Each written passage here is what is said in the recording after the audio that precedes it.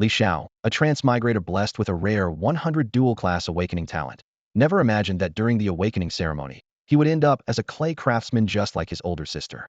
This left him utterly bewildered and shocked. In the classroom of grade 12, class 2 at Experimental High School, the homeroom teacher, Old Yuan, was conducting the annual pre-awakening psychological counseling. The stark disparity in treatment between combat-related professions and other professions often drove many students into depression, with some even resorting to desperate measures.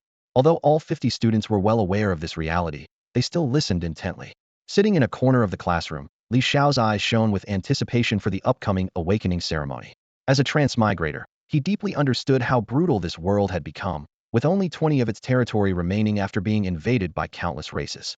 In such a monster-infested world, only awakening a powerful profession could ensure survival. Professions were divided into 3 categories: combat professions like warrior, mage, and knight, enhancement professions like enchanter and blacksmith, and life professions like mechanic or planter. His older sister, for instance, had awakened as a clay craftsman, which left her working in a ceramics factory before eventually opening a small figurine shop just to scrape by. When Li Xiao was 5, their parents died in a car accident, leaving his sister to shoulder the burden of supporting the family. She often worked tirelessly through the night. Li Xiao understood all too well the pain of failing to awaken a combat profession. As the class proceeded to the field in an orderly fashion, a line of small text suddenly appeared before Li Xiao's eyes. Unique dual soul talent. Your body has hosted 2 souls, granting you a 100 chance to awaken dual professions. Your dual class skills will be perfectly compatible. This revelation filled Li Xiao with ecstatic joy. After all, the global probability of awakening dual professions was a mere 0.001. Take Hao Tianxiong, ranked 3rd on Longwo's heavenly list. His dual awakening as a mage and warrior earned him the title of the first arcane warrior. Li Xiao, you don't seem nervous at all, his best friend Zhang Xiaohua remarked, puzzled. This rugged man with a scruffy beard was Li Xiao's closest companion. Happy boys attract good fortune, Li Xiao replied confidently, patting Zhang Xiaohua on the shoulder. During the awakening ceremony, Zhang Xiaohua unexpectedly awakened a rare combat profession paladin, drawing envious gasps from the crowd. Brimming with confidence, Li Xiao stepped into the awakening array, ready to amaze everyone. But in the next moment, the level 27 priest conducting the ceremony hesitated before announcing awkwardly, life profession, clay craftsman. Li Xiao? Everyone else.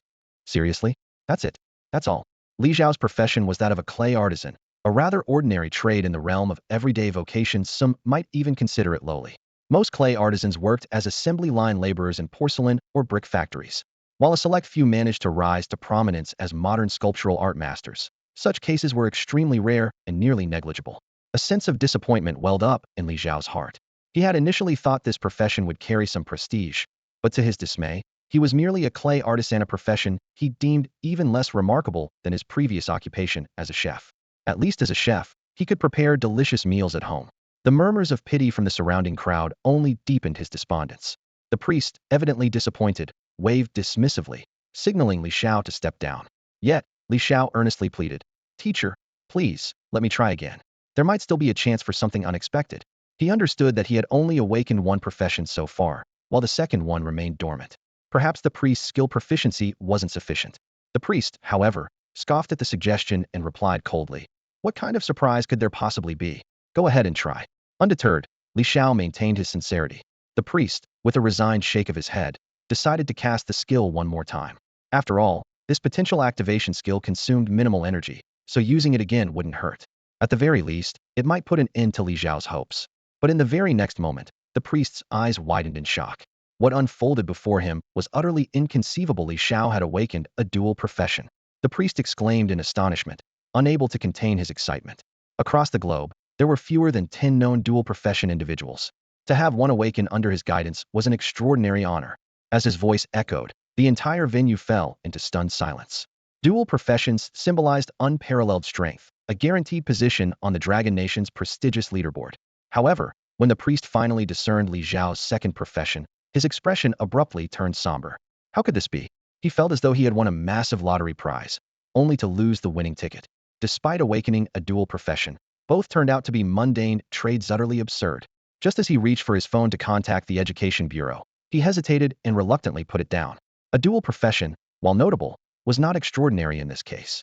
The second awakened profession was another lifestyle, Clay Demolitions Expert.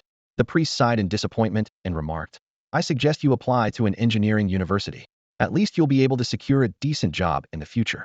Demolition experts primarily dealt with creating explosive materials for tasks like mountain excavation, road construction, and bridge engineering.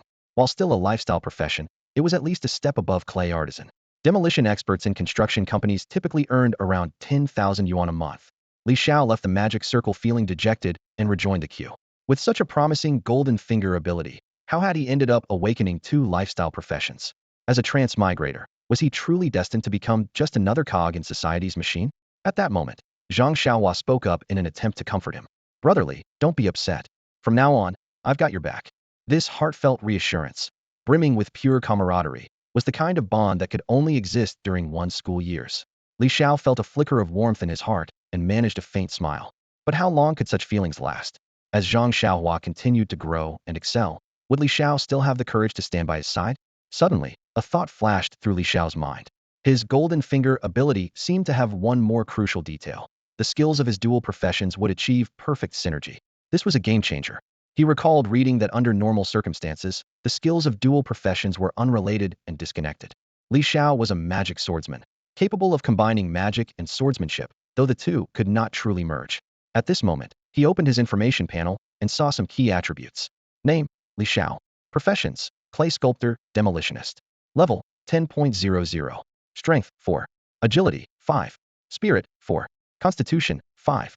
Li Xiao's dual talents allowed him to integrate clay into models, creating unique clay constructs. He noticed that awakening a combat profession would enhance attribute points, whereas life professions would not. However, life professions could still gain attribute points through leveling up with experience. Life professions had limited combat abilities and typically required others' assistance to increase their strength. As such, life professions were not much different from ordinary individuals. Yet, with the blessing of his dual talents, Li Xiao's life professions displayed exceptional potential. He recalled a character from an anime in his previous life, someone who became one of the strongest by mastering art, and this thought brought him a sense of comfort. Though he had awakened dual talents, Li Xiao's professions remained life-oriented, which was somewhat regrettable. After the awakening ceremony, the class had 10 combat professions, 15 enhancement professions, and the rest were life professions. The most popular among them was Zhang Xiaohua, the paladin, who drew the attention of many girls. Their homeroom teacher, Old Yuan, began explaining the future arrangements. In 2 months, professionals needed to reach level 10 and pass an assessment to enter the Professional Combat Academy. Li Xiao realized that although he was in a life profession, he could still improve his physical attributes and gain attribute points through leveling up. Life professionals typically needed to pay combat professionals to assist them in leveling up, which was quite costly. Zhang Xiaohua, being Li Xiao's closest friend, turned down other classmates' invitations and decided to help Li Xiao level up. Despite Li Xiao's weaker abilities, he firmly believed that one day they would stand together at the pinnacle of the world. Those around them were puzzled, thinking Zhang Xiaohua was dragging along a burden. But Zhang Xiaohua remained unfazed by others' opinions and steadfastly supported Li Xiao. Li Xiao felt deeply moved, knowing the road ahead was long, but their friendship would be a vital source of strength for his growth. Li Xiao's home was located in Building 3, Apartment 1103 of Longtan Community, Jiangqing, Hangzhou. Although it was only 50 square meters, it was arranged to feel cozy and inviting. The living room had been converted into a clay workshop, serving as his older sister's workspace. When Li Xiao returned home, he saw his sister busy in the kitchen, and he couldn't help but look forward to stepping into her room to admire her clay creations. Li Xiao had never paid much attention to his sister's clay crafting as a profession until today, when he unexpectedly awakened the profession of a clay artisan. Inside a cabinet in her room were all kinds of clay figurines, most of which were characters from the world's animated series. Due to the invasion of various races, the level of animation here was relatively basic, resembling childhood classics like Crayon Shinchan and Doraemon. Li Xiao noticed some unused clay materials on the table.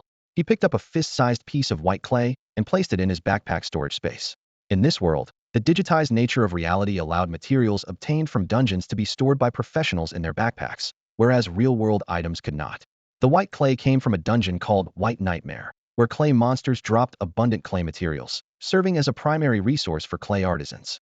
Using the skill Clay Mastery, Li Xiao attempted to replicate the small puppy figurine on his sister's table with the 3 pieces of white clay.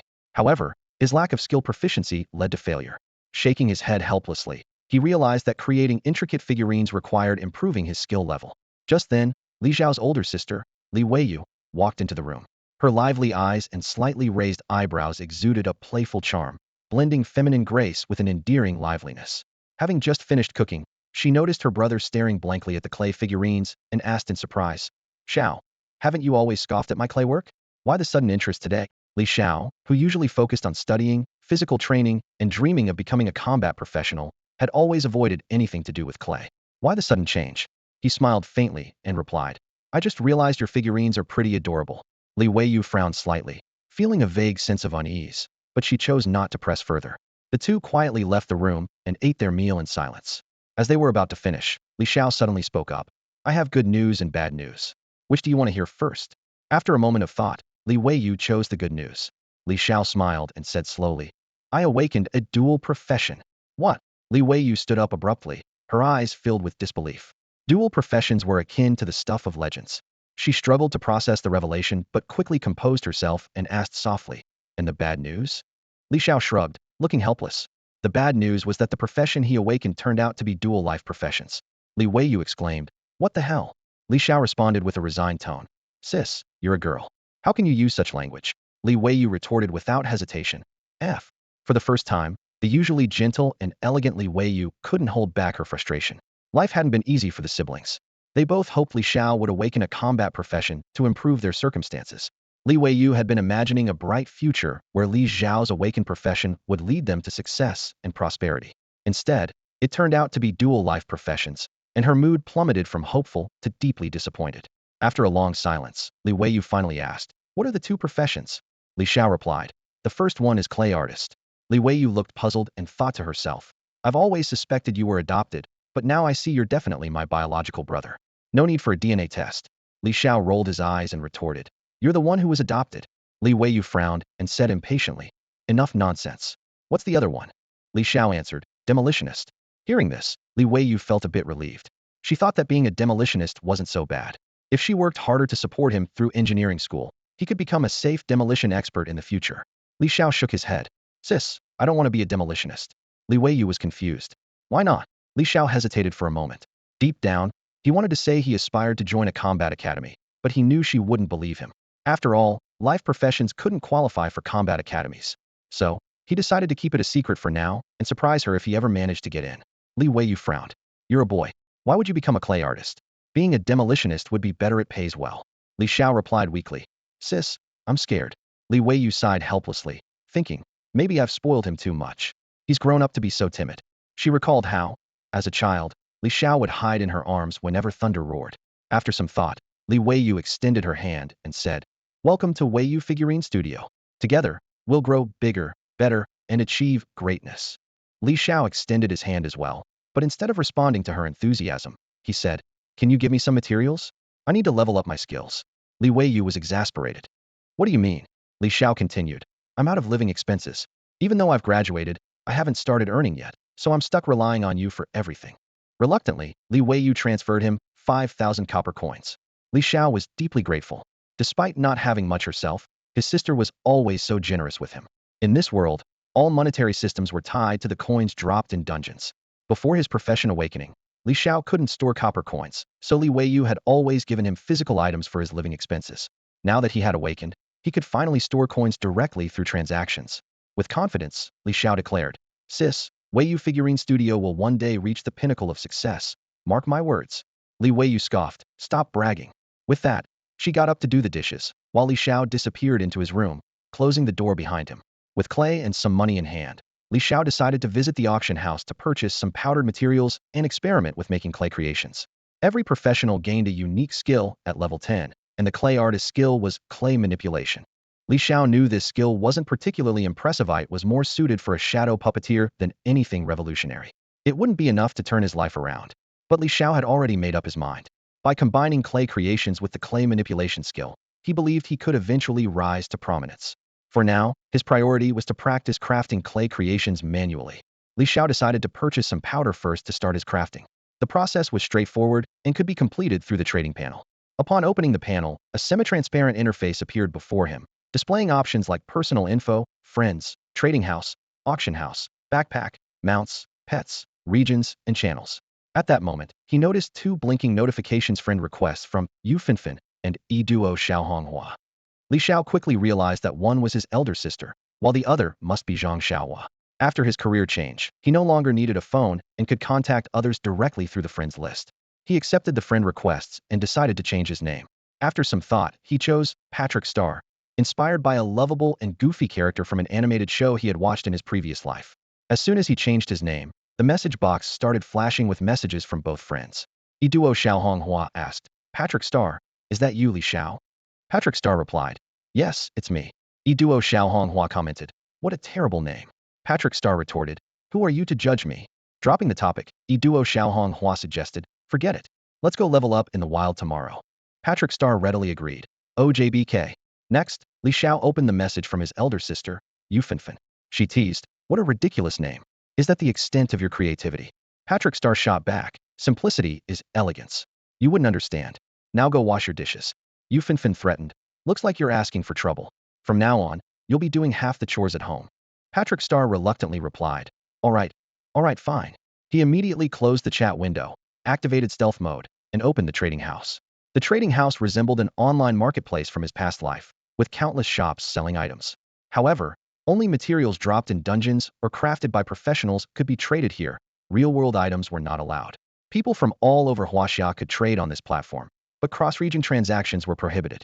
After the invasion of various races, the global landscape underwent dramatic changes and was divided into 5 major regions: the Huaxia region, the South America region, the Northern Europe region, the Indo region, and the East Asia region. These regions were coalitions of multiple countries united to fight against monsters, functioning similarly to a global federation. The Huaxia region was unique, as it consisted only of Longhua and Xiongua, 2 large nations. Among them, Longhua held a stronger position, wielding more influence. As a result, Xiongua even included Longhua's language as part of its compulsory education curriculum. After some searching, Li Xiao found a shop from Xiongua that specialized in selling powder. The shop owner was likely located near a dungeon that dropped the required materials.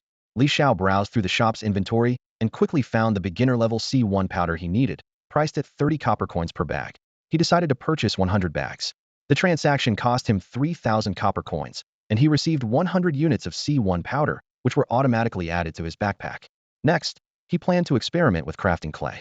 He began testing but quickly discovered that although he could use 2 skills simultaneously, his first attempt failed.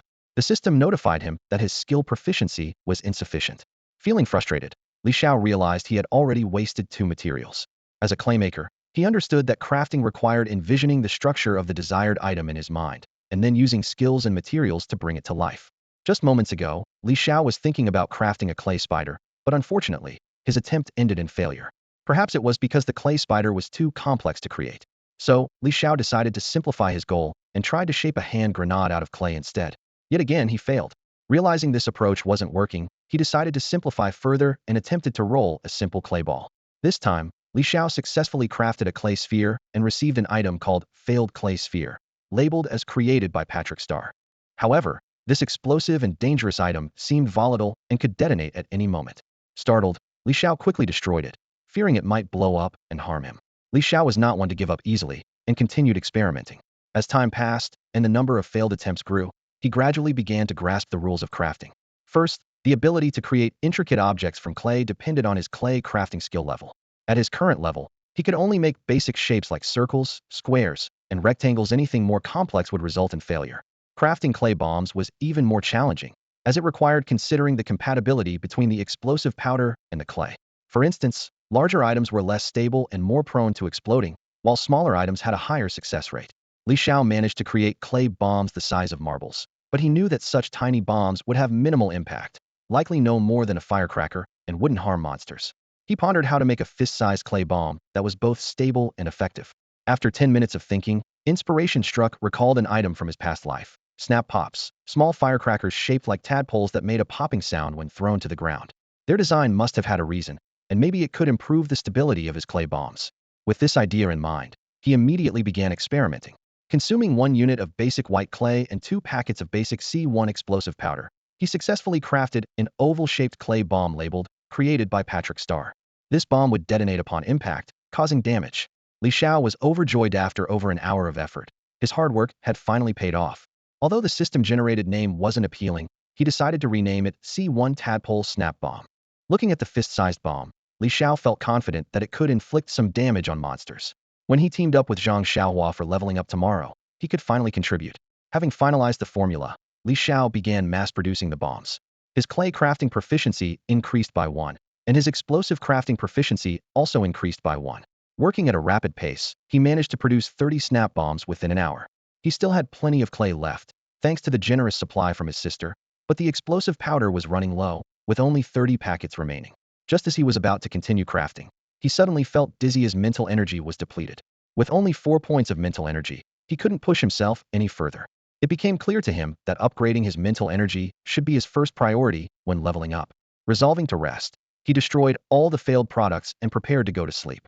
At that moment, a message popped up. Yufinfin invited him to become a staff member at the Drizzling Rain Handcraft store, granting him permission to list items for sale. After a brief complaint, Li Xiao accepted the invitation. Upon checking the store's information, he discovered it was a one-star shop with poor business performance. His sister relied on this store to support the two of them and pay for his education. The shop already featured a variety of clay figurines handcrafted by his sister, but the sales record showed low demand, with last month's total revenue reaching only 4,000 copper coins, yielding an estimated income of just 2,000. The market for clay figurine shops was highly competitive, and Li Xiao realized they couldn't survive by doing nothing. Determined to make a change, he uploaded a new product, the C1 Tadpole Snap Bomb. After successfully listing it, he set the price. After some thought, he entered a price of 1,000 copper coins, reasoning that it was the result of an hour's worth of research and effort, definitely not something to sell cheaply. The room was filled with the faint, fresh scent of shower gel as Li Xiao leaned lazily against the headboard, freshly showered. She watched the flickering TV screen while gently applying a face mask. Life wasn't without its pressures, but the thought of her younger brother finally graduating and joining her in building a future lightened her mood. Suddenly, her phone buzzed with a notification from the shop. Your employee Pi Daxing has listed a new item. Li Wei's eyes lit up. Did Xiao have a new piece ready so soon? She eagerly clicked on the product page, but the moment the image loaded, she froze. It was an oddly shaped oval clay tadpole, priced at an outrageous 1,000 copper coins. What on earth is this? Li Wei frowned. My meticulously crafted figurines only sell for 1 or 200 copper coins, and he dares to price this at 1,000. She rubbed her temples, realizing that encouraging Xiao to become a clay artisan might have been a mistake. A demolition expert needed solid theoretical knowledge. It couldn't be as freeform as clay crafting. Maybe I should grit my teeth and send him to an engineering college to become a demolition expert instead. The next morning, Li Weiyu woke up to find the living room empty. She knocked on her brother's bedroom door, wanting to discuss her thoughts from the previous night, but there was no response. Pushing the door open, she saw that the room was already empty. Where's that kid gone so early? Probably off playing games with his friends again, she muttered, shaking her head. Fine, he just graduated high school. Let him have a month to enjoy himself. With a resigned sigh, she headed to the clay workshop alone to start her day. Meanwhile, at Jiangcheng's southern city gate, the area was bustling with noise and activity. Streams of people leaving the city were endless, and calls for team formations echoed everywhere. Level 3 warrior recruiting. Need one more level 3 player. Level 5 archer looking for a tank. Precision guaranteed. Level 1 priestess seeking a team. Level 5 and up only. In this world invaded by myriad races, the city walls marked the boundary between two drastically different worlds. Inside the city, life was peaceful and harmonious, but outside, wild monsters roamed freely. Here, a large number of recent high school graduates who had awakened combat professions gathered, needing to level up in the wild to pass the combat academy's entrance exams. Li Xiao and Zhang Xiaohua had already made plans. After enjoying a hearty breakfast, they took the bus to the city gate. Zhang Xiaohua, dressed in beginner's cloth armor and equipped with a wooden shield and hammer, the standard gear provided by the government for combat professionals, stood ready. Meanwhile, Li Xiao, who held a life profession, looked no different from an ordinary person and stood empty-handed beside her. Just as the two were about to set off, Feng Ru, the class beauty, approached with a sweet smile, flanked by two male classmates. Zhang Xiaohua, what a coincidence. Want to team up? Feng Ru batted her eyes at Zhang Xiaohua, her attitude much warmer than it had been in school. It was clear she valued Zhang Xiaohua's paladin profession. Teaming up is fine. Zhang Xiaohua nodded, then gestured toward Li Xiao. But you'll have to take my brother along too. Feng Ru glanced at Li Xiao, then at Zhang Xiaohua, frowning slightly. We've already got 4 people in our team, just 1 more to go. How about you join us? In reality, the team only had 3 members, with 2 spots still open. However, Feng Ru knew Li Xiao was a non-combat profession and wasn't keen on bringing along someone she considered a burden. Zhang Xiaohua waved his hand firmly, saying, No way, I'm not leaving my brother behind. As the two walked away, mocking voices came from behind them. A non-combat profession tagging along? He's just freeloading off his brother. It costs a fortune to babysit a non-combat player, 10,000 per level for sure. Zhang Xiaohua felt anger rising and wanted to retort, but Li Xiao stopped him, smiling. Let it go. If a dog bites you, are you going to bite it back? Zhang Xiaohua burst out laughing. That's so true. At this moment, two boys standing next to Feng Ruru angrily snapped. What did you just say? You want to fight? Bring it on. Zhang Xiaohua, now fired up, raised his hammer and declared, try me, and I'll smash you. The two boys hesitated, intimidated. After all, at level 1, a paladin already had 3 basic skills, block, hammer strike, and holy light, making them significantly stronger. Stop it. Combat professions are not allowed to fight each other. A group of city guards from the Judgment Hall quickly intervened, sternly reprimanding them. Human cities were designated as absolute safe zones, no fighting, no use of combat skills. Violators would face judgment. This rule was in place to protect ordinary people and maintain order. One of Feng Ruru's boys muttered a threat under his breath before leaving. We're just going to let this slide? Zhang Xiaohua asked anxiously. Brother Xiao, what should we do? Li Xiao pointed to himself and joked. How about you just abandon me? Zhang Xiaohua cursed. Nonsense. Am I the kind of person who abandons others? Li Xiao frowned slightly, sensing something was off. Zhang Xiaohua raised his hand in a solemn vow. I would never leave you behind. Li Xiao laughed. Actually, I was testing you just now. Well done, you passed my test. Zhang Xiaohua was momentarily stunned, but Li Xiao continued. How about this? Let's form a team, just the two of us, and give it a shot. To be honest, even Li Xiao wasn't sure about the power of his clay creations. Zhang Xiaohua hesitated. Do you think it'll work? My defense is decent, but my attack power is pretty weak. What if I can't kill the monsters? Li Xiao reassured him. Well, try. And if it doesn't work, we'll retreat. Safety first. Zhang Xiaohua nodded. All right, I'll follow your lead. With that, Li Xiao sent Zhang Xiaohua a team invitation. Once the team was formed, the leader was Patrick Starr, and the member was a little red flower. The current team size was 2.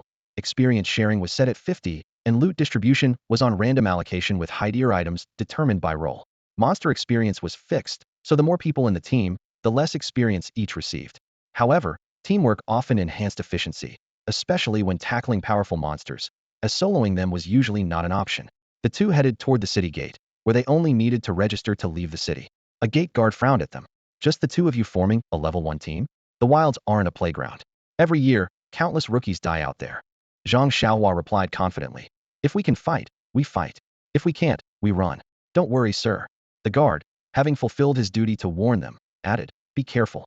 Once you're out there, no one's going to look out for you. Zhang Xiaohua saluted playfully, teasing, yes, sir. Li Xiao chuckled. Drama king, aren't you? And with that, the two walked side by side toward the wilderness. Meanwhile, Feng Ruru and her group were still searching for more teammates. Watching the duo's retreating figures, they sneered. Just the two of them? They're doomed. Getting eaten by monsters would serve them right. Paladin or not, they're too brainless to survive for long. Outside Jiangxing City, there are several areas suitable for beginners to level up. These include Morning Light Grassland, Wild Boar Forest, Shadow Swamp, and Whispering Hills. Among them, Morning Light Grassland is the most frequented by level 1 beginners. This area is teeming with level 15 monsters such as slimes, herbivores, reed-eared rabbits, and stronghorn deer. Since there were only Li Xiao and Zhang Xiaohua, their target was the weakest of them all, the slime. Despite its harmless, jelly-like appearance, a slime could easily kill an ordinary person. After a half-hour walk, they finally arrived at Morning Light Grassland. The place was bustling with beginners, all busy fighting monsters. Fireball spell. Take this arrow. Die, slime. Heal me quick. The slime bumped into me, it hurts. Mages were casting fireballs. Archers were shooting from afar. Warriors were chopping with axes, and priests were healing nearby. The scene was lively and chaotic. Most groups consisted of 5 members, each guarding their monster spawn points, ensuring that no one else could intrude. With no other choice, Li Xiao and Zhang Xiaohua decided to venture deeper into the grassland. The deeper they went, the fewer people they encountered, but it also became more dangerous. If they encountered multiple slimes at once, they could risk being surrounded. Back in school, they had learned about monsters. Slimes moved like jelly, but when attacking, their bodies hardened, behaving like non-Newtonian fluids. If surrounded, some slimes might even leap onto a person's head, enveloping them and causing suffocation. At one point, they spotted a cluster of slimes in the distance and didn't dare approach. After walking a bit further, they finally found a lone slime. Let's get it. Come on, let's take it down, Li Xiao said excitedly. But Zhang Xiaohua looked at him with concern. You don't have any gear or combat skills. How are you going to fight it? With your bare fists? Li Xiao replied smugly. I've got something big. Zhang Xiaohua was taken aback and asked, what big thing? Li Xiao pulled out a C1 tadpole-shaped firecracker and proudly showed it off. Look. Surprised? Impressed? Zhang Xiaohua glanced at him skeptically. Bro, where did you even pull that out from? Li Xiao smacked him on the head. What are you thinking? I took it out of my backpack. I made this myself, one of a kind, absolutely unique. Zhang Xiaohua frowned. A clay tadpole? What's the use of that? Li Xiao sighed in exasperation. It's not just a clay tadpole. It's a firecracker. Don't you know what a firecracker is? Zhang Xiaohua shook his head in confusion, thinking to himself how pitiful kids in this world must be if they'd never played with firecrackers. At that moment, their voices grew too loud, attracting the attention of a slime in the distance. It began charging toward them. Bro, the slime's coming for us. Fall back behind me, I'll handle it. Zhang Xiaohua said nervously, assuming a combat stance. With a small wooden shield in one hand and a wooden mallet in the other, he pulled Li Xiao behind him. But Li Xiao quickly pulled Zhang Xiaohua back. Stand aside and watch me perform, he said confidently. Then, he hurled the firecracker at the approaching slime. The tadpole-sized firecracker hit the slime square on the head. What followed was a resounding boom. The slime instantly exploded into pieces, disintegrating into powder. Even the ground beneath it was blasted into a crater the size of a manhole cover.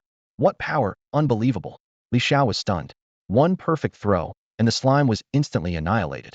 After the kill, he gained 10 experience points and 2 green mucus materials, confirming the slime was no more. Li Xiao's face lit up with surprise and excitement. He thought to himself, demolition experts are meant to blow things up.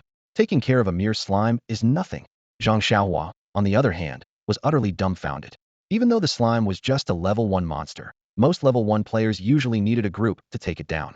But Li Xiao? He casually tossed out a single tadpole and obliterated it with ease. Bro, your tadpole can explode? Zhang Xiaohua asked in shock. Li Xiao gave a faint smile. Don't forget, your bro is dual-classed. Suddenly, Zhang Xiaohua came to his senses and looked at Li Xiao as if he were a deity. That's right, Li Xiao was a dual-class player. And what dual-class player isn't insanely overpowered?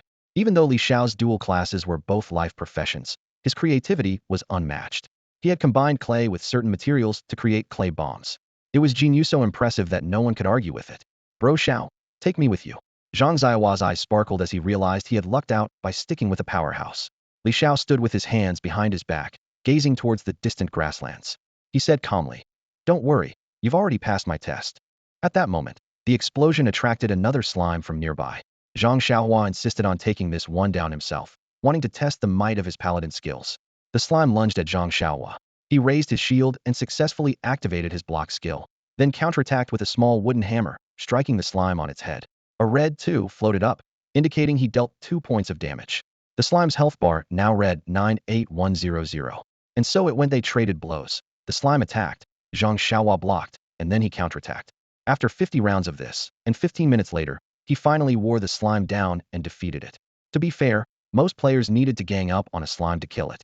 But as a paladin, Zhang Xiaohua had both offense and defense, allowing him to solo the monster. It just took a bit of time. Zhang Xiaohua shook his hand and looked at Li Xiao. Bro Xiao, compared to you, I feel so useless. Your explosive firecrackers are insane. Instant kills, no health bar left to even notice. I think we should try tackling something tougher, Li Xiao said suddenly. He realized his bombs were too powerful for slime. It was like using a cannon to kill a mosquito, a complete waste. Zhang Xiaohua's eyes lit up, and he immediately agreed. The two then ventured deeper into the wilderness. Meanwhile, in the grand city of Zhongzhou, at the prestigious Zhongzhou Dragon Soul Academy, one of the most elite combat academies in Huaxinli, the best and brightest were trained here, future pillars of society. The students enjoyed top-tier treatment, with independent villa-style dorms, all luxuriously furnished. Lin Wanning, a second-year student and level 45 summoner, was the captain of the Red Lotus team. She had a small hobby, collecting figurines. Her villa was filled with her prized collection. Today, she decided to visit the trading market to see if she could find any treasures. Her eyes eventually landed on a shop named Drizzle Figurine Boutique. To her delight, the figurines there were incredibly detailed and perfectly matched her tastes. Not bad at all. How did I miss this shop before? She browsed through the collection and found every figurine to be exceptional. Without hesitation, she selected them all, clearing out the entire shop. The total came to 50,000 copper coins, a trivial amount for someone of her level. Lin Wanjing waved her hand, and all the figurines from her backpack storage space instantly appeared on the ground. These colorful clay figurines were so lifelike that it was impossible not to stop and admire them. Carefully, she placed each figurine onto her wooden shelf. However, among the vibrant collection, a white tadpole figurine stood out conspicuously, its style completely different from the others. Lin Wanjing couldn't help but wonder what kind of artistic concept the shop owner was trying to convey. She held the fist-sized white tadpole in her hand, pondering its meaning, but couldn't make sense of it. Suddenly, she remembered its name, the C1 tadpole grenade created by the designer Pai Daxing. It was said to explode upon impact, dealing damage through vibrations. A thought struck her, could this be the legendary grenade?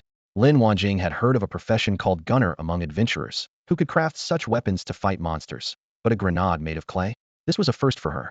Under normal circumstances, Lin Wanjing might have dismissed it with a laugh, but feeling bored and alone at school, she decided to give it a try. She activated her summoning skill, calling forth a massive wind thunder eagle.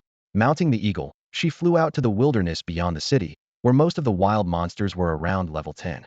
She directed the eagle into a steep dive, then summoned several carnivorous plants to clear out the surrounding monsters, leaving only a single level 10 goblin.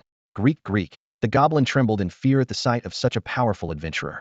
Lin Wanjing pondered, how exactly was this grenade supposed to be used? Was she supposed to throw it directly at the goblin? After some thought, she decisively hurled the grenade at the goblin. Upon impact, the grenade vibrated and then exploded with a loud bang, 2,000 damage. Goblin HP 02000. Experience 1. Loot obtained, Goblin's Tooth. Lin Wanjing's eyes widened in astonishment. While it was true that some professions and craftspeople could create items capable of dealing damage, she had never encountered one with such immense power. Lin Wanjing felt as though she had stumbled upon a new discovery. An item capable of dealing 2,000 damage, unrestricted by profession or level, was truly remarkable. She immediately checked the transaction history and found that the C1 tadpole grenade was only priced at 1,000 copper coins. What? So cheap? Only 1,000 copper coins? She was thrilled. If she could get her hands on more of these, they would be incredibly helpful even for dungeon runs. However, such a powerful item wasn't circulating in the market. Could it be an exclusive creation of the way you shop? Lin Wanjing promptly searched the trading platform for the C1 tadpole grenade, but received a notification. No such item available across all stores. She returned to the way you shop, only to find the shelves completely empty.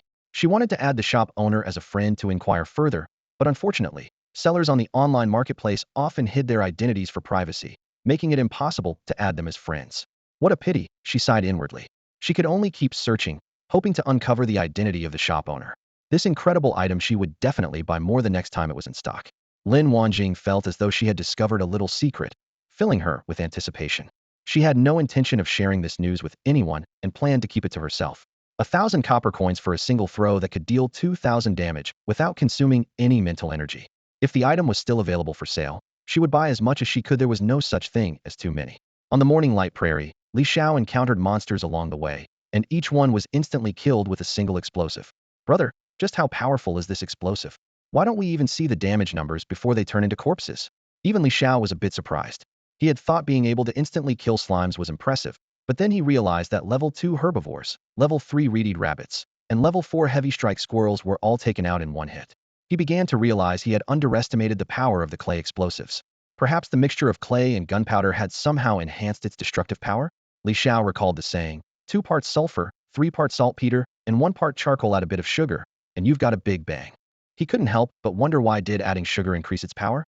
In fact, it was because the porous, fluffy structure of sugar created more gas during combustion, amplifying the explosion. Similarly, clay had a comparable effect. As a solid, it could encase and stabilize the gunpowder, reducing the limitations of a typical explosive casing, making the blast more direct and, in some cases, even more effective than sugar. After analyzing the situation, Li Xiao came to this conclusion. Boom. Another explosive was thrown, taking out a level 5 heavy strike antlered deer, and he successfully leveled up. With the level increase, he gained 5 attribute points to allocate freely. After thinking it over, he chose to allocate 1 point to Constitution, 1 point to Agility, and 3 points to Spirit. Increasing Constitution would enhance his defense, make him tougher, and keep him healthier, free from minor illnesses or injuries. People in this world rarely got sick, thanks to investing in their Constitution. Agility would make him more nimble, allowing him to move faster and avoid monster attacks, especially important since his lifestyle profession offered little in terms of defense. Spirit, on the other hand, was crucial for crafting more explosives. After distributing the points, Li Xiao immediately felt the improvement, especially in his mind, which became noticeably sharper.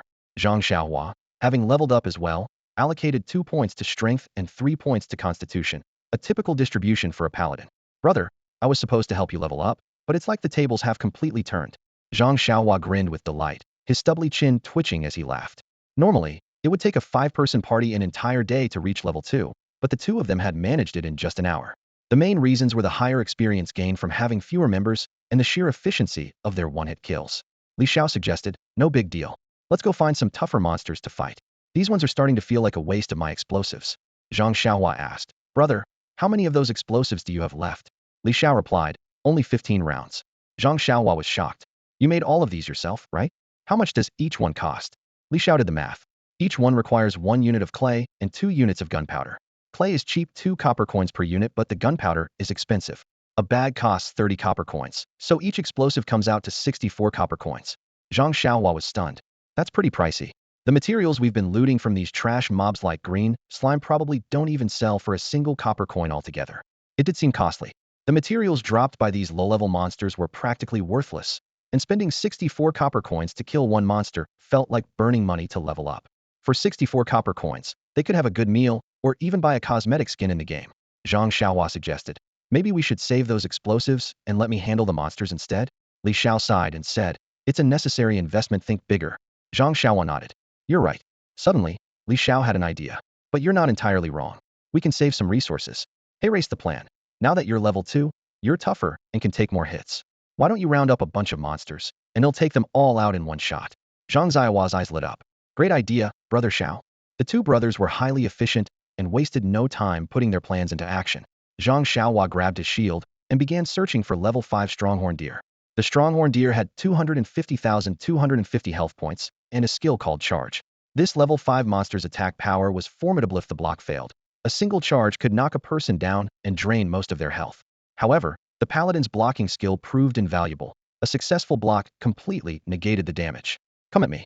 Zhang Xiaohua taunted the Stronghorn Deer, gesturing with his fingers. The deer immediately charged at him. Zhang Xiaohua quickly raised his shield to block the attack, then turned and sprinted toward the direction of the next deer. When the two deer converged, Li Xiao, who had been hiding in the bushes like Timo, suddenly emerged and threw AC-1 tadpole bomb. With a loud boom, the Stronghorn Deer was defeated, yielding 2 pieces of antler material and 80 experience points. They repeated this process 14 times. Finally, they leveled up again. Li Xiao allocated his skill points as he had before. Name, Li Xiao. Profession, Clay Master, Demolition Expert. Level, 30.00. Strength, 4. Agility, 7. Spirit, 10. Constitution, 73. His level had now reached 30. Zhang Xiaohua laughed heartily and remarked, in just half a day, we've gained 3 levels. This is insanely fast, faster than being power leveled by someone else. Glancing at the time, which was already 3 p.m., the two decided to head back. After all, it wasn't safe to be outdoors after dark when visibility was limited. All right, let's head back. I've run out of explosives anyway, Li Xiao said cheerfully. At this pace, he figured he could reach level 10 in just a month, meeting the requirements to enter the Combat Academy. Once he hit level 10 and unlocked the ability to manipulate clay, he'd be able to execute precise demolitions. Right now, his inability to control clay meant he had to rely heavily on his craftsmanship when using bombs. On one occasion, he had even thrown a bomb off target, wasting it. Following the map, the two began their journey back. As they walked, a sudden beam of white light descended from the sky in the distance, illuminating the ground. The phenomenon was as magical and breathtaking as the aurora. Whoa, could this be one of those random outdoor dungeons I read about in the books? Li Xiao exclaimed in surprise. Zhang Xiaohua's face lit up with excitement as well. These sudden dungeons, also known as random outdoor dungeons, were extremely rare and appeared completely at random. If no one entered them within 30 minutes, they would disappear. Clearing the dungeon would reward players with a treasure chest, which might contain valuable equipment. The two approached to investigate. The information read, Dungeon name, Slime Paradise. Type, one-time random dungeon. Recommended level, level 5. Recommended party size, 5 players. Deep within a distant realm of fantasy lies a mysterious place protected by ancient magic slime paradise. This enchanting land enjoys eternal spring, blooming flowers, and an air filled with sweetness and freshness. To celebrate the annual slime festival, the paradise has opened its gates to brave adventurers, inviting them to embark on an extraordinary journey. Bro, this seems pretty tough. It's meant for a 5-person level 5 party, Zhang Xiaohua said hesitantly. The dungeon was tempting, but could the two of them, both only at level 3, really clear it? Moreover, there was bound to be an elite monster waiting for them inside. Fortune favors the bold, Li Xiao said excitedly. Opportunities like this couldn't be passed up. The slime moved slowly, making it the perfect target for bombs. Li Xiao couldn't help but feel delighted. If it were a dungeon filled with creatures like the fierce antlered deer, he would definitely steer clear. But this swarm of level 1 slimes was an ideal opportunity for his explosives. Too bad we're out of bombs, Zhang Xiaohua reminded him. No problem. I can make more on the spot, Li Xiao replied, sitting cross-legged and focusing on crafting. Life skills could be used outside of combat, unrestricted by time or space. He still had 30 packs of explosive powder in his inventory and quickly crafted 15 C1 tadpole bombs. Glancing at the trading market, Li Xiao unhesitatingly spent all 2,000 copper coins he had left to buy more explosive powder. With the 66 new packs of materials, he crafted another 33 bombs. The effects of his increased mental power were immediately evident. He could now craft 66 bombs in one go. Why not make 34 more and round it up to an even 100? Zhang Xiaohua suggested. You can't afford to run out of bombs during a dungeon. I'm out of money for materials, Li Xiao said, spreading his hands. I've got you covered. Zhang Xiaohua opened the trade interface and transferred 5,000 copper coins to him. Where did this come from? My 2 months' living expenses. I'm betting it all on you, Zhang Xiaohua replied with a grin. You're really putting all your eggs in one basket, Li Xiao chuckled. With the additional funds, Li Xiao promptly bought 100 more packs of explosive powder, spending 3,000 copper coins. Soon, he crafted 34 more bombs, bringing the total to a neat 100. As the dungeon was about to disappear, the two of them dashed inside without hesitation. With a flash of light, the entrance vanished behind them. Not far away, a team rushed toward the dungeon, only to see the faint remnants of the entrance disappearing. Leading the group was a level 12 mage, who regretfully said to his team, "What a shame. Most of the dungeons refreshed here in the Morning Light Plains are slime paradises. The level 1 slimes inside may be weak, but they offer great experience. I could have leveled you all up to level 5 easily. Big brother, just having you help us level up is more than enough," Fong Ruru said sweetly. Her stunning appearance had already succeeded in charming the high-level mage. It's getting dark, which can be dangerous. Let's call it a day, the mage suggested, his gaze lingering on Fong Ruru. Thank you, big brother. See you tomorrow. Fong Ruru took the opportunity to add the mage as a friend and sent him a private message. Ruru would love to invite you to dinner tonight. She planned to secure this mage's favor and ditch the 2 classmates in her team, intending to level up solo with him tomorrow. The mage, unable to resist the temptation, happily led the team back, unaware of the betrayal awaiting the 2 classmates. The slime paradise lived up to its name. On this small rectangular plane, slimes were clustered together in large groups. A typical level 5 team would need to carefully clear them in batches to avoid being surrounded. But for Li Xiao, this was a leveling paradise. The denser the monsters, the better. A C1 tadpole bomb flew out and exploded with a loud boom, instantly killing a large group of slimes. The injured ones that survived were quickly finished off by Zhang Xiaohua, who had just reached level 3. His hammer dealt 10 damage per hit, and he could heal himself with holy light after taking damage. This guy is the perfect support, Li Xiao thought with excitement. He can draw aggro, tank damage, and heal himself. All I need to do is keep throwing bombs. Boom, boom, boom. The sound of explosions echoed continuously, leaving the ground littered with slime corpses. Sharing the experience points, the two quickly leveled up to level 6. Li Xiao's stats had also increased significantly. Strength 4, Agility 10, Spirit 19, and Constitution 10. His movement speed and Constitution had improved greatly, and his strong mental power allowed him to easily dodge the slime's attacks. Look, the last monster. It's the boss, Zhang Xiaohua shouted, pointing to the end of the dungeon. There stood a massive slime, towering as high as a single-story building. Slime King, level 10 elite. HP, 10, 00010, Skills, Charge, Split, Heal. The massive Slime King appeared to be asleep, lying motionless on the ground. This slime had the ability to split, which meant if it wasn't killed in one blow, it could divide into numerous smaller slimes. On top of that, it had healing abilities. As a result, the two players didn't rush into attacking this elite monster, but instead discussed their strategy. If too many slimes were to split off, the situation could become extremely tricky. With only the two of them, they could easily find themselves surrounded. If they got trapped by the slimes and couldn't breathe, they might suffocate to death. After pondering for a moment, Li Xiao proposed, "Let's go all out." Zhang Xiaohua curiously asked, "What do you mean by all out?" Li Xiao quickly pulled out the remaining 20 tadpole bombs from his backpack and excitedly explained, "You take 10, he'll take 10, and we'll blow it up together." Zhang Xiaohua was surprised by the novelty of this approach. Other classes had to cast their skills one by one when fighting monsters, but Li Xiao's bombs were consumables that could be thrown all at once if desired. "What if it doesn't die?" Zhang Xiaohua asked worriedly. Li Xiao shrugged nonchalantly. "Then well, just run." With the plan set, they prepared to take action. The two quickly reached an agreement. Zhang Xiaohua swiftly stored his shield and small wooden hammer back into his inventory.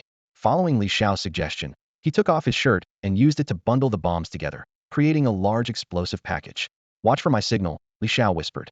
The two of them, now shirtless, crept cautiously toward the Slime King from opposite sides, taking care not to make any noise that might wake the sleeping boss. In this dungeon, there was a single opportunity to gain the upper hand against the boss by launching a sneak attack while it was still asleep. Before long, they were within 30 meters of the Slime King, a distance that was well within their throwing range.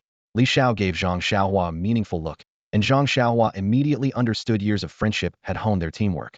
Throw the bombs and run, they shouted in unison, hurling the explosive package and quickly retreating in the opposite direction to avoid the blast radius and any potential retaliation if the boss survived. Boom. The deafening explosion echoed loudly. 2500, 2500, 2500. The damage numbers kept appearing, one after another, for a total of 20 hits. The Slime King had a total of 10,000 HP, meaning just 5 bombs would have been enough to take it down. Instead, they had used all 20, completely overkilling it.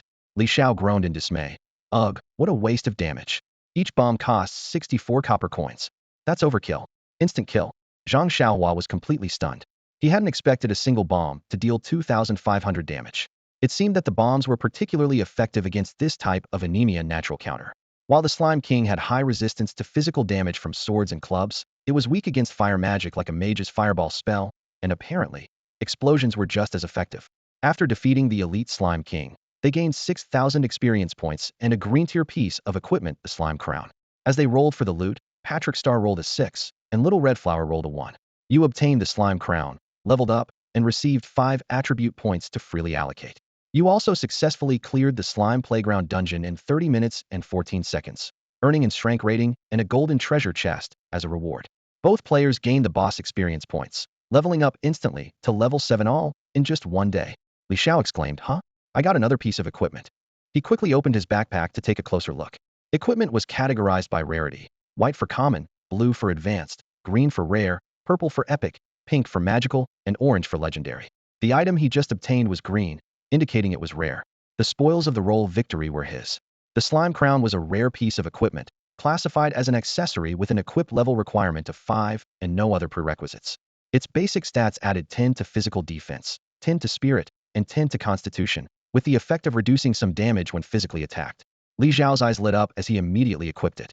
The golden, shimmering crown appeared on his head, making him look exceptionally cool. This piece was quite a gem, especially for an item with no requirements. He couldn't help but exclaim, "What a great find!" Beside him, Zhang Xiaohua was practically drooling with envy. When they were rolling for the item earlier, he had already noticed its attributes and even checked the auction house. He discovered that such a crown could sell for 50,000 copper coins. Though its effects were modest and it was a low-level item, its rarity only obtainable from random dungeons made it highly sought after, especially by girls who liked it as a decorative accessory. Zhang Xiaohua thought to himself, "It's a bit too flashy, better hide it." Li Xiao chose to hide the equipment's appearance, making it invisible while retaining its effects. Helmets and accessories like this could be hidden as needed. With a faint smile, Li Xiao said, "All right, let's open the golden chest next." Zhang Xiaohua froze. "What? Golden chest? I thought it was a silver one." After a brief exchange, they realized their situations were completely different. Li Xiao patted Zhang Xiaohua on the shoulder and consoled him. Everyone walks their own path in life. Remember, even if you're battered and bruised, laugh and savor the journey. Zhang Xiaohua forced a grin and burst out laughing. "Li Xiao, your smile is scarier than a ghost's." Zhang Xiaohua opened his silver chest and, with decent luck, obtained a low-grade emerald that, when socketed into equipment, could add 30 stamina. Selling it in the auction house would easily fetch 10,000 copper coins. He was so thrilled he started dancing with joy. Meanwhile, Li Xiao opened his golden chest and found a skill book: Advanced Holy Light Technique. The skill required level 20 to learn, with a prerequisite of maxed-out Holy Light Technique. Its effect was a powerful single-target healing ability that could restore a significant amount of health and deal massive damage to undead enemies. Li Xiao smirked to himself, thinking, this thing could sell for a fortune, probably hundreds of thousands of copper coins. He glanced at Zhang Xiaohua, feeling a twinge of jealousy. Zhang Xiaohua gasped, "What the heck? Godfather?" Nearly dropping to his knees in front of Li Xiao, he exclaimed, "This is Advanced Holy Light Technique, one of the exclusive skills for paladins and priests. Let me tell you, if you hadn't passed today's trial, Godfather, Godfather, Godfather." Seeing Zhang Xiaohua repeatedly calling him Godfather, Li Xiao felt a bit more balanced inside. Forget if this brother had stuck by him through thick and thin. He couldn't let him down. They'd rise together. And so, their bond deepened, evolving from brothers to a father-son-like camaraderie. After leaving the dungeon, the two headed back to Jiang City. The day had been incredibly fruitful. They leveled up 7 times and snagged some impressive loot. Before long, they arrived in Jiang City, took a bus, and went their separate ways, each returning to their own family. Li Xiao, however, returned to his sister. As soon as he stepped into the house, Li Xiao was greeted by the mouth-watering aroma of his favorite dishes. The table was laden with roasted chicken, roasted duck, and even a giant lobster. Li Xiao hummed a cheerful tune as she brought out the dishes, clearly in a great mood. On the table, Li Xiao also noticed a brand new virtual reality gaming headset. It was the latest high-tech device, allowing life skill players to experience the thrill of combat professions. Rumor had it that it even included special romance games. He couldn't help but ask, "Sis, did you rob a bank?" Li Xiao laughed and retorted, "Rob a bank? Where would I even get the money for that?" "Humph, nothing good ever comes out of your mouth." Then, with a mysterious smile, she added, "Guess what happened today?" "What happened?" Li Xiao asked as he picked up the brand new virtual helmet on the table and examined it closely. This latest model could connect directly to brainwaves, providing a 99 realistic sensory simulation, though it came with a hefty price tag 20,000 yuan per unit. A big spender came in today and bought out all the clay figurines in the shop. Li Xiao said excitedly, her eyes sparkling. 50,000 yuan in total. We made over 30,000 in profit, and even that weird tadpole you made got sold. I bet he didn't even notice it. What do you mean by weird tadpole? That was a clay bomb. Li Xiao retorted indignantly, though he couldn't help feeling happy for his sister's good fortune. Just as he was about to unbox the virtual helmet, Li Xiao stopped him. "Wait, promise me one thing before you open it," Li Xiao said seriously. "You have to go to an engineering university and become a demolition expert in the future, okay?" This was a decision she'd thought through carefully. After seeing her brother's skills, she felt it would be a waste for him to just stick to making clay figures. "No way. I want to be a clay artist," Li Xiao replied with a smile, rejecting her suggestion. "Your work is so bad no one would buy it." "Didn't someone buy it today?" "That was just someone blind." "How about we make a bet?" Li Xiao proposed suddenly. "If my creations sell, you have to drop this topic forever." "Deal. Deal." Li Xiao agreed without hesitation. "If it's another one of those little tadpoles, there's no way it'll sell." A hearty dinner temporarily made the siblings forget their disagreement. After the meal, Li Xiao eagerly carried the virtual helmet back to his room. As soon as he entered, he received a transaction notification. Li Xiao had gifted him 1,000 copper coins. Adding it to his previous savings, he now had 2,000 copper coins in total. Li Xiao immediately got to work. Spending 5,000 copper coins, he purchased 100 packets of explosive powder and, within an hour, crafted 50 C1 tadpole-shaped poppers. He listed 10 of them on Xiao's shop at a higher price, this time 2,000 copper coins each. Having witnessed the power of his bombs firsthand, he felt that 1,000 copper coins had been far too cheap. After waiting for a while and seeing no buyers, Li Xiao put on the virtual helmet and started gaming. Among the myriad of game options, a free game called The Maid's Temptation caught his eye. Once the download was complete, he eagerly entered the game, immersing himself in the thrilling virtual experience. Meanwhile, at Zhongzhou's prestigious Dragon Soul Academy in the vast city of Zhongzhou, Lin Wanning opened her bookmarked Xiao figurine shop. Seeing the newly listed clay figurines, she didn't hesitate to click Purchase. Lin Wanjing noticed that the C1 tadpole firecrackers were now available in the shop, with 10 units listed at a price of 2,000 copper coins each. Excited, she purchased all 10 without hesitation. These firecrackers could be used in dungeons without consuming skills or triggering cooldowns, dealing a significant 2,000 damage, making them invaluable in critical moments. She thought to herself that if she could always be the first to buy this secret weapon, she would be the only one who knew about it. This idea thrilled her, and she believed that with this advantage, she could achieve greater success in upcoming challenging dungeons and secure better results in next year's school competition. Examining the C1 tadpole firecrackers in her hands, she discovered that the creator was someone named Pai Daxing, who was different from the person named Yu Finfin, known for making figurines. Intrigued, she thought to herself that she would love to meet this person someday, feeling a surge of excitement. Meanwhile, Li Xiao was completely immersed in the game, feeling as if he were part of the virtual world. He had planned to unlock a second maid character, but was disheartened to find that it required a payment of 1,000 copper coins. Just as he was lamenting over this, there was a knock on his door. His sister, Li Xiao, stood outside, looking unusually excited. She had just learned that her brother's items had completely sold out, earning them a hefty 20,000 copper coins, and she was overjoyed. Li Xiao opened the door and asked, "Sis, what's up?" Li Xiao glanced at him and asked curiously, "Why do you look so drained?" Li Xiao replied, "Huh? Do I?" But Li Xiao brushed it off, too excited to dwell on the topic.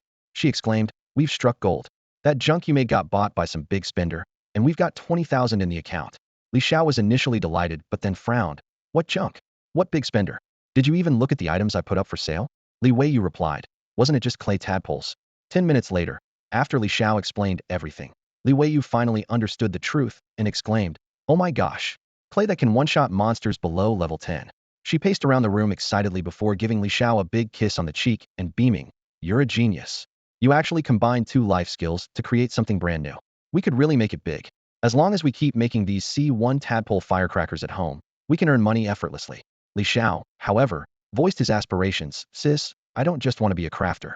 I want to get into the combat academy. I want to fight. In this dangerous world, he understood that only by becoming stronger could he protect himself and his family. Although worried, Li Weiyu ultimately respected her brother's decision. Li Xiao explained, the level 10 exclusive skill for clay masters is the ability to manipulate clay. Once I reach that level, they'll have combat capabilities. Li Weiyu's eyes lit up as she realized the feasibility of his plan. After careful thought, despite her deep concerns, she decided to support her brother. All right, then go chase your dream. They'll back you up all the way. She reached out her hand, giving Li Xiao a heartfelt gesture of support. Grateful, Li Xiao shook his sister's hand and said, thank you, sis. I won't let you down.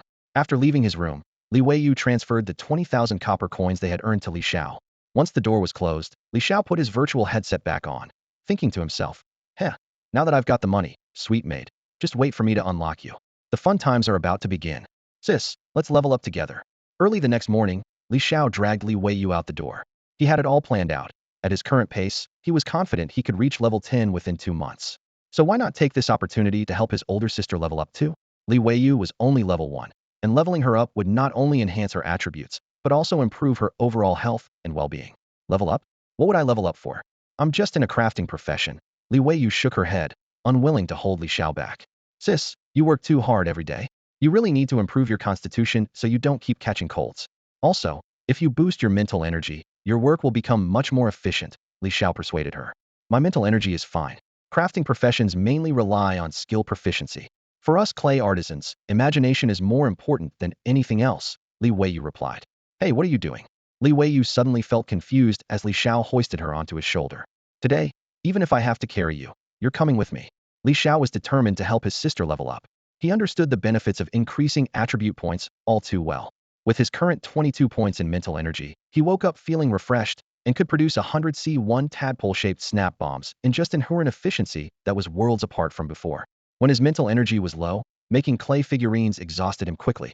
But with an improved mental state, he could finish a full day's work in just 1 hour. If his sister boosted her mental energy, she could probably finish her work in only 2 hours and have the rest of the day to relax. Fine, I'll go. Put me down. Li Weiyu tapped her brother's head. But we haven't even had breakfast yet. I've got money. We'll buy something on the way, Li Xiao said decisively, carrying her all the way downstairs before finally letting her down. Li Weiyu shook her head helplessly. Her brother had gotten so much stronger. Even though Li Xiao hadn't allocated points to strength, his agility and constitution upgrades had slightly increased his physical power, making it no problem to carry his sister.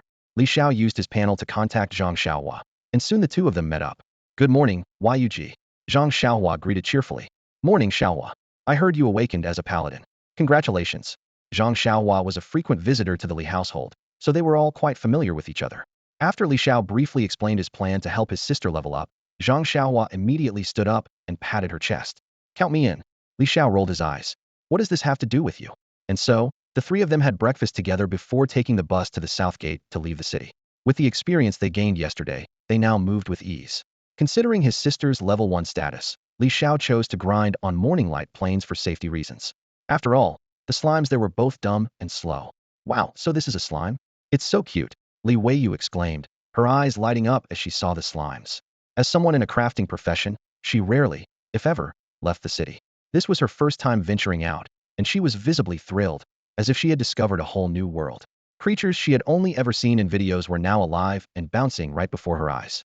Seeing how happy his sister was, Li Xiao felt that his decision had been absolutely right. His sister had worked tirelessly to raise him, shouldering the responsibility of supporting the family day and night. Now, at 24 years old, she didn't even have time to find a boyfriend. Li Xiao was determined to give her a better life. Sis, what's so cute about slimes? They look like nothing more than green snot, Li Xiao teased with a laugh. You just don't get it, Li Weiyu shot him a glance. Li Xiao said to his elder sister, Sis, take this. When Zhang Xiaohua lures the monsters over, just throw it. With that, he handed over 50 C1 tadpole firecrackers to Li Weiyu. To help her level up quickly, the three decided not to form a party. Li Xiao and Zhang Xiaohua would lure the monsters, while his sister would finish them off and gain all the experience points for herself. This method made leveling up as easy as drinking water. The trio ventured deeper into the grasslands, searching for monsters. They lured them in, tossed the firecrackers, and leveled up effortlessly. However, luck wasn't on their side today as they didn't encounter any random outdoor dungeons. By the end of the day, Li Weiyu had successfully reached level 3. She felt a little guilty since both Zhang Xiaohua and Li Xiao had spent the entire day helping her without leveling up themselves. Li Xiao, though considerate, didn't want to waste Zhang Xiaohua's time. But Zhang Xiaohua brushed it off, patting his chest and saying, Yuji, you're Li Xiao's sister, and Li Xiao is my brother, so that makes you my sister too. Don't feel bad about it. Gradually, Li Weiyu grew familiar with Zhang Xiaohua's personality and realized he was just like Li Xiao, loyal and easygoing. His only flaw was his simplicity. He followed Li Xiao's lead in everything and lacked his own opinions.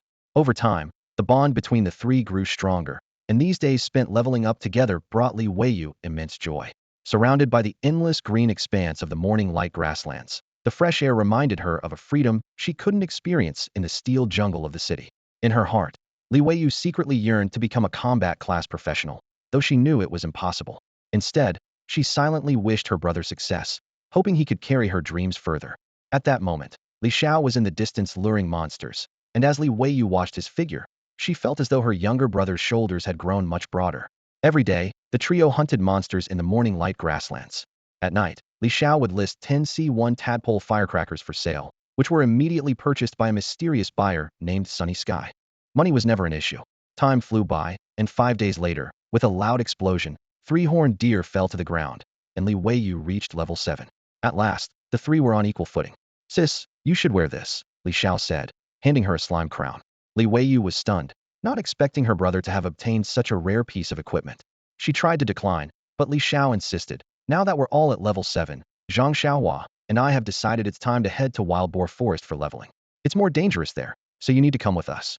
Determined not to hold them back, Li Weiyu decisively put on the crown. It instantly elevated her appearance, making her look like a regal queen. Already beautiful and once the school's belle with countless admirers, Li Weiyu had gradually faded into the background after switching to a life class profession. Yuji, you look stunning. Zhang Xiaohua exclaimed sincerely. If you were in a combat class, you'd definitely be a dazzling presence. Before he could finish, Li Xiao shot him a sharp glare, thinking, dream on. I treat you like a brother, and you're fantasizing about becoming my brother-in-law. Li Xiao understood that his sister would eventually get married, and she was already nearing the age where it might be a concern.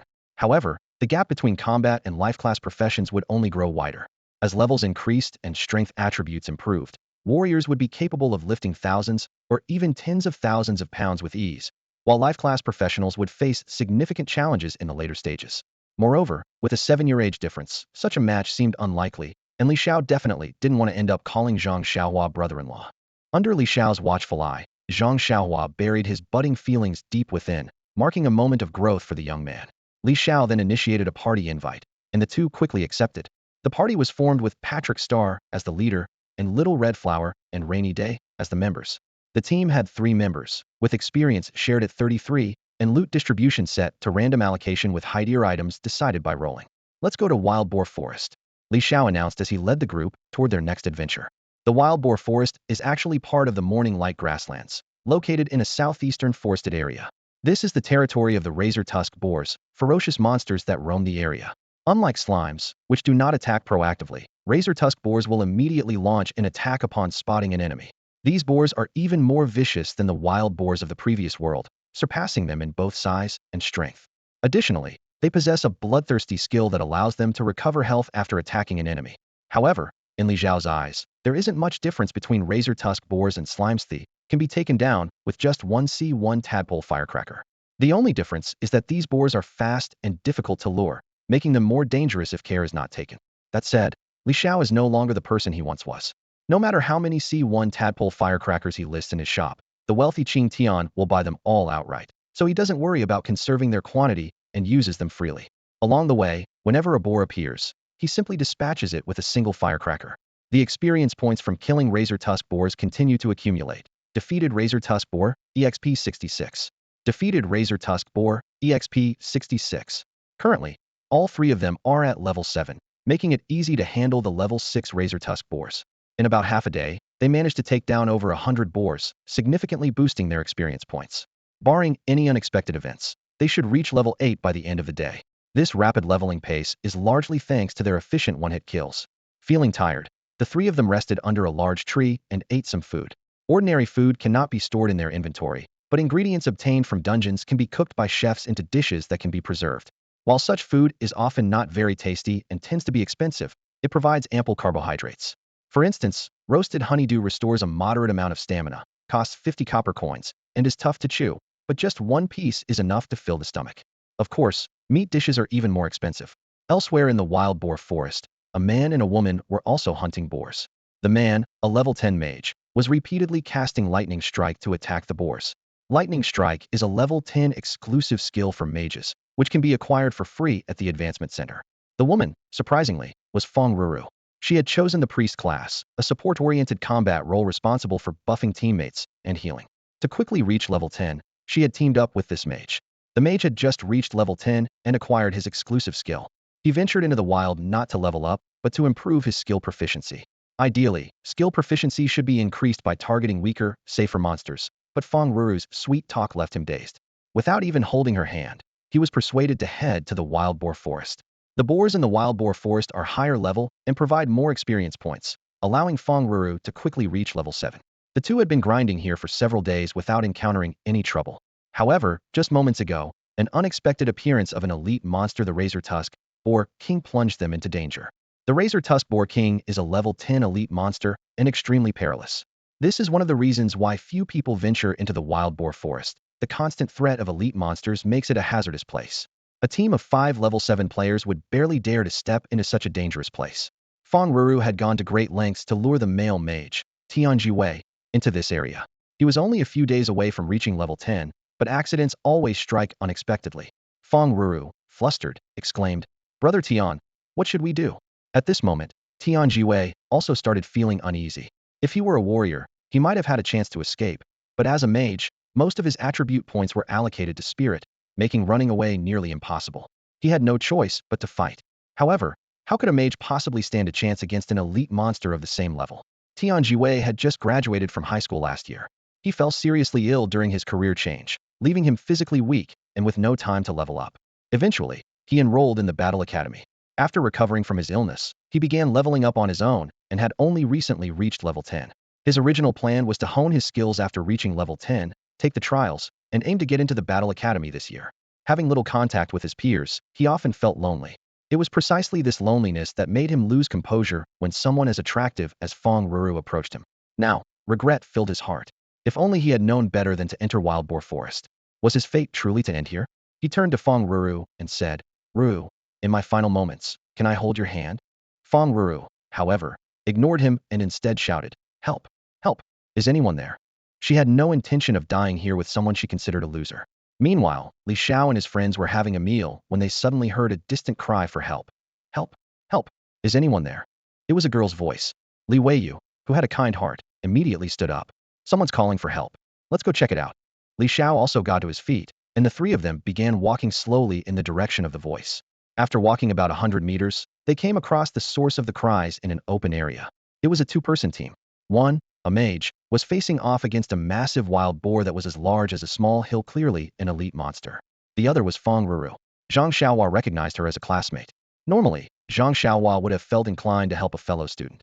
But Fong Ruru had once spread rumors during their first trip outside the city, claiming that Li Xiao was a life profession player, which made it impossible for him to form a team. Zhang Xiaohua had never forgotten that grudge. Should we help them? Zhang Xiaohua, though reluctant, still sought Li Xiao's opinion. Li Xiao immediately replied, "Help? No way. Let them fight it out with the boss first, and we'll clean up the loot afterward." He wasn't feeling generous, thinking to himself that if Fong Ruru hadn't set him up that day, he might have considered helping out for the sake of their shared history as classmates. But now, not a chance. Couldn't agree more. Zhang Xiaohua nodded and hid behind a tree, staying quiet. A level 10 mage and a level 7 healer could at least manage to deal some damage to the Wild Boar King.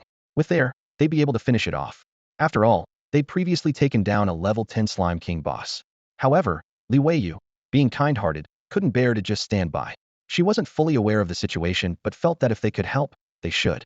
"Weiyu, you're right," Zhang Xiaohua said, suddenly feeling guilty after hearing her words. Without hesitation, he rushed forward. While Fong Ruru might not deserve saving, the mage was innocent. Zhang Xiaohua saw a bit of his former self in Tianji Wei and decided to step in. Before Li Xiao could react, Zhang Xiaohua had already left him behind.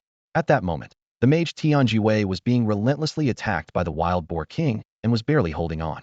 Zhang Xiaohua immediately cast Holy Light, restoring some of Tianji Wei's health. Though the healing power of Holy Light wasn't as strong as that of a priest, it was an instant cast skill. A beam of light descended from the sky, landing on Tian Jiwei and keeping him alive. Zhang Xiaohua then took up his shield and stood in front, forming a solid tank and mage combo. With the addition of Li Xiao's, dealing with the Wild Boar King became a breeze. The mage, Tian Jiwei, cast a grateful glance and thought to himself, if it weren't for the holy light spell I just used, I might really have died. In this world, death wasn't a game-like rebirth. It meant being devoured by the Wild Boar King and turned into a pile of dung. At that moment, Li Xiao and Li Weiyu emerged from the forest. Feng Ruru immediately recognized them and averted her gaze, thinking to herself, why is it them? A paladin, a life profession, and a woman who didn't seem like a combat class all dressed in ordinary clothes. Feng Ruru felt a pang of disappointment. If it had been a fully equipped 5-member team, there might have been a glimmer of hope. But these two newcomers, especially the one with the life profession, seemed entirely incapable of standing against a boss. She thought to herself, maybe we should just run. Turning to Tian Jiwei, she said, fall back and let the healer restore you to full health. Let the paladin tank for now. Li Xiao immediately spoke up, ready to work together to take down the boss.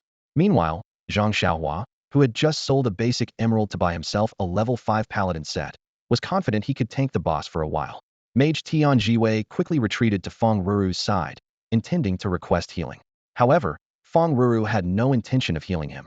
Instead, she whispered, let's get out of here. Tian Jiwei was taken aback. Leave, he asked. Feng Ruru nodded. Yes, let's go. Sure, he's a paladin, but the other one is just a life profession tag-along. There's no way we can defeat the Wild Boar King. Tian Jiwei hadn't realized the other person was from a life profession, but he still hesitated, worried. But we can't just leave. They came to save us. If we leave, they're dead for sure. Feng Ruru dismissed his concern. So what if they die? They're the ones who overestimated themselves by coming to save us. That's their fate. Deep down, she intended to escape on her own, but knew it was safer to have someone protect her along the way. Seeing Tian Jiwei's hesitation, Feng Ruru gently took his hand and said softly, Brother Tian, you wouldn't want all of us to die, would you? Better that 3 survive than for all 5 of us to perish. Tian Jiwei, overwhelmed by her touch, felt his resolve weaken. Hesitating, he allowed himself to be pulled along, and the two quickly disappeared into the forest. Meanwhile, Li Xiao and Li Weiyu were searching for an opening to attack, while Zhang Xiaohua was already struggling. Using holy light, Zhang Xiaohua healed himself slightly and shouted, Mage, are you done healing? Cover the damage dealers now. But when he turned around, the mage was nowhere to be seen. There wasn't a trace of them left. Zhang Xiaohua cursed loudly. What the hell? They ran away. We came to save them, and they just ditched us. This is ridiculous. Li Weiyu was momentarily stunned, not expecting this outcome. Fortunately, Li Xiao had anticipated such a possibility and remained calm. Just then, the Wild Boar King charged at Zhang Xiaohua, sending him flying through the air. Seizing the brief pause, Li Xiao dashed toward the Wild Boar King's back. With his agility now at 11, his speed had more than doubled. He thought to himself, let's see if you can handle this move. Sliding deftly, he maneuvered beneath the boar's belly. Using pre-prepared clay pouches, Li Xiao wrapped 10C1 tadpole-type impact bombs and firmly stuck the pouch to the Wild Boar King's soft underbelly. The pig's fur in that area was soft and dense, making it easy to adhere. Li Xiao then slipped out of the pouch, grabbed one impact bomb, and hurled it forcefully at the ground beneath the Wild Boar King's belly. The bomb exploded with a sharp crack, sparks flying everywhere, triggering the clay pouch on the boar's stomach to detonate as well. With a loud bang, the Wild Boar King was blasted high into the air, avenging Zhang Xiaohua. Li Xiao's performance in this battle was nothing short of remarkable. As the system notifications chimed repeatedly, the Wild Boar King's health bar quickly drained, finally hitting 0 on the 6th digit. One strike to the heart. By slaying the elite monster, the Tusk's Wild Boar King, Li Xiao earned 2,000 experience points and a piece of blue equipment wild boar hide armor. While everyone excitedly rolled for the loot, Patrick Star scored 3 points, and Rainy Days scored 6 points, claiming the equipment. With the boss defeated, everyone leveled up, reaching level 8.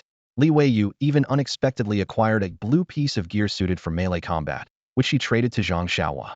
Brother Xiao, you're amazing, Zhang Xiaohua said sheepishly, his body covered in wounds. If not for Li Xiao's sliding maneuver that took down the Wild Boar King, the 3 of them might not have made it out alive. Dusting himself off, Li Xiao replied casually, no big deal. At this moment, Li Weiyu realized her mistake and lowered her head to apologize. I'm sorry. It was the first time in her life she had apologized to her younger brother. If she hadn't spoken up, the group wouldn't have gone to save anyone. But she soon noticed that the 2 ungrateful individuals they had rescued had fled.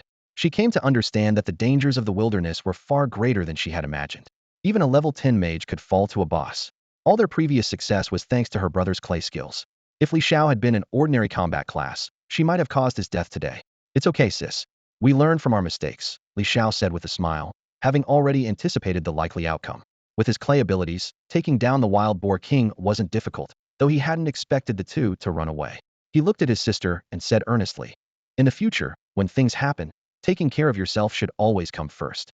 "All right, I won't interfere with your decisions anymore," Li Weiyu said, finally understanding that the world of professionals was fraught with danger. Zhang Xiaohua, feeling guilty, admitted that he had been the one to step forward earlier. Li Xiao patted him on the shoulder and reminded him, "Let go of the hero complex and respect others' fates. Helping people recklessly means taking on their consequences. Remember, people who haven't proven themselves aren't worth saving." Zhang Xiaohua nodded firmly, grateful in his heart. He was fortunate to have passed Brother Zhao's test. Seeing this, Li Xiao smiled and said, "All right, enough brooding. Let's keep leveling up." The three decided to continue grinding in the wild boar forest. Although the wilderness had better leveling spots, such as Shadow Marsh and Whispering Hills, the monsters there were all level 10, and encountering an elite monster could spell trouble. To play it safe, they chose to stay in the wild boar forest. 10 days later, the last wild boar fell, and 3 beams of upgrade light simultaneously lit up. Li Xiao, Li Weiyu, and Zhang Xiaohua all reached level 10 almost at the same time. It had only been 20 days since Awakening Day, meaning their leveling speed was relatively fast. They had reached level 10 in just 20 days.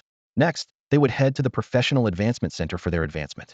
Li Xiao's eyes sparkled with anticipation. Every 10 levels, professionals could advance and gain a unique skill. For a clay master, the exclusive skill was clay manipulation. With this skill, he could truly shine in the upcoming trials and competitions. After leaving the wild boar forest, Zhang Xiaohua saw many people along the way striving to level up. Most of them were in groups of 5, fighting enthusiastically. She even spotted several classmates from her school and class nearby. It seemed that most of them were still only at level 5, progressing quite slowly. Zhang Xiaohua couldn't help but complain inwardly, though she felt secretly pleased and fortunate to have found a strong ally. Li Weiyu was also in high spirits. Having reached level 10, she was more than satisfied. A few years ago, she had longed to level up to improve her work efficiency, but the cost had been too high for her to justify. For life professions, leveling up with assistance came with a clear price tag: 10,000 per level before level 5, and 20,000 per level after. Even then, it wasn't guaranteed that someone would be willing to help. Now, having leveled up 10 times and gained 50 attribute points, she followed Li Xiao's advice and decided to split the points evenly between constitution and spirit. With a stronger body and mental strength, she could go further in her path as a clay artisan and have more time to enjoy life. When they returned to the city gates, the 3 of them took a cab directly to the advancement center, filled with anticipation. In Hangzhou, Jiangcheng, the Professional Advancement Center was a government-provided benefit. Professionals could claim a free advancement stone at levels 10 and 20. Upon entering, they noticed there weren't many people inside, as most newly awakened professionals were progressing slowly. Apart from the descendants of prominent families, they were among the faster group. "We've all reached level 10 and are here for advancement," Li Xiao said clearly at the counter. The staff invited them inside and displayed their level information at another station. Looking a bit surprised, the staff member remarked, "Oh, both of you have life professions and reached level 10? Life professions rarely reached level 10 because they weren't considered very impactful, and many professionals didn't even pursue their primary specialization." "Yes, that's correct," Li Xiao and Li Weiyu confirmed with a nod. The staff responded, "All right then. No matter the profession, you can claim your free advancement stone at level 10. After verifying their details, the staff registered them and issued each of the 3 their respective advancement stones. Each person had to use the stone in a designated room, as the stones couldn't be taken out. To prevent resale, advancement had to be completed on site. Li Weiyu and Zhang Xiaohua took their advancement stones and entered the advancement rooms. These were small, specialized rooms designed for this purpose. Li Xiao, however, didn't move right away. Instead, he asked, "Excuse me, if someone has dual professions, can they receive 2 advancement stones?" "Of course," the staff member replied, momentarily stunned. "You have dual professions?" He glanced at the registration form, and, indeed, it indicated dual professions. Li Xiao displayed his information to confirm, and the staff, upon seeing that both professions were life professions, looked slightly disappointed. "What a pity," he said. "If they were combat professions, Longwell would have gained a new powerhouse. Still, it's within the rules, so you're eligible for another advancement stone." "Thank you," Li Xiao said, reaching out to accept the second stone. The advancement stone was an ancient and mysterious object adorned with orange runes, rumored to be sourced only from high-level secret realms. This benefit hadn't existed over a decade ago. Back then, everyone had to level up through sheer effort, and then find their own way to obtain an advancement stone. It was only after some unpleasant incidents and conflicts arose among the major national regions that this welfare system was implemented. In front of Li Xiao was a radiant, shimmering secret realm. To enhance its overall strength, the Dragon Nation had specially established a task force dedicated to venturing into this realm to collect advancement stones for lower-level professionals. These advancement stones were astonishingly valuable, selling for as much as 200,000 in the trading market. As such, the government had strictly prohibited taking them out of the realm, allowing only on-site advancements. The dual-class system was truly ingenious, and Li Xiao couldn't help but feel a sense of pride. Holding 2 advancement stones in his hands, he felt as though he had indirectly saved the nation 200,000. However, Li Xiao was well aware that when he reached level 30 and needed to advance again, he would have to pay for the stones himself. Gently, he crushed one of the advancement stones, and instantly, countless firefly-like specks of light surrounded him before surging into his body. With the successful advancement, his class evolved from Clay Manipulator to Junior Clay Manipulator. His base attributes increased significantly, and he gained a unique skill called Clay Control, which allowed him to manipulate clay within a 100-meter range using his mental power. The changes in his attributes were exhilarating. Strength increased from 4 to 14, agility from 14 to 24, spirit from 31 to 41, and constitution from 14 to 24. The advancement was indeed effective, granting a 10-point boost to all attributes. He thought to himself that if he advanced another class, wouldn't that mean another 10-point increase? With this in mind, Li Xiao wasted no time and crushed the second advancement stone. Once again, light burst forth, and his class successfully advanced to Junior Demolitionist.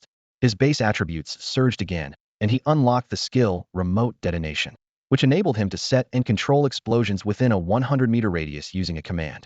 Strength increased from 14 to 24, agility from 24 to 34, spirit from 41 to 51, and constitution from 24 to 34. Li Xiao was so thrilled he nearly jumped with excitement.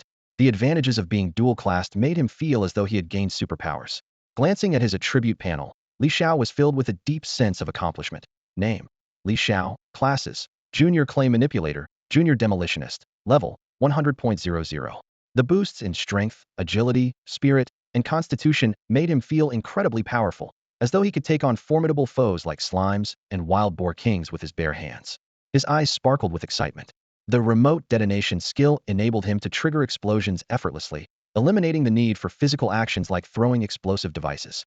When combined with clay control, Li Xiao's combat capabilities had increased substantially. Now, I can take down the wild boar king on my own, Li Xiao thought triumphantly. The dual-class advantage allowed him to thrive in this secret realm, and the thrill of battle only grew stronger. The 3 of them successfully advanced and stepped out of the room. Li Xiao was in high spirits, with an adorable clay squirrel perched on her shoulder. The little figure looked so lifelike, it seemed as if it might move any second. In stark contrast, Zhang Xiaohua's face was filled with sorrow. Concerned, Li Xiao asked, "Why do you look so down?" Zhang Xiaohua choked up as she replied, "The skill I got from advancing isn't very good. For life professions, the skills are fixed, but for combat professions, the skills are random. The first skill is crucial. It often determines the path you'll take in the future. For example, when a mage advances, they might get lightning strike, ice arrow, or fireball, which sets the direction of their mage specialization. A paladin, on their first advancement, gets an aura skill. The best ones are the healing aura and the thorns aura. The healing aura restores health by percentage, and the thorns aura reflects damage. But I wasn't so lucky. I got a trash aura, the slowing aura. As the name implies, it slows down the movements of monsters within its range. It sounds powerful, but it's actually terrible because the effect applies not only to enemies but also to yourself and your teammates, making everyone sluggish. It's ridiculous. Li Xiao offered some heartfelt advice. There's no such thing as a useless skill, only a practitioner who doesn't know how to use it. Every skill has its purpose. Zhang Xiaohuan nodded hesitantly, though she still seemed unsure. Then she frowned and asked, "So why are you laughing?" Li Xiao grinned and replied, "I usually don't laugh, unless I can't help it." Ha ha. Zhang Xiaohua teased back, "Slowing aura, activate." Li Xiao's laughter grew even louder, as if mocking her luck. Once the staff confirmed that all 3 had successfully advanced, they were allowed to leave. As they stepped out of the advancement center, the warm sunlight bathed them, lifting their spirits. Li Xiao suggested, "Let's go grab a good meal to celebrate our first step to success." Zhang Xiaohua immediately agreed. "Let's go to Shaxian Grand Hotel." Li Xiao shot her a disdainful look. "That's too low class. Let's go to Wangjiang Pavilion for a seafood feast." Zhang Xiaohua froze. "That place costs 5,000 per person." Li Xiao and Li Xiao exchanged a knowing smile, feeling secretly proud. In just a few short days, they had earned tens of thousands of copper coins from Qingtian. The moment Li Xiao's C1 tadpole firecracker hit the shelves, Qingtian would buy it immediately. Now, the siblings were no longer short on money. They had truly turned their fortunes around. Li Xiao declared confidently, "It's on me." Zhang Xiaohua playfully responded. Godfather. Night had fallen, and the city lights began to glow. Inside Wangjiang Pavilion, the warm and luxurious ambience was illuminated by dazzling lights. Outside the window, the river shimmered like a silver ribbon, reflecting the city's neon lights and adding a poetic elegance to the feast. The dining table was adorned with an array of exquisite seafood dishes, each one a masterpiece of culinary artistry. The lobster trio was a highlight of the meal. A whole Boston lobster was skillfully divided and prepared in 3 ways. Steamed to preserve its natural flavor, with tender and springy meat, spicy lobster balls, bursting with aroma and a perfect balance of heat, and lobster soup, a golden broth with delicate lobster morsels floating within, tantalizingly fresh and rich. Next came the garlic vermicelli steamed scallops. The plump scallop meat, paired with the soft vermicelli and flavorful garlic sauce, offered an irresistible treat for the taste buds. A vibrant seafood platter followed, featuring abalone, sea cucumber, scallops, and shrimp balls, meticulously selected and prepared. The colorful presentation and diverse textures made it a feast for both the eyes and the palate.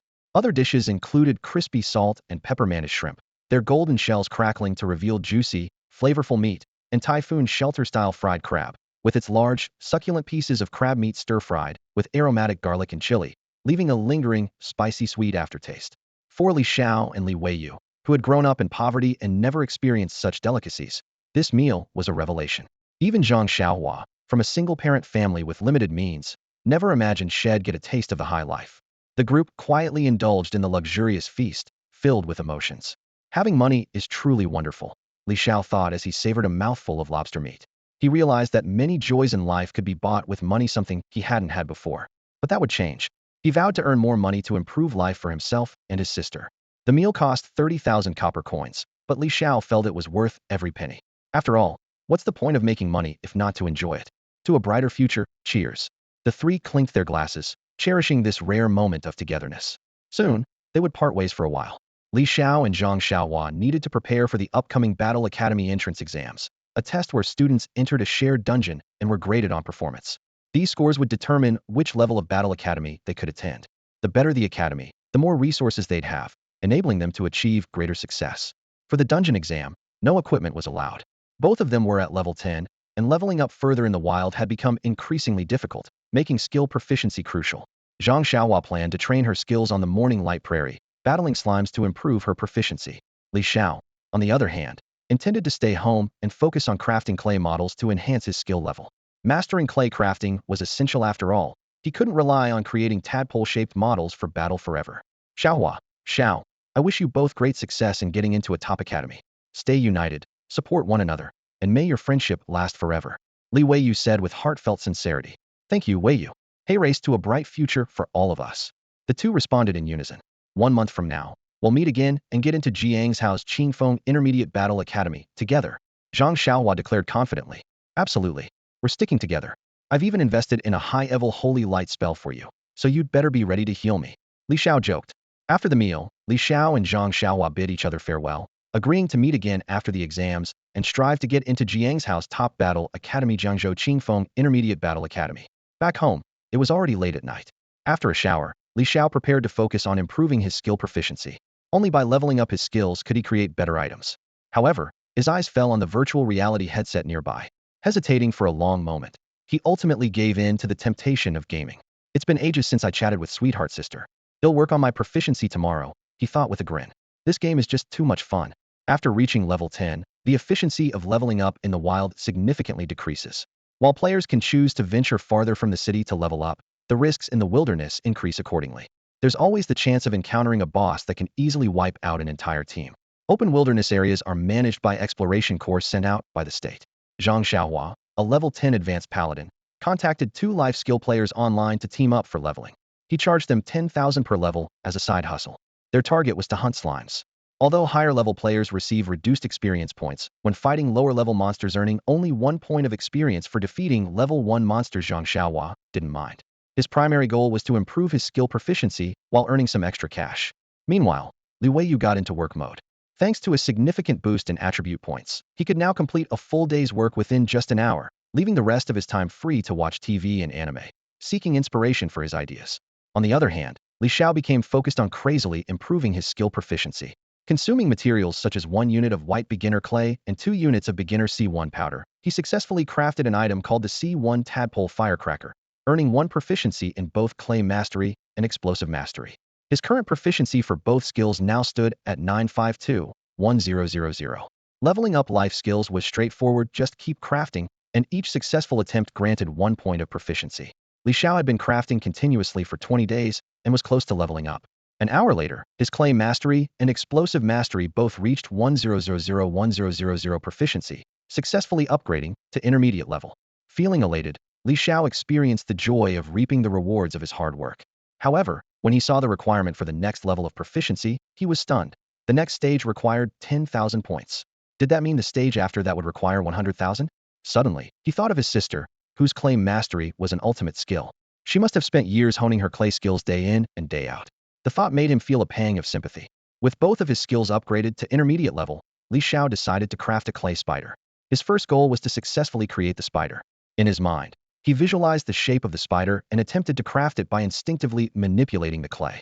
However, his initial attempts all failed, consuming 1 unit of clay each time without producing a result. Feeling unwilling to give up, he tried again, only to fail once more. After several failed attempts, he grew frustrated. Then it struck him there was a clay master in the next room. He might as well ask her for advice. With that thought, he headed to his sister's room. At that moment, Li Weiyu was sitting in front of her computer watching anime, an essential part of her process for creating clay figurines. Without inspiration, she couldn't produce new works. Li Xiao asked, "Sis, I've grinded my skills to intermediate level, so why can't I make what I want?" Li Weiyu curiously replied, "What are you trying to make?" Li Xiao gestured with his hands, a spider, about the size of a palm. In fact, Li Xiao had already considered what would be most suitable to craft with clay. After much thought, he decided a spider was ideal, not too large, requiring minimal clay, and easy to hide. Li Xiao observed the clay in front of him, musing to himself. Creatures with 8 legs seemed exceptionally stable while moving, and their speed was nothing to scoff at. With the aid of their 8 legs and the adhesive properties of clay, they could even climb vertical surfaces with ease, something that two-legged creatures could never achieve. These advantages led Li Xiao to believe that spiders were the most suitable model for small devices. For medium-sized devices, birds seemed more appropriate. However, he knew creating medium-sized devices was unnecessary, as it consumed far too much mental energy. After 20 days of continuous experimentation and upgrades, Li Xiao gradually discovered some tricks. He learned that a single pack of C1 powder could deal 1,000 points of damage, but the actual damage depended on the defense level of the target. Small devices had the advantage of stealth. If one wasn't powerful enough, multiple could be deployed, eliminating the need for medium-sized devices. He decided to revisit the idea of medium-sized devices only after his mental energy had increased. Li Weiyu nodded, seemingly understanding Li Xiao's intentions. She thought the idea of creating clay spider devices was a good one. She asked, "Do you want them to look more cartoonish or more realistic?" Li Xiao was puzzled. "Is there a difference?" Li Weiyu replied earnestly, "Of course there is. Cartoonish ones are simpler to make and require less mental energy, while realistic ones have more intricate details and consume significantly more energy." After thinking for a moment, Li Xiao decided to go with the cartoonish style. Closing her eyes, Li Weiyu conjured a cartoonish spider in her palm in an instant. Her movements were skillful, clearly showing her expertise as a clay artist. She smiled slightly and explained, "Clay artistry relies heavily on imagination. Since you haven't done this before, the lack of detail in your mind makes it prone to failure. You'll need repeated practice to succeed. Simply put, practice makes perfect. You'll be able to do it in the future, but for now, just observe my work carefully." Li Xiao nodded approvingly. "Sis, you're amazing." Li Weiyu gave him a sidelong glance and then asked, "But why make them fist-sized? I think making them smaller would make them easier to hide. Besides, the damage from a fist-sized one is often overkill." Li Xiao explained, "It's mainly because making them too small is difficult. I've tried before, and both too large and too small are problematic." Li Weiyu chuckled. "Isn't that why I'm here?" She then produced another spider, this one about the size of a thumb, appearing even more harmless. Li Xiao's eyes lit up. "Let me give it a try." He took the 2 finished models his sister had made and returned to his room to carefully study and experiment. Half an hour later, he successfully created 2 clay spiders of different sizes. The next step was to experiment with making clay spider devices. After a series of tests, Li Xiao came to some conclusions. The previous tadpole-shaped firecrackers could incorporate 2 packs of powder due to their oval shape, resulting in about 2,000 damage. However, the fist-sized clay spider, with its legs taking up much of the space, could only hold 1 pack of powder at most, dealing approximately 1,000 damage. The thumb-sized clay spider, with its smaller abdomen, could only hold about 1/3 of a pack, dealing roughly 300 damage. Next, he tested clay manipulation to determine which size offered better efficiency. Li Xiao placed 10 clay spider devices of varying sizes on the ground and silently commanded, "Clay manipulation." To his delight, the clay spiders seemed to come alive, moving according to his mental commands.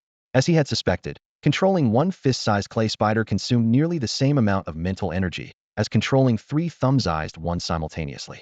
After weighing the options, Li Xiao decided to go with the thumb-sized clay spider devices. They offered the same effectiveness while being smaller and more discreet. He ultimately named them C1 clay spider devices and began full-scale production. After finally advancing his life skills to the advanced level, Li Xiao was shocked to discover that the next level required a staggering 100,000 proficiency points. A month passed as he spent all his time in his room, fully focused on crafting clay models to increase his proficiency. Through relentless effort, both of his life skills reached the advanced level. With this progress, he realized that as long as he could imagine the details, he could easily create any desired clay model. The increased efficiency and reduced mental energy consumption were clear benefits of his improved skills. However, the advancement of his explosives mastery skill didn't show any significant effects. The advanced explosives mastery allowed him to create C2 and even C3 grade explosive materials, but unfortunately, these powders were regulated items and couldn't be sold on the market. To acquire such advanced materials, he would need to join a combat academy or a legion. In reality, many high-level items never made it to the trading market. Li Xiao's rapid proficiency gains were primarily due to his ample funding, the simplicity and repetitiveness of the crafting process, and his fully developed mental strength at level 10. For an average clay artisan to reach the advanced level, it would typically take years of effort. Li Xiao reviewed his stats panel. Name: Li Xiao. Profession: Junior Clay Artisan, Junior Explosives Artisan. Level: 100.00. Strength: 24. Agility: 34. Spirit: 51. Constitution: 34. Skills: Advanced Clay Mastery, Advanced Explosives Mastery, Basic Clay Manipulation, Basic Remote Detonation. He learned that Advanced Clay Mastery enabled him to craft all kinds of models using clay, while Advanced Explosives Mastery allowed him to produce basic C1 grade explosive materials using powders. Basic Clay Manipulation granted him control over clay within a 100-meter range, and Basic Remote Detonation allowed him to manage explosive materials within the same distance. During that month, Li Xiao crafted 10,000 units of C1 clay spider-shaped explosive materials, while the 610 C1 tadpole-shaped poppers he made last month were occasionally put up for sale, leaving 610 units in stock. Although he had spent most of his copper coins, he wondered if Sunny would buy such a large quantity in one go. After some thought, Li Xiao decided to list 600 C1 tadpole-shaped poppers for sale. If Sunny bought them all, it would bring in an income of 1.2 million copper coins. Not long after, he received a message Sunny had indeed purchased all 600 C1 tadpole-shaped poppers, and 1.2 million copper coins had been credited to his account. Overjoyed, Li Xiao realized his products were in high demand. Clearly, Sunny had recognized the value of clay-based explosive materials. If word spread, more buyers would likely come rushing in. He had heard that high-level professions like potion masters, blacksmiths, and scroll makers often made money effortlessly once established, though these professions required the backing of powerful organizations. It seemed his own profession fit into this category, with the key difference being that he didn't need any organizational support. With cheap clay and powders, he could quickly level up on his own. After earning 1.2 million copper coins, his younger sister, Li Xiao, ran over excitedly to share the good news. "Brother, hey, raised 200,000 for you. Now you don't have to work so hard anymore." Li Xiao waved his hand generously and gave his sister, Li Xiao, 200,000 copper coins, thinking to himself that with his skills, he would never have to worry about money in the future. Li Xiao gladly accepted the gift, feeling deeply grateful and surprised by the sudden joy. She planned to buy some new furniture and redecorate her home. Seeing his sister happy made Li Xiao equally pleased. "Big sis, I'm planning to head out into the wild to improve my skills and get used to solo combat. I want to prepare for the Combat Academy entrance exam," Li Xiao said. "All right, just do what you think is best, but be careful, okay?" Li Xiao reminded him with concern. "Don't worry," Li Xiao replied confidently. Back in his room, Li Xiao started browsing the trading market. Now that he had money, he decided to buy a set of equipment first. Enhancing his mental strength was his top priority. His mental strength was currently at 51. Through experimentation, he discovered that 1 point of mental strength allowed him to control one C1 class clay spider monster. Controlling 51 simultaneously was extremely challenging and quickly drained his mental energy. Therefore, he needed to equip himself with items to boost his mental strength. In the equipment system, each person could wear up to 10 items, but there were some restrictions. For example, helmets, weapons, and armor could only be equipped one at a time, while two-handed weapons counted as 2 items. Other accessories could be freely mixed and matched. After some searching, Li Xiao found that accessories, especially rings, were the best for boosting mental strength since they almost always provided a mental strength bonus. How about buying 10 rings at once? Li Xiao pondered and thought it was a great idea. Weapons and armor required specific attribute points to equip, and since his attribute points were relatively balanced, many items were either unusable or ineffective. Accessories, on the other hand, didn't have attribute requirements and could be equipped as long as he reached the required level. After some searching, Li Xiao spent 200,000 copper coins to purchase 10 level 10 blue-grade rings. Higher level green rare items were too expensive. 10 of them would cost 1.2 million copper coins, which was far beyond his budget. The Spirit Link rings he bought were high-quality items with excellent mental strength bonuses. 10 Spirit Link rings. Let's wear them all. Li Xiao put all the rings on at once, and his hands immediately sparkled with a dazzling glow. He quickly hid the rings, feeling his attributes surge. Strength, 24, Agility, 34, Mental Strength, 51200, Constitution, 34. Almost no level 10 player had a full set of equipment, as most people only had 1 or 2 items. Li Xiao's setup made him appear exceptionally wealthy. With 5 days left before the entrance exam, Li Xiao decided the next morning to go to the Auto City to buy an off-road vehicle for the wilderness. High-level professionals typically used mounts tamed by advanced beast tamer professionals, including flying mounts, but mounts were far too expensive for Li Xiao.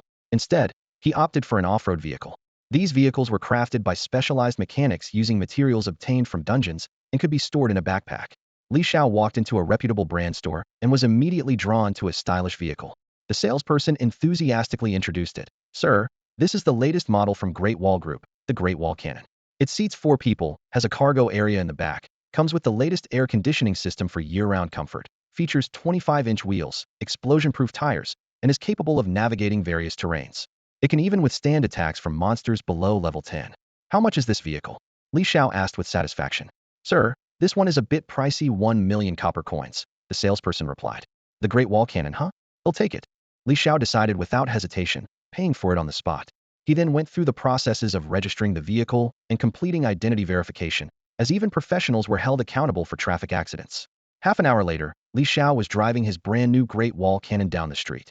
With sunglasses on, the windows rolled down, and his right arm resting casually on the window frame, the wind tousled his flowing hair. Wow, that car is so cool. It's the latest Great Wall Cannon. Girls on the street cast envious glances his way, thinking to themselves, so young and already driving a Great Wall Cannon, must be a rich second-generation kid. If only I could be his girlfriend. Li Xiao was feeling anxious. There were only 2 months left before the deadline to level up, and he was still 1 level short. The difficulty of leveling up left him feeling helpless. Perhaps it was time to venture farther and hunt stronger monsters. He had heard rumors about Wild Boar Forest, where a fatal incident had occurred recently. It was said that a Wild Boar King boss had appeared there. Meanwhile, deep in the Morning Light Prairie, many players were grinding monsters relentlessly. As a new wave of players leveled up, the deeper regions of the prairie were becoming increasingly crowded. Most of them were still at level 7 or 8, with some as low as level 5. They formed teams to lure monsters and took them down one by one. Li Xiao realized that leveling up wasn't as easy as he had imagined. In fact, his rapid leveling had resulted in reduced experience gain, and most monsters he encountered were defeated in an instant. Just then, through the window of his Great Wall Cannon vehicle, he spotted Zhang Xiaohua. She was holding a small wooden mallet, focused on hammering slimes. Since slimes had low resistance to blunt weapons and posed minimal threat, Zhang Xiaohua had chosen them to improve her skill proficiency. Li Xiao decided not to disturb her. After all, his own monster grinding was so efficient that it didn't help him improve his skills. He drove his Great Wall Cannon away from the Morning Light Prairie. As the new players saw the vehicle, they cast envious glances and exclaimed, "So cool. That's the latest product from the Great Wall Corporation." Li Xiao felt a surge of pride, though he admitted to himself that he was slightly envious of others. He knew that truly wealthy players rode mounts instead. The price of mounts at the trading market was no longer measured in copper coins, but in gold coins. 1 gold coin was equivalent to 10,000 copper coins, and even the cheapest mounts cost over 500 gold coins, an amount most people couldn't earn in a lifetime. Leaving the Morning Light Prairie behind, Li Xiao headed southwest toward the Wind Whisper Hills. The wild monsters there ranged from level 10 to 20, and few players dared to venture into the area. Li Xiao, however, had no reservations. For him, grinding monsters was a matter of seconds. Upon arriving at Wind Whisper Hills, he found the terrain to be complex, with interwoven hills and forests. Unable to continue driving his off-road vehicle, he stored the Great Wall Cannon in his inventory. Li Xiao couldn't help but Simounts were truly convenient, unaffected by terrain, but their prices were exorbitant. He carefully navigated the hilly terrain in search of monsters. Soon, he spotted a 2-meter-tall broken tree ahead. Strangely, This tree had grown arms and legs and bore a menacing expression. Li Xiao recognized it as a thorn treant, a level 10 monster with 2,500 health points and skills such as counterattack and entangle. An idea struck him. He opened his right hand, releasing 10 clay spiders that swiftly landed on the ground. He controlled them as they crawled toward the treant. Strangely, the tree-like creature did not seem to actively attack the clay spiders. It allowed the spiders to crawl all over its body, perhaps mistaking them for ordinary insects. Standing 60 meters away, Li Xiao understood that the range for both basic clay manipulation and basic remote detonation was 100 meters. Only within this range could he control the clay and trigger an explosion. He thought to himself that it was time to test the fruits of his recent efforts. With a single command, Ka, and a focused thought, the next moment, 5 parts of the tree creature's body exploded simultaneously. Damage numbers flashed continuously, ultimately showing a total of 500 damage, far exceeding his initial estimate of 300. Li Xiao speculated that the tree creature was particularly vulnerable to fire, and the clay explosives likely counted as a fire-based attack. He gained 200 experience points and collected 3 pieces of bronze wood as materials. He felt a quiet sense of relief, realizing that without anyone to share the experience points, he might be able to level up once or twice more before the assessment. As he continued hunting for monsters, Li Xiao encountered more tree creatures, each easily taken down with 5 clay spiders. His experience points increased rapidly, and he became like a grim reaper, harvesting the lives of monsters. He realized that his leveling speed far surpassed that of other professions. While mages consumed mental energy to cast spells and warriors needed time to recover their stamina, Li Xiao required no breaks. His clay explosives were fully prepared in advance. He carried 10,000 of them, more than enough for his needs. The only resource he consumed was the mental energy required to control the clay spiders. But with the boost from 10 rings, his mental energy reached a staggering 251, making the consumption negligible. As night fell, it posed no problem for Li Xiao. As long as his mental energy remained sufficient, he could go several nights without sleep. After another thorn tree creature was blown apart, Li Xiao finally leveled up. This time, he chose a more balanced stat distribution: 1 point in strength, 1 point in agility, 2 points in spirit, and 1 point in constitution. He understood that his reliance on clay explosives, a consumable resource, required a balanced build to give him a fighting chance if monsters closed in on him. Li Xiao continued to control 10 clay spiders, maintaining a 10-meter perimeter around himself, ready to respond to any sudden attacks. He recalled a saying from his previous life: master one skill, and you can dominate. As long as he mastered clay explosives, he could roam this world unhindered. However, with his level now at 11, the experience required to progress further had significantly increased, and he felt the leveling process slow down. It was no wonder other professions found leveling up so challenging. After a long day of hunting, Li Xiao was both exhausted and hungry. Clearing out a group of wild monsters, he used explosive powder and bronze wood to easily start a campfire.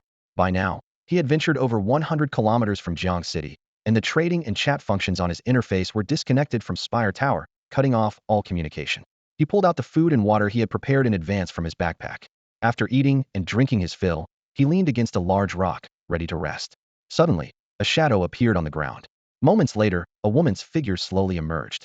Li Xiao's instincts kicked in, and the clay spiders he had positioned earlier began to move, forming a defensive circle.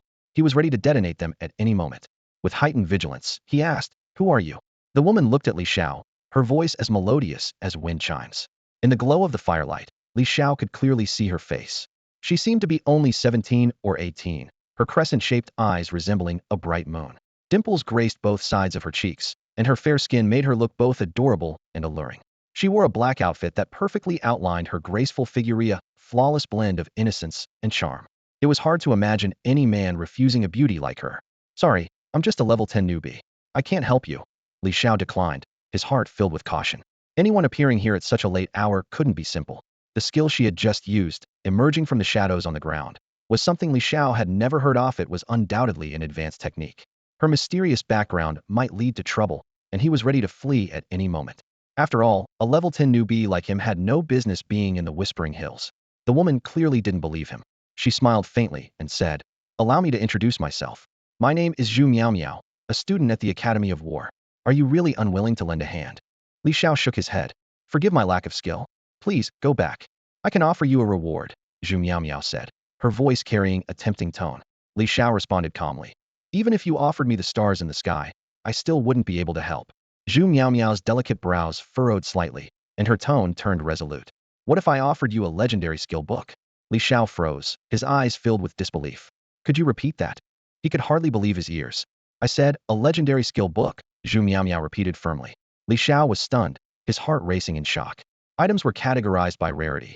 White for common, blue for advanced, green for rare, purple for epic, pink for magical, and orange for legendary. A legendary skill book was never available in the trading market. Any item surpassing the magical tier would never appear there. If a legendary skill book were to surface, it would be sold for an astronomical price. What's more, a legendary skill book instantly maxed out upon learning, offering effects far superior to any similar skills. I feel like you're trying to trick me, Li Xiao said skeptically.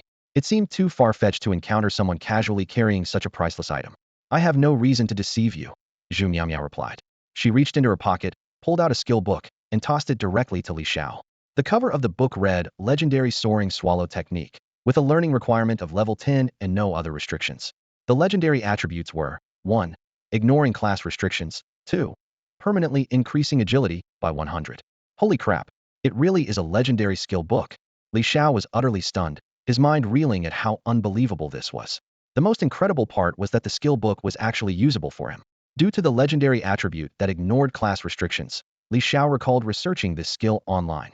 The Soaring Swallow technique was typically a level 10 skill for the rare class of martial artists, granting swift and agile movements upon activation. However, as a legendary tier skill, it came with 2 powerful enhancements, and the class agnostic feature was incredibly valuable. It allowed non-martial artist classes to learn martial artist skills, making it extraordinarily useful to him. Without hesitation, and to prevent any unforeseen complications, Li Xiao decisively chose to use the skill book. Li Xiao suddenly felt a light and agile force coursing through him. The passive effect of the flying swallow technique granted him the agility of a swallow, instantly increasing his speed and reaction by 100 points. Zhu Meow was astonished by this, as the value of such a skill book was immeasurable, and it was nearly impossible for an ordinary person to master. Li Xiao, however, remarked that since he had already learned the skill, he would help where he could and adapt to the situation as needed. At that moment, Zhu Meow suddenly transformed into a shadow and merged with Li Xiao's own, leaving him utterly shocked. Checking his skill panel to confirm, Li Xiao realized everything was real. Had unlocked a level 10 martial artist skill. This revelation made him suspicious of Zhu Meow's origins, fearing that she might be on the run from someone. Sitting by the campfire, he roasted an entire chicken, its aroma filling the air. Before long, a group of riders on black horses arrived hurriedly. Li Xiao feigned ignorance as the scar-faced warrior questioned him, repeatedly denying that he had seen any women. The scar-faced man sneered in disdain and led the group away. However, just as they were about to disappear into the night, an archer suddenly turned back and fired an arrow at Li Xiao. Thanks to the flying swallow technique, Li Xiao swiftly dodged the attack, the arrow embedding itself into a rock, narrowly missing him. The archer, noticing Li Xiao's extraordinary reflexes, shouted, "This kid's been wary of us the whole time. There's something off about him." The scar-faced warrior immediately ordered, "Take him alive." Li Xiao retreated step by step, his hands scattering clay spiders onto the ground. With the enhancement of his 10 rings, his mental power had reached 253, allowing him to control 100 small spiders simultaneously without much difficulty. Under the cover of night, the small clay spiders quietly landed in the wilderness, hidden among rocks and weeds, making them almost impossible to detect. Being lifeless, the clay emitted no heat or life signals, making it even harder for professionals to notice them. Li Xiao silently thanked his elder sister.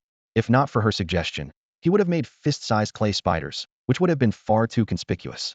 The thumb-sized spiders, on the other hand, were easy to overlook unless examined closely.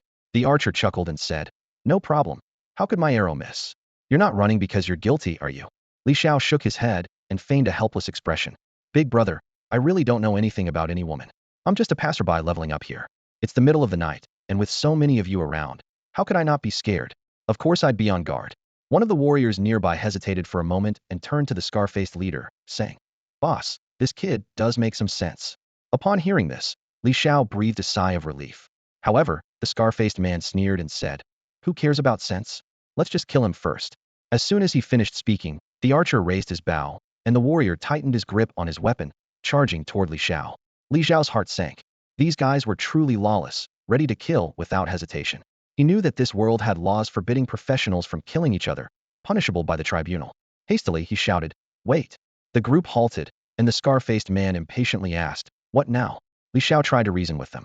"Gentlemen, you're still young. Please don't step onto the path of crime." Upon hearing this, the group burst into laughter, as if they'd just heard the funniest joke in the world. The scar-faced man laughed loudly and said, Out here in the wilderness, there are no cameras. Who's going to know we killed you? Li Xiao pointed to the bright moon in the sky and said firmly, the heavens are watching. Justice prevails. There are gods above, big brother. The scar-faced man scoffed. We're under the protection of the Almighty God. What other gods could possibly be greater? Enough talk time to die. With that, he prepared to strike again. Li Xiao shouted once more. Wait. The scar-faced man, growing increasingly irritated, still held back and asked, what now? Changed your mind? Ready to tell us where that woman is? I'll make sure to leave your body intact. Li Xiao smiled faintly. I just want to give you a piece of advice. The scar-faced man raised an eyebrow. What advice? Li Xiao said calmly.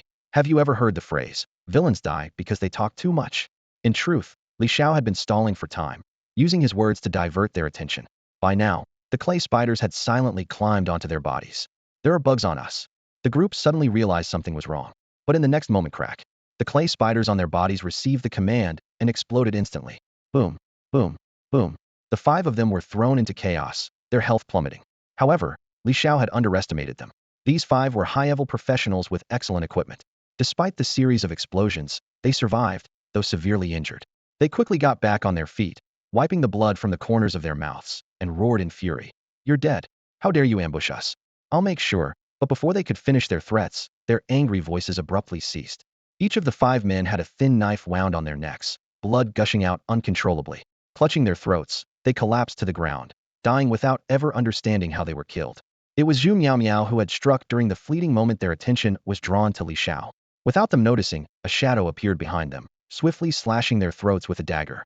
It all happened in an instant, and the 5 fell lifelessly to the ground. Li Xiao stood frozen for a moment. It was his first time witnessing someone being killed. Although he hadn't done it himself, he couldn't help but feel a twinge of responsibility. Meow stepped out of the shadows, her dagger still dripping with blood. Who would have thought that this seemingly sweet young girl could kill without a hint of hesitation? Li Xiao stared at her in shock and asked, You killed them? Meow seemed unfazed and replied nonchalantly, You're such a newbie. Isn't killing people perfectly normal? There was a strange expression in her eyes as she walked over to the campfire, picked up Li Xiao's roasted chicken, and began eating. Li Xiao shifted his feet slightly, thinking to himself, staying with a woman who kills without batting and I might not be the smartest choice. Just then, Meow turned to him with a sharp glare and said, You, go loot the bodies and bring me their stuff. Don't even think about running. You're an accomplice now. If you try to escape, they'll report you. Left with no choice, Li Xiao complied. He approached the 5 corpses and began collecting their gear. What a haul, these people seemed to be level 30 or higher professionals, and most of their equipment was rare purple grade. Altogether, there were 50 items. Selling them all could easily fetch millions of copper coins. Realizing this, Li Xiao abandoned any thoughts of fleeing. While he had caused some distraction, he knew there was no way he could have killed those men himself. Meow, however, had done it effortlessly, proving she was no ordinary person. Here, everything's here. I didn't keep anything for myself, Li Xiao said as he walked back to Meow, handing over all 50 pieces of equipment through the trade system. Her system name was displayed as Meowzai. Meow laughed and joked, Relax, I was just messing with you. Those guys were dark professionals and cult members. I'm a student at the Combat Academy, and I took on a bounty mission to kill them. It's all perfectly legal and for the good of the nation. Huh? Li Xiao sat by the fire, confused. What are dark professionals? And what's this cult? He realized how little he actually knew about this world. Meow explained. Dark professionals are people who use dark stones to gain their professions. Many life professionals, unwilling to stay ordinary, are tempted by the cult to use dark stones, willingly falling into darkness to serve the cult.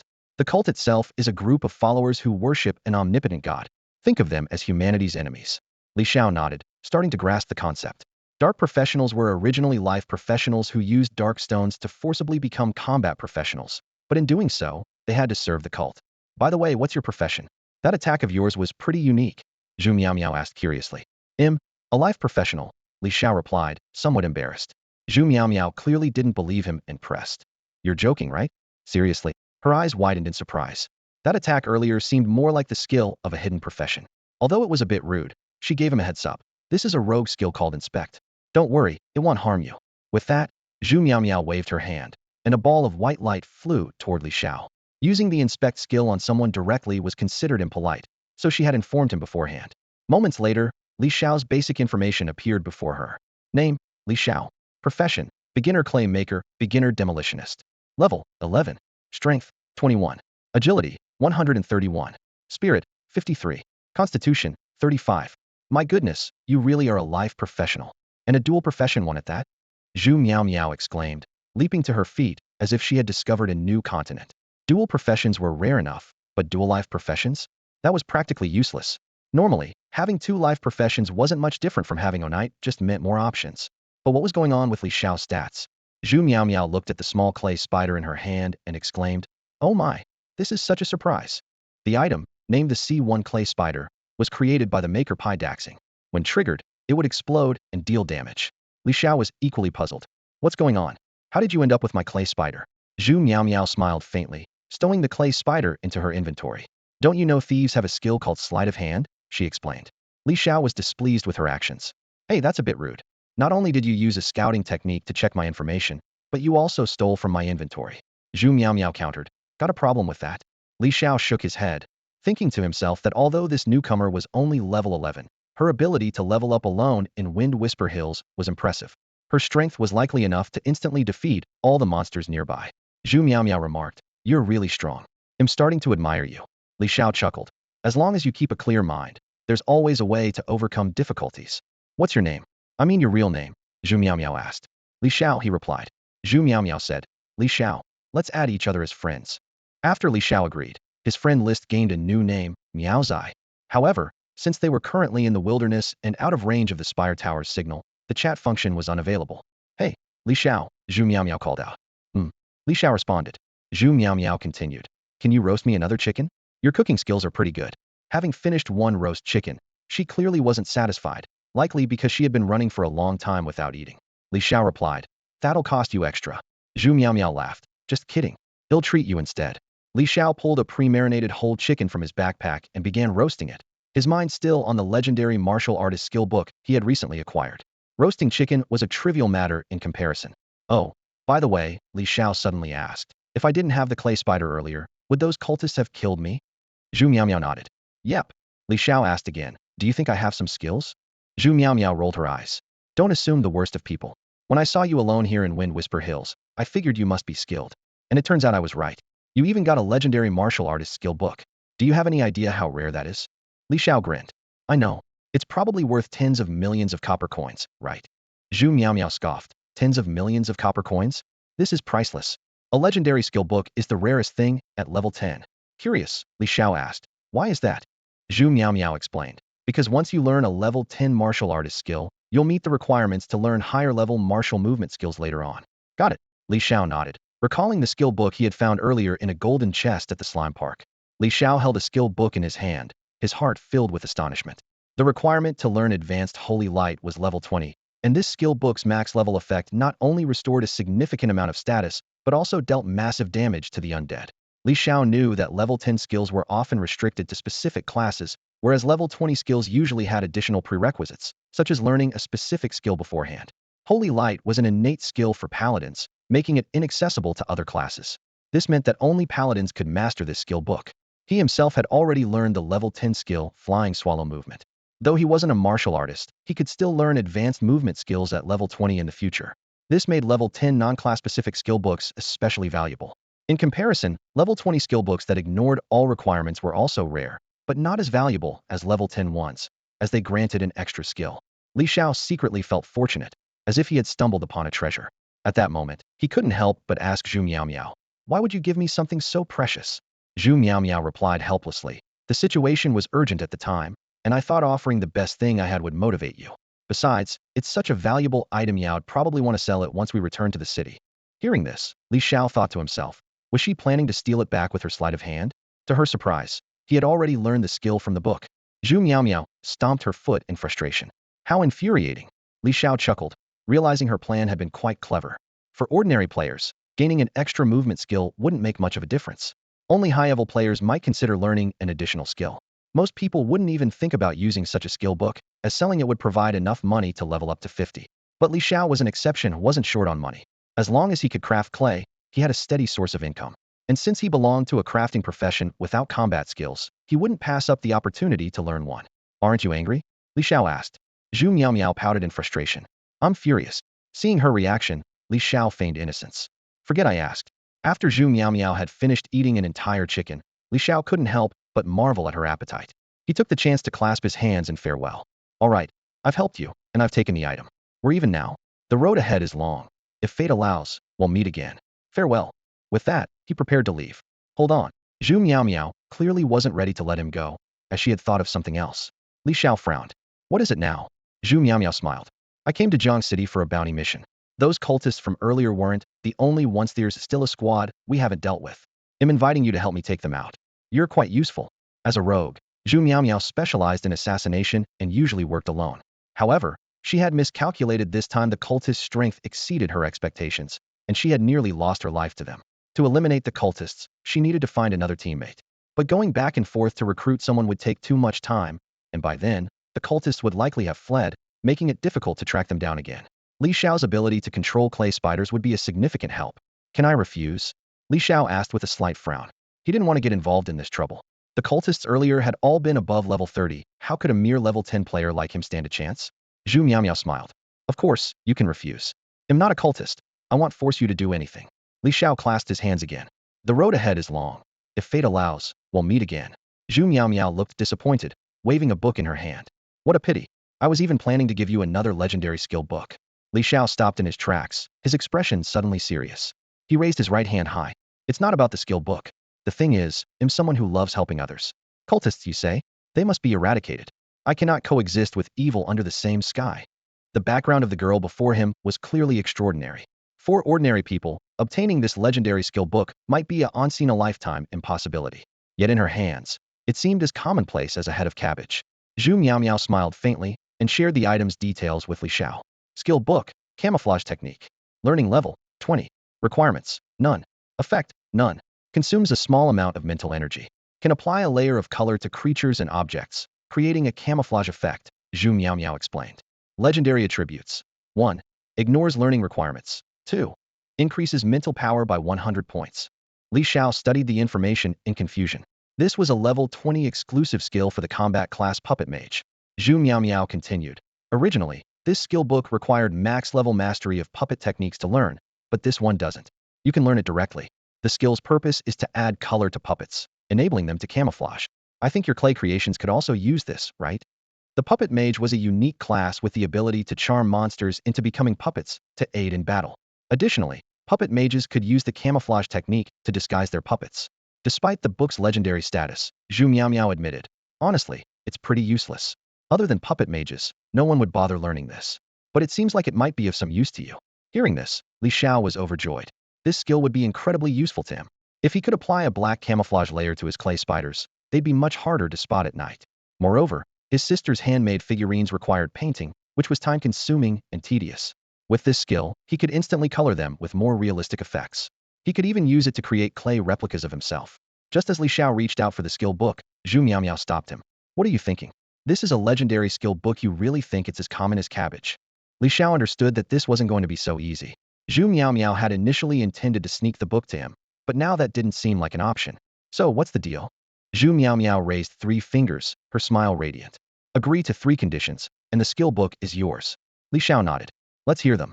Zhu Meow Meow began. First, you'll help me deal with some cult members. All right, but let's be clear, you'll only handle sneak attacks, Li Xiao agreed. Of course, I'm all about sneak attacks too, Zhu Meow Meow replied with a grin. Well, I guess thieves are all about stealth and ambushes, Li Xiao thought to himself. Despite some hesitation, he decided to take the risk for the legendary skill book. Second condition, you're a recent high school graduate, right? I want you to get accepted into Jiangzhou Qingfeng Vocational Combat Academy, Zhu Meow Meow stated. Huh? Li Xiao was taken aback, not expecting such a request. He replied, actually, that's already my goal. Impressive. Ambitious. As expected of someone I've chosen as a teammate, Zhu Meow Meow nodded approvingly. With your clay abilities, getting into Qingfeng Academy should be a breeze. Now for the third condition, Zhu Meow Meow continued. Once you're at Qingfeng Academy, you'll join my team. The skill book will be yours immediately. It was clear Zhu Meow Meow had spotted a talent worth fostering. As a Soontobe second-year student, she was planning to recruit Li Xiao into her team. There might be a chance to get into the nation's top advanced combat academy. To cultivate combat talents, the country has divided combat academies into intermediate and advanced levels. Most students from intermediate academies end up as basic combat personnel, while those from advanced academies enjoy entirely different treatment. Graduates from the nation's top advanced combat academy are universally regarded as exceptional individuals. The subsequent evaluation depends on scores earned through competitions. Li Xiao gradually understood Zhu Meow Meow's intentions. She was a student at Qingfeng Combat Academy and had clearly recognized his potential. Li Xiao felt quite pleased about She hadn't even enrolled yet and had already established a connection with a senior whose family background seemed far from ordinary. Although he knew that even if he got into Qingfeng Academy, he would just be a first-year student, Meow mentioned that he could skip grades. As long as he ranked first in the first-year test competition, he could directly advance to the second year. How many people are in the team now, he asked. None for now. We'll form the team once you're in, Meow replied. Li Xiao couldn't help but feel that this girl might be a bit unreliable. But for the sake of that legendary skill book, he had no choice but to agree to her request. After all, she was a student at Qingfeng Academy and likely wouldn't deceive him. All right, deal, Li Xiao said. Meow beamed with a bright smile. Pleasure working with you, little brother. Li Xiao thought helplessly, you look younger than me. Meow playfully responded. I actually am younger than you. I'm 16, awakened early, and got a guaranteed admission. But I'm still your senior, he. After reaching an agreement, the two of them packed up and set off. I have a Kara Great Wall Cannon, Li Xiao said as he took out his vehicle. Put that away. Don't embarrass yourself, Meow said with a disdainful glance. She then waved her hand, summoning a giant black panther as her mount. The panther had a sleek, muscular body, its glowing green eyes piercing the darkness, and its fur shimmered under the moonlight like black satin. Reluctantly, Li Xiao put away his great wall cannon and climbed onto the panther. He held on to Meow tightly, convincing himself it wasn't to take advantage but out of fear of falling off. The panther moved with incredible speed, and in an instant, Li Xiao understood the true meaning of lightning fast. They sped all the way to Razer Canyon, a treacherous region. Beyond the Whispering Hills and another 100 miles away lay Razer Canyon. The sky here was darker than in other places, with moonlight barely piercing through the jagged cliffs and scattering faint light on the ground. The canyon walls on either side rose sharply, as if cleaved by a giant's axe, soaring into the clouds. The land was dotted with tenacious, unique vegetation that managed to survive despite the harsh environment, adding a touch of life to the desolate landscape. Almost no casual adventurers ventured this far from the city. This place was a haven for cultists and dark-class adventurers. Wild bosses could also drop valuable items here. Razer Canyon was typically home to level 20 monsters, but now a level 40 boss had appeared, the Shadow Scythe Reaper, Soul Eater. Upon hearing this, 2 teams of 10 cultists arrived to hunt the boss. The Shadow Scythe Reaper, Soul Eater, was a massive creature cloaked in deep shadows, seemingly devouring all surrounding light. It wielded 2 enormous scythes, resembling a mantis. After 2 days and nights of relentless attacks, the boss's health was nearly depleted. Where are Zhao Chong and his group of 5? Still chasing that woman? Asked the leading berserker. He was clad in leather armor, wielding a double-bladed battle axe, his muscular frame towering at 3 meters tall. He appeared to have entered a berserk state. They went after her and haven't returned yet, replied another cultist, a mage. It turned out that the 10 of them had been attacking the boss for 2 days and nights. Just an hour earlier, a rogue had suddenly ambushed them, prompting their counterattack. A squad was then sent to pursue the rogue. Still not back? The berserker chuckled. Well, that's just their bad luck. Once we turn in the Soul Eater materials dropped by the boss to the Hall Master, we can forge level 60 shadow weapons. The other loot will be split among the rest of us. Got it. The other 4 cultists grinned with delight. With 5 fewer people to share the spoils, their individual rewards would double. Whoosh. The Wind Whisper Hills were filled with mounds, scattered rocks, and trees, creating countless obstacles. However, the sleek and agile Black Panther mount leapt effortlessly over them, reaching an incredible speed of nearly 500 meters per second, almost comparable to a high-speed train. There were still about 10 miles to go, but the rest of the journey would have to be on foot. After an hour of running, Meow patted the panther's head, signaling it to stop. Li Xiaoqi asked curiously, huh? Why aren't we continuing? Meow replied irritably, let go first. Realizing he had been gripping tightly in his nervousness, Li Xiao let go, and the 2 dismounted. Meow returned the panther to its spatial storage and explained, although my mount is fast, its stamina isn't great. If it keeps running, its heart might give out. It needs to rest and recover in the pet space. Otherwise, why would I ever get caught while being chased? I'd just ride the panther and escape. Li Xiao nodded in understanding. Panthers were indeed the fastest animals, but they lacked endurance compared to horses. It seemed Maio's speed surpassed that of a horse. Otherwise, those horseback cultists would have caught up to her long ago. The 2 began running toward Razer Canyon. Maio's speed was astonishing, clearly boosted by equipment and skills that increased her movement speed. Even with Li Xiao's agility enhanced by 100 points, he still couldn't keep up. Can't you go faster? Li Xiao urged. Meow sighed helplessly, I can't. I'm just in a crafting profession. She grabbed Li Xiao's hand and took off at full speed. Whoosh, wind roared in their ears as Li Xiao felt himself being lifted off the ground, his feet barely touching it. Maio's strength and agility were far beyond his, making her seem almost superhuman. Before long, they entered Razer Canyon. Meow led Li Xiao cautiously toward a specific spot. At the bottom of the canyon, on a clearing, 5 people were attacking a monstrous creature. The creature stood a towering 10 meters tall, like a small building. Its entire body was pitch black, and it wielded 2 scythes, each swing seemingly capable of leveling a hill. This was Li Xiao's first time seeing such a terrifying monster. The 5 cultist professionals weren't weak either. Among them were 2 warriors and a 3-turtle berserker, locked in a fierce melee with the monster. Meanwhile, an archer and a mage provided ranged support from a distance. This was a boss from the Shadow Abyss, though how it had ended up here was unclear. Using a scouting skill from afar, Meow transmitted the information to Li Xiao. The boss is almost dead. I'm sharing the info with you. Act accordingly, you'll sneak in first. Her voice echoed in his ears. The information read, Shadow Scythe Wielder Soul Eater, Level 40 Boss, HP 26, 3001, 000, Skills, Soul Devour, Slash, Shadow, Ambush, Soul Reap, Death Explosion. Li Xiao turned to ask Meow about the next steps, only to realize she was no longer beside him. Hey, where are you? Hey, he called out in frustration. Meow had vanished, leaving him to face the situation alone. Looking at the boss stats, Li Xiao noticed its HP was dropping at a rate of 100 points per second. The boss is almost dead. There's no time to fight both the cultists and the boss. He'll go for the boss first. Li Xiao controlled 10 clay spiders, swiftly sending them toward the target. The speed at which he manipulated the clay was directly tied to his mental strength. The higher his mental strength, the less clay he needed to control, allowing for faster movement. Maneuvering 10 spiders simultaneously, he achieved a speed of 10 meters per second as the spiders climbed onto the monster, engaged in a fierce battle with the cultists. The monster remained oblivious to their presence. Li Xiao calculated in his mind, pondering where the most devastating place to detonate would be.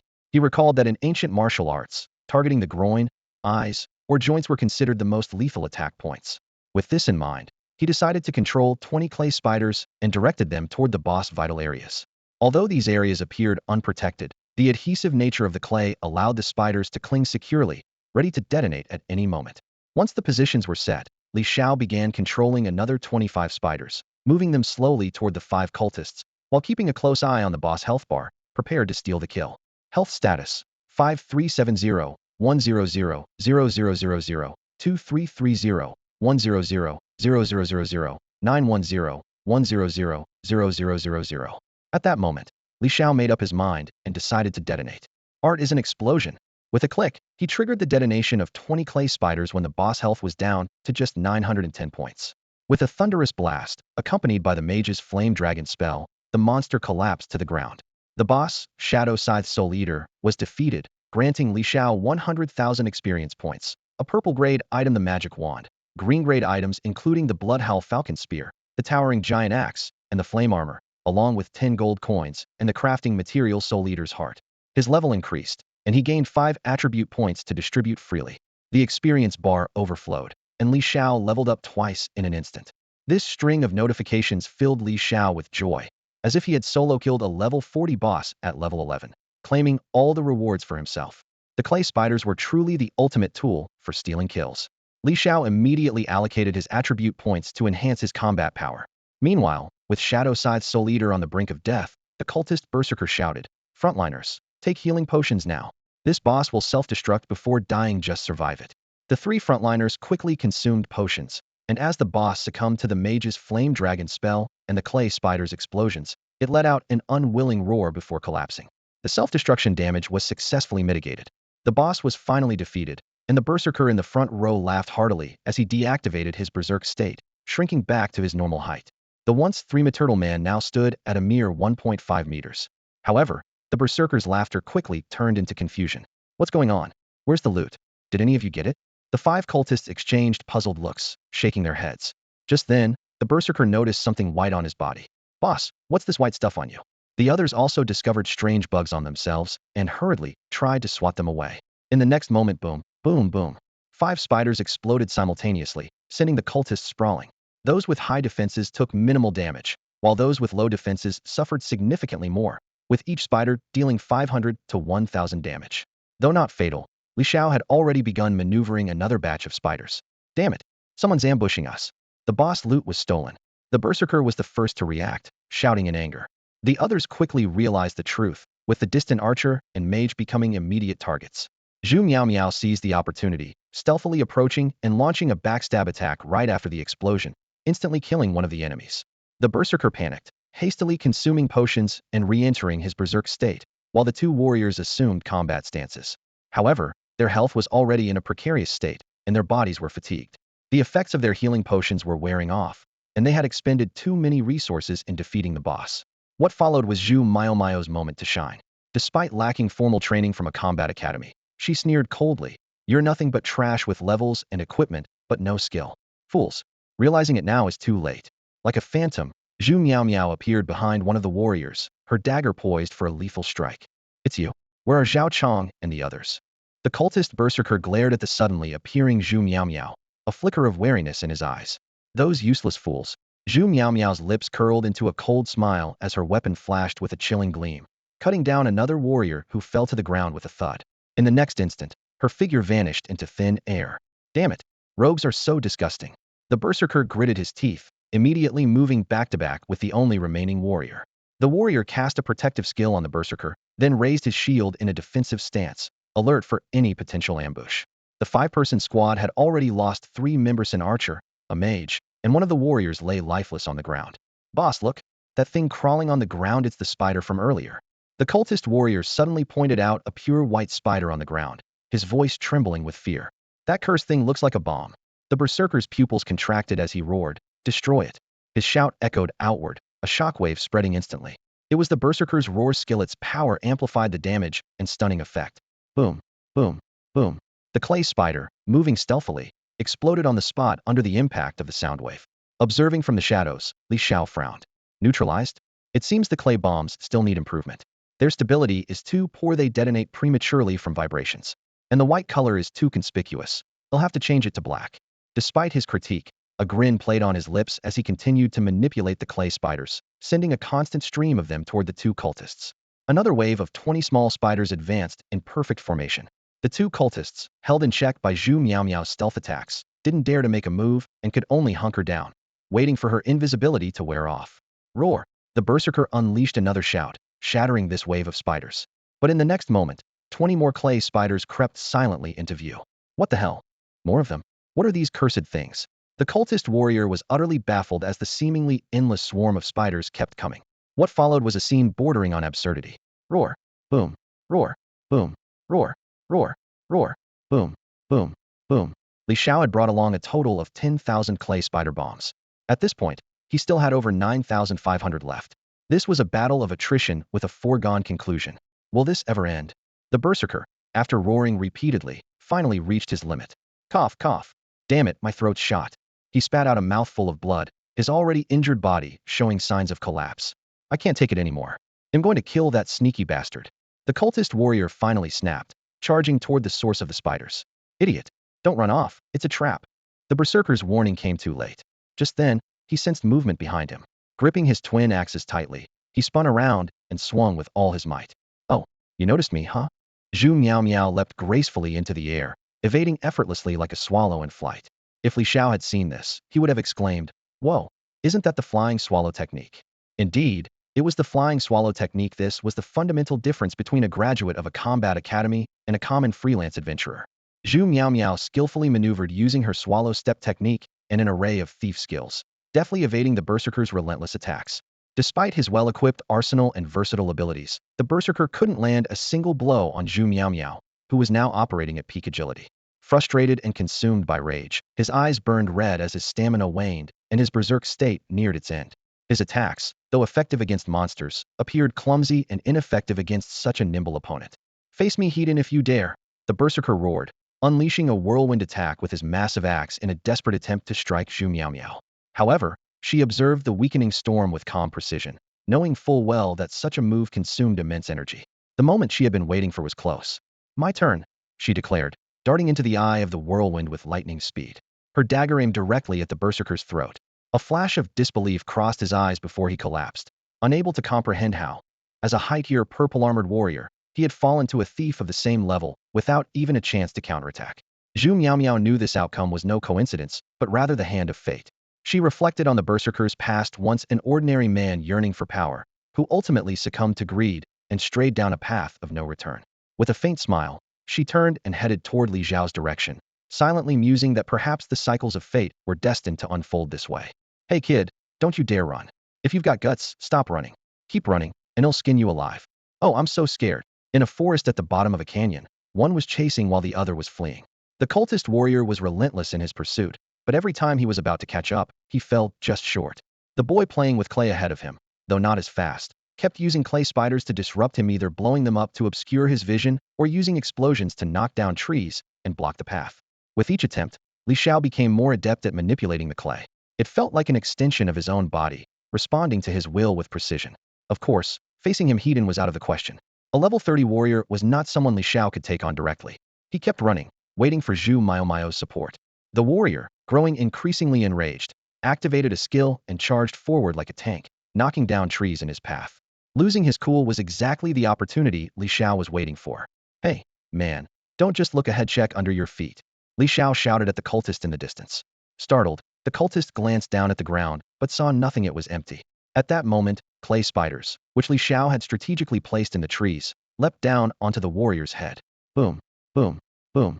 A series of explosions erupted, forcing the warrior to stagger and cover his head. Thankfully, he wore a helmet. Otherwise, his brains might have been blown out. The warrior was well equipped and high level, making him a tough opponent even after being injured. You tricked me. Damn it. The warrior finally realized he had been duped. Idiot. Ever heard of the art of deception? Li Xiao laughed and quickly took off running again. The warrior resumed his pursuit. Look up, Li Xiao called out. Look at your. The warrior cursed, choosing instead to focus on his footing. He activated a stomp skill, but it was futile. Once again, clay spiders descended from above. You're dead. The cultist, now thoroughly enraged, pulled out a magic scroll from his backpack. This was his trump card, a one-time use scroll capable of releasing powerful magic. He aimed it at Li Xiao. The scroll was extremely valuable, and he had been reluctant to use it, but he was beyond caring now. All he wanted was to kill the annoying kid who had been toying with him. It's time to end this. Just as the warrior readied the magic scroll, Zhu Miao emerged from the shadows. She had been there all along, silently observing. She waited until the warrior revealed his ultimate weapon before making her move. In a flash, Zhu Miao struck using a sap, followed by a backstab and a throat lock combo. The last cultist fell to the ground, defeated. Senior, you're here? Why didn't you step in earlier? I was running my legs off. Li Xiao complained as Zhu Miao calmly appeared. He had already guessed the truth. Of course, I had to see how you'd handle it, Zhu Miao replied with a faint smile. Your use of clay wasn't bad. Using your current skills creatively and flexibly, you've earned the right to be my teammate. Li Xiao was too drained to argue. Afterward, it was time to loot. The cultists were decked out in high-quality gear, almost entirely in purple-grade equipment. Li Xiao couldn't help but marvel. How do these cultists have such good gear? Obviously, by killing and looting, Zhu Miao explained. Murder and arson bring wealth. What's faster than taking someone else's stuff? Upon hearing the phrase, killing to steal treasures, Li Xiao couldn't help but feel that these people deserved their fate. Zhu Miao smiled and asked him, do you know the difference between students from a good combat academy and ordinary combat professionals? Li Xiao shook his head. Zhu Miao continued to explain, the difference lies in combat techniques, skill combinations, adaptability through systematic training. Even with the same skills and equipment, some people will always be stronger. It's not uncommon for a lower-level fighter to defeat a higher-level one. Otherwise, what would be the point of combat academies? Li Xiao nodded, feeling he had gained valuable insight. In the past, he had always assumed that combat academies were just better resourced, but now he realized how shallow his understanding had been. Although Zhu Miao was also at level 30, her strength far exceeded that of the cultists, allowing her to remain composed. As one of the top students at Qingfeng Combat Academy, Zhu Miao was required to turn in the equipment dropped by the cultists to the academy, where it would be traced back to the victims through the tribunal. Even so, she handed Li Xiao something before leaving. Here, keep this magic scroll, she said, pulling a scroll from her pocket. It was the trump card of the cultist warrior, who hadn't had a chance to use it before being instantly defeated. The Firestorm magic scroll contained a level 60 mage skill capable of unleashing a massive firestorm, an attack nearly impossible to withstand. Li Xiao's eyes lit up, thinking this was a treasure that could potentially save his life in a critical moment. He felt fortunate that Zhu Miao had taken care of the warrior. In the end, wouldn't have stood a chance against a level 60 spell. After completing her mission, Zhu Miao prepared to return to the academy to report. As she departed, she said, see you at Qingfeng Academy. With a leap, she disappeared into the distance. Li Xiao shouted after her. Hey, aren't you going to help me get out of this godforsaken place? A few moments later, her voice echoed back, figure it out yourself. Feeling helpless, Li Xiao muttered to himself that this girl was truly unpredictable and elusive. At this point, Li Xiao was far from Jiangqing. The Black Panther had run at a speed of 500 meters per second for an hour, covering over 1,000 kilometers. He had left Fengyu Hills and entered Scythe Canyon, a desolate place inhabited by level 20 monsters. His Great Wall Cannon was useless in this terrain. Fortunately, there were no bosses around, as high-level bosses rarely appeared in the wild. While the level 20 monsters were troublesome, Li Xiao's mastery of the swallow step technique allowed him to move swiftly, dodge attacks with ease, and take them down without much difficulty. Though Zhu Miao's actions were somewhat frustrating, the gains from this adventure were substantial. Li Xiao had taken down a level 40 boss, acquiring a purple grade item and a pile of green grade gear. While these items weren't useful to him directly, they could fetch a good price. The boss also provided 100,000 experience points, instantly boosting him 2 levels to level 13. Most importantly, he had learned a level 10 martial artist movement skill and obtained a level 60 magic scroll. Just thinking about it filled him with excitement. However, the Academy's assessment was fast approaching, and he needed to pick up the pace. After 3 days of arduous travel, Li Xiao finally emerged from Scythe Canyon and reached the Morning Light Prairie as dawn broke. He retrieved his Great Wall Cannon and sped toward Jiangqing. As he drove, the signal gradually returned, and his system notifications began chiming incessantly. While driving, he checked his messages and first saw a series of texts from his older sister. "It's raining. Xiao, why didn't you come home tonight?" "Xiao, reply to me. Did something happen to you? Don't scare your sister like this." Her messages were filled with worry. Li Xiao quickly replied, assuring her that he was fine and on his way home. Relieved, his sister responded, telling him not to scare her like that again, as her heart couldn't take it.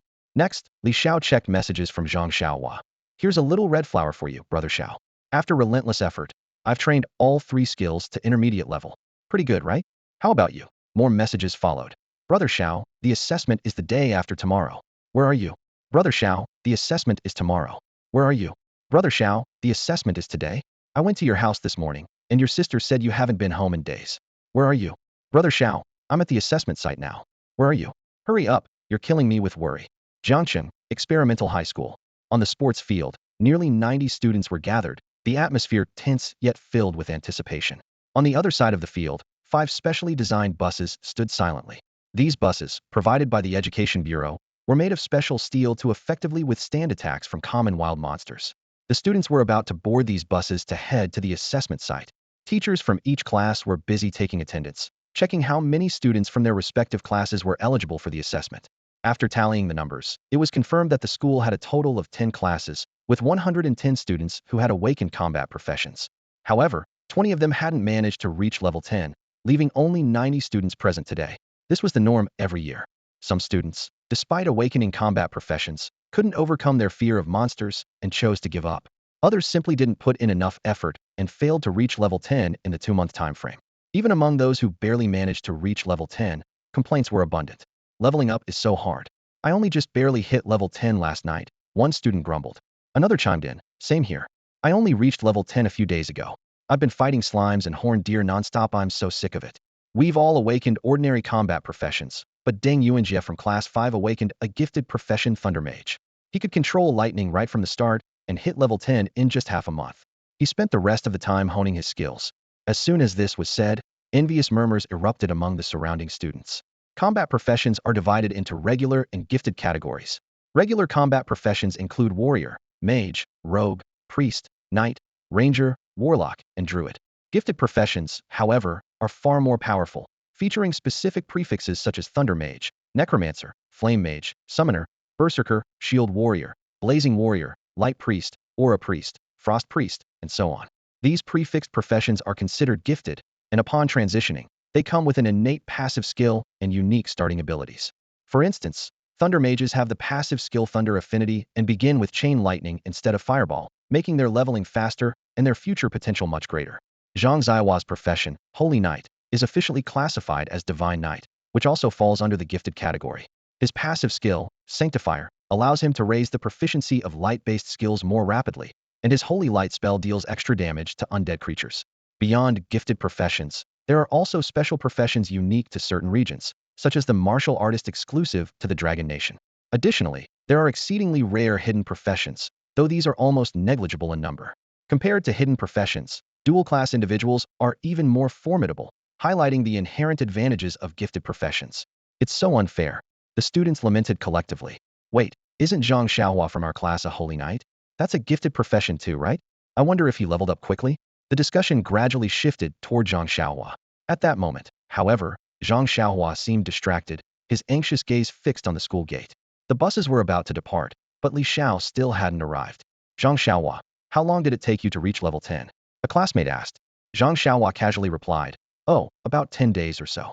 As soon as he said this, a wave of admiration swept through the crowd. 10 days was an impressively short time.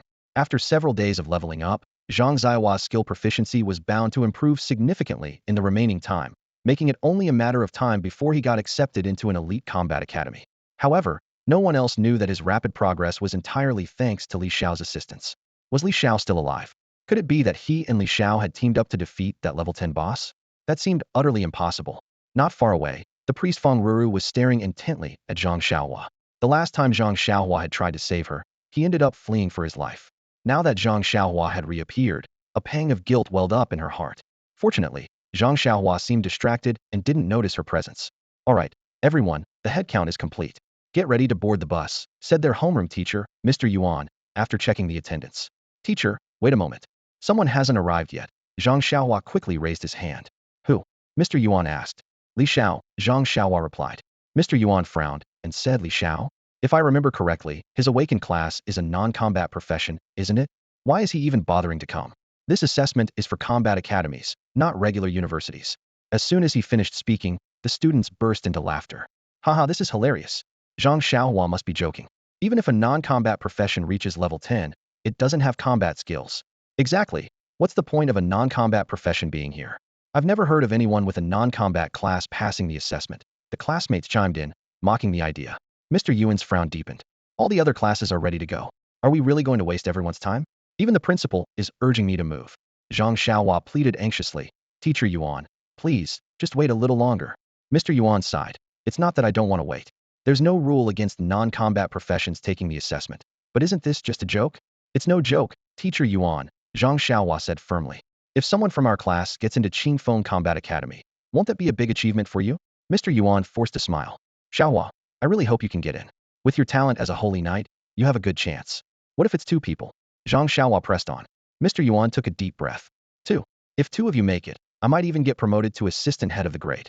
But who's the other one? Of course, it's Li Xiao. Please believe me, Teacher Yuan. He absolutely has the ability to get into Qingfeng Combat Academy. Mr. Yuan hesitated for a moment before finally agreeing. All right, we'll wait 10 more minutes. If he doesn't show up, we'll have to leave. Though he was skeptical, Zhang Xiaohua's confident demeanor persuaded him to negotiate with the principal for extra time. After all, Zhang Xiaohua was the class standout talent, and if he got into Qingfeng Combat Academy, Mr. Yuan's year-end bonus would be secured. It was worth the effort. Thus, the group, which was about to depart, remained in place, waiting. Gradually, murmurs of discontent began to spread among the students. Why aren't we leaving yet? What are we waiting for? I heard there's still someone who hasn't arrived. Who is it? Why are we all waiting for this one person? Apparently, it's someone from class 32 named Li Xiao, and he's in a non-combat profession. What a joke. Why should we wait for him? Yeah, it's that holy knight Zhang Xiaohua from class 32 who said this non-combat guy could get into Qingfeng Combat Academy. That's why the principal agreed to wait a bit longer. At Qingfeng Academy, students pursuing life-oriented professions were grumbling with dissatisfaction, feeling that the hope of getting into the strongest academy in Jiangzhou was slim. One student, visibly agitated, exclaimed, even a paladin with a gifted profession might not make it into Qingfeng Academy. To get in, you have to tackle a challenge-level assessment dungeon. Ordinary professionals have no chance. His words struck a chord with the others, who all voiced their discontent. Among them was a thunder mage named Deng Yuanjia, who also felt irritated by the conversation. Already at level 11, he thought to himself, he'll go talk to the principal. With my talent, the principal has to give me some credit.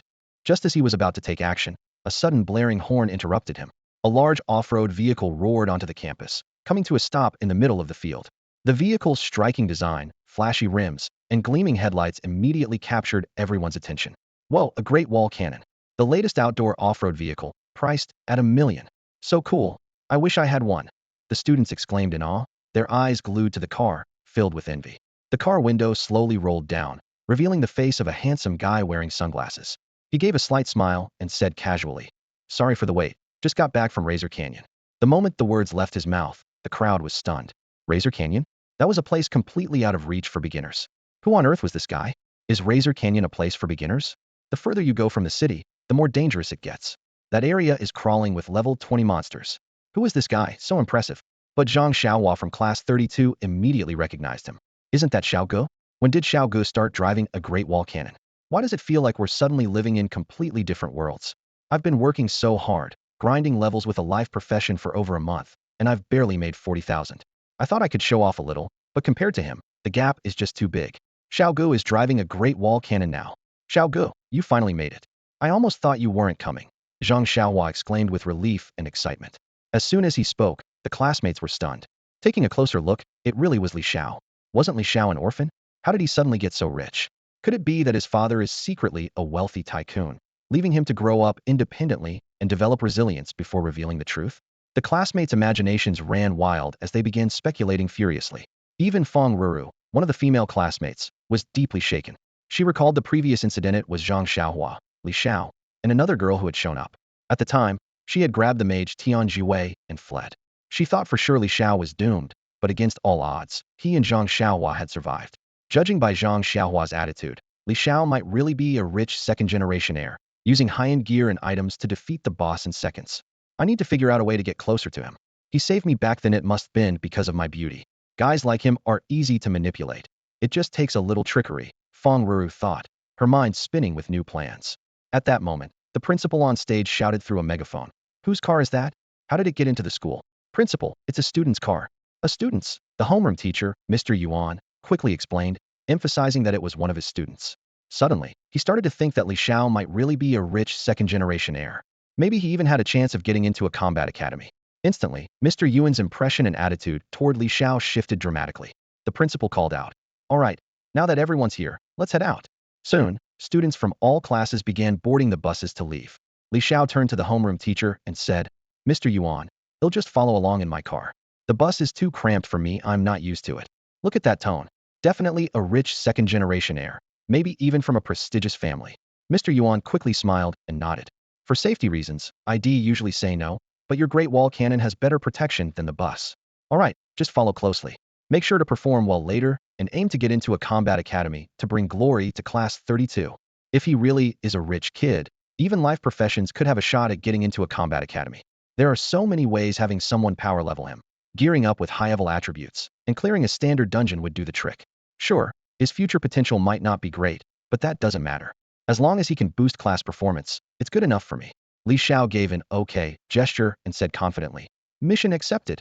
Zhang Xiaohua, full of excitement, rushed over, opened the car door, and hopped into the passenger seat. "This seat is mine."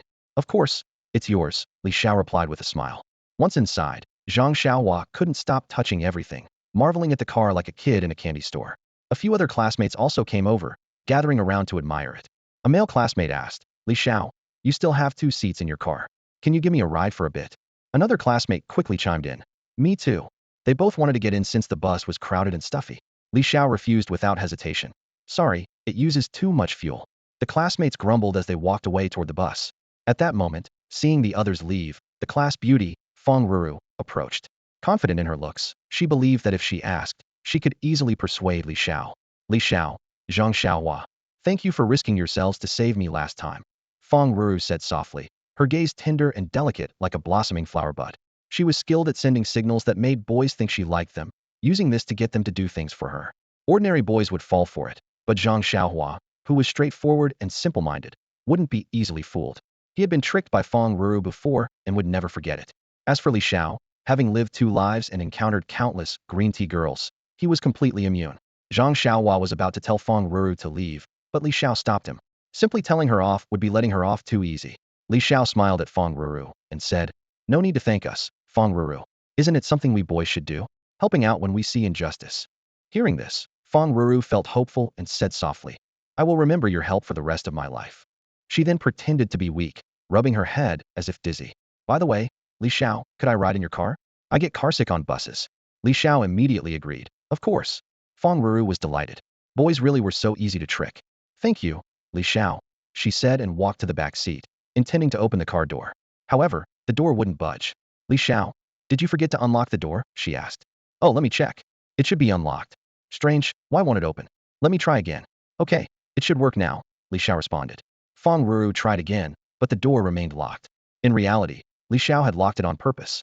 After several attempts, the school's buses started leaving one by one. By the time the last bus was about to depart, Fong Ruru still hadn't managed to open the car door and was visibly anxious. Fong Ruru, the lock might be broken. Sorry about that, Li Xiao said before stepping on the accelerator, kicking up a cloud of dust that covered Fong Ruru. He then drove off, following the last bus. Fong Ruru stood there, covered in dust, completely stunned. She was the only one left behind. Is he messing with me? Only then did Fong Ruru realize that Li Xiao had completely fooled her. But now that all the buses had left, she was at risk of missing the exam. Left with no choice, she began running after the buses, shouting, "Teacher! Teacher! I haven't gotten on yet." She looked utterly pitiful. Fortunately, Fong Ruru was a level 10 professional, and with her enhanced attributes, she was much stronger than an average person. She pushed herself to the limit and managed to catch up to the bus. The teacher on the bus noticed her and stopped to let her in. Unfortunately, the bus was fully packed, leaving no seat for her, so she had to stand. The situation was utterly humiliating. Li Xiao, he'll remember this. Fong Ruru thought to herself, utterly distraught and keeping her head down to avoid eye contact with anyone. Haha, that was amazing.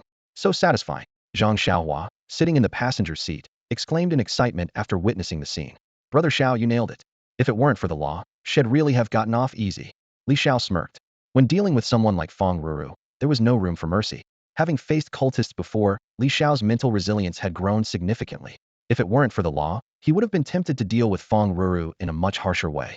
Driving his Great Wall Cannon truck, Li Xiao activated the auto-follow mode, allowing the vehicle to trail the bus ahead automatically. He opened the car fridge, took out 2 bottles of cola, and handed one to Zhang Xiaohua.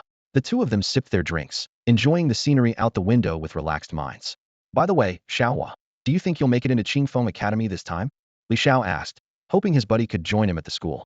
I'm somewhat confident, but not entirely, Zhang Xiaohua replied. My profession is versatile, but not very efficient at killing monsters. I heard the competition is fierce this year. Several talented professionals from neighboring schools might push me out of the top ranks. The exam rankings were determined by dungeon scores, and only the top 100 students in Jiangzhou could enter Qingfeng Vocational Battle Academy.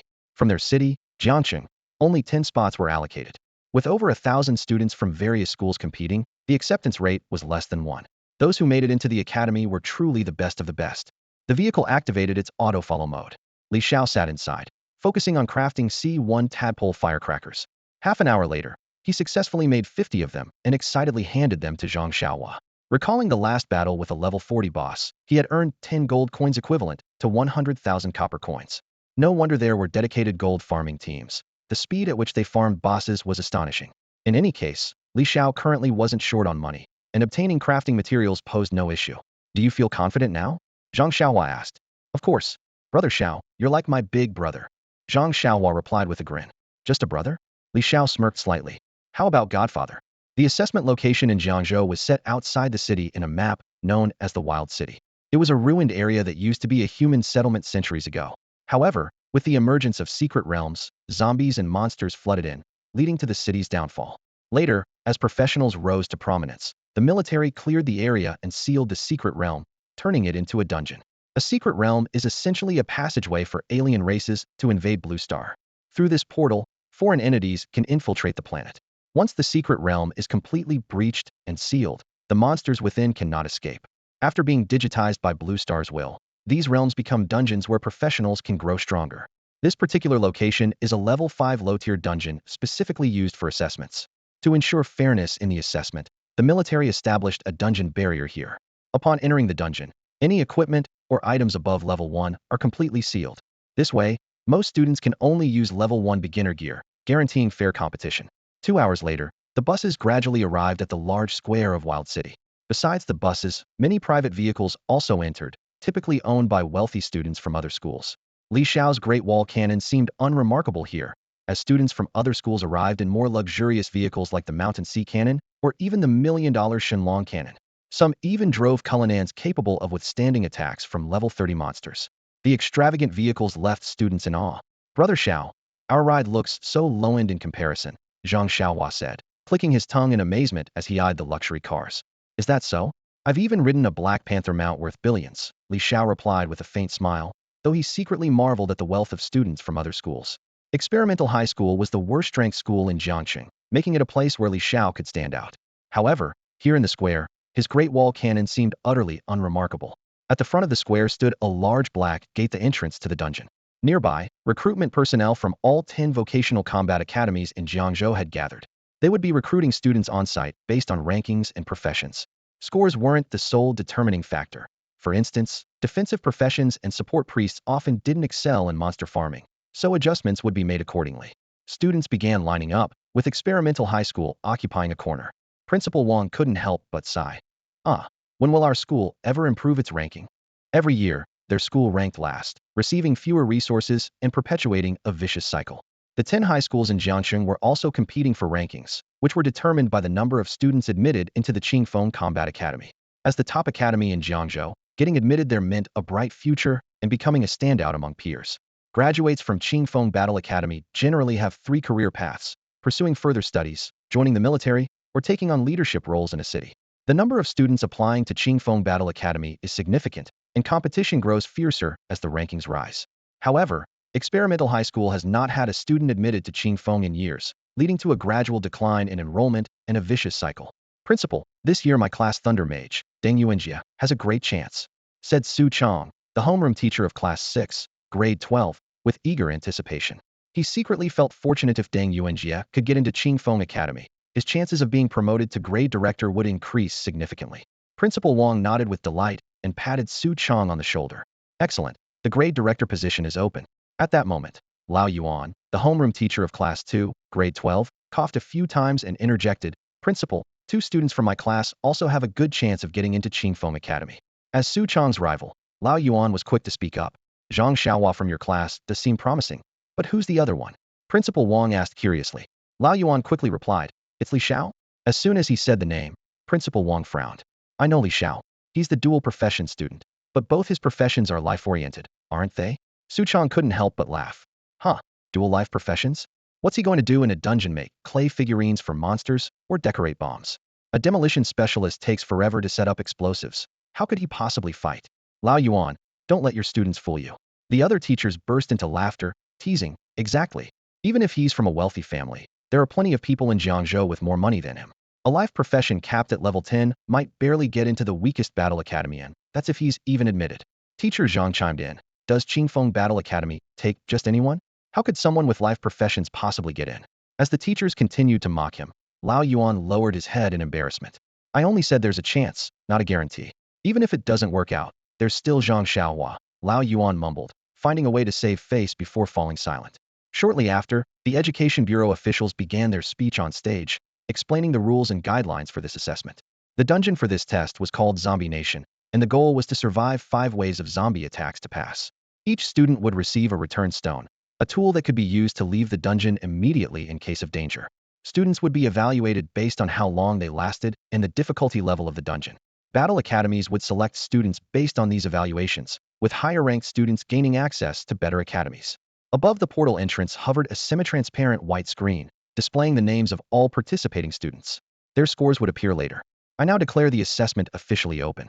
Students, please line up and enter, announced the head official. One by one, the students stepped into the dungeon portal. Recruiters from the top 10 battle academies and teachers from various schools began observing closely. The screen started showing the difficulty levels chosen by the students. Li Xiao chose easy, while Su Yanqi and Lu Xian opted for normal. The dungeon difficulties were ranked as easy, normal, hard, nightmare, and hell. The 5 zombie waves increased in intensity with higher difficulty levels. For instance, the 5th wave on easy mode featured only 50 zombies, while the number multiplied exponentially with each difficulty increase.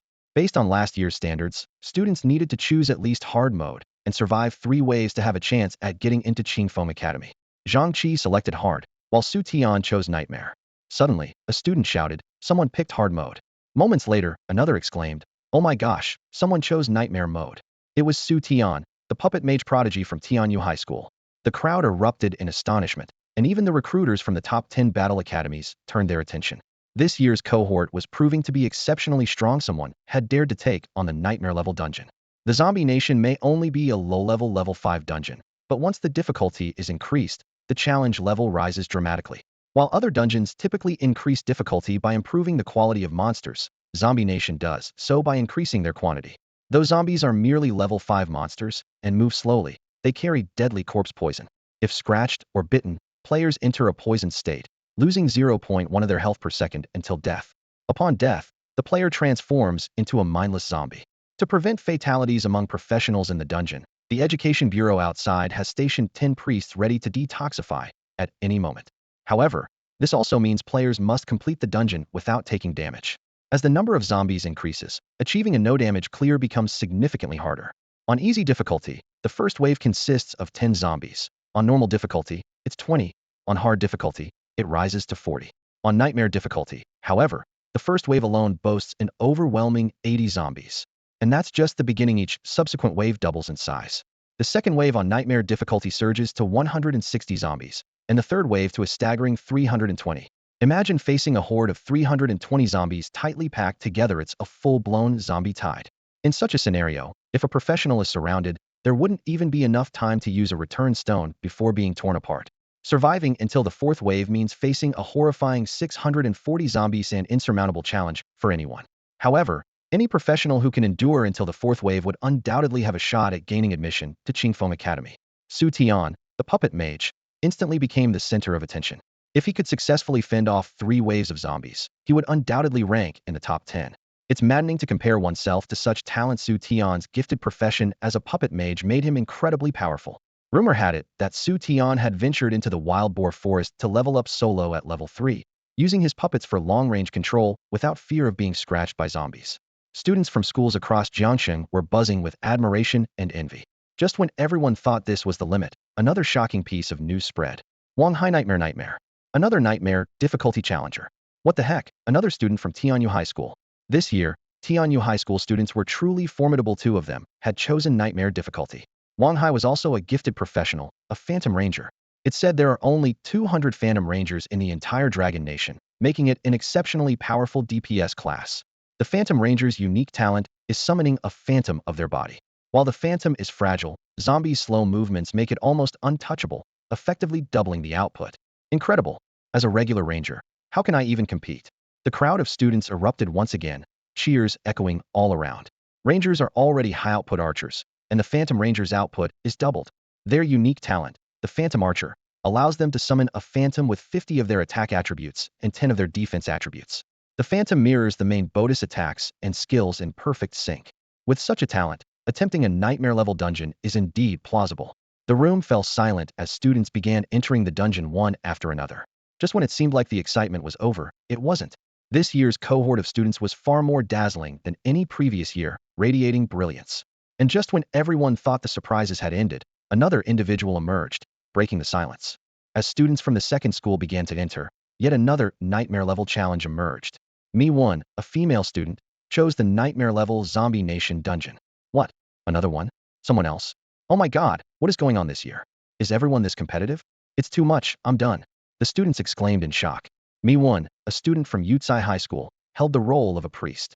However, she wasn't an ordinary priest, she was a dark priest, a rare talent-based class. Her healing abilities not only restored health, but could even poison and kill monsters. This revelation once again stunned the crowd of students. A dark priest, such an extremely rare class, had appeared. Her talent, dual spirits of light and shadow, meant that any healing spell she cast on enemies would deal the same amount of damage instead. Imagine this. A level 10 priest's advanced skill could potentially be a group healing spell, and combined with her talent, it would become a terrifying area effect damage skill. As more and more students chose to take on challenges, those who initially aimed to enter Qingfeng Battle Academy had to reassess their decisions. Should they increase their difficulty level? Principal Wang of Experimental High School was growing increasingly anxious as he observed the situation. Originally, he believed his school could secure 1 or 2 spots at Qingfeng Academy, but now, the competition looked fierce. At this point, only Thunder Mage Deng Yuanjia seemed to have a chance. As for Holy Knight Zhang Xiaohua, although her class was also talent-based, her combat abilities were average among the many paladins, and it was uncertain whether she could make it into the top 10. Meanwhile, Li Xiao, though a dual class, was deemed hopeless by the school's veteran, Old Yuan, who looked on helplessly. Principal Wang exchanged a glance with homeroom teacher Su Chong, who also appeared uneasy. Su Chong walked over to Deng Yuanjia and asked, Yuanjia, what difficulty level do you plan to challenge? Deng Yuanjia hesitated before replying. Teacher, I was thinking of challenging the hard level, but there seems to be so many talent-based classes this year. Su Chong nodded in agreement. Yes, the competition is indeed intense this year. Just then, the crowd erupted once again. Chen Nan, a student from Tianmei High School, had chosen the Nightmare Level Challenge. His talent-based class was Fear Warlock, with a unique skill called Fear Gargoyle, allowing him to summon a Fear Gargoyle that grew stronger as he leveled up. Against a zombie-themed dungeon, this skill was undoubtedly a huge advantage. Moreover, rumors had it that Chun Nin came from a wealthy family and had a team supporting his leveling. He was already equipped with an exceptional set of level 1 gear. Faced with this development, Deng Yuanjie gritted his teeth and decided, I'll choose Nightmare level 2.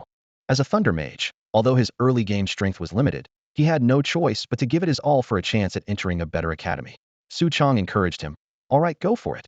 On the other side, the homeroom teacher of Class 32, Mr. Yuan, fixed his gaze on Zhang Xiaohua, his thoughts wavering between speaking up and staying silent. In the end, he chose silence. He understood the risks lurking behind this decision. If the first wave of challenges couldn't be overcome, Zhang Xiaohua might not even qualify for the top 3 battle academies. Although Zhang Xiaohua might not be guaranteed admission to Qingfeng, securing a spot in the top 3 was undoubtedly achievable. Mr. Yuan thought to himself that he couldn't risk his students' future for personal gain. As the students gradually entered the dungeon, the atmosphere grew livelier, until it was the turn of the students from the underperforming experimental high school. Most of them chose the standard difficulty level, which drew little attention. That was until Deng Yuanjie stepped forward and chose the Nightmare level. The lively atmosphere instantly quieted down, as the number of students opting for Nightmare difficulty this year had been overwhelming, leaving the crowd desensitized. Soon enough, Li Xiao and Zhang Xiaohua approached the dungeon entrance.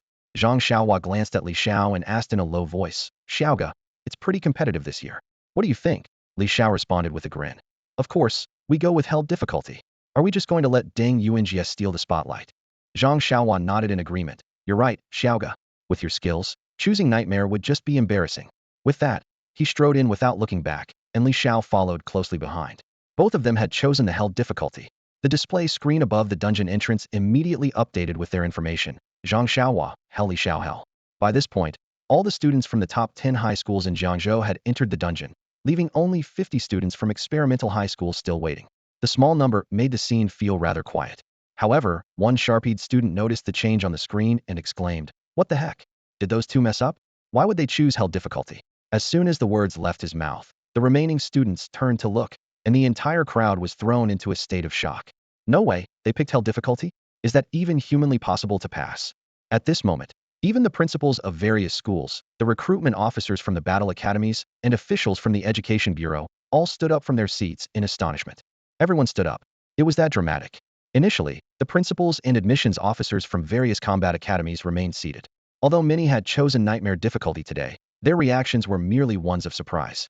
However, this time, nearly everyone rose to their feet, their faces filled with shock. Someone actually selected hell difficulty. In the history of the Zombie Kingdom assessment, almost no one had ever dared to challenge the hell level. The first wave of zombies alone consisted of a terrifying 160, the second wave 320, the third wave 640, the fourth wave 1,280, and the fifth wave an unimaginable 2,560. Even a level 20 professional wouldn't dare to take on such a challenge lightly. It wouldn't matter if someone was a dual class or a hidden class professional, especially since this dungeon came with a seal that restricted equipment and items above level 5. 10 years ago, in Jiangzhou, dual-class professionals Yin Shuangying and Yin Qing from Longhua had also participated in this assessment, opting for the hell difficulty. However, they only managed to survive until the third wave, still enough to make them the top scorers in Jiangzhou's college entrance exams. Could Jiangzhou be producing another talent of this caliber? The 10 combat academies were all paying close attention. Which school could this student possibly belong to? Principal, get over here. The director of education for Jiangzhou immediately waved over. Upon hearing this, Principal Wang of Experimental High School stepped forward. Director, they're from our school, he announced. All eyes immediately turned to Principal Wang, and for a moment, he felt a sense of pride. For years, he had been a relatively insignificant figure in this arena. The director, visibly excited, asked, What's the situation with these two students? Principal Wang replied, Director, Zhang Xiaohua is a holy knight. Hearing this, the director looked slightly disappointed. A holy knight challenging hell difficulty? That's impossible. What about the other one? He inquired. The disappointment wasn't limited to the director. The admissions officers from the combat academies also looked let down. While holy knights were decent, they were ultimately just tank support roles. Everyone had expected a hidden class professional, only to be let down. Principal Wang continued, the other one is a dual class professional. As soon as these words left his mouth, everyone's eyes lit up.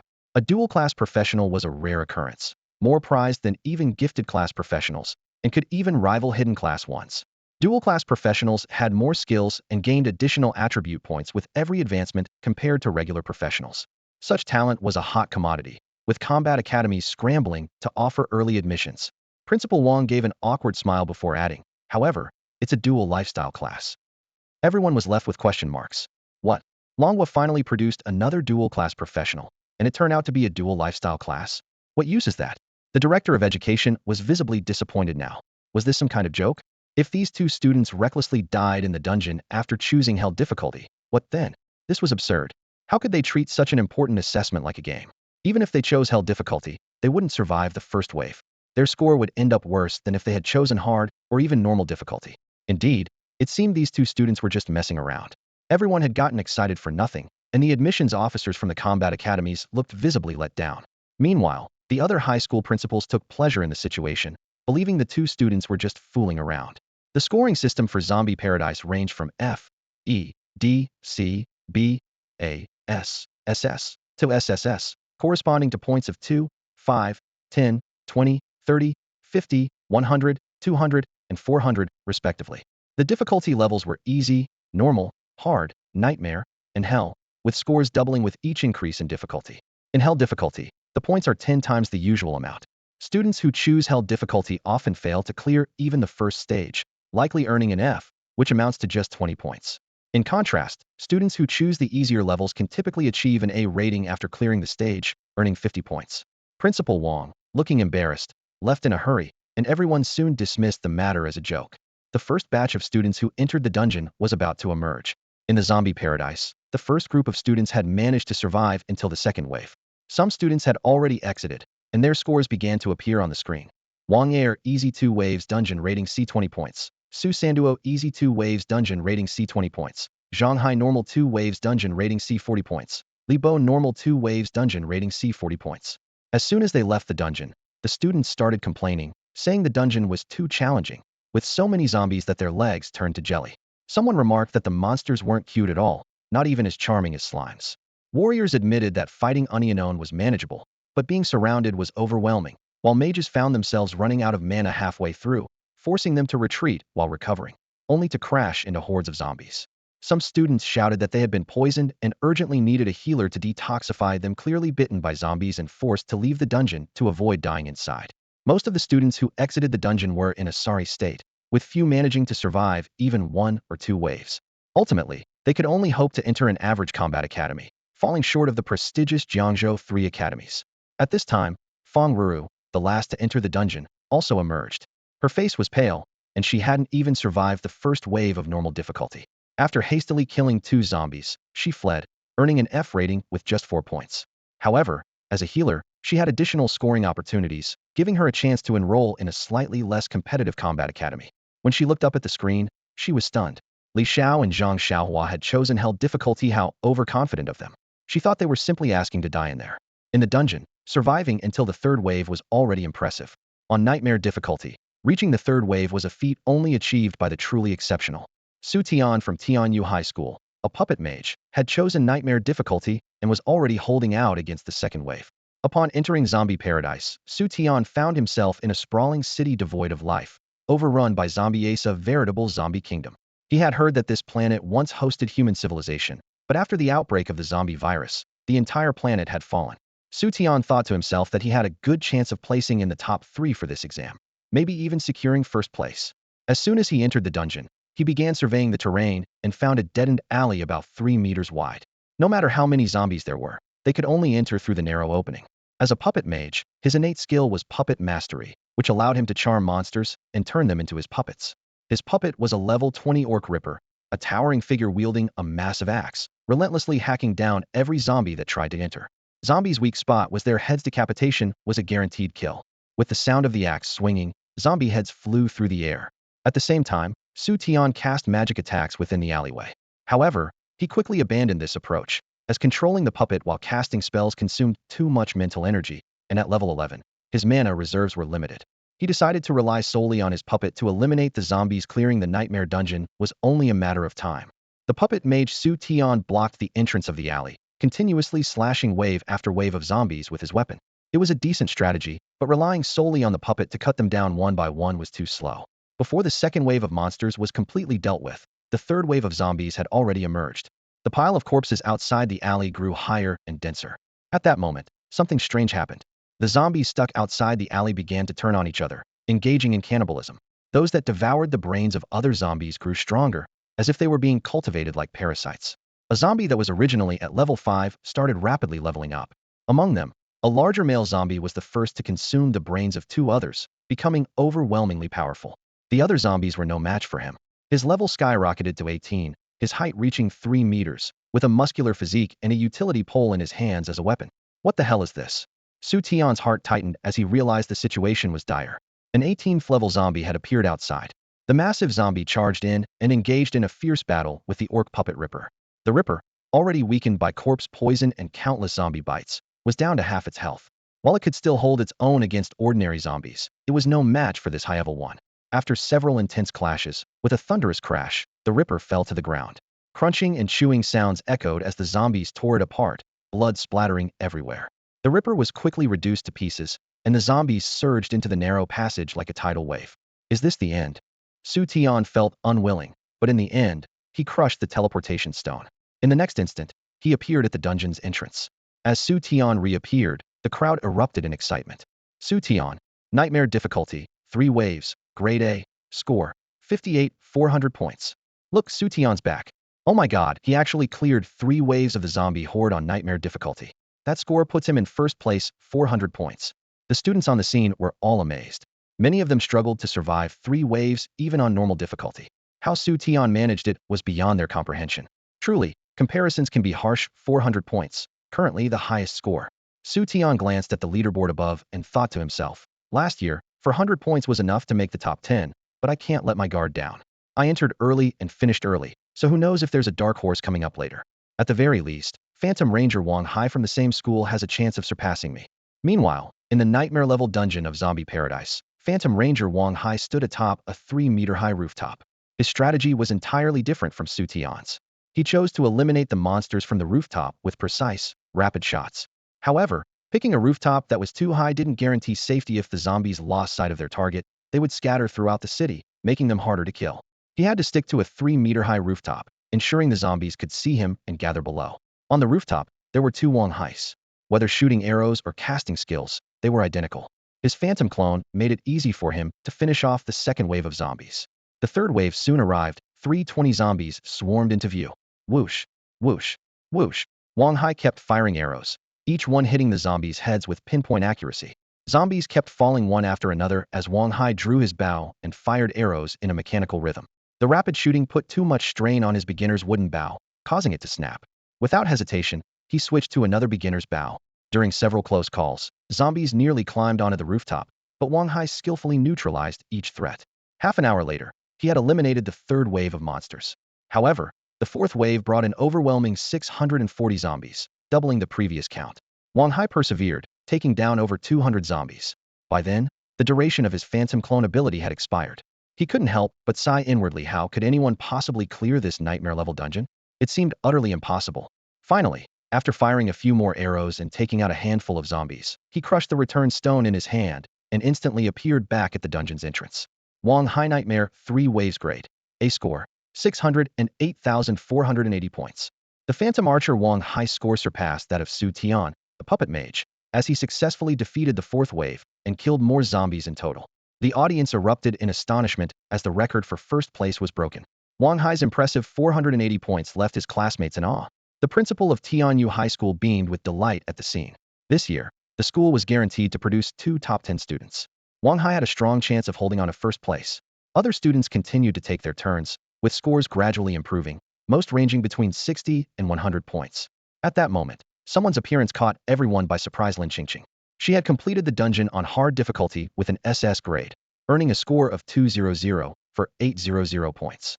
When her score was announced, the crowd erupted into excitement. Wow, a dark horse has emerged. Even though it was on hard difficulty, she managed to achieve an SS grade. Her classmates speculated about how she had accomplished such a feat. Could it have been due to her incredible speed in clearing the dungeon? Lin Qingqing walked back to the queue, appearing as radiant as a charming girl stepping into spring. Her eyes sparkled like sunlight refracted through morning dew, bright yet shy. Although she was well known at school, she kept a low profile and rarely interacted with her peers. Few people truly knew her, but that didn't stop her from being the school's belle. She glanced up at the big screen, surprised to see her score ranked first. While her classmates whispered about her performance, Only she knew what had really happened inside the dungeon. With her own abilities, there was no way she could achieve an S-grade clearance. Her success was thanks to a special itema tool unrestricted by levels and unaffected by dungeon seals given to her by her cousin, the C1 Tadpole Firecracker. Its power was extraordinary. The 200 firecrackers were more than enough to help her quickly clear the hard dungeon. In her heart, Lin Qingqing silently acknowledged the truth. Yes, her cousin was none other than Lin Wanjing, the wealthy owner of the Qingkong Rainy Day figurine shop. Upon learning that Lin Qingqing was taking the academy assessment, Lin Wanjing immediately provided her with 200 C1 Tadpole firecrackers. With these tools, Lin Qingqing completed the dungeon swiftly and earned an outstanding score of 800 points. This year's top scorer would undoubtedly be her. A faint smile appeared on her face as joy filled her heart. Entering Qingfeng Academy as the top student came with extraordinary privileges. In the academic atmosphere of Jiangcheng, achieving a high score of 800 almost guaranteed the top spot for Lin Qingqing. Last year's top scorer had only managed 500 points, and this year's result, exceeding that by 300 points, left little doubt about her capabilities. However, an unexpected dark horse, Mi1, emerged from Yucai High School, shattering the calm. Mi-Win's Nightmare Level challenge earned an SS rating with a staggering score of 1,600, leaving students and teachers present utterly astonished.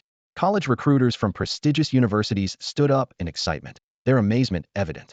The continuous emergence of talented professions was dazzling, with some even clearing the Nightmare Level Zombie Wonderland to achieve an SS rating. It seemed that a new brilliant generation was on the rise.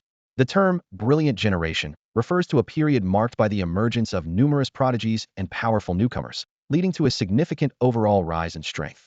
The last such phenomenon occurred 30 years ago, and that generation became the backbone of humanity's resistance against the myriad races. Now, with Mi-Win's appearance, the prospect of victory in the struggle between humanity and the other races seemed closer than ever. Unbelievable. I thought 800 points was the limit, but now someone with 1,600 points has appeared. Amid the astonished murmurs, Lin Qingqing couldn't help but glance at Mi-Wen, pondering in silence. Mi-Wen's background was even more intriguing. She was the heiress of Jiangcheng's Mi Group, and rumors suggested her family had custom-made a set of top-tier purple-grade equipment just for her. No wonder she was able to clear the Nightmare Challenge with an SS rating. Mi-Wen, my goddess. She's incredible. Her classmates exclaimed in awe, praising her strength. Yet, some were less impressed. Get real. She's a dark priest, and her family invested heavily in her. That's the only reason she could achieve this. Mi-Wen's overwhelming prowess completely overshadowed the other prodigies.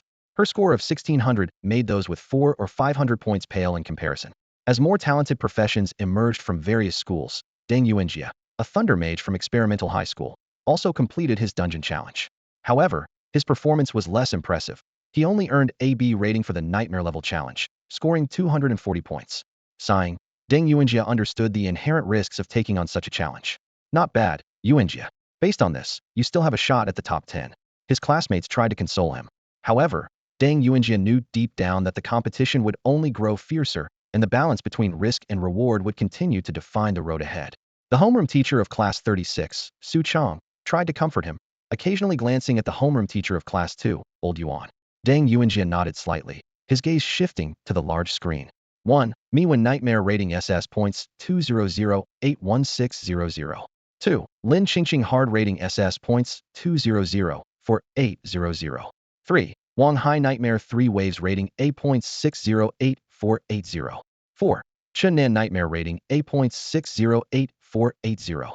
5. Su Tian Nightmare 3 Waves Rating A Points 508-400.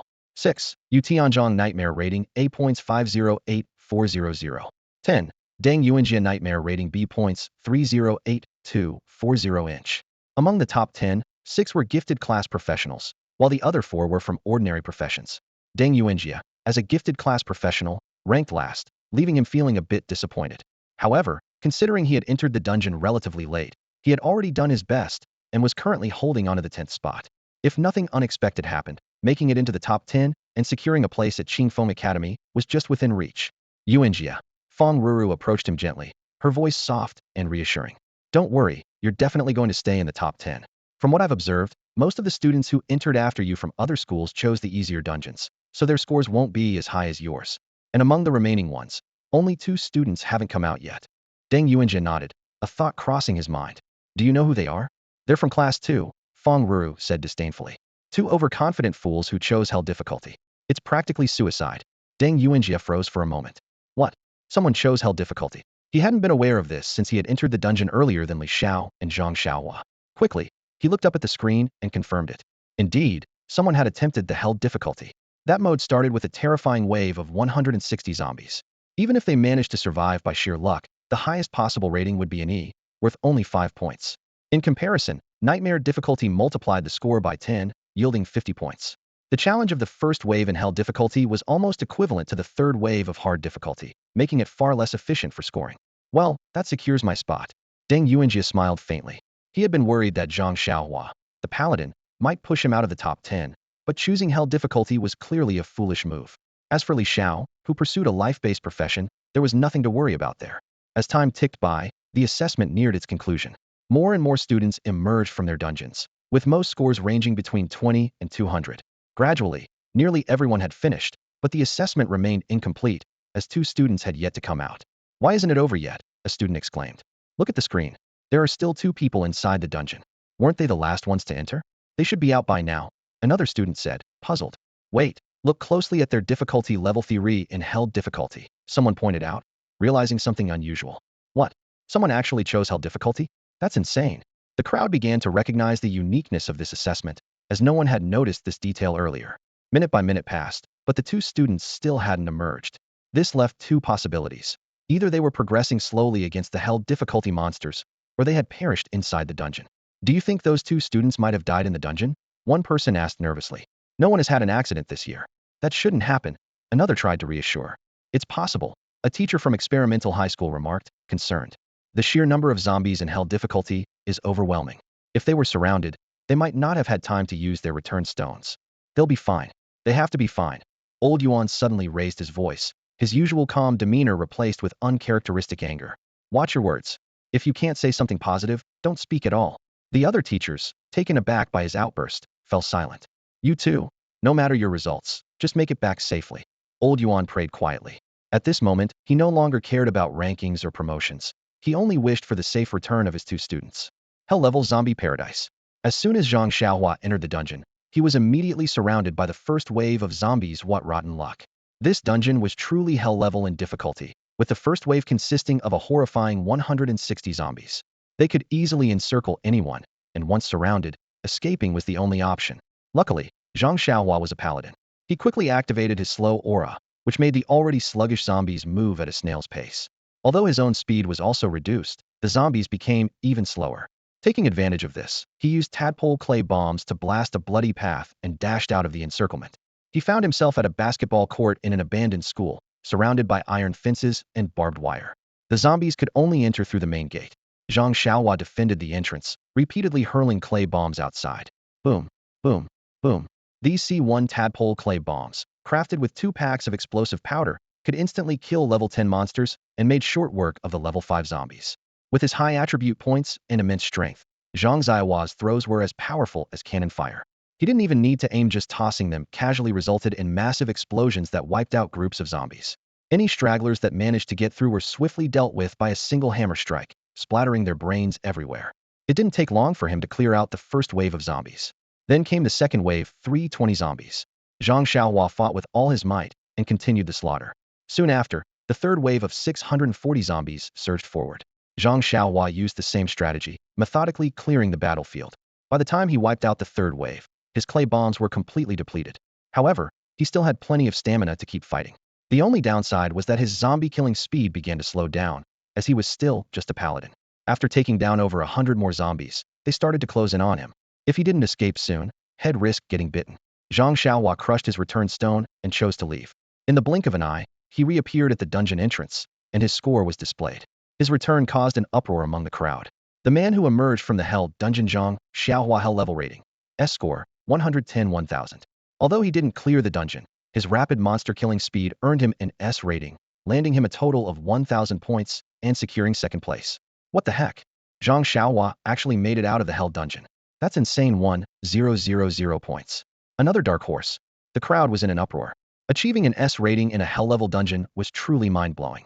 The students were buzzing with excitement, overwhelmed by the sheer number of dark horses this year. In previous years, the highest scores typically hovered around 500 points. But this year, 2 contestants had shattered the 1,000 point mark. A paladin scoring 1,000 points in hell-level zombie paradise was practically unheard of. Such an achievement was beyond anyone's imagination. Even the instructors from the various combat academies were stunned. With their extensive experience, they knew that such a score was far beyond what a paladin could normally achieve. Paladins were typically support or tank roles, not suited for solo dungeon runs, which often led to adjusted scores. But now, with a score of 1,000, any further adjustments would seem absurd. He actually made it out alive and scored 1,000 points. The most upset person was Deng Yuanjia, who had originally been ranked 10th. Zhang Xiaohua's emergence directly pushed him out of the top 10. Since Qingfeng Vocational Academy only had 10 spots available in Jiangqing, Deng could only settle for the second-ranked Gaoshan Combat Academy. Damn it, first and second may be just one rank apart, but the resources they offer are worlds apart. Only graduates from Qingfeng are recognized as the elite of Jiangzhou. No one remembers second place, only the first is immortalized. Is Zhang Xiaohua really that incredible? Fang Ruru, seeing Zhang Xiaohua's score, was so furious that she ground her teeth. Their classmates, too, harbored a mix of envy, jealousy, and resentment. Ha! Zhang Xiaohua, not bad at all. The happiest person was Mr. Yuan. He rushed over and hugged Zhang Xiaohua tightly, tears of joy welling up in his eyes. It had been years since anyone from his class had made it into Qingfeng Academy, and now, finally, someone had done it with an impressive score of 1,000 points. Mr. Yuan, keep your composure, Zhang Xiaohua said with a smile. Only then did Mr. Yuan release him, but not before glancing smugly at Class 6 homeroom teacher, Su Chong. See that? Compete with me? You're still too inexperienced. Su Chong's face turned awkward as he averted his gaze, pretending not to have heard. By the way, has Li Xiao come out yet? Zhang Xiaohua asked as he glanced around, noticing that Li Xiao was nowhere to be seen. No, not yet. I'm worried sick, Mr. Yuan replied anxiously. Zhang Xiaohua thought to himself. Li Xiao was just in a life skills profession. Could something have gone wrong? Oh, I get it now, Zhang Xiaohua said with a faint smile. He's planning to fully clear zombie paradise. What? You're joking, right? Mr. Yuan's breathing quickened. Clearing the hell-level difficulty of zombie paradise, was that even possible? How could anyone pull that off? Clearing hell mode would mean what? An SS rating, a base score of 200 points, multiplied by the hell difficulty factor of 10, making it 2,000 points, a guaranteed top scorer. If a student achieved that, Mr. Yuan could bask in the glory too. Of course, it's possible, Zhang Xiaohua replied calmly. Let the suspense build. I believe with Li Xiao's ability, clearing it will be a piece of cake. Now, among all the students participating in the test, only one remained unaccounted for, capturing everyone's attention. All eyes were fixed on the entrance of the teleportation portal, waiting for the last student to emerge. Yet, most of the students believed that since Li Xiao hadn't come out yet, he probably wouldn't make it. After all, the fourth wave of zombies in Hell difficulty was a terrifying horde of 1,280 creatures. Hell difficulty, zombie paradise. The sky was shrouded in a thick, oppressive haze, with sunlight barely penetrating through, casting fragmented and faint patches of light that added an eerie pallor to the desolate landscape. The surroundings were filled with collapsed buildings, crumbling walls, and overgrown weeds, failing to conceal the stark contrast between the city's once thriving past and its current desolation. A bone-chilling wind swept through the shattered streets, creating a mournful wail, as if it were the city's last lament. Surrounding the area were countless zombies, advancing like a dark, oppressive cloud. They moved in a dense, staggering horde, their decayed flesh and hollow eyes gleaming with a bloodthirsty light, like messengers straight from the depths of hell. This place feels so familiar. Li Xiao stood atop the deer-shaped statue in the city center, surveying his surroundings from above. The city carried an odd sense of familiarity, reminding him of Earth before he crossed over. Though he had never set foot in this place, the name, Deer City, lingered faintly in his memory. A chilling thought crept into his mind: if this were truly Earth, were his family and friends from before still alive? Li Xiao dared not dwell on the idea. Roar, roar, roar. Countless zombies surged from all directions, flooding his field of vision. This was already the fourth wave of the zombie horde, numbering a terrifying 1,280. The first three waves had been annihilated under Li Xiao's hand, every single zombie obliterated instantly. Even though the dungeon had sealed his 10 rings, leaving him with only 57 points of mental power, it barely affected him. For an ordinary mage, mental power directly correlated with magical damage, significantly weakening their attacks. But for Li Xiao, his clay bombs crafted through a life profession were unaffected by his mental power. The strength of the explosions depended only on the number of clay spiders he could control, not their destructive force. With a gentle wave of his hands, 50 clay spiders scattered like snowflakes, swiftly crawling toward the gaping mouths of the zombies. The creature's incessant howling as they moved provided the perfect entry point. Crack! A series of explosions erupted, and the heads of 50 zombies burst open like watermelons. System notifications flashed rapidly. Experience 60, experience 60, experience 60. Clay control proficiency 1, clay control proficiency 1. Remote detonation proficiency 1, clay control proficiency 1. It had to be said this dungeon was teeming with monsters, making it an ideal place to level up and hone skills. Li Xiao wasn't worried about the sheer number of enemies. He only feared they weren't strong enough. This place seemed tailor-made for him. As the zombies howled and fell, more undead surged forward, filling the void. The air grew thick with the stench of smoke, blood, and decay, suffocating and oppressive. Could this really be that place? Li Xiao shook his head, dismissing the unnecessary thoughts. Art is an explosion. Crack. Another round of explosions rang out, killing 50 more zombies instantly. With every move, 50 zombies fell in unison. Li Xiao stood silently atop the deer statue, unshaken, his expression calm and composed. For him, these 1,280 zombies were nothing more than fodder, while for others, they might spell disaster. Half an hour later, the fourth wave of zombies was completely wiped out. At the same time, Li Xiao's skill proficiency and experience had significantly increased. Level up. You've gained 5 attribute points to distribute freely. Your clay control skill has advanced to intermediate. Your remote detonation skill has advanced to intermediate. Li Xiao quickly allocated the points. 1 strength, 1 agility, 2 mental power, 1 constitution, maintaining a balanced development. Character panel. Level, 14.0.00. Strength, 23. Agility, 133. Mental power, 59,200. Constitution, 37. Unique talent, dual soul integration. Automatically adapted. You can infuse explosives into clay models to create specialized clay bombs. Skills. Clay mastery advanced. Craft clay models.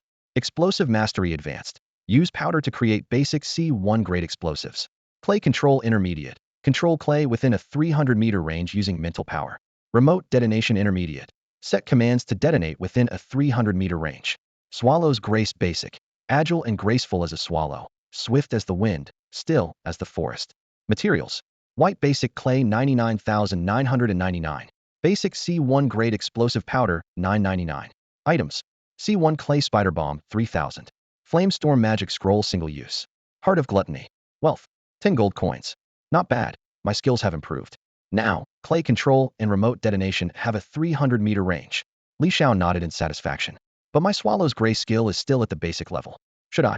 A bold idea formed in his mind. Just then, the fifth wave of zombies appeared. A horde of 2,560 zombies surged toward Li Xiao. Swallow's grace. With a leap, Li Xiao descended from his high perch, diving into the sea of zombies like a swallow. Any onlooker would have thought he had lost his mind. But in the next moment, he moved like a horse galloping on the wind, leaping from one zombie's head to another. Each zombie's skull became his stepping stone. With 133 agility and the swallow's grace skill, Li Xiao navigated the horde effortlessly, passing through the undead tide without a single scratch. Meanwhile, clay spiders rained down from his hands like snowflakes. The proficiency of the Fian footwork skill had increased 3 times in a row, and Li Xiao could feel this passive ability advancing rapidly. However, elevating it to the intermediate level required an astonishing 30,000 proficiency points, an overwhelming challenge. Determined, Li Xiao resolved to practice ceaselessly, day and night, to meet this goal. He displayed the Fian footwork, his feet nimbly stepping on the heads of zombies, as if practicing on a series of plum blossom stakes. His movements were so swift that even the faster zombies couldn't react in time before he had already darted far away. As a martial artist's movement skill, it consumed only stamina and required no additional energy support. Meanwhile, countless white clay spiders fell behind Li Xiao like snowflakes, precisely burrowing into the mouths of every zombie. These low-intelligence creatures were completely oblivious, their gaze fixated on any living being, driven by an insatiable hunger to consume all life. Moving swiftly, Li Xiao evenly distributed the clay bombs into the mouths of each zombie, without missing a single one. Once finished, he leaped onto a wall, executed a graceful backflip, and landed lightly on the rooftop of a 5-story building with a series of elegant jumps. Excitement surged through Li Xiao's heart as he anticipated the miracle that was about to unfold. If he could annihilate all the zombies in one go, what kind of evaluation would the dungeon grant him? He pondered silently. Art is an explosion, with a faint click, followed by a series of boom, boom, boom explosions. An awe-inspiring scene unfolded before his eyes. The heads of all the zombies exploded simultaneously, sending flesh and blood flying in all directions. In an instant, all 2,560 zombies were obliterated. The system notifications came in rapid succession. Experience points surged, and the proficiency of both clay manipulation and remote detonation increased.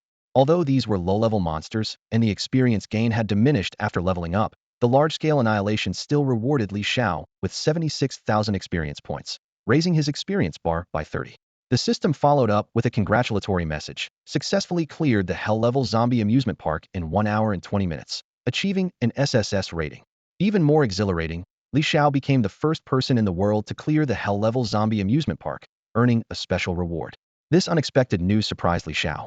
He had never heard of this trial dungeon offering rewards. It seemed that only by clearing the Hell-level difficulty with an SSS rating could this hidden reward be triggered. The system continued. You have earned the favor of the zombie planet's will.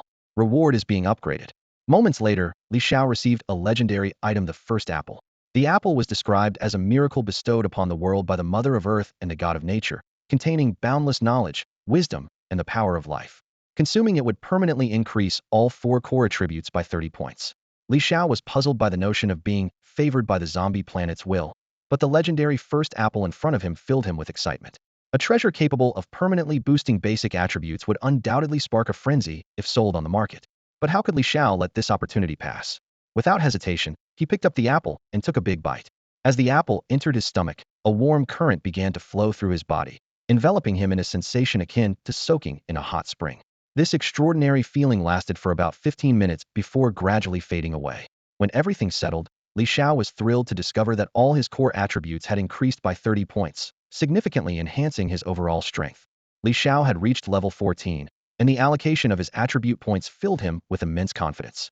His current attributes were 140.00 strength, 53 agility, 163 spirit, 89 constitution, and 67 in other attributes.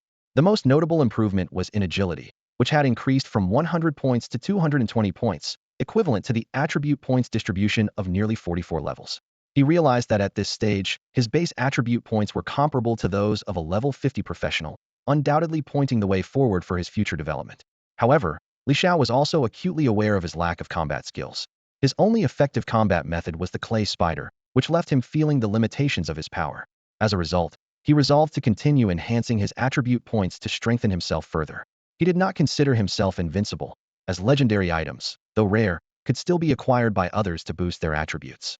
While pondering the path ahead, Li Xiao noticed that the dungeon had been cleared, yet he remained in the same spot, feeling a sense of confusion. Typically, upon clearing a dungeon, challengers would be automatically teleported out. As he puzzled over this, a transparent panel appeared before him, displaying the message.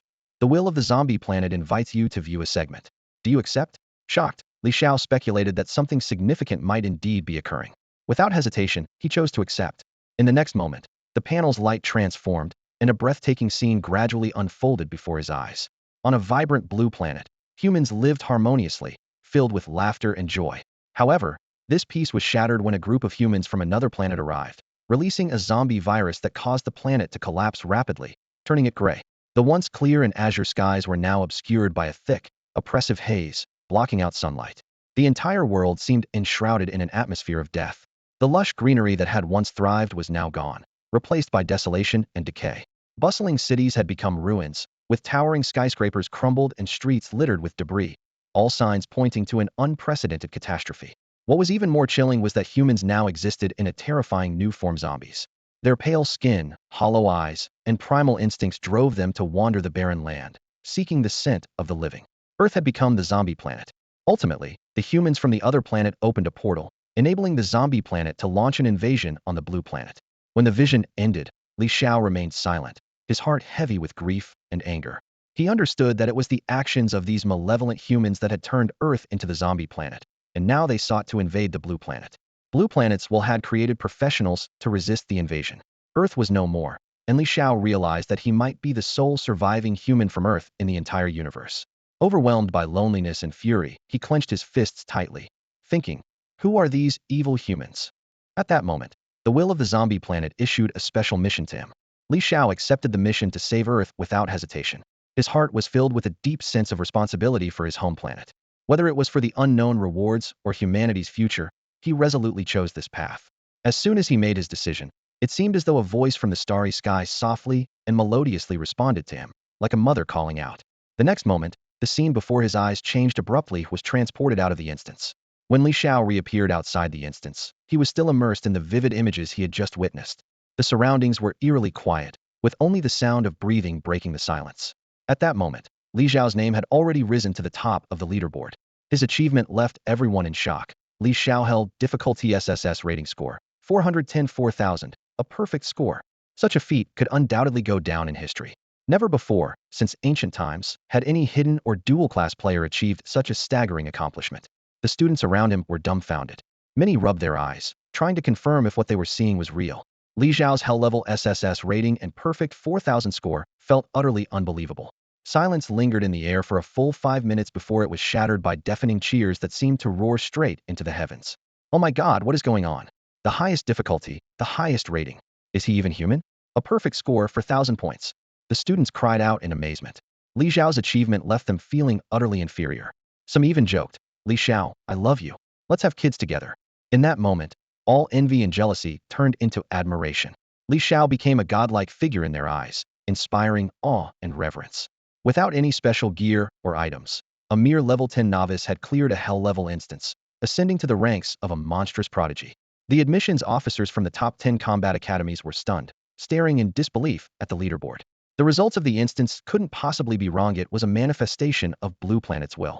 Hello, Principal. A student from Jiangxing has cleared the hell-level zombie amusement park instance and achieved an SSS rating. The admissions officers scrambled to contact their principals, all receiving the same directive. Do whatever it takes to get this student into our academy. Some lower-ranked academies even offered legendary grade items to entice Li Xiao. At that moment, the admissions officers rushed toward Li Xiao in a frenzy, turning the scene into utter chaos. At the admissions site of the Battle Academy, the recruitment teachers were frantically vying for every potential student like leopards on the hunt, leaving the students present utterly stunned. Normally, students would choose their school first, and the schools would then admit them based on rankings and career preferences. However, the arrival of Li Xiao broke all conventions, as the top 10 battle academies in Jiangzhou were fiercely competing to recruit him. After all, Li Xiao had achieved a perfect score, proving himself to be an exceptional talent. The Earth Battle Academy sincerely invites you to join us. You'll be directly placed into our elite rocket class, guided by the best instructors. We also have Jiangzhou's awaken gravity training room, which can significantly accelerate the development of your martial skills, with unlimited access throughout the year. One enthusiastic recruiter announced. The Beacon Battle Academy is also honored to welcome you. If you choose us, our master-grade forging instructors will craft an epic weapon for you. Our expertise in weaponry is unmatched. Another teacher quickly chimed in. Galaxy Battle Academy equally extends its invitation.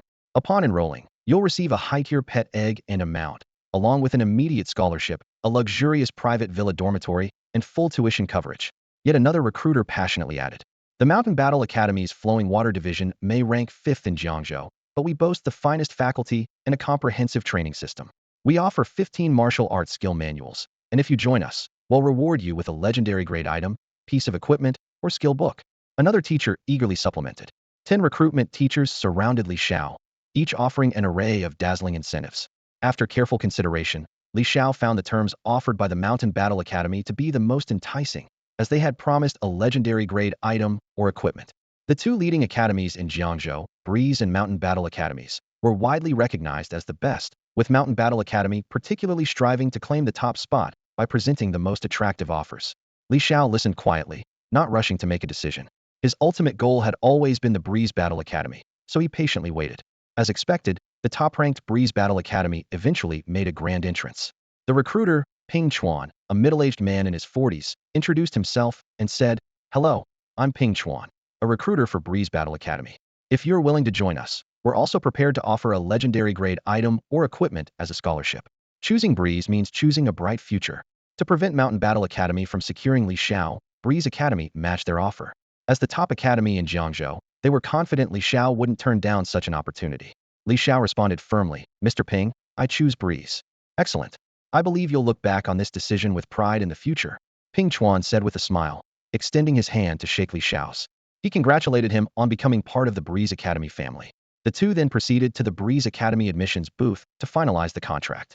The other recruiters, upon hearing the news, couldn't hide their disappointment. Li Xiao became the center of attention at the admission site of Qingfeng Academy. Every year, Qingfeng Academy attracts the best students, creating pressure for admission officers from other academies. Teacher Zhang De accidentally discovered that Li Xiao's profession was not particularly special, but rather a lifestyle profession, which surprised him. Despite this, Li Xiao achieved a perfect score in the assessment dungeon, leaving everyone puzzled. Zhang De approached Ping Chuan and teased, You're busy signing contracts, but didn't bother to ask this genius about his profession? Ping Chuan replied that Li Xiao's abilities and potential were what truly mattered. However, Zhang De disagreed and suggested Ping Chuan ask Li Xiao about his profession.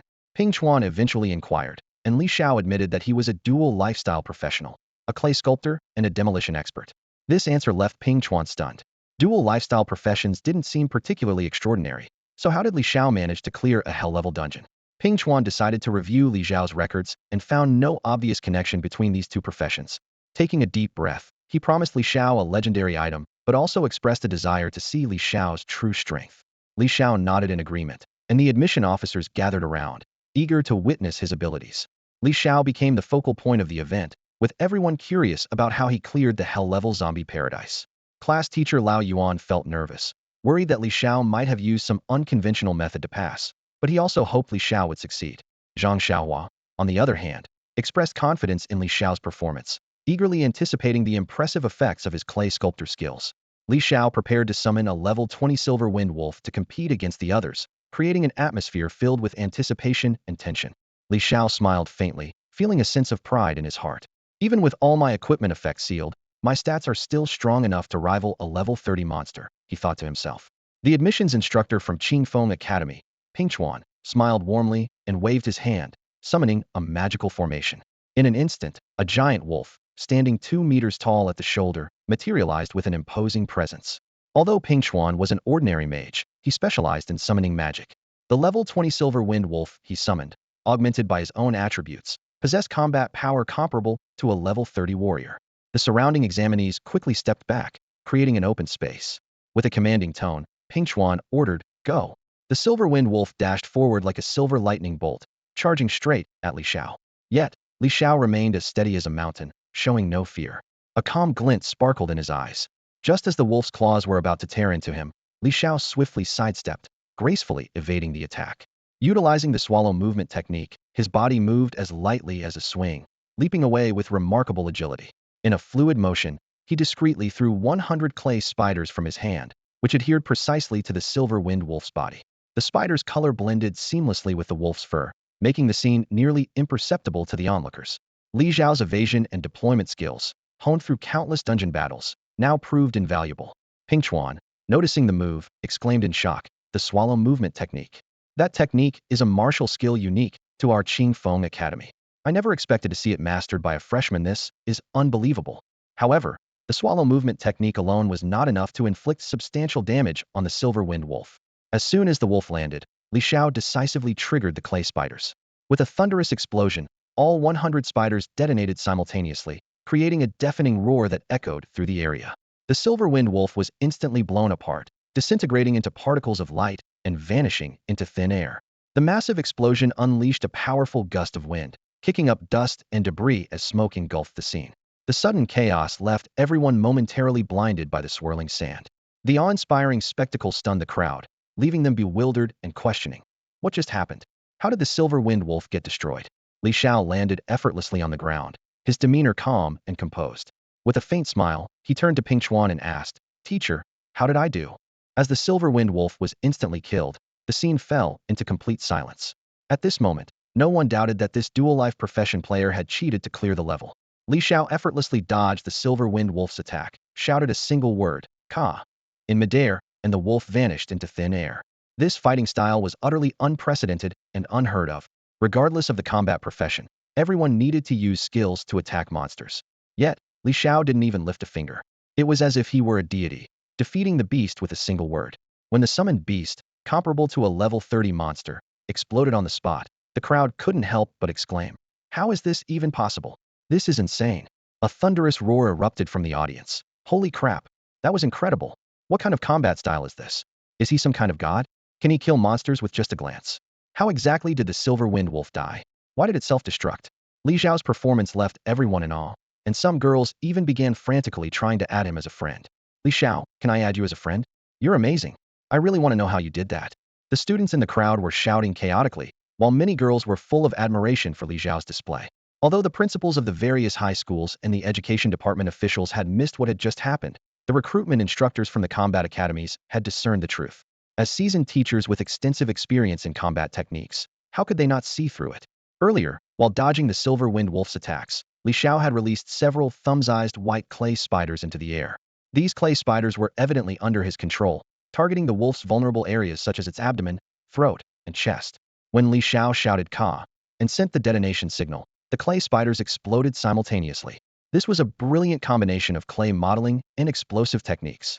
The seemingly unrelated professions of clay artist and demolitionist were seamlessly merged by Li Xiao's ingenuity. Not only did he create clay bombs, but he also utilized the level 10 advanced skill of the clay artist to manipulate the clay, along with the level 10 advanced skill of the demolitionist to remotely detonate it. This allowed the clay spiders to deliver precise explosions as a combat technique. A genius, an unparalleled genius. To elevate two life professions to such heights was nothing short of extraordinary. However, his success was not solely due to the power of the professions, but also his remarkable intelligence and creativity, leaving everyone wondering how he came up with it all. Zhang De, a recruitment instructor from Pingchuan High Mountain Academy, grudgingly remarked, "Congratulations on recruiting a truly exceptional genius." He felt deeply displeased, having initially believed the other side had made a mistake in their selection, only to be proven completely wrong. Li Xiao was not just a genius, was a rare, extraordinary kind of genius. How far he would go in the future was anyone's guess, but his potential was undeniable. Pingchuan replied calmly, as if everything was perfectly natural, "Don't celebrate too soon. The top spot between our two academies this year is still up in the air." Zhang De had just received news that the school in Liqing had recruited a student with a hidden profession who scored an impressive 3,000 points in the assessment. He seemed intrigued, but left with a dismissive wave of his hand. With the assessments concluded, the enrollment process for major combat academies began. Each university set up recruitment stations, and students chose their schools based on their rankings, queuing up to register. The top 10 students naturally garnered special attention from the professors of various academies. Although Qingfeng Academy ranked first overall, it didn't monopolize all the top 10 spots. For instance, Gaoshan Combat Academy managed to attract several top students with its more generous scholarships. At Qingfeng Academy, the priority was to ensure that their old rival, Gaoshan Academy, didn't snatch away any of the top 5 students. Zhang Xiaohua, who scored 1,000 points and ranked third, unsurprisingly became a hot commodity among the academies. Ultimately, he chose Qingfeng Academy, joining the same school as Li Xiao. Pingchuan Academy had also offered Zhang Xiaohua enticing perks, including an epic-level weapon.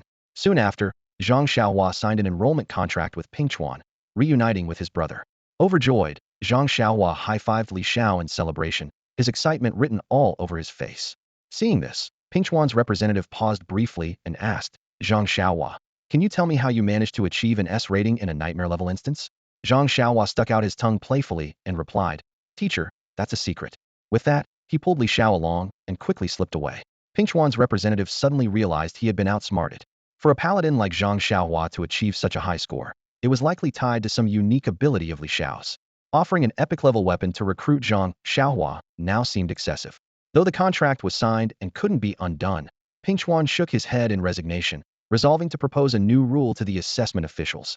Life tools must also be sealed items in future instance entries. Otherwise, if Li Xiao started selling special tools, the integrity of the assessments might be compromised. Not long after, Li Xiao's ingenuity forced the officials to revise the rules for assessment instances, cementing his status as a trailblazer. "Ha ha ha. This is amazing, Brother Xiao. Did you see the expression on that admissions teacher's face? We practically scored an epic weapon for free, so satisfying." Zhang Xiaohua couldn't contain his excitement. With his abilities alone, getting into Qingfeng Academy had already been a stretch. But now, not only had he gained admission, but he also secured a scholarship and a purple-grade weapon. Purple-grade weapons couldn't be obtained through monster drops and required forging by a master-level enhancement professional, making them extraordinarily expensive. "I've told you before, at the pinnacle of the world, where I go, you go too," Li Xiao said with a resigned smile. The two of them joked and laughed as they returned to their spot in the experimental high school class. Most of the students at the school had opted for standard combat academies. Lei Ting mage Deng Yuanjia, watching them from a distance, felt a mix of emotions. He had been close to entering Qingfeng Academy himself, but ranked 12th and missed out on any special offers. In the end, he chose the second-ranked Gaoshan Combat Academy, which had offered him some conditions to support his development. After careful consideration, Deng Yuanjia ultimately decided that Gaoshan Academy was a better fit for him. He glanced at Li Xiao with a hint of challenge in his tone. "Li Xiao, you're indeed impressive, but that's only temporary. You might rely on some tricks to get ahead in the early stages, but in the long run, true strength is what matters. I hope you won't fall behind. We'll definitely cross paths again." From initial disdain, Deng Yuanjia had gradually come to see Li Xiao as a worthy rival. Li Xiao responded with a faint smile. All right, they'll be waiting. It's normal for young people to be competitive. Since they were from the same school, Li Xiao didn't want to embarrass him. They quietly waited for the enrollment process to conclude. Later that evening, back at home, Li Xiao began packing his belongings. Tomorrow, he would report to the Battle Academy. His heart was filled with anticipation as he imagined his life there. During this time, several girls from different schools approached him and Zhang Xiaohua, asking to add them as friends.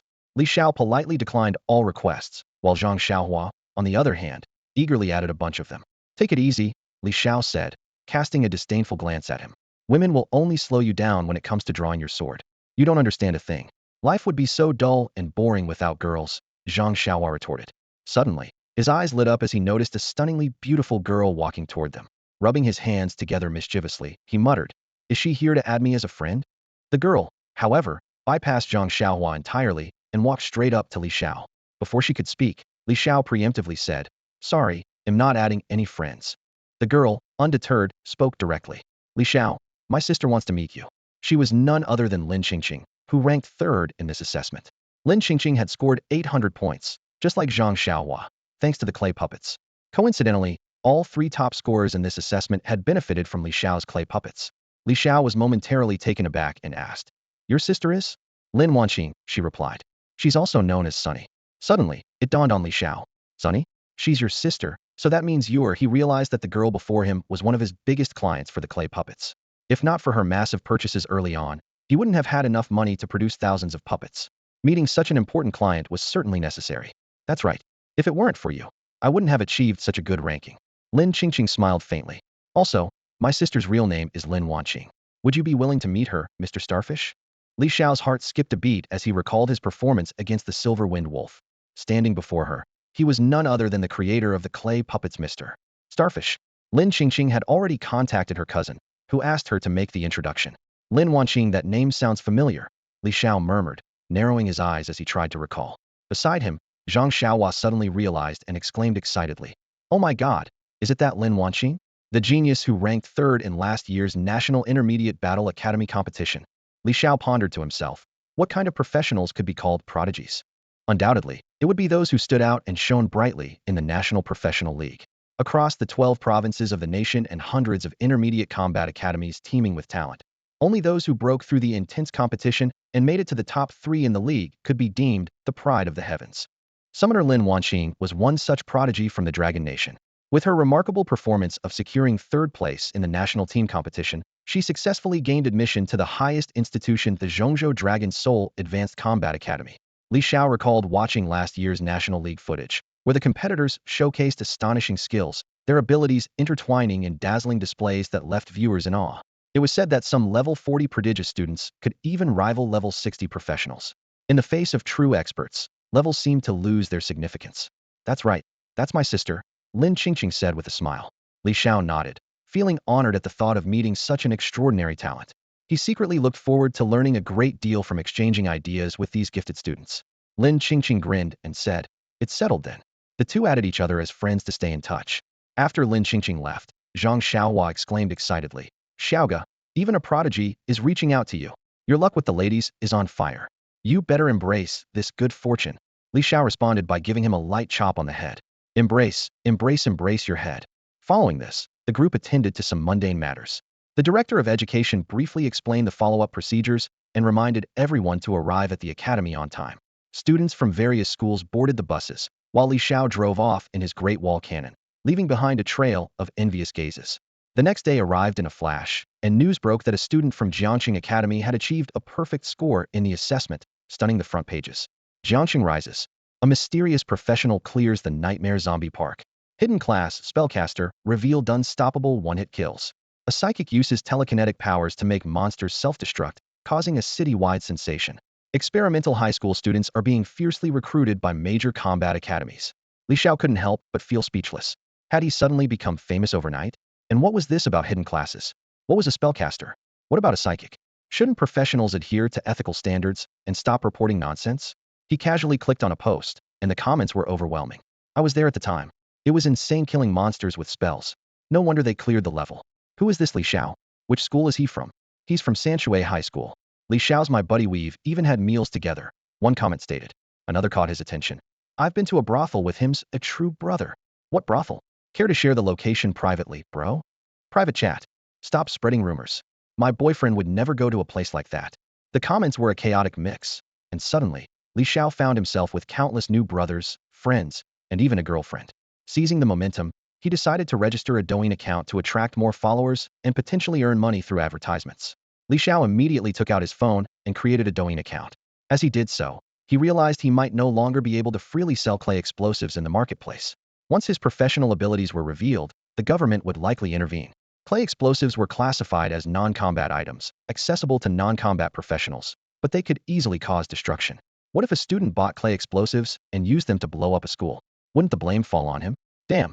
When Li Xiao was registering a Douyin account, he found that the username he wanted, Li Xiao, was already taken.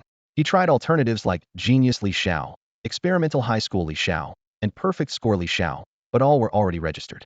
What frustrated him even more was the discovery of fake accounts like Psychic Li Xiao and Forbidden Spellcaster Li Xiao, which had attracted a considerable following, with some accounts boasting thousands of followers. Out of options, Li Xiao angrily cursed but had no choice but to register a new username, Invincible Patrick Star, and declared in his bio, the real genius Li Xiao, except no imitations. He even posted a video trying to prove he was the real Li Xiao, but the number of followers remained dismal. Clearly, his journey to becoming an internet celebrity was off to a rocky start. At this moment, Li Weiyu came rushing in, excitedly holding her phone, and told Li Xiao that there was a lot of news about him early that morning. Li Xiao was already aware of this and felt a sense of comfort in his heart. He thought about his parents in heaven, who would surely be proud of his achievements. Tears welled up in Li Weiyu's eyes as she shared in her brother's success. The Li family had produced a top scholarno, not just the top scholar of Jiangcheng, but the entire Jiangzhou. Li Xiao had never seen his sister so emotional, and he felt the deep bond of family love. Don't worry about me, sis, Li Xiao said. Li Weiyu wiped her tears and forced a smile. From now on, I won't be by your side, so you must take good care of yourself, okay? And if you meet someone you like, don't let her slip away. I will, I promise, Li Xiao nodded, understanding his sister's care for him. The siblings had always depended on each other and had never been apart. Now, as he prepared to leave for Hancheng in Jiangzhou, he felt reluctant. Hancheng, the provincial capital of Jiangzhou, was far from their hometown. He wished he could take his sister with him, but according to the rules in Longhua, people in civilian professions couldn't change their place of residence without permission unless he achieved something significant and contributed to the country in the future. Sis, once I officially become a member of the Legion, I'll take you to Hancheng, Li Xiao said. All right, let me go make you some food, Li Weiyu replied. Not today, sis. I'll take you to meet someone. What? Her. Li Weiyu was thrilled to learn that the renowned prodigy Lin Wanqing was the wealthy patron behind their store. In the afternoon, Li Xiao rested in his room, while Li Weiyu busied herself packing his clothes and other belongings. That evening, they drove together to a banquet at Fengyang Pavilion, the most exclusive private dining establishment in Jiangqing. Fengyang Pavilion was not open to the public. Only the elite and the powerful could enter. Ordinary people might not have even heard of it. Yet Lin Qingqing had easily booked a luxurious private room there, showcasing the Lin family's influence in Jiangzhou. Although Lin Wanqing was far away in Zhongzhou, she managed to arrive in Jiangzhou within a day, clearly with the help of a flying mount. Following the directions sent by Lin Qingqing, Li Xiao arrived at Fengyang Pavilion. Located in a private villa area, the venue featured elegant and traditional decor, creating a unique and refined ambience. A staff member greeted them. Are you Mr. Li Xiao and Ms. Li? This way, please. They were led into a private room where the table was already laden with exquisite dishes, many of which Li Xiao had never even heard of. It was evident that the cost of this meal could easily equal an ordinary person's lifetime savings. Sitting at the table were two beautiful women, one of whom Li Xiao had already met Lin Qingqing. In this scene, Lin Wanjing, a renowned figure on the Dragon Nation's list of exceptional talents, exudes her unique charm. Her dark, bright eyes seem to pierce through one's soul, while the gentle curve at the corner of her eyes resembles blooming peach blossoms. Dressed in a black gown, she emanates a mature elegance, and her faint smile gives off a warm and approachable vibe. This image of her in real life is a stark contrast to the fierce, battle-ready figure in a crimson mage's robe seen in videos. In person, she comes across as a gentle elder sister. Lin Wanjing stood up proactively, waved at Li Weiyu, and said with a smile, "Hello. If I'm not mistaken, you must be the star of Jiangcheng and its #1 genius, Pai Daxing, right? And this young man beside you must be Yufanfen. You two look so alike, are you siblings?" With that, she pulled Li Weiyu by the hand and led her to a seat. Initially, Li Weiyu was nervous about meeting such a celebrated talent, but Lin Wanjing's friendly demeanor quickly put her at ease. "Hi, I'm Li Weiyu, and this is my younger brother, Li Xiao." Li Weiyu introduced herself, slightly more relaxed now. "What a lovely name, Weiyu. I absolutely adore your figurines, Lin Wanjing said, her eyes sparkling with excitement. Really? Li Weiyu responded with surprise and delight. Of course. Especially that rice-eating dog one, it's so adorable. The two immediately struck up a lively conversation about figurines, chatting like old friends. Meanwhile, Lin Qingqing and Li Xiao could only exchange helpless glances as they tried to keep themselves occupied. Li Xiao learned during the conversation that Lin Qingqing had secured third place in the assessment. Although she felt she had taken a shortcut by using clay, she ultimately chose Gaoshan Academy over Qingfeng Academy. Lin Qingqing mentioned that Gaoshan Academy wasn't far from Qingfeng, so she could visit Li Xiao and his sister when she had free time. After all, they were all from Jiangzhou, practically hometown friends. As the conversation continued, Li Xiao discovered that Lin Qingqing's family had some influence in Jiangxing, backed by the local Lin group. She also shared some crucial news, advising Li Xiao to prepare himself mentally as the training in major combat academies was about to become significantly stricter. While she wasn't sure of the specifics, she hinted at a looming major shift. Li Xiao realized the value of associating with people of influence. His access to information was limited to the internet, where news often lagged far behind insider updates. Li Xiao understood that this world was anything but ordinary. It was fraught with hidden dangers. Blue Star was facing an invasion by myriad races, and the apparent peace was only temporary. As the four of them ate and chatted, time flew by. The 2-hour meal brought Li Weiyu and Lin Wanjing closer, turning them into fast friends. The group exchanged contact information, and the atmosphere grew even more harmonious. It was only then that Lin Wanjing remembered the main purpose of their meeting. She smiled at Li Xiao and said, "By the way, Li Xiao, how about we strike a deal? Li Xiao, how about we make a deal?" Lin Wanjing smiled at Li Xiao, her tone light, but carrying a hint of mystery. Li Xiao's heart stirred. He realized that her spending an entire day to come here must have a specific purpose. "What kind of deal?" he asked, trying to guess her intentions. "I want the exclusive purchasing rights to your clay explosives," Lin Wanjing said with a faint smile, her gaze firm. She was well aware that Li Xiao's clay explosives were no ordinary items. As he had mentioned, these were crafted by life skills professions, capable of being used in assessment dungeons without being sealed, and demonstrating formidable power in combat. "That's right," Li Xiao muttered, gripping his wine glass tightly as he contemplated the potential repercussions of these explosives entering the market. He understood that improper use could lead to social unrest and even draw attention at a national level. "Perhaps you haven't realized it yet, but your presence might reshape the balance of the world," Lin Wanjing said, her eyes gleaming as if hinting at something profound. She was fully aware of the strength of Li Xiao's clay explosives and believed he might become a pivotal figure in the battlefield of myriad races. Li Xiao gave a wry smile. "I'm just a level 14 rookie. How could I possibly influence the world's balance?" "You'll understand in time," Lin Wanjing replied softly, shifting to the main topic. "The Tianhu squad, formed by the Zhongzhou Dragon Soul Academy where I study, has official backing. So, you don't need to worry about the sales rights. You can sell your clay explosives to me, and I'll take them all." She pulled out a certificate from her pocket, stamped with the emblem of the Dragon Nation's Ministry of Defense, proving her official credentials. Li Xiao couldn't help but feel astonished that a mere academy squad had managed to earn such recognition. "Curious, aren't you?" Lin Wanjing smiled and continued explaining. "Once you reach the level of an advanced combat academy, your status is no longer just that of a student." "All right," Li Xiao nodded, silently considering his options. "We've had a good partnership before, so I don't see why we can't continue. But as the one holding exclusive purchasing rights, shouldn't you offer me some benefits in return?" Lin Wanjing chuckled and proposed an enticing offer. "I can provide you with higher-grade explosive powders." Li Xiao was slightly taken aback. He had researched these before and knew that higher-grade explosive powders were considered almost contraband. Lin Wanjing elaborated, "C1 grade explosive powder comes from the Doomsday Calamity Dungeon in Xiong Nation, and you can purchase it freely. But C2 and even C3 grade powders are found in advanced secret realms. Those realms are extremely dangerous, but manageable for our Tianhu squad." The tension between them grew as the negotiation unfolded. Li Xiao realized this was far more than a simple transaction. It could very well open a new chapter in his life. Li Xiao decided to lead his team to hunt monsters and provide the materials to Lin Wanjing at a fair price. He confidently stated that the clay products he crafted would be bought back at a high price, ensuring mutual benefits for both sides. Through previous transactions and meetings, Li Xiao had developed trust in Lin Wanjing's reliability, especially since she presented the official certification of her team, demonstrating her sincerity. Obtaining C2 and C3 powder was highly significant for Li Xiao, particularly as he lacked better trading partners, leaving him with no worries. The collaboration went smoothly, and both parties were satisfied with the deal. When he returned home late at night, Li Xiao immediately went to his room. Realizing his inventory was running low, he began crafting C1 clay spider products. After successfully completing the process, he obtained the item, C1 clay spider, and his skills in clay crafting and explosive mastery, named under his alias, Patrick Star, gained further proficiency. Time slipped away as Li Xiao's clay inventory steadily grew. Although he had considered making other types of clay products, after careful deliberation, he decided to stick with crafting clay spiders. Their quantity could make up for their lower damage output. The spider's 8 legs provided stability, allowing it to walk vertically, and its small size made it hard to detect. At this point, the advantages of the clay spiders became increasingly apparent. Suddenly, a notification sounded. Xiao Wu from the equipment shop had sent him 30 gold coins.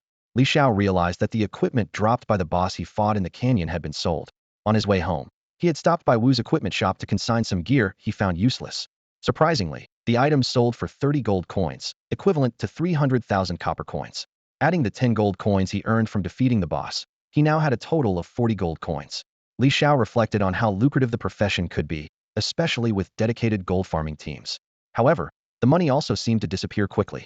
Just then, he received a message from Sunny, who had just acquired 30 packs of C2 powder from a friend, priced at 1 gold coin per pack. Sunny offered to let him pay later, deducting the cost from future earnings if needed. Li Xiao calculated in his mind. Though C2 powder was expensive, he decided not to haggle, knowing how dangerous the secret realms that produced such materials could be. Li Xiao decided to immediately craft C2 products on the spot, intending to sell them to Lin Wanjing afterward. He purchased a batch of intermediate clay from the trading market at 100 copper coins per unit, spending a total of 99,900 copper coins. In doing so, he used up his remaining 10 gold coins. Li Xiao acquired 999 wealth and 100 copper coins, officially becoming completely broke. He took intermediate clay and C2 powder out of his backpack.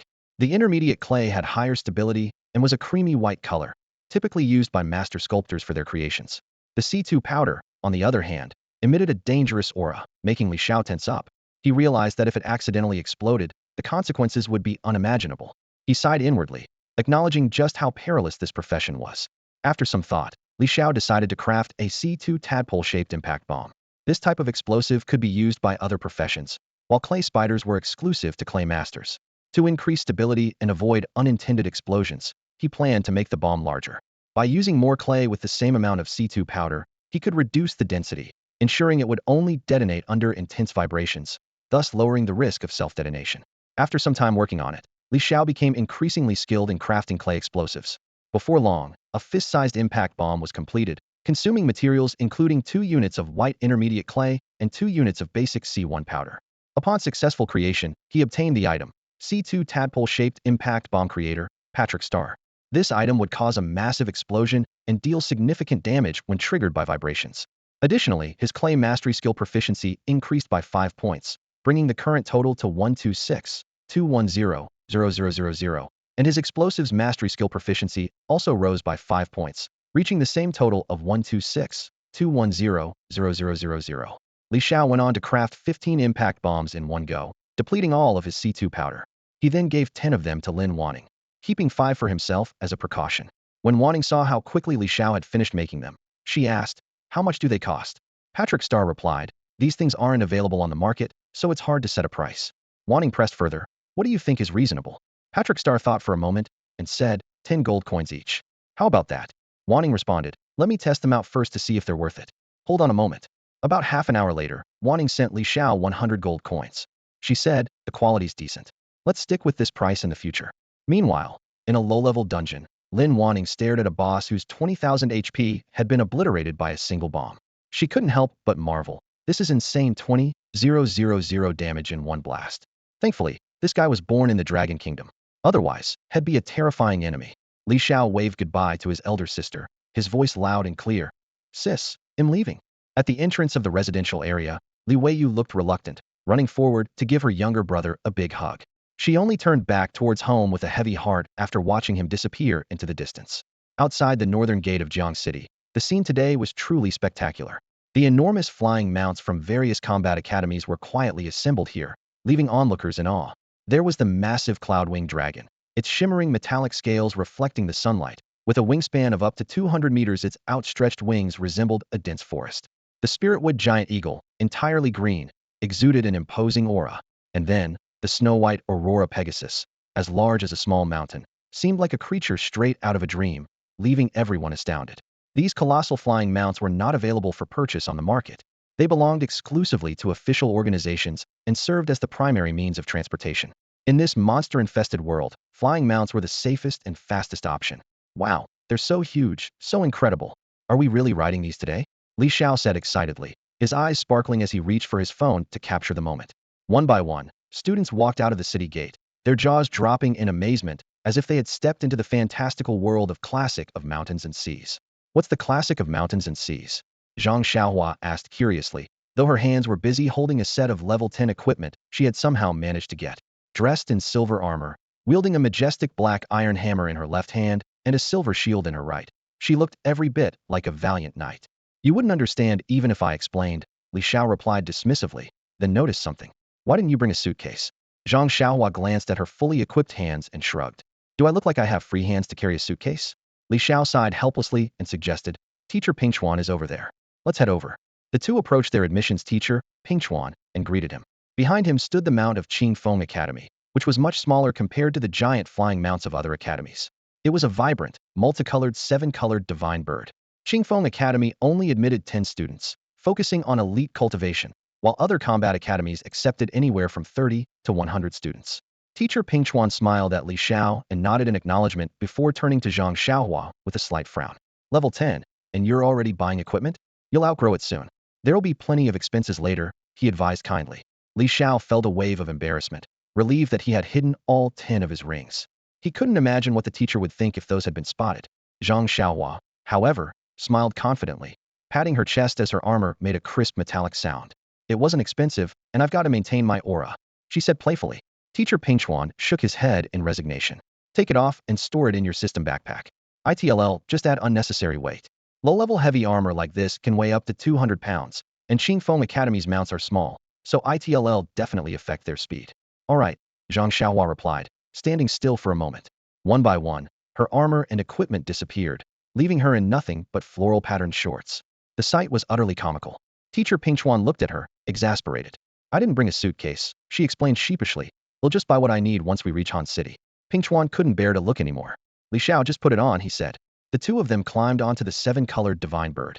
On the bird's back was a platform with 12 seats arranged in 4 rows, 3 seats per row. Li Xiao and Zhang Xiaohua arrived early and secured the best seats in the front row, fastening their seat belts. Zhang Xiaohua struggled, calling out for help. Xiaoga, help me buckle up. I can't do it. His armor was too thick, severely limiting his arm movement. That was the downside of being a heavily armored frontline warrior or night-high defense came at the cost of flexibility. Li Xiao tried to help, but quickly realized the armor was so bulky that the seatbelt couldn't latch. You're impossible. Just take it off, Li Xiao said exasperatedly. Without hesitation, Zhang Xiaohua stripped down to just his floral-patterned shorts, leaving his upper body bare. At that moment, the second-ranked dark priest, Mi-1, arrived. Upon seeing Zhang Xiaohua, he cursed under his breath and chose a seat in the last row. Zhang Xiaohua felt a wave of embarrassment wash over him. Trying to look cool backfired big time, he thought. Li Xiao rummaged through his luggage and handed him a shirt, but Zhang Xiaohua, being broader in build, looked comically squeezed into it. One by one, the rest of the Qingfeng Academy team boarded the bird. Among them were Su Tian, the puppet mage, Wang Hai, the phantom ranger, and Chen Nan, the fear warlock. This year, half of the students admitted to Qingfeng Academy from Jiangxing boasted gifted professions, making the competition fierce. After brief introductions, everyone agreed to look out for one another since they all hailed from Jiangxing. Someone joked about Jiangxing producing a provincial champion, bringing honor to their city. All eyes turned to Li Xiao, their expressions a mix of admiration and indifference, some eager to befriend him, others unimpressed. Once everyone was seated, Ping Chuan announced, hold on tight and fasten your seatbelts. We're taking off. A wave of nervous anticipation swept through the group. In this world, there were no airplanes, and most people would never experience flying in their lifetime. With a sharp cry, the seven-colored divine bird flapped its wings and soared vertically into the sky. The sensation was far more thrilling than a roller coaster, as they ascended rapidly to an altitude of 10,000 meters. Despite his large frame, Zhang Xiaohua screamed the loudest, his face distorted by the wind. In his panic, he heard a ripping sound. Li Xiao's shirt tore apart under the strain, leaving Zhang Xiaohua shirtless once again. Looking down, the view from 10,000 meters was undeniably terrifying, and most of the group shut their eyes in fear. Only Li Xiao seemed to enjoy himself. In his previous life, he had ridden countless roller coasters and airplanes, but this open-air flight was a first. At such an altitude, he felt a surge of excitement and couldn't help but recite aloud. Like a great rock, soaring with the wind, rising 90,000 miles. His words left everyone stunned, stirring a sense of pride and ambition in their hearts. Zhang Xiaohua exclaimed, "Xiaoga, I never knew you were so talented. You should have been a poet." Li Xiao smirked. "Please, call me an artist." Suddenly, something unexpected happened. Red damage numbers began appearing above everyone's heads. 1, 1, 1. What's going on? I'm losing health. Wang Hai, the Phantom Ranger, shouted, frowning. As a full agility archer with low constitution, he was particularly vulnerable to the freezing temperatures at their current altitude. Ping Chuan chuckled. "Your constitution is too low. We're already at 20,000 meters, and the temperature is several degrees below zero. Miwan, give everyone a heal." Miwan nodded. "Yes, teacher." He cast healing spells, which manifested as a gentle green mist that gradually restored health over time rather than instantly. As the mist enveloped them, the group felt a comforting warmth, and their health began to recover. Li Xiao's stats 53 strength, 67 constitution, and 935 health were exceptionally high. "Why am I still taking damage?" Zhang Xiaohua complained, noticing his health was still dropping. Miwan replied coldly, "I don't heal perverts." Annoyed, Zhang Xiaohua retorted, "Oh, so you're the only one who can heal, huh?" As a paladin, Zhang Xiaohua's holy light skill restored less health, but worked instantly. He made a show of healing every classmate except Miwan, saying smugly, "I'm not healing you." "How about that?" Miwan shot back, childish. Their bickering lightened the mood, and the group relaxed, making the journey feel shorter. An hour later, the divine bird began its descent, and a sprawling, magnificent city came into view. Jiang's house center, Handu. In the conference hall of Qingfeng Vocational Combat Academy in Jiangzhou, a massive screen displayed the various statistics of this year's freshmen. The enrollment this year reached a total of 1,000 students, hailing from 100 cities across Jiangzhou. Among them, the most remarkable was the top-ranked student, Li Xiao, who scored an impressive 4,000 points and came from Jiangxing. Closely following in second place was Han Ling, a hidden class student from Langxing, with a score of 3,000. The quality of this year's freshmen was exceptional, leaving everyone in awe. The first-year teachers looked at the data, their minds filled with mixed emotions. A high starting point didn't necessarily guarantee great achievements in the future. Many geniuses had eventually faded into obscurity, while some ordinary professionals had managed to rise to prominence later on. Principal Li Changfeng spoke up, "As the battlefield of myriad races grows increasingly intense, our human race is suffering heavy casualties. The higher-ups have emphasized that combat academies must focus more on practical training rather than superficial data of strength." As his words fell, the room plunged into silence. With the evolving battle situation, the challenges were becoming increasingly severe. Many students who graduated from various academies had suffered severe injuries on the battlefield, and some even developed a fear of combat, unable to perform despite their abilities. On the contrary, students with strong willpower and diligent effort, though not outstanding in terms of surface-level data, often shone brilliantly on the battlefield. This year's freshmen were not only a dazzling generation, but also the future main force on the battlefield of myriad races. They must be nurtured carefully to uphold the reputation of Qingfeng Academy. Principal Li Changfeng continued, "Has the entrance trial proposed earlier been prepared?" The first-year director, Wang Yan, stood up. He was a stern-looking middle-aged man known for his strictness, earning him the nickname Living Yama. The students he had trained performed exceptionally well on the battlefield of myriad races. Having just transitioned from overseeing the third-year students, he was now entrusted by the principal to lead this year's first-year students. Wang Yan reported, "Principal, the 3 trials have been set up." The teachers present were surprised. One of them remarked, "The second and third trials, testing observation and perseverance, seem reasonable, but isn't the first trial, which tests courage, a bit too extreme? It might leave psychological scars on the students." Wang Yin responded coldly, "If they can't even handle this level of testing, they might as well quit early to avoid embarrassing themselves on the battlefield of myriad races." Principal Li Changfeng nodded in agreement. "Very well, let's proceed as planned." Wang Yin stood up and strode out of the room, as if it was time to teach these sheltered flowers a lesson. The other teachers frowned, realizing that this year's students were destined to face significant hardships. Living Yama was a master of illusion magic, capable of creating hellish illusions that could drive people to the brink of despair. Meanwhile, the conference hall's large screen switched to surveillance footage to monitor the students' performance. In the skies above Hancheng, a 7-colored divine bird soared gracefully. The students from Jiangcheng, visiting such a vast city for the first time, were awestruck, feeling like country folk stepping into a grand manor. The city's walls towered 1,000 meters high and stretched endlessly. Skyscrapers stood in dense clusters, bustling with traffic, while transparent tracks carried high-speed levitating trains through the air. The entire city exuded a futuristic cyberpunk vibe. Li Xiao stood at the edge of the city, his gaze drawn to the marvels of advanced technology. The lack of interaction between cities had widened the technological gap. At that moment, his attention was captured by a massive academy. Its towering walls stood like a fortress, and a seven-colored divine bird descended gracefully. Suddenly, its descent quickened, accompanied by a pained cry. It seemed injured, unable to flap its wings, and plummeted straight from the sky. It's over, it's going to crash. What's happening? Panic filled Li Xiao's heart as he looked around, only to find that teacher Ping Chuan, who had been ahead of him, had vanished. Before he could react, the divine bird hit the ground with a thunderous crash. Li Xiao was overwhelmed by excruciating pain, as though his body had been shattered into pieces. His consciousness blurred as he felt himself falling into a bottomless abyss. When he opened his eyes again, the world around him had transformed. The sky was shrouded in blood-red hues, and the sun had disappeared, replaced by a crimson moon. The ground was barren, and the air reeked of sulfur and scorched earth. Each breath felt like fire searing his lungs, suffocating him. Struggling to his feet, he found himself utterly alone. There was no sign of the divine bird. Not far away, a blood-red river came into view. Countless hands clawed desperately from the water, unable to escape, their anguished wails chilling to the bone. What the hell is this? Could this really be the underworld? Li Xiao thought, his heart sinking. All he had wanted was to attend school, but now this? Xiaohua, Xiaohua, where are you? He shouted anxiously, but only the hollow echo of his voice answered him. Just then, his gaze was drawn to a tree and a dry well on the other side of the river. Beside the well lay Zhang Xiaohua, motionless. Xiaohua, wait for me. Even in death, we'll have each other on the road to the afterlife, Li Xiao vowed, his chest tightening as he quickly ran toward her.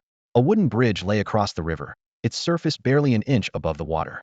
The moment he stepped onto the bridge, countless pale, waterlogged hands turned toward him, reaching out as if they belonged to demons from the abyss. Panic surged through Li Xiao as he hastily muttered, "Merciful Guanyin, help me vanquish these demons." He scattered a handful of clay spiders and sprinted toward the other side. The hands lunged at the clay spiders instead.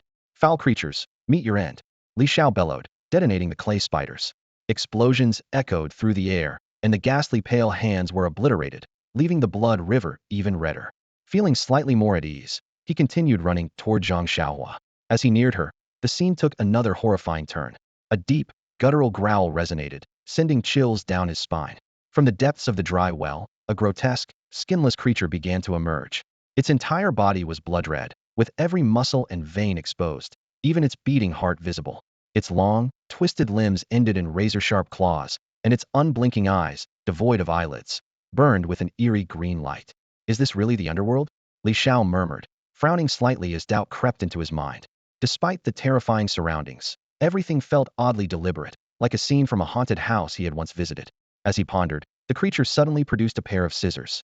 The monster Sun spoke in an eerie voice. "Young man, is this pair of scissors that can cut through hell yours?" Li Xiao was taken aback and replied with confusion. "What? There's even this kind of interaction? Why don't you ask if it's the golden scissors or silver scissors? This is way too fake. Is this some special performance arranged by the school?" Shaking his head, he continued, "No, I dropped a pair of white scissors." Rubbing his hands together, Li Xiao somehow conjured a pair of clay scissors and casually tossed them into the well, jesting, "Oops, I dropped them again. Could you pick them up for me?" The monster froze for a moment, clearly not expecting this bizarre move. After hesitating for a few seconds, it ultimately dived back into the well. Boom! A loud explosion erupted from the well. Li Xiao anxiously called out, "Xiaohua, are you still alive?" He rushed over and helped Zhang Xiaohua, who was lying on the ground, to get up. But to his shock, the person he lifted wasn't Zhang Ziwei. It was a hideous monster with a wrinkled face and a mouth full of sharp teeth, grinning at him menacingly. Furious, Li Xiao cursed, "Screw you." Without hesitation, he pulled out a piece of C1 tadpole-shaped clay and shoved it into the monster's mouth. With a swift swallow-like movement, he backflipped and created distance. Boom! With a thunderous explosion, the monster was blown to pieces. In the next moment, Li Xiao felt as if he had woken up. He opened his eyes again and found it was already daylight, with the school standing before him. He realized he was at the school gate, surrounded by his classmates, including Zhang Xiaohua. They were all still alive but stood motionless like puppets, their eyes closed and faces twisted in pain, clearly still trapped in the illusion with no way out. In front of him stood two people, teacher Ping Chuan and a middle-aged man, both staring at him. Ping Chuan smiled and said, "Congratulations, you've successfully passed the illusion test." Li Xiao chuckled lightly and thought to himself, as expected, it was all fake. The middle-aged man, an illusionist named Wang Yan, looked at him in astonishment and asked, "Can you tell me why you didn't take the scissors? Aren't you afraid of being unable to escape hell and being trapped there forever?" The illusion is designed with a rule. As long as you take the scissors, you can cut through the illusion and leave. But that requires courage to approach the monster and take the scissors. Wang Yin thought to himself. Anyone who can reach this point has passed the courage test, but this guy doesn't follow the script at all. Li Xiao gave an awkward laugh and replied, mainly because your version of hell is too fake. It's not even as scary as a haunted house. There's no sense of immersion. Promise me, make it more realistic next time, okay? Wang Yin and Ping Chuan exchanged baffled looks, clearly stunned by Li Xiao's unexpected reaction. Wang Yin couldn't help but feel a twinge of unease. The materials he had painstakingly studied and the scenarios he had carefully constructed were seen through and effortlessly conquered by this young man. It was truly unexpected. Was this boy exceptionally brave or incredibly reckless? After some thought, Wang Yin concluded that the boy's courage was indeed commendable. After all, he had managed to quickly discern the reality of the hellish illusion and pass the trial in no time. Despite many of his peers still struggling along the way, he was indisputably the first to complete the test. You've passed. Go wait on the field, Wang Yin said. Li Xiao walked through the school gate and was immediately greeted by a second-year student who had been assigned to welcome him. A sweet-looking girl smiled as she led him toward the field. Hello, Junior. This way, she said as they walked. Impressive. You managed to break through the living king of hell's illusion so quickly. What's your name? Li Xiao, he replied. Top scorer from Jiangzhou. The girl gave him a second glance, her surprise evident. A perfect score through the secret trial, so you're the one. You don't look very tough, though. She promptly added him as a friend. After leading Li Xiao to the field, the girl left. Li Xiao stood quietly, observing his surroundings. The school's environment was impeccable. The field was vast, nearly the size of 10 soccer fields, surrounded by picturesque scenery. In the distance, villas that appeared to be student dormitories were visible, and the academic buildings resembled grand arenas. After waiting for a while, someone finally arrived. Xiaoga, I'm here. Zhang Xiaohua came running over, shirtless and waving frantically. Quick, give me some clothes. I've been laughed at enough already. Li Xiao sighed and pulled a set of clothes from his luggage, handing them over. How do you manage to ruin all your clothes? He asked with mock irritation. Zhang Xiaohua chuckled awkwardly, quickly dressing before recounting his experience. Man, I thought I was done for. I really thought I'd entered hell. Li Xiao asked curiously. How did you get out? Zhang Xiaohua replied. At first, I was too scared to move. But then I saw you on the other side and thought, if I'm going to die, I might as well stick with my brother. I remembered a trick my grandpa taught me, putting my underwear on my head to ward off evil, and ran straight to you. There was a dry well, and a monster was climbing out of it. I smashed it on the head with a hammer. Then, when I went to help you, I realized you were a monster too, so I hit you with the hammer as well. Li Xiao couldn't help but laugh. Unbelievable, Zhang Xiaohua. You really don't play by the rules. The monster didn't even have time to speak before you took it out. I swear, it scared me to death. This illusion was way too realistic. Exactly. I really thought I'd gone to hell. As time passed, more and more people arrived on the field. Many of them looked pale, clearly still shaken by what they had just experienced. From Jiangcheng, only 3 people made it. The others had yet to wake up. Around 200 people had gathered on the field, those who had passed the trial, while another 800 had failed to make it through. This test of courage had 2 key challenges. First, one had to dare to cross the river to save someone important to them.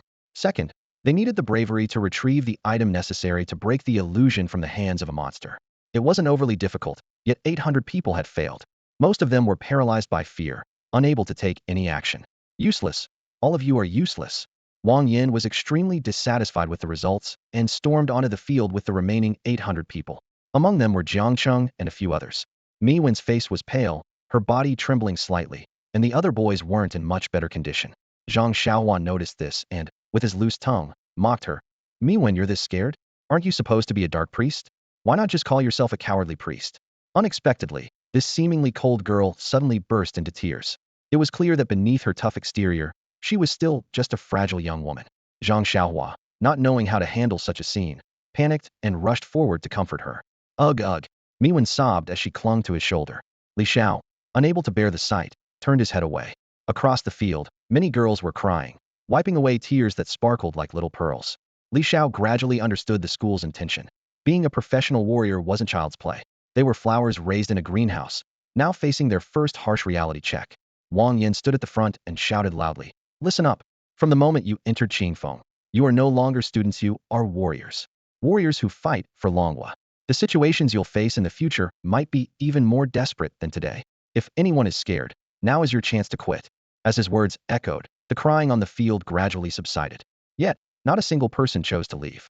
After all, everyone who had made it this far was no ordinary individual. Wang Yin continued. This year, the school has specially prepared 3 tests for you. Don't blame your luck. This is the first time in history that you can earn credits right upon enrollment. I hereby announce that those who passed the earlier test will receive 100 credits. The moment he finished speaking, the crowd erupted in astonishment. Credits in the academy were incredibly valuable. Everything relied on them. Credits could be used to purchase rare items unavailable elsewhere, and even legendary-grade equipment and tools. 100 credits were no small amount enough to buy a level 20 purple-grade item. Those who had passed the test were quietly elated, while those who hadn't were filled with regret but determined to redeem themselves in the next challenge. Wang Yin added, I am particularly pleased that one student today managed to see through the illusion. This demonstrates exceptional observational skills. These words left the students in shock. Someone had actually seen through the illusion? That was incredible. Zhang Xiaohua glanced around, searching for this extraordinary individual, and finally his gaze landed on Li Xiao, as he had been the first to pass the test. Excitedly, Zhang Xiaohua asked, Xiaoga, could it be you? Li Xiao responded calmly. Indeed, it was me. Instantly, countless eyes turned toward him, filled with admiration. The moment was perfect for showing off. At this point, Wang Yin raised his voice again. The second test will assess your ability to observe and discern, an essential skill for the future. I will release 1,000 level 3 poison arrow frogs, along with 10,000 illusionary poison arrow frogs. Killing a real monster earns you 10 credits, while killing an illusionary one deducts 10 credits. Remember, your credits can go negative. By the end of today's 3 tests, anyone with negative credits will not be eligible to enter Qingfeng. Instead, the school will assign you to another academy. As the test began, Wang Yin gave the order, and 1,000 poison arrow frogs were released, causing chaos on the field. The frogs hopped around wildly on the ground. Students immediately dropped to the ground, carefully observing the frogs' appearances, body shapes, and patterns. This was not something to take lightly. Failure on the first day could mean elimination. Qingfeng Academy's strictness this year was truly unexpected. Zhang Xiaohua lay on the ground, his rear sticking up as he studied the frogs intently. Then he looked up at Li Xiao and asked, Xiaoga, aren't you going to observe? Li Xiao replied indifferently. It's just a trivial trick. Zhang Xiaohua's eyes widened. Had Xiaoga already figured it out? At that moment, all the students were on the ground, carefully observing except for Li Xiao, who stood with his hands behind his back, standing out like a crane among chickens.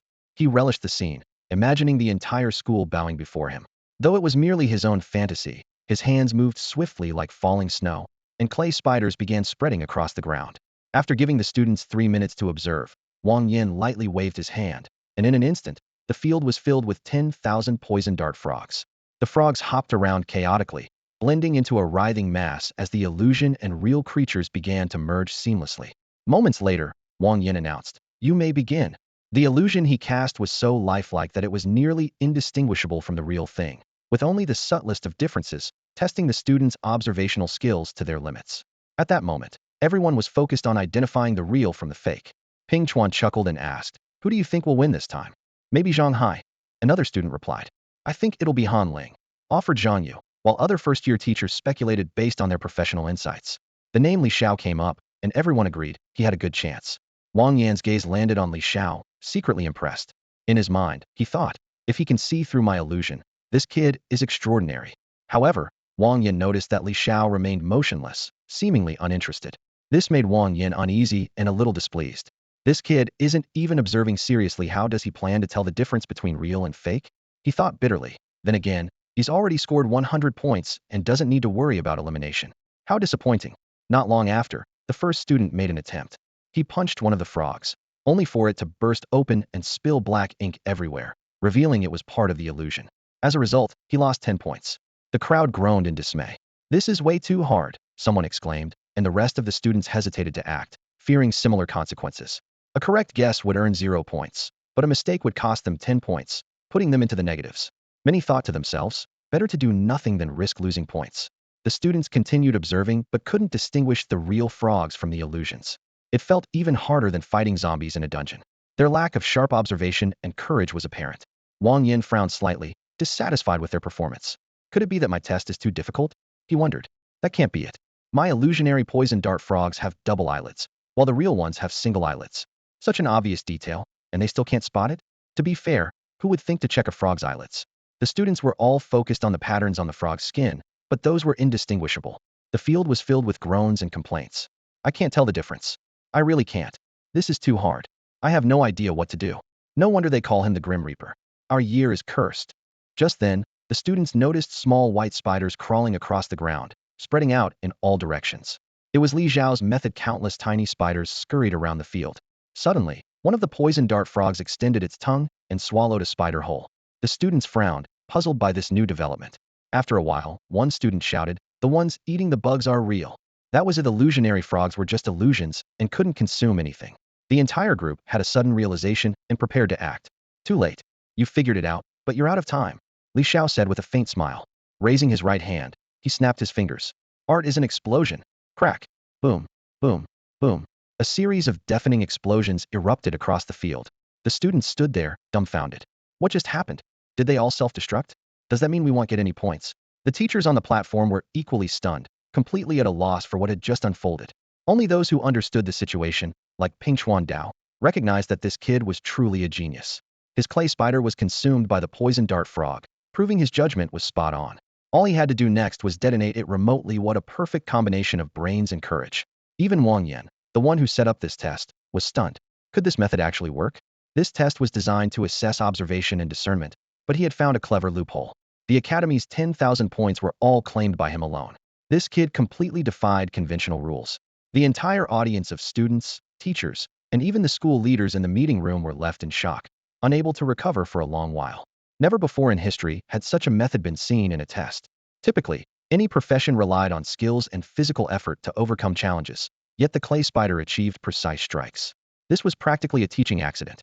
One person taking all the freshmen's points. What did that mean? 10,000 points. A regular student might not even earn that in 3 years. Yet on Li Xiao's first day, he had achieved what others might work years to accomplish. Wang Yin frowned deeply. This question was meant to test observation skills, but Pingchuan laughed and said, Teacher Wang, observing that frogs eat bugs counts as observation skills, doesn't it? After hearing this, Wang Yin suddenly realized indeed, he had been too fixated on the literal sense of observation with the eyes. Utilizing biological traits also demonstrated intelligence. With that, he loudly announced, the test is over. Li Xiao killed 990 poison dart frogs, earning 9,900 points. The score was displayed on the big screen, with Li Xiao leading far ahead at exactly 10,000 points. In reality, Li Xiao had only killed 990 poison dart frogs. The remaining 10 were taken down by 9 female students. This test was particularly favorable to the girls. Some quickly noticed that the illusion frogs had a distinctive double eyelid feature and began searching for them. However, before they could kill many, Li Xiao had already eliminated them all. Upon seeing the score panel, the students couldn't stay calm. They protested, how is this fair? I figured it out too and was just about to act. Li Xiao, that top scorer from Jiangxing? How did he do it? How did he manage such precise strikes? Unbelievable. Li Xiao, you're leaving no room for the rest of us. Frustrated, the students glared at Li Xiao with resentment. Leave some room for others. What goes around comes around. The students collectively advised. After all, given enough time, they too could have identified the differences and earned points. But Li Xiao had swept up all the points, cutting off their chances entirely. It infuriated them, as if he had taken something as precious as family. The sunny weather matched Li Xiao's mood. Everything was going his way. Whistling a tune, he was in high spirits. 10,000 points, would that be enough to buy a legendary skill book? The other students were burning with anger, but helpless. Zhang Xiaohua gave Li Xiao a thumbs up. Xiaoga, you're incredible. Li Xiao pressed his right hand down modestly. Let's keep it low-key. The others from Jiangxing were speechless. Low-key? You're anything but low-key. At this point, as Wang Yin began announcing the rules for the third test, everyone shifted their focus to preparing for the next challenge. The next test was about perseverance. Only with unwavering determination could one go further on this path. Qingyan Mountain, located within the school grounds, had 300 steps leading to the summit. The rules were simple. Climb as high as possible. Below 100 steps, you'd lose 50 points. Reaching 100 steps meant no points lost. At 150 steps, you'd gain 10 points. At 200 steps, 50 points. At 250 steps, 100 points. Reaching the summit would earn 1,000 points. Although no one had ever reached the summit, Wang Yin added, if you have what it takes, go ahead and claim the 1,000 points. A student asked, Teacher, can we use equipment or tools? Wang Yin smiled. You can use whatever means you have, as long as you're still able to climb. The test began. As soon as the words left his mouth, the students surged toward Qingyun Mountain, located not far to the right. The mountain wasn't very high. Ordinary people could climb it, let alone these trained individuals. However, no one dared to take it lightly, especially those who hadn't scored yet. They desperately needed points. Zhang Xiaohua walked leisurely alongside Li Xiao. Their scores were already high enough to avoid elimination, so they were naturally more relaxed. On the platform, Wang Yin once again glanced in Li Xiao's direction, muttering to himself, I admit you're clever and observant, but this test is the real challenge. I spent 6 months designing this course. There's no room for tricks here. When the students arrived at the foot of Qingyun Mountain, they immediately noticed that all their equipment and tools were sealed, just like during their previous academy assessment dungeon. Not only that, But when someone tried to use their skills, they found that even those were suppressed and rendered completely ineffective. As professionals, they now felt no different from ordinary people, stripped of any advantage. This was the work of the ceiling mage, who had set up a ceiling barrier here to restrict low-level professionals like them. The students had no choice but to rely on their physical endurance as they climbed step by step. The stairs of Qingyun Mountain were wide and even, spanning 10 meters across, allowing multiple people to climb at once. In just a short while, the students ahead had already ascended a significant number of steps. Meanwhile, Li Xiao and Zhang Xiaohua were leisurely stepping onto the first stair. Zhang Xiaohua climbed a few steps and remarked in surprise, "This feels pretty easy." Li Xiao nodded. "It does feel easy, but there's definitely something off." The two continued climbing, and after about 70 steps, a sense of fatigue began to creep in. This doesn't make sense. With my stats, why do I feel tired? Li Xiao thought with some confusion. Then it hit him, there had to be some kind of additional gravity applied to the stairs. Zhang Xiaohua wiped the sweat from his forehead and sat down on a step, panting heavily. On the steps above, several students were also sitting down, catching their breath, confirming the presence of some kind of gravitational enhancement. Li Xiao had already sensed this, but he had also noticed something even stranger. His level was 14, higher than Zhang Xiaohua's level 11, and after consuming the first apple, his physical stats were significantly stronger, 53 in strength and 67 in constitution. Although he was in a crafting-oriented profession, his attributes far surpassed Zhang Xiaohua's. Logically, he should have felt tired after Zhang Xiaohua, yet they both grew fatigued at the same time. This discrepancy was odd. While ordinary students might not notice, Li Xiao's sharp intuition told him there was more to this. He stood up and began walking back down the mountain. Zhang Xiaohua, puzzled, called out, "Xiaoga, we've worked so hard to climb up. Why are you heading back down?" Li Xiao smiled and replied, "I need to test something." He slowly descended about 10 steps, carefully sensing any changes in his body with each step. Soon, he noticed a subtle difference. With each step down, his body seemed to grow lighter. Conversely, with each step up, the weight on his body increased. Theoretically, someone with stronger stats should feel fatigued later, but in reality, he and Zhang Xiaohua were experiencing exhaustion at the same time. Li Xiao returned to Zhang Xiaohua and said, "I think I've figured it out. These steps are actually a kind of mechanism. They dynamically adjust the pressure applied to each person based on their physical condition." Zhang Xiaohua blinked in confusion, struggling to understand. Li Xiao patiently explained. "In simpler terms, every step you climb increases the pressure on your body by about 2. This has nothing to do with your strength or constitution. Even if your stats are higher, the percentage increase is the same. In other words, everyone faces the same proportional pressure, and what's really being tested here is willpower." Understanding dawned on Zhang Xiaohua, and his eyes lit up. "So, you're saying that whether it's a warrior with insane strength or a mage with minimal power, everyone is subjected to the same pressure?" Li Xiao nodded. "Exactly." Zhang Xiaohua began counting on his fingers, exclaiming, 100 steps would mean 200 pressure, 200 steps would be 400, and 300 steps would be 600. There's no way anyone can reach the top." "Pretty much," Li Xiao said with a faint smile. "The higher you go, the harder it gets. But it's not impossible to reach the summit." Zhang Xiaohua's eyes sparkled with anticipation. "Xiaoga, you must have a plan." "Stick with me," Li Xiao said firmly. "Of course, brother." Zhang Xiaohua replied enthusiastically. At the summit of Qingfeng Academy, an invisible pressure weighed heavily on the students, growing more intense the closer they got to the top. Despite this, everyone gritted their teeth and pushed forward, climbing step by step with unwavering determination. After half an hour of arduous effort, they finally reached the 100th step. By this point, some students could no longer endure the strain and sat on the steps gasping for breath, with about half of them pausing to rest. After a brief respite, some stood up again, continuing their ascent, though they had to stop frequently to catch their breath.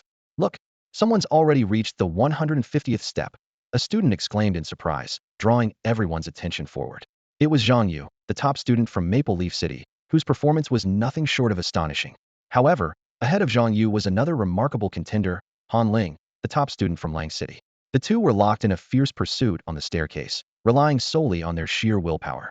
Although both were melee combat specialists, the unique nature of the mountain leveled the playing field, making endurance the ultimate test.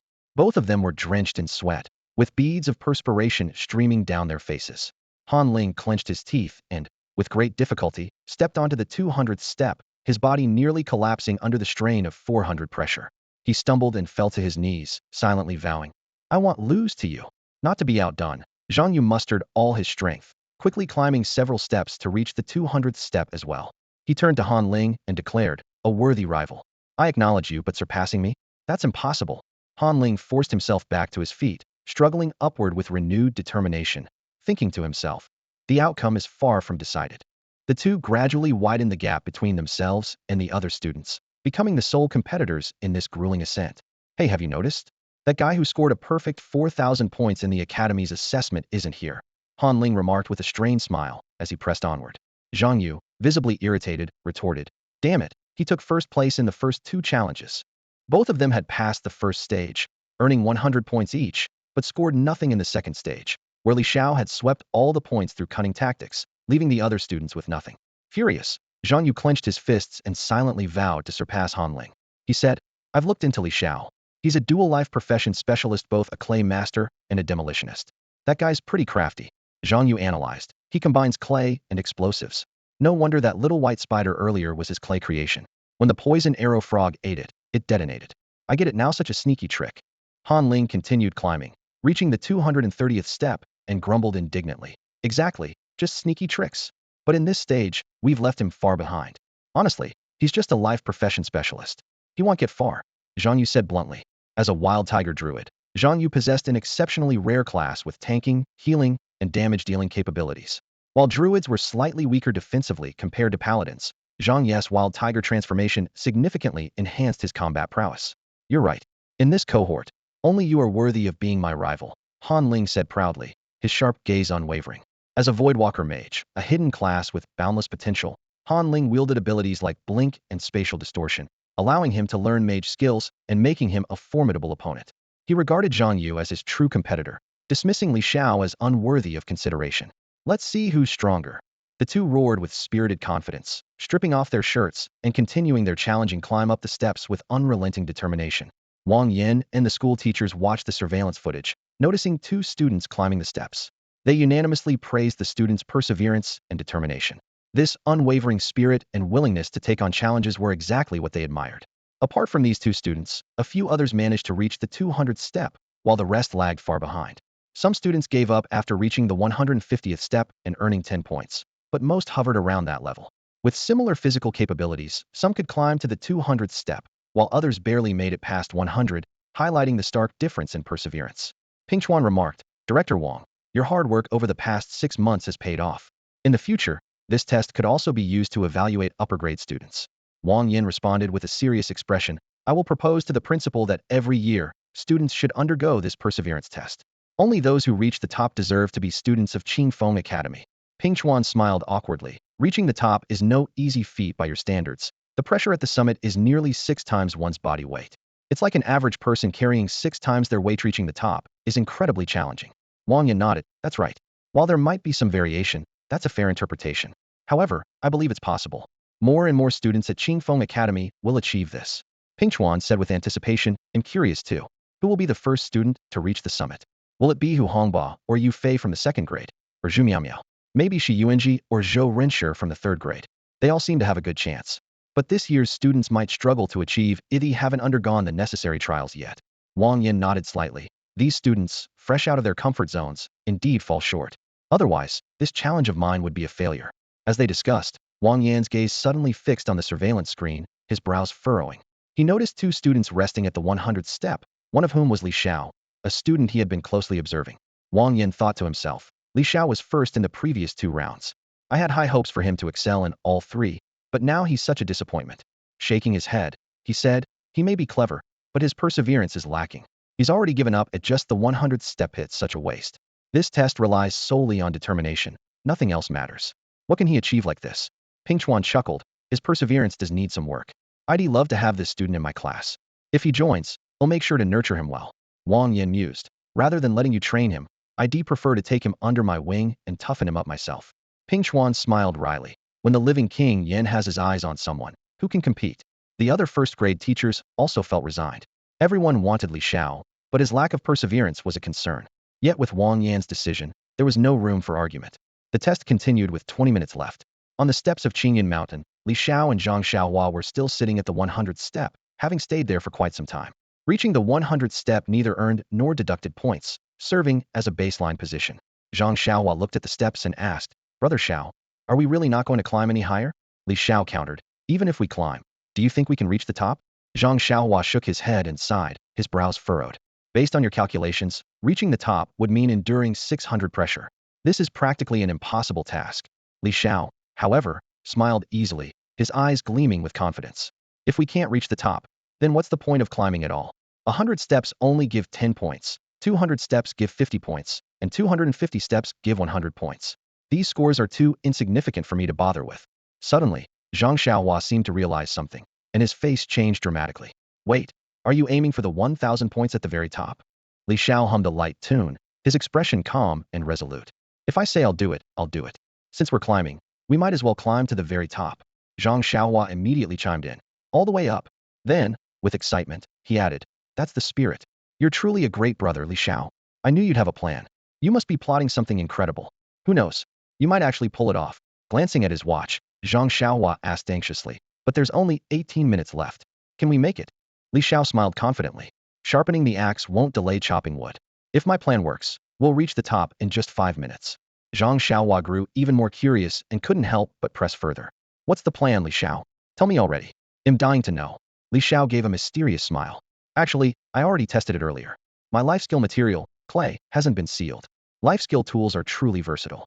He explained, since no life skill professions have ever entered the combat academy, neither the challenges nor the tests restrict the use of life skill tools. I found this small loophole. Zhang Xiaohua's eyes lit up. So, are you planning to make a giant clay spider for us to ride to the top? Not quite. Li Xiao shook his head. It's not a clay spider. I tested it earlier, and it seems that the staircase flooring is a special item that applies gravitational force to human bodies. Even if we sat on a clay spider, we'd just get crushed. Plus, with skills disabled, I can't even control the clay spider. Zhang Xiaohua frowned. Then what do we do? Li Xiao spoke with confidence. But I discovered that the gravitational effect of this flooring has a limited range. If we can get just 1 meter above the floor, we'll escape the enhanced gravity. So, my plan is to craft a 7-shaped ladder and climb directly to the top. Using the Pythagorean theorem, I've already calculated the ladder's length and height. Now, all that's left is to make it. As he spoke, Li Xiao sketched a simple diagram on the ground. 7. Zhang Xiaohua gasped, feeling a chill run down his spine. He realized that compared to Li Xiao, his intelligence barely scratched the surface. Li Xiao, are you sure this will work? Li Xiao admitted calmly. I can't be 100 certain, but it's worth a try. Right now, we're at the 100-step mark. Either we stay here with no penalty, or we go for the 1,000 points. High risk, high reward. Li Xiao, you're amazing. Zhang Xiaohua exclaimed with genuine admiration. Li Xiao, while explaining, began crafting the ladder. To ensure its stability, he used mid-grade clay. He had already failed once before, so this was a make-or-break attempt. With only 10 minutes left before the challenge ended, the system notification sounded. Materials consumed. White mid-grade clay x 500. Crafting successful. Item obtained. 7-shaped ladder creator, Patrick Star. It worked. Li Xiao shouted in excitement.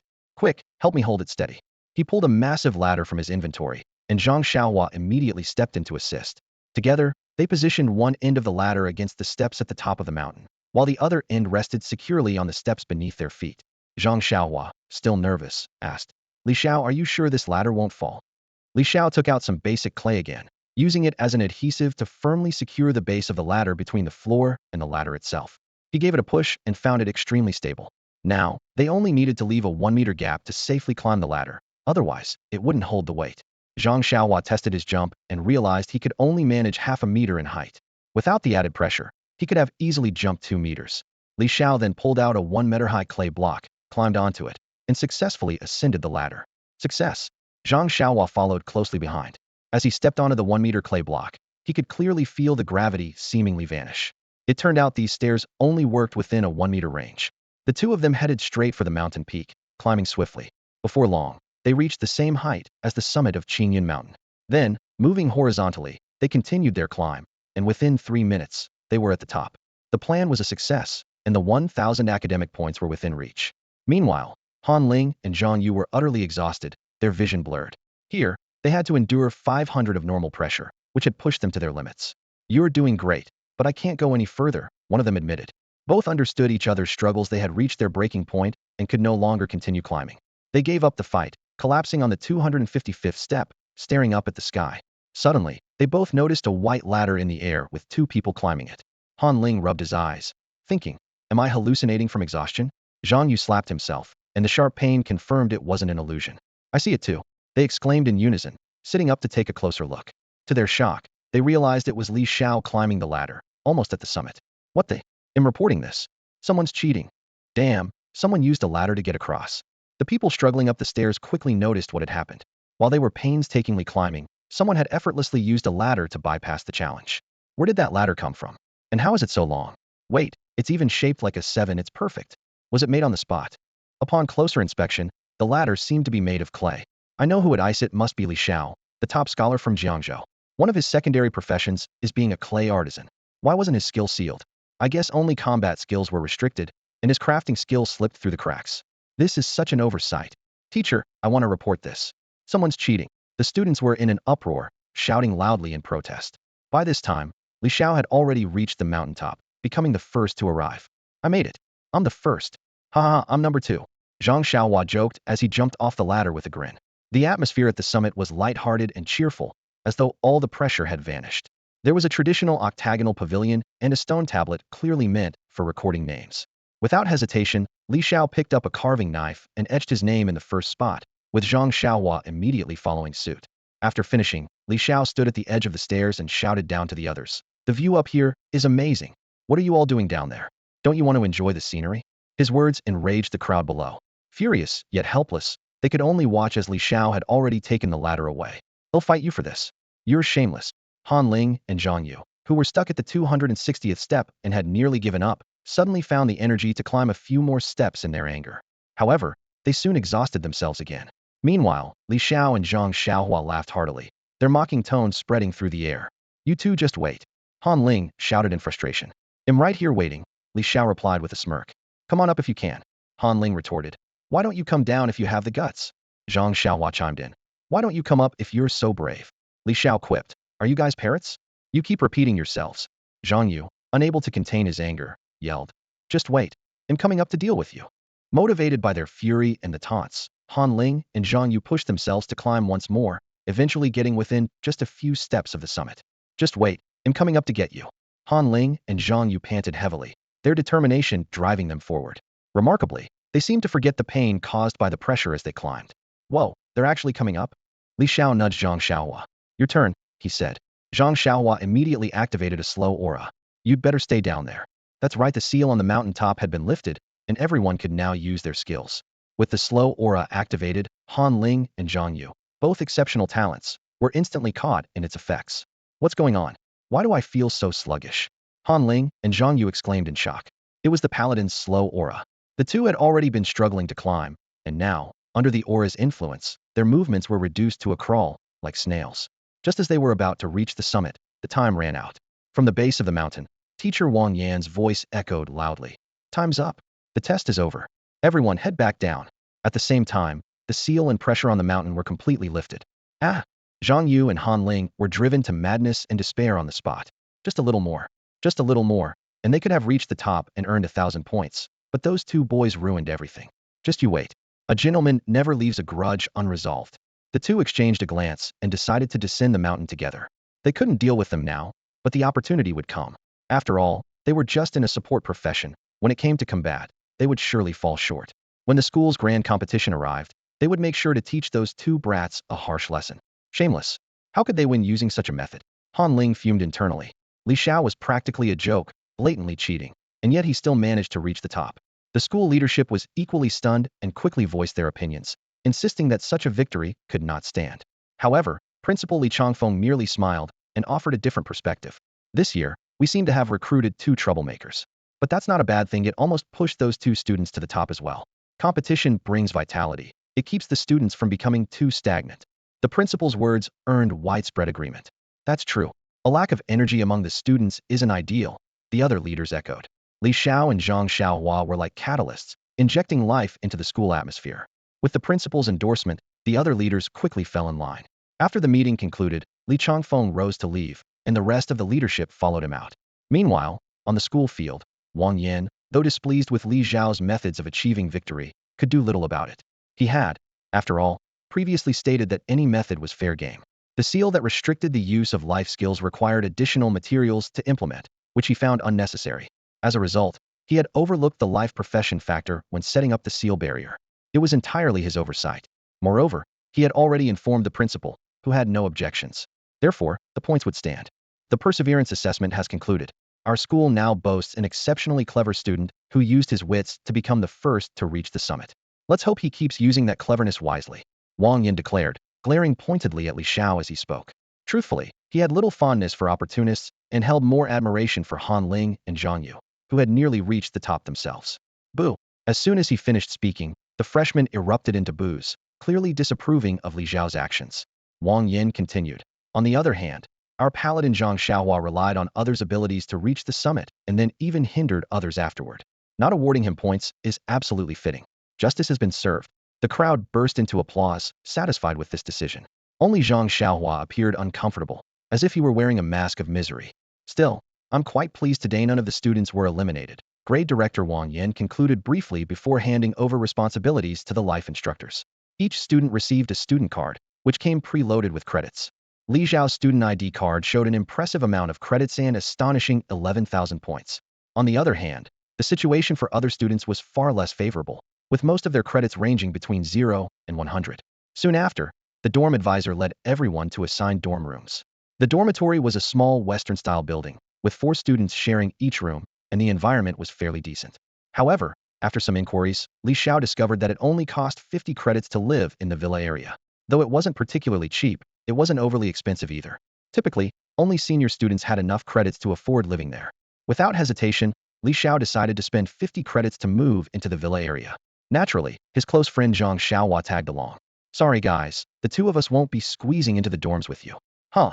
Zhang Xiaohua couldn't resist mocking the others loudly before leaving. This completely infuriated the rest of the group. Get them! Get them! They're so annoying. Let's teach them a lesson. All the first-year students immediately grabbed whatever they could use as weapons and chased after them. This isn't good, Brother Xiao. Time to make a run for it. Zhang Xiaohua, realizing the situation was turning bad, tried to pull Li Xiao to escape. But when he turned around, Li Xiao had already vanished into the distance. What the wait for me? He shouted. In no time, the 2 of them disappeared into the crowd. The other students wanted to keep chasing, but the dorm advisor quickly stepped in, shouting loudly, "What are you doing? Are you all out of control? The academy strictly forbids using professional abilities to fight each other. Violators will be reprimanded, and credits will be deducted." Hearing this, the students finally stopped, realizing they had almost been tricked by the pair. Just when everyone thought the commotion was over, the dorm advisor, who seemed to enjoy stirring things up further, added, "However, you can issue a challenge. If you have any grievances, you can settle them fairly in the arena." As soon as those words were spoken, the students' eyes lit up. 2 of them, Han Ling and Zhang Yu, exchanged a knowing look, clearly understanding each other's thoughts. Han Ling turned to Zhang Yu and said, "They'll take care of Li Xiao, and you handle Zhang Xiaohua." Zhang Yu frowned and replied, "No way. I want to fight Li Xiao. Quit arguing. Let's settle this with rock, paper, scissors," Han Ling suggested. "Fine. That's fair," Zhang Yu agreed. After a quick game, Han Ling emerged victorious. "Great. He'll deal with Li Xiao, and you get Zhang Xiaohua," Han Ling said with a triumphant grin. "They'll show him the power of a Void Walker mage and make him realize his so-called top student status in Jiangcheng is nothing but an empty title." "All right, a bet's a bet," Zhang Yu said reluctantly, shaking his hand in resignation. "He'll just have to deal with that Zhang Xiaohua guy and teach him a lesson about knowing his place." The night was unusually lively. As the new semester began, students gradually returned to their dormitories from their hometowns. In a standalone villa, Xiong Pampan exclaimed excitedly, "Have you heard? A new student made quite a splash today and became famous. Even more famous than you were back then." Zhu Miao Miao, sitting nearby, asked in surprise, "How famous?" Xiong Pampan and Zhu Miao Miao were both second-year students. Last year, they rented this villa together and had since developed a good friendship. Zhu Miao Miao had entered the academy last year as the top scorer, but for some reason, within just 3 days, she was challenged by top scorers from various regions. In the end, she single-handedly defeated all her opponents, earning herself a stellar reputation. "He's even more impressive than you. He became the grade's public enemy the moment he joined the school," Xiong Pampan explained. This year, the school introduced 3 challenges right at the start of the semester, and students could earn points from them. The first challenge tested courage falling into hell. He completed it in less than 2 minutes. The second challenge was about observation distinguishing illusions. He scored a whopping 9,900 points. The third test was about perseverance climbing Qingyan Mountain. He made a ladder out of clay, climbed to the top, and earned another 1,000 points, becoming the first student in our school to reach the summit. Even the living king of hell was almost furious to death. Huh? And that's not all's made all the freshmen so mad that he's become their collective enemy. Zhu Miao Miao froze for a moment before asking, "Clay? Is that person named Li Xiao?" Xiong Pampan looked surprised. "Huh, how did you know?" "Oh, right, Li Xiao, the top scorer from Jiangcheng, is pretty well known, so it's not surprising you've heard of him." Zhu Miao Miao smiled faintly, thinking to herself that she might have found a promising teammate.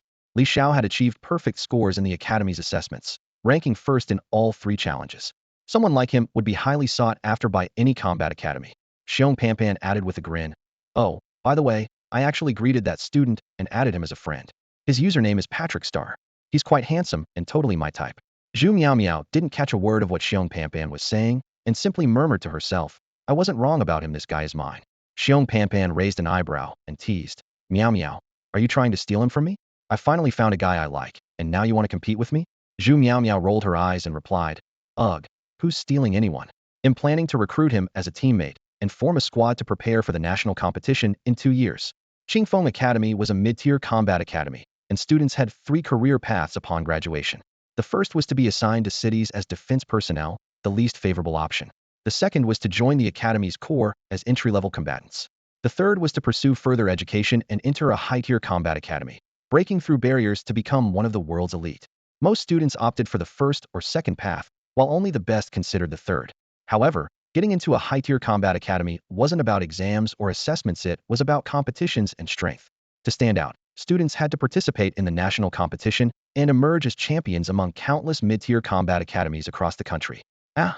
Xiong Panpan suddenly screamed in shock, as if she'd discovered something groundbreaking, her whole body frozen in place. Zhu Meow Meow frowned and asked impatiently, what are you yelling about? Xiong Panpan exclaimed in surprise, I never expected this, Meow Meow. You're actually planning to join the competition. Zhu Meow Meow responded calmly. I just didn't say anything before. Xiong Panpan continued. Then why didn't you form a team in the first year? Both Hu Hongba and Yu Fei, the 2 team captains, invited you. Back in the first year, Zhu Meow Meow neither formed her own team nor accepted any invitations. Everyone assumed she had no intention of entering the advanced academy, which was considered a pity. Yet now, she suddenly announced her intention to form a team. Zhu Meow Meow replied indifferently. Hu Hongba and Yu Fei? I don't think much of them. Xiong Panpan's eyes widened in shock. But they're the strongest teams in the second year. They're almost guaranteed to make it to the nationals and definitely into the advanced academy. Zhu Meow Meow shook her head. Making it to the nationals is nothing special. It's boring. Xiong Panpan's expression was filled with disbelief. Wait, are you planning to dominate the nationals? Zhu Meow Meow gave a slight nod and firmly declared, exactly. That's just who I am. Either I don't participate, or I aim for first place. Xiong Panpan took a sharp breath and reminded her, then you'd better hurry up. I heard that the second-year captains are already recruiting first-year talents. Even Han Ling, who has a hidden profession, and Zhang Yu have been invited. For the sake of the nationals, some second-year seniors are even saving spots for freshmen to join. Exceptionally talented students can grow very quickly. Some might even reach second-year levels by the first semester of their first year. After showing their strength in the annual competition, they could apply to skip grades, though it's only allowed to skip from first to second year. That's because at this stage, the gap between geniuses and average students widens the fastest, and their progress slows down later on. Zhu Meow Meow thought seriously for a moment and said, I plan to recruit Li Xiao. He probably won't refuse. Xiong Panpan warned her, if you recruit Li Xiao, it's likely that any freshmen who have a grudge against him won't join your team. You need to think this through. Li Xiao may have a lifestyle profession, but he probably won't be very useful in the later stages. And right now, you don't even have a team. Even if you add Li Xiao, that's just the 2 of you, you're still short 3 people. At this point, Zhu Meow Meow felt a slight headache. Most second-year students had already formed their teams, leaving few suitable candidates. Xiong Panpan added, plus, you missed the first-year competition, so you lack team points. You'll only be able to start earning points from the second year, which means you'd have to win almost every match to make it to the national finals. I'm not worried about the school matches, though I can handle those on my own. Zhu Meow Meow pondered for a moment and said, if worst comes to worst, they'll just find 3 people to fill in for now and figure it out later. She glanced at Xiong Panpan and half-jokingly said, if I really can't find anyone, you can help fill in. Xiong Panpan looked a little excited. Really? You'd actually let me join? But I'm so bad at this, no one else wants me on their team. She knew very well that her skills were mediocre. As just an ordinary warrior, she had always been left out and had become a fringe figure. That was precisely why she had ended up as roommates with the equally solitary Zhu Meow Meow. Zhu Meow Meow chuckled. Just to make up the numbers. Look how excited you are. Xiong Panpan replied gratefully. Thank you, Meow Meow. Love you. Zhu Meow Meow teased. Don't get all mushy on me, can't take it. If I team up with Li Xiao, I might have a chance to form a CP with him. You'd better make sure to bring him over. That night, many teams were busy recruiting new members. The majority of people were heading towards Han Ling, but under a single glance from Hu Hongba, the crowd quickly dispersed. The captain of the Lone Swan squad approached Han Ling and said, Han Ling, our Lone Swan squad invites you to join us. Forming a new team doesn't guarantee finding the best members, so why not join us? My team is already complete except for you. Even with just 4 members, our squad is ranked first among the sophomores, and qualifying for the national competition is almost certain. With you on board, we could go much further in the nationals. Han Ling pondered for a moment before nodding in agreement. I'll join. After all, his goal was to enter a top-tier combat academy, and joining an established team was the best option. Hu Hongba gave a subtle nod. You will be the ace of the team. What do I need to do? Han Ling asked. It's simple. Grow as much in 6 months as others do in a year. Then, gather a few people and secure a top 3 spot in the year 1 mid-year competition. That way, you'll be able to skip a grade and move directly to year 2. Hu Hongba explained. Han Ling smiled confidently. No problem. Got it. And with that, Han Ling decided to join Hu Hongba's Lone Swan squad. Meanwhile, other talented students also accepted invitations from sophomore teams. These students privately coordinated and decided to form a temporary team, knowing that the squads would disband eventually. They figured they might as well band together to create a stepping stone for advancing to year 2. This temporary team was likely to become the strongest among the freshmen. Strangely, Li Xiao, who had achieved perfect scores in both the academy's assessment and entrance exams, received no invitations from any teams. Perhaps the captains, after gathering information, deemed Li Xiao's dual life professions unpromising. The only exception was Meow, who, even before the semester started, had extended an invitation to the Yedoba-proven Li Xiao. The students in the dormitory area were aware of the second-year students recruiting others, but Li Xiao and Zhang Xiaohua, living alone in the villa area, were completely clueless about it. At the moment, they were enthusiastically exploring the villa. The school's villa was incredibly luxurious, and the 50-credit spin on it were well worth it. The villa had 3 floors. The first floor featured a spacious hall, a reception room, a projector, a kitchen, a laundry room, a garage, and a swimming pool. The second floor was the living area, with 5 bedrooms, each equipped with a private bathroom. Li Xiao speculated that the villa was likely designed for teams, as it was rare for someone like him to live in a villa during their first year. The third floor housed a study, a media room, a gym, and an entertainment room. Li Xiao couldn't help but marvel. This is the life of the wealthy. The two of them lounged on the soft sofa, watching a movie through the projector, glasses of red wine in hand. Just as they were immersed in the movie, Li Xiao noticed that Zhang Xiaohua seemed distracted, busy chatting with someone through the friend system. Curious, he asked. Hey, who are you talking to? Zhang Xiaohua stammered. No one. I'm just a bit sleepy. With that, she hurriedly slipped away to the second floor. Li Xiao was puzzled. Could Meow really have taken a liking to this guy? He couldn't help but mutter to himself. How could she possibly be interested in Zhang Xiaohua? Didn't she call him a scoundrel before? Are girls these days really this easy to fool? Unable to figure it out, he decided to stop dwelling on it. He sent a message to his sister, letting her know he was settling in well and telling her not to worry. His sister replied, urging him to focus on his studies and assuring him that she was fine. Shortly after, Li Xiao received another message. It was from Xiong Baobao, the senior he had added earlier in the day. She greeted him with a simple, "Are you there?" Li Xiao replied with, "I'm not." Xiong Baobao seemed taken aback and after a moment, sent another message. "What are you doing?" Li Xiao answered, "Taking a shower." And just like that, the conversation came to an abrupt halt, his single status firmly intact, thanks to his own doing. Another message soon arrived, this time from Meow Zai. Li Xiao immediately opened it. "Meow Zai, impressive. You've become a celebrity on the very first day of school," he teased. Meow Zai replied, "You're too kind, senior. You're not bad yourself. I saw your profile on the school forum, ranked first in solo missions, specializing in taking down cultists. Every mission completed solo, and you're at the top of the leaderboard." Earlier, Li Xiao had logged into the school forum on his phone and searched for Zhu Meow. Sure enough, he found that this girl was extraordinary. She operated alone, unbeatable in unknown fights, and surprisingly, she wasn't even a talent-based class, but just an ordinary rogue. This was truly astonishing. At school, earning points mainly relied on completing tasks. Zhu Meow exclusively took on the most challenging missions of eliminating cultists, earning her the top spot in points. Meow Zai sent another message. "All right, enough mutual flattery. Let me ask you, have any other captains tried to recruit you?" Li Xiao was a bit surprised. So second-year students were recruiting first years? Why hadn't anyone approached him? Naturally, Li Xiao wouldn't admit the truth. He wanted to appear more valuable. He replied, "Of course. Several captains have invited me to join their teams. But I'm a man of my word. And since I promised you, I turned them all down." Meow Zai teased him. "I think you're just after my legendary skill book. After all, no one else could offer you such a deal. Good choice on your part." Li Xiao chuckled to himself, thinking she wasn't entirely wrong. Meow Zai added one last comment. "But your actions today might have brought some trouble your way." Zhu Meow froze for a moment. Lying on her bed, she hadn't expected Li Xiao to be so confident, even a little cocky. Despite this, she found herself appreciating his attitude, thinking to herself, this is exactly the kind of teammate I need. After hesitating for a while, she finally replied to Li Xiao, "I'll wait for you in the second-year division." Li Xiao's patience had paid off, and she felt that she was worth such anticipation. In her heart, Meow silently thought that Li Xiao's arrival might help her form a strong team. Although she originally intended to participate in the individual competition, the attention and importance of individual matches were too low. For professionals, success ultimately depended on teamwork.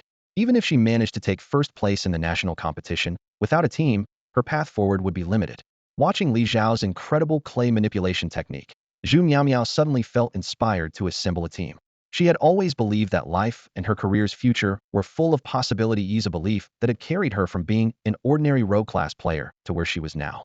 The next morning, Li Xiao was still lost in a dream when he suddenly heard the sound of someone rummaging through his things. He jolted upright in bed, startled. What the heck? A thief, he thought. But when he looked over, he saw it was Zhang Xiaohua digging through his suitcase. What are you doing, Xiaohua? Li Xiao asked. Xiaoga, I didn't bring any clothes. I'm looking for something to wear, Xiaohua replied. Li Xiao frowned.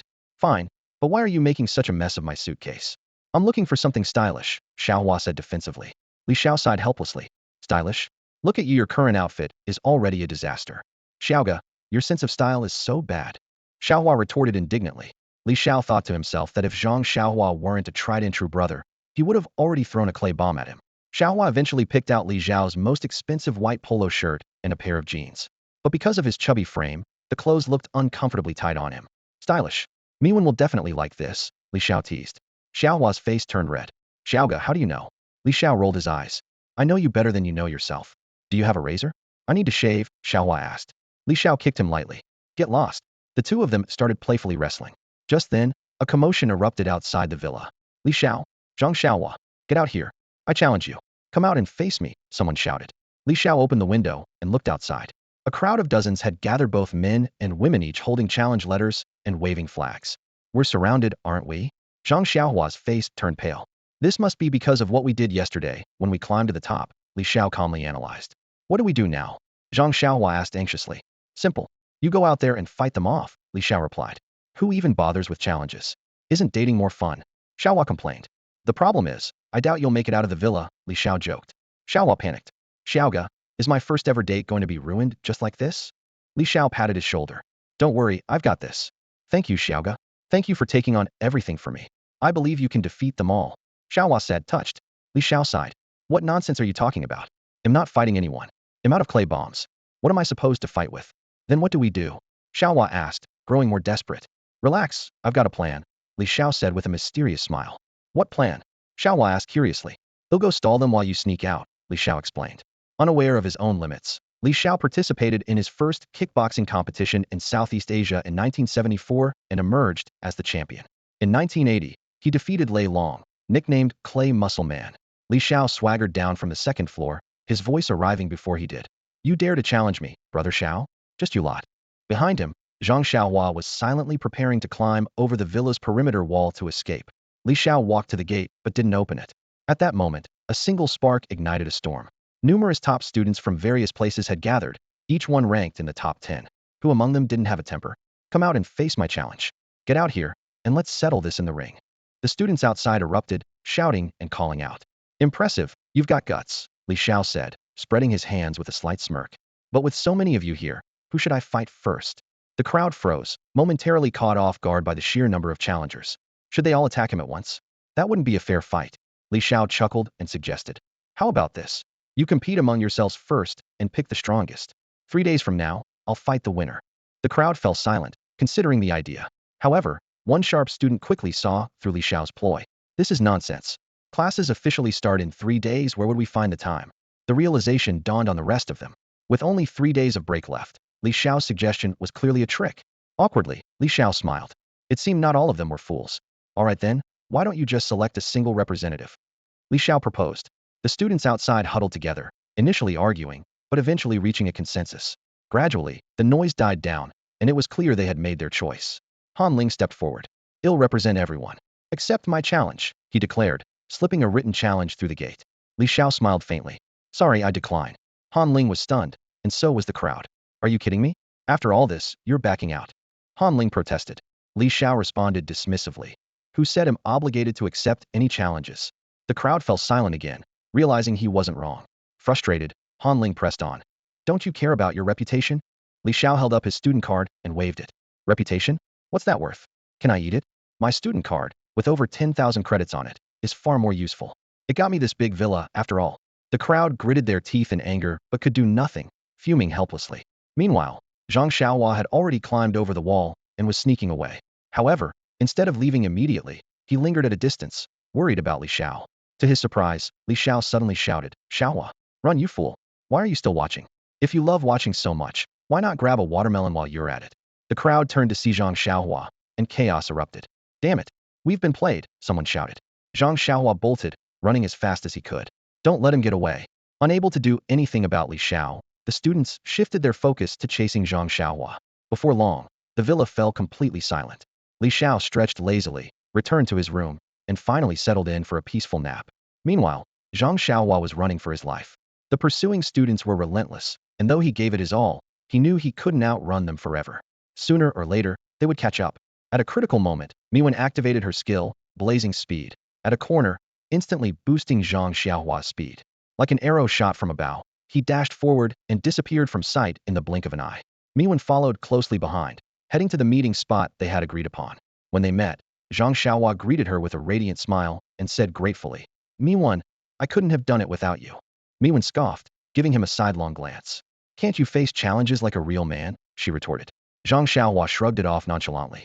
"Uff, I'm not stooping to their level," he replied before reaching out to grab Meow's hand. "You scoundrel!" Meow blushed instantly, trying to pull her hand away. However, Zhang Xiaohua held on tightly, refusing to let go. He seemed mischievous, as if he had learned this from Li Xiao. When it comes to girls, persistence is key. With a confident grin, he declared, "Yeah, I'm a scoundrel. So what?" Perhaps it was because Meow, as a pampered young lady, had only encountered well-mannered men before. This boldness intrigued her, sparking a strange fondness for him.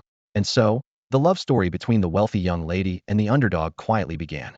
"Every underdog has their moment," Zhang Xiaohua said excitedly, still holding Meow's hand. "Come on, let's go shopping." Meow raised an eyebrow, puzzled.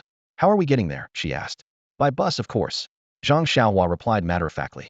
Rolling her eyes, Meow waved her hand, and a luxurious Cullinan SUV appeared before them. This high-end vehicle could withstand attacks from level 30 monsters. Zhang Xiaohua froze in astonishment, silently wondering, what kind of family background does Meow have? What's the matter?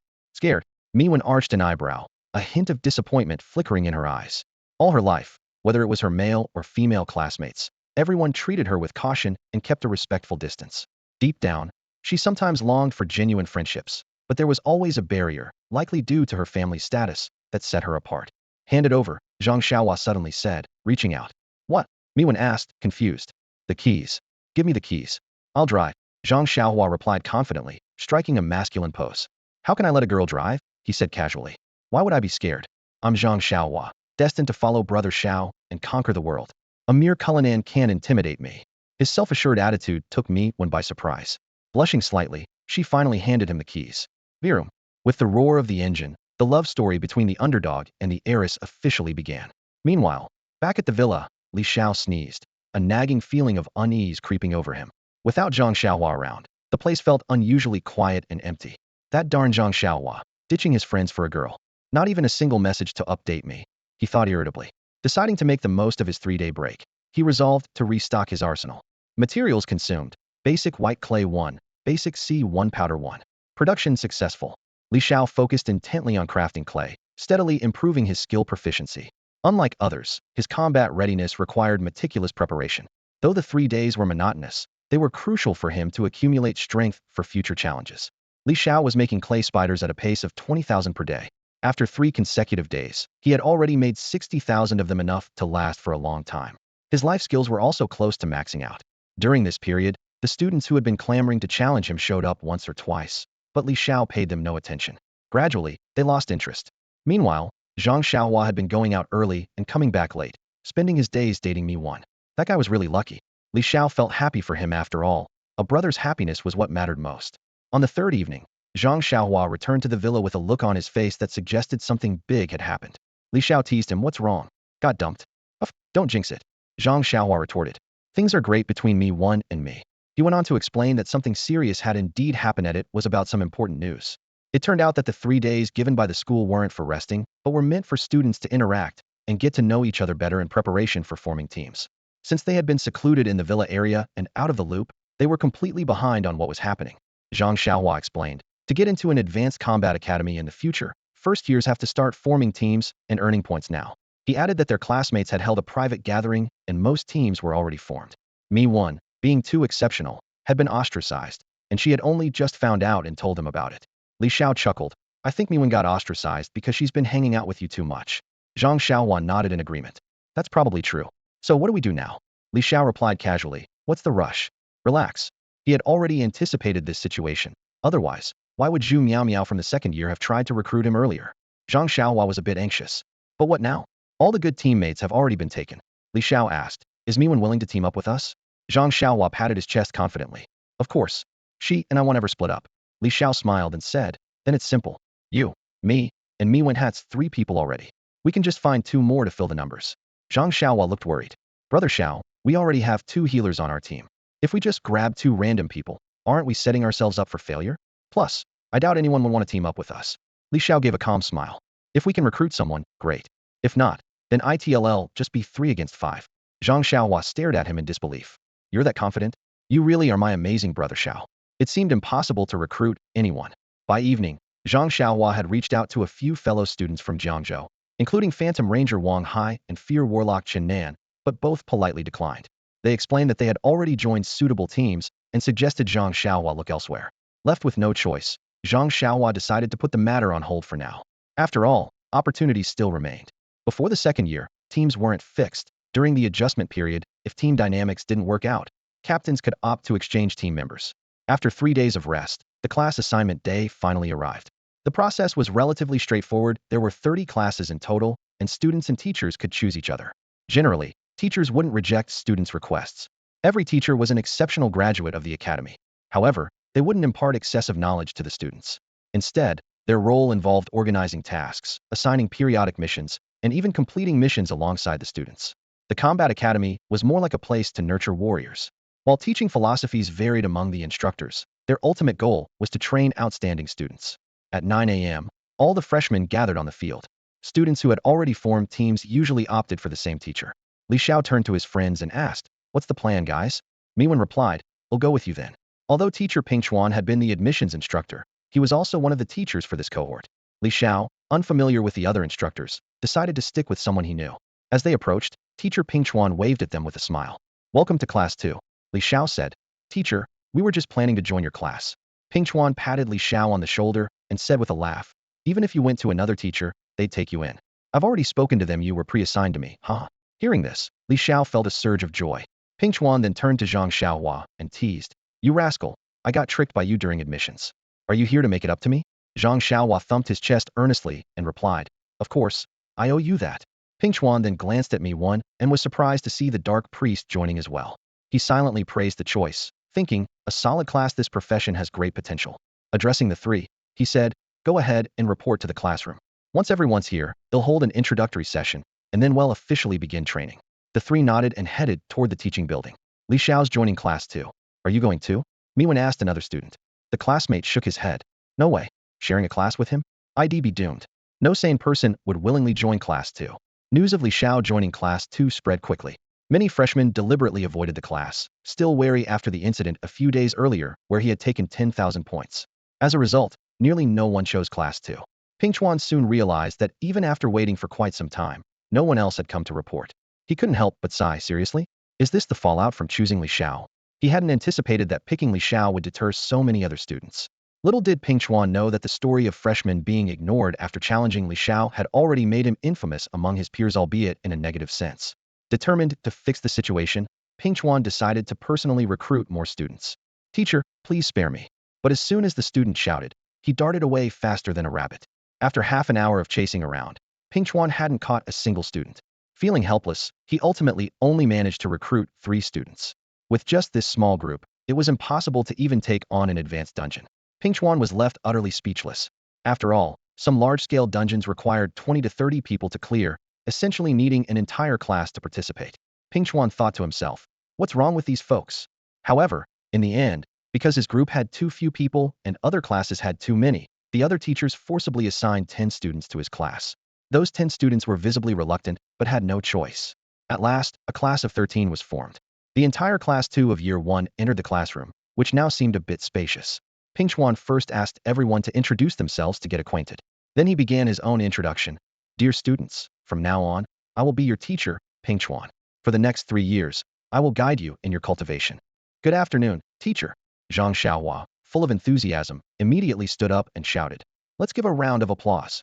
Clap, clap, clap. Apart from Li Xiao and 3 others, the remaining 10 students, who clearly didn't want to be there, clapped half-heartedly. Ping Xuan didn't mind, smiled faintly, and said, I'm sure some of you are wondering why I used the word cultivation. You might think, aren't we supposed to just fight monsters and level up as professionals? If that's what you believe, then you're gravely mistaken. Because this world has a bug. Ping Xuan deliberately used the term bug to convey his perspective, a unique way of teaching his students. As soon as he said this, the previously indifferent students suddenly became attentive. One student raised their hand and asked, Teacher, are you saying this world has a bug? Ping Xuan nodded in satisfaction. That's right. The world has bugs loopholes. And we can use these loopholes to improve ourselves. Li Xiao, surprised, also asked, What kind of bug? Ping Xuan smiled slightly, picked up a piece of chalk, and started drawing on the blackboard. He then explained, This is our blue star. Once on the brink of destruction, Blue Star relied on the will of the planet and adopted a data-driven approach to defend itself. Humans can awaken as professionals, gaining unimaginable powers manifestations of the planet's will. However, humans inherently possess the potential to grow stronger. Even ordinary people, through deliberate training, can become skilled runners, excellent swimmers, or champion weightlifters. Humans naturally have the ability to improve themselves. This is the purpose of your cultivation: to gain attribute points without leveling up, to acquire skills without skill books. Everything is obtained through your own efforts and training. And this, my students, is the world's bug, which we call cultivation. The students were stunned by what they heard. It was their first time learning such a truth. Each of them couldn't help but feel a surge of excitement. Ping Xuan continued. Do you know why the Academy's assessment requires you to reach level 10 within 2 months? It's because you're 17 years old, and the level 10 stage is the optimal time for cultivation. At this age, your attributes are still low, your bodies are still developing, and with proper training, it's the fastest period to enhance your attributes. Li Xiao raised his hand and said, Teacher, I'm already level 14. What does that mean for me? Ping Xuan looked at him in surprise. What? You're level 14? Li Xiao nodded. Ping Xuan was taken aback. Reaching level 10 in 2 months was already quite challenging, but Li Xiao had managed to hit level 14, completely exceeding expectations. Li Xiao added, My attribute points are also pretty high. Will cultivation still be effective for me? Ping Xuan asked, How high are they? Li Xiao thought for a moment and replied, About as high as a level 50. The room fell silent as Ping Xuan and the other students stared at him in shock. Li Xiao's astonishing attributes caused quite a stir among his classmates. They cast envious glances at him, whispering about how this Jiangzhou top scholar, with level 14 stats comparable to a level 50, had achieved such a feat. Some speculated that this was the reason he could achieve a perfect score on the Academy's assessment dungeon. However, the chatter was soon interrupted by Mr. Ping Xuan's voice. Li Xiao, your situation is somewhat unique. He'll have a private discussion with you later, Mr. Ping Xuan said sternly before addressing the entire class. For now, let me assign the training tasks for your first stage of cultivation. Mr. Ping Xuan went on to explain the objectives of the first stage in detail. Each student was required to choose a body movement skill to begin practicing. He emphasized that while mastering combat skills independently could be difficult, learning even the basic evasion techniques would be highly valuable. Whether one was a mage, warrior, or healer, such techniques could be life-saving in critical situations. In addition, Mr. Ping Xuan added, training in the school's gravity chamber under high-pressure conditions not only hones your movement skills, but also enhances your attributes. This is why Academy-trained professionals are far stronger than independent ones. Our attribute points and combat techniques are on another level. He then announced some good news. During the first month of the semester, the beginner-level gravity chamber would be open for free. However, he also issued a warning that after a month, all first-year students would face a grueling test. Cultivation is tougher than fighting monsters in the wild, but the rewards are greater too. Mr. Ping Xuan encouraged them. This is your chance to surpass others as ordinary individuals. Many seemingly unknown professionals have outperformed those with natural talent by working hard during this stage. Remember, you reap what you sow. Mr. Ping Xuan's words ignited a fire in the students' hearts. The previously lackadaisical atmosphere was swept away, replaced by a unified roar of determination. Understood. This class, apart from Zhang Xiaohua and Meow, consisted entirely of ordinary professionals from the 8 main career paths, with Li Xiao being just a non-combat lifestyle professional. At Qingfeng Academy, the top-ranked school in Jiangzhou, this class was considered the weakest among the first years. Yet at this moment, a burning resolve shone in everyone's eyes. Mr. Ping Xuan introduced 3 free martial arts movement skill manuals provided by the school: Swallow Steps, Flowing Cloud Steps, and dragon leap steps. He elaborated on the unique features of each skill and the types of professions they were best suited for. The students selected the manuals that matched their respective professions, but they were strictly instructed that these manuals could not be shared and were for personal practice only. Good. Training begins now, Mr. Pingchuan declared loudly. From here on, it's all up to your determination. If you can increase your strength and agility attributes by 5 points within a month, you'll have succeeded. Dismissed. He commanded sharply. Zhang Xiaohua immediately stood up and led the class with a loud, "Stand up. Goodbye, teacher." The other students, watching Zhang Xiaohua's actions, couldn't help but think to themselves, this guy really thinks he's the class monitor, doesn't he? Everyone was thrilled to receive the martial arts skill manuals and quickly rushed toward the school's gravity room, disappearing from sight in the blink of an eye. However, Teacher Pingchuan asked Li Xiao to stay behind. Once the other students had left, the classroom fell into a sudden silence. Li Xiao, can you show me your panel? Pingchuan asked seriously. I need to create a customized plan to help you grow stronger based on your situation. Of course, teacher, Li Xiao replied gratefully. He admitted to himself that he lacked a clear direction for his development, aside from his clay manipulation techniques. The methods were too limited. During his last encounter with the cultists, the warrior's roar caused his clay explosives to detonate prematurely. He knew he was far behind others in terms of combat skill systems, and hoped an experienced teacher could create a personalized plan for him. Li Xiao opened his panel and shared it with Teacher Pingchuan. The panel displayed his basic information: name, Li Xiao; profession, junior clay manipulator, junior demolitionist; level, 1430.00, strength, 53, agility, 163, spirit, 89, constitution, 67,200. Skills included: clay mastery junior, demolition mastery junior, clay manipulation junior, remote detonation junior, and swallow flight technique junior. After examining the panel closely, Pingchuan exclaimed in surprise, "Your attributes are incredibly high, almost unbelievable. And you even have the swallow flight technique skill. Did you use a legendary skill book? That must have added at least 100 points to your agility. But even with that, your attributes shouldn't be this high. You must have used other legendary grade items as well." Li Xiao nodded and explained how he had used a legendary skill book and received special rewards from a dungeon. However, he chose to keep the details of a special task to himself. A zombie-themed dungeon could reward something like this? Pingchuan was even more astonished. Even higher-level dungeons with SSS ratings don't usually yield legendary grade items. Legendary items cause a sensation the moment they appear, and yet you already have 2 of them. Pingchuan soon calmed down and continued, "Li Xiao, this is excellent. You already have a solid starting point, and your potential is limitless. But what I'm about to tell you is crucial, don't forget it." Understood, Li Xiao replied, listening intently. Pingchuan spoke earnestly. "You are different from others. Early on, your clay explosives will give you an edge, but if you don't improve your combat abilities later, you'll eventually fall behind due to a lack of diverse skills. So what should I do?" Li Xiao asked. "It's simple, become an exceptionally strong martial artist," Pingchuan said with conviction. "A martial artist?" Li Xiao was puzzled. "Yes, but not just any martial artist. You need to focus on learning various passive skills from the martial arts discipline, not just movement techniques, but other combat skills as well. I'm not calling you a martial artist because you won't be able to master martial techniques in their entirety. However, by combining your clay manipulation methods with the passive skills of a martial artist, you'll be able to go much further on your professional path." Hearing this, Li Xiao felt as if a light bulb had gone off in his mind. He had considered this idea before, but it had never seemed so clear and compelling until now. Under the guidance of Teacher Pingchuan, Li Xiao finally gained clarity about his future path. Pingchuan smiled and said, "Precisely because you lack combat skills, you can save time on improving skill proficiency and focus entirely on cultivating martial techniques. Now that you've already mastered a movement technique, you can start practicing combat-oriented martial arts manuals. Do you know what the level 20 advancement skill for a clay master is?" Pingchuan asked. Li Xiao shook his head, indicating that he didn't know, as there was no relevant information online. Pingchuan continued, "The level 20 skill is called Clay Hand. In combat, you can create clay and imbue it with specific properties." Li Xiao's eyes lit up instantly. "If that's the case, combined with exceptional physical techniques, I could definitely go further in this profession." Pingchuan smiled and said, "Follow my advice and use your credits to exchange for martial arts manuals. The beginner-level gravity chamber is no longer suitable for you. Your attributes are too high for it to have much training value. You'll need an intermediate gravity chamber to make any noticeable improvements. However, this requires credits, but don't worry, you have plenty of them." Curious, Li Xiao asked, "Teacher, how much can I improve my attributes through training?" Pingchuan replied, "Honestly, you can only gain about 10 points in strength and agility, and even that isn't guaranteed. This is likely the limit for humans." Li Xiao was speechless. "Just 10 points? That's hardly exciting." Pingchuan, slightly irritated, retorted, If I didn't phrase it this way, how would those kids be motivated to practice their movement techniques?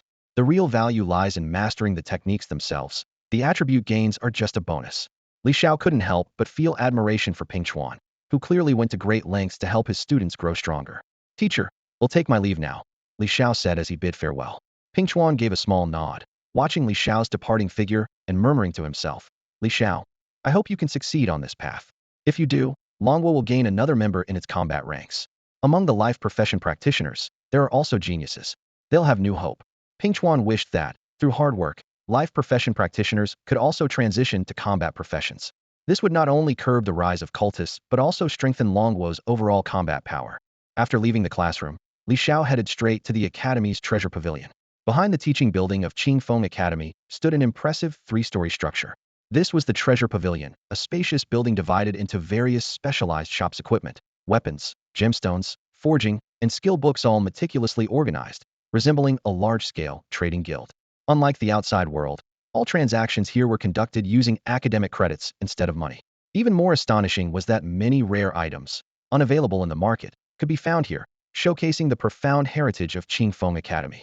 At this moment, Li Xiao was standing in the skills shop, speaking with a portly staff member about the available items. Kid, you're looking to buy a legendary skill book? The chubby man sized up Li Xiao, a hint of surprise flashing in his eyes. You look like a first-year student.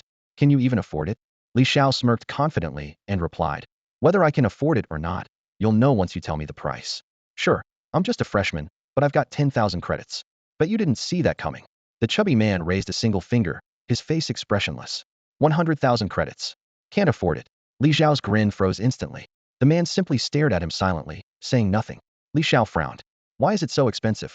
I heard that an average student can only earn about 10,000 credits in 3 years. Who could possibly afford 100,000? This sounds like a scam. What do you mean, a scam? The man's tone carried a hint of irritation. Isn't it? Even after graduation, students couldn't save up 100,000 credits, Li Xiao argued. The man explained slowly. True, but you can join the academy corps or apply to stay as a part-time teacher to mentor students. You'll earn credits that way. Eventually, you'll have enough to buy it. Li Xiao suddenly understood. So that's how the teachers here came to be. No wonder some of them look so young. They're just former students who stayed behind. Forget it, I don't want it anymore. Abandoning the idea of purchasing the legendary skill book, Li Xiao shifted his focus. Do you have any martial artist skill manuals? The chubby man scoffed. You're just a first year. Isn't the free movement technique from the academy enough for you? He gestured toward a nearby bookshelf. Take a look, they're all over there. He then added, oh, by the way, let me tell you something. Martial artists gain a passive skill every 10 levels. It's not about having higher levels being better, it's about making martial artists more well-rounded. Don't bite off more than you can chew. After speaking, the man pulled out an ornate catalog from beneath the counter and handed it to Li Xiao. It listed various martial artist manuals in detail. Shadow Sword Technique Level 20 Sword Passive Skill 50 credits. Unrivaled Overlord Blade Level 20 Blade Passive Skill 50 credits. Mountain Shaking Fist Level 10 Fist Passive Skill 20 credits. Heavenly Tiger Leap Level 20 Movement Passive Skill 50 credits. Flower Picking Finger Technique Level 40 Hidden Weapon Passive Skill 200 credits. Sun Chasing Dragon Spear Level 20 Spear Passive Skill 50 credits. The catalog contained around 15 martial artist manuals, most of which required relatively low credit costs. These manuals were merely copies, requiring the buyer to train and master the skills themselves rather than being items for immediate use. Even so, this reflected the academy's deep foundation. From what Li Xiao knew, less prestigious combat academies might only have 5 manuals, with some offering just 1 or 2. Li Xiao began to seriously consider his options. Regarding movement techniques, his swallow steps were agile but lacked explosive power, so he decided to choose the level 20 movement manual, Heavenly Tiger Leap, to address this shortcoming. Sword techniques appeared elegant and worthy of practice. Blade techniques were fierce and commanding, not to be overlooked. Fist techniques, as foundational combat skills, also required mastery. Spears, known as the king of weapons, naturally deserved attention. As for the flower-picking finger technique, the only high-level martial artist skill in the catalog, it was a rare gem that he absolutely had to acquire. Soon, Li Xiao made up his mind. Li Xiao stepped into the treasure pavilion, and the sight before him left him dazzled. The shelves were filled with an array of martial arts skill manuals, as if beckoning him to take a closer look. Behind the counter stood a chubby man, whose face lit up with surprise as he watched Li Xiao's choices.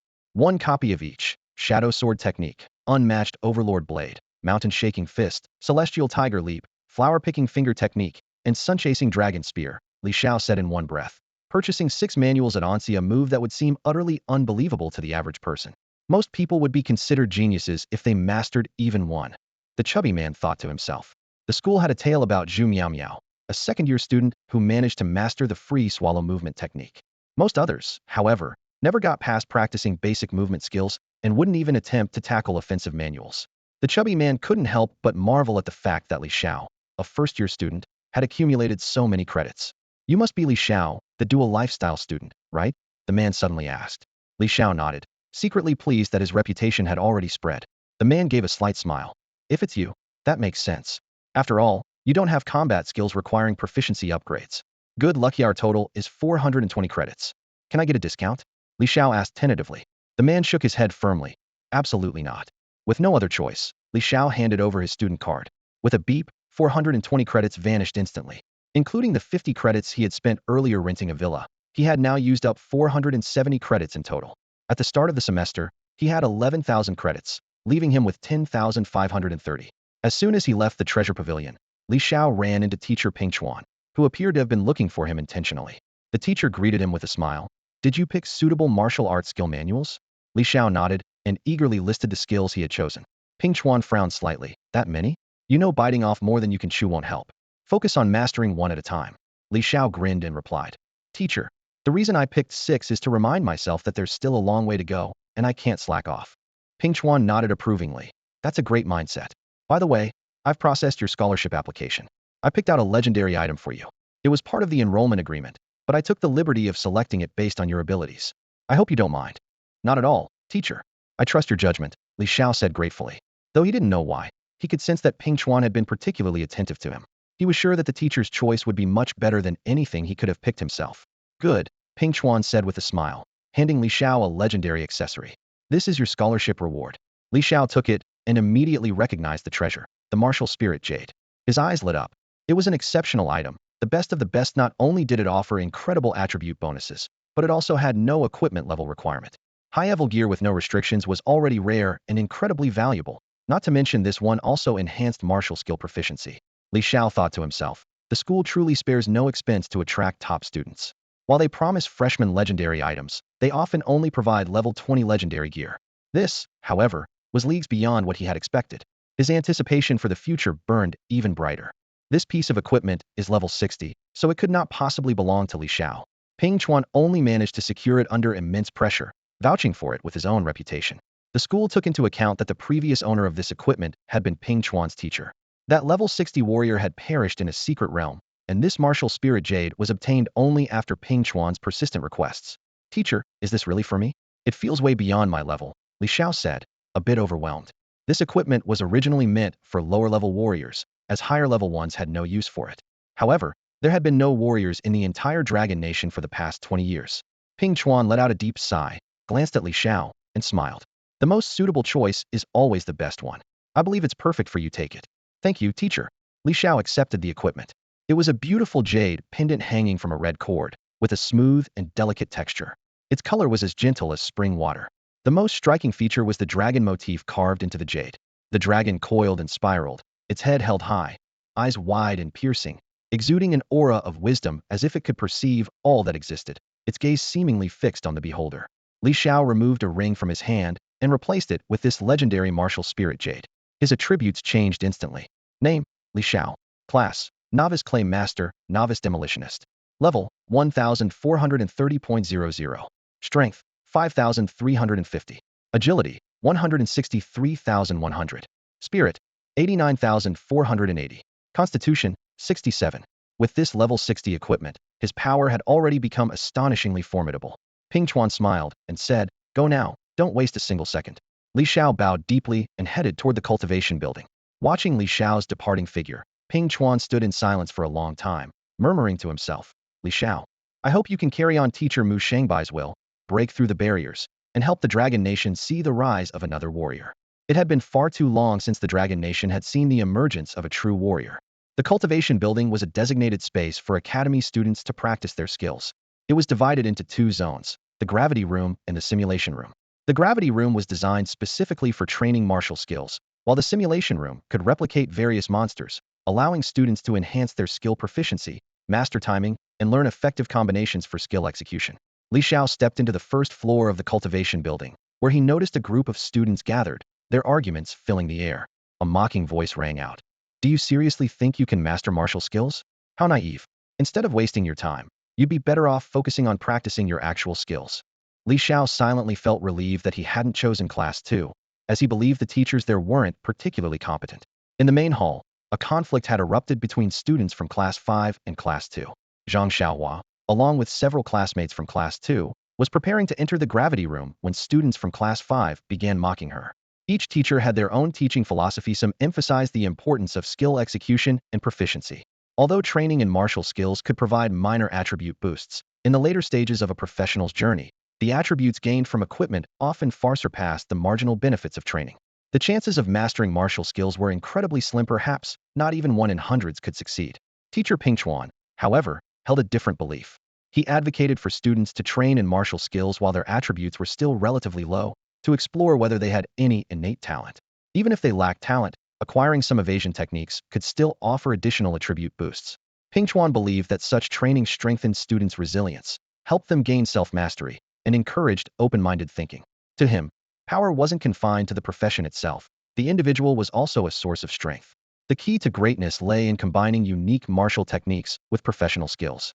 However, only a few teachers shared this philosophy. Most still relied heavily on skill training alone. Faced with the ridicule, most of Class 2 remained silent, except for Zhang Xiaohua. After all, they were the so-called leftovers who had been forcibly assigned to Class 2 by other teachers. Zhang Xiaohua retorted, I think you're just scared, afraid of failing and being laughed at, so you don't even dare to try. Just wait when someone from Class 2 succeeds, you'll be the ones envying us. Han Xiaoqi, the leader of Class 5, burst out laughing. Do you really think anyone can succeed at mastering martial skills? Even among 1,000 people, there might not be a single one who can. Zhang Xiaohua smiled faintly. And out of those 1,000 people, why couldn't it be me? Han Xiaoqi sneered. Your teacher, Ping Chuan, couldn't even master martial skills himself. What makes you think his students can accomplish anything? His words silenced Zhang Xiaohua and her classmates, planting seeds of doubt in their hearts. Could teacher Ping Chuan's teachings really be wrong? At that moment, Li Xiao stepped forward, his voice loud and clear. As a fellow student, he couldn't stand seeing Ping Chuan disrespected by others. Ha ha, Han Xiaoqi laughed. Look who it is, Jiangzhou's top scholar, Li Xiao. Thanks to you, I almost ended up in that trash class too if you hadn't been such a shining example. Upon hearing this, Zhang Xiaohua's eyes widened with fury, her muscles tensed, and she looked ready to strike at any moment. Gritting her teeth, she snarled. Who are you calling trash? Believe it or not, they'll take you down right here and now. Say what you want about me, but Class 2 and Xiaowen will not be insulted. Han Xiaoqi sneered disdainfully and retorted. I'm talking about all of you in Class 2. You're all trash. Don't think just because you have the top scholar from Jiangzhou that you can act all high and mighty. I bet that so-called scholar is nothing but an empty title, too afraid to even take on a challenge. As the top scholar of Tianqi City, Han Xiaoqi carried a natural arrogance with him when he entered Qingfeng Academy. They'll kill you, Zhang Xiaohua roared as she charged forward. Xiaohua, calm down. If you fight, you'll get a demerit. Li Xiao quickly intervened, stopping the enraged Zhang Xiaohua. He turned to Han Xiaoqi and asked calmly, what's your name? Puffing out his chest, Han Xiaoqi shouted loudly, Han Xiaoqi. What? You don't like it? Then come fight me. Li Xiao stepped forward slowly, his presence commanding and oppressive. In a steady, composed tone, he said, out here, power speaks louder than words. Yelling like that only makes you look like a clown. Han Xiaoqi let out a cold laugh, taunting him. Then come on, let's fight. Unfazed, Li Xiao countered. Do you really think you're that impressive? Take a look at yourself. What? Han Xiaoqi glanced down, and cold sweat broke out all over him. At some point, his entire body had been covered by dozens of clay spider bombs, densely packed and ready to detonate. Li Xiao's tone remained indifferent, though it carried an undeniable threat. This isn't a joke. With just one command, you'll be blown to pieces. Han Xiaoqi was instantly deflated, his voice trembling as he stammered. This is an ambush. If you're so great, fight me fair and square. I just wasn't prepared. The students from Class 5, watching this unfold, couldn't help but break into a cold sweat for Han Xiaoqi. They were secretly amazed at the precision and stealth with which the Jiangzhou scholar controlled his clay spiders. Clearly, they had underestimated Li Xiao. Meanwhile, the students from Class 2 felt a surge of satisfaction. While Li Xiao wasn't always the most likable person, he was still one of their own. In this moment, they couldn't help but feel a sense of pride in him. Scared now, are you? Li Xiao gave a faint smile and snapped his fingers. The clay spiders climbed down from Han Xiaoqi's legs and obediently returned to Li Xiao's hands. Han Xiaoqi exhaled in relief but remained resentful, thinking to himself, it's only because I'm at a lower level right now. Once I level up, your clay bombs won't even scratch my defenses. As if reading his mind, Li Xiao proposed. Since you look down on our martial techniques, how about this? We'll give you a chance. 1 month from now, we'll face off in the arena. I won't use any clay bombs, only martial skills to defeat you. Zhang Xiaohua tugged at Li Xiao's sleeve, whispering hesitantly, Brother Xiao, isn't this a bit risky? If it's a regular match, that's one thing, but without your clay bombs, I'm not sure you don't even have any combat skills yet. Can you really learn one in just a month? Li Xiao waved her concerns away, confident in his abilities. He knew his attributes were already high, and with the legendary level 60 equipment he had just obtained, even without mastering martial skills, he could overwhelm Han Xiaoqi with sheer stats. Besides, he had already learned the flying swallow technique from a legendary skill book. With over 200 agility points, he was practically untouchable. Hearing the challenge, Han Xiaoqi sneered. You think you can master a martial skill in just 1 month? If you succeed, I'll call you my father. See you in the arena. With that, he stormed off with his classmates, heading straight to the simulation room. The students of Class 2 began to worry for Li Xiao. After all, if he lost, it wouldn't just be his reputation on the line, the entire class would be ridiculed. Li Xiao turned to his classmates and reassured them. Focus on your own training and don't get distracted by outside noise. I trust in Teacher Pingchuan's methods. Since we're in Class 2, we should have absolute faith in our teacher. Got it. The students nodded in agreement. Zhang Xiaohua gave Li Xiao a thumbs up and exclaimed, that was so cool. Especially when Han Xiaoqi was trembling, but still trying to act tough. It was hilarious. All right, get back to your training. My stats are higher, so we'll be heading to the intermediate gravity room on the 2nd floor, Li Xiao said before turning to leave. Time was precious, and every second counted. The students dispersed, with Zhang Xiaohua, Meow, and others heading to the 1st floor gravity room. These rooms, about 20 square meters in size, were activated by inserting a student card. The low-level gravity rooms could adjust gravity between 1 to 5 times normal levels, allowing practitioners to train effectively. For professionals whose stats far exceeded those of ordinary people, conventional training methods were ineffective and a waste of time. Li Xiao, however, went straight to the 2nd floor intermediate gravity room, which cost 1 point per hour but could adjust gravity between 6 to 10 times normal levels. For his training to be effective, he needed a gravity level of 7. Determined, he vowed to master a martial skill within a month and defeat Han Xiaoqi. News of the challenge between Li Xiao and Han Xiaoqi spread rapidly throughout the academy. Did you hear? That coward Li Xiao actually accepted the challenge, and rumor has it that he was the one who initiated it. Quite unexpected. I thought he would keep shying away. But get this. Li Xiao even claimed he wouldn't rely on any underhanded tricks and would use martial techniques to defeat Han Xiaoqi. Isn't that a bit overconfident? After all, Han Xiaoqi is the champion of Tianqi City and a gifted professional. What makes Li Xiao think he can win? Everyone's talking about it. The students at school are buzzing with excitement over the upcoming arena match, eager to see what Li Xiao is really made of. Word of this even reached Han Ling and Zhang Yu, 2 top-ranking students, as they sat in the cafeteria eating. Zhang Yu rested his chin on his hand and asked, Old Han, do you think Li Xiao can actually master martial techniques? Han Ling pondered for a moment before replying. Martial techniques are unique skills of the Dragon Nation's special martial profession. These techniques don't grant any inherent abilities, but instead implant a series of moves and routines into the mind. With strong personal attributes, one can achieve the effect of using 4 ounces to move 1,000 pounds. Martial artists have compiled these techniques, making it possible for even ordinary people to learn them. I've heard that some high-ranking officials' children start practicing from a young age, and after 5 or 10 years, they have a decent chance of mastering them. Zhang Yu added, but Li Xiao doesn't seem like one of those people. He's from an ordinary family, so he probably didn't have early exposure to martial techniques. Yet he's boasting that he'll defeat Han Xiaoqi with martial techniques in just a month. Do you think that's possible? Han Ling frowned slightly. A month? Highly unlikely. I looked into it. Only one person in our school has successfully mastered the free body martial technique, Swallow's Movement, and that's Zhu Miao from the 2nd year. Everyone else has failed. Zhu Miao has some ties to Principal Li Changfeng and started training from a young age, which is why she's reached such a level. So Li Xiao is bound to lose this match? Zhang Yu asked. Han Ling nodded. Pretty much. He doesn't know how tough it is yet because he hasn't started practicing. Once he does, he'll realize. I tried it myself earlier. It's incredibly difficult. Martial techniques are profound and require years of dedicated practice. While it's possible to master them, the time investment is enormous and not worth it. Zhang Yu asked, then do you think it's still worth it for us to train in martial techniques? Han Ling replied, of course we should. Even learning the basics or picking up a few techniques can give us an edge over others in the same profession. Plus, training in the gravity chamber can help improve some attributes. Even if just a little, it's still beneficial. But we can't spend too much time on it. Our main focus should still be on mastering skills and refining our techniques. Zhang Yu smiled faintly. You're right. I think I understand Li Xiao's reasoning now. He doesn't have any combat skills, so he doesn't need to focus on skill mastery. He's betting everything on this, forcing himself to take a chance and hoping to carve out a path with martial techniques. Han Ling chuckled. That's how I see it too. But while his ambition is admirable, reality is harsh. Let's just wait a month and enjoy the show. I'm curious to see how Han Xiaoqi will defeat Li Xiao and knock this Jiangzhou top scorer off his pedestal. Zhang Yu sighed and remarked, what a pity. If it weren't for me challenging Li Xiao, I would have definitely knocked him down a peg or two. Han Ling laughed heartily in response. No worries, there will be plenty of chances in the future. Zhang Yu nodded and teased. You're right, old Han. Opportunities abound, haha. The news of the duel between Li Xiao and Han Xiaoqi quickly became the hottest topic of conversation. Many students who were dissatisfied with Li Xiao were eager to see him defeated. Li Xiao had achieved a perfect score in the academy assessments and ranked first in all 3 entrance challenges.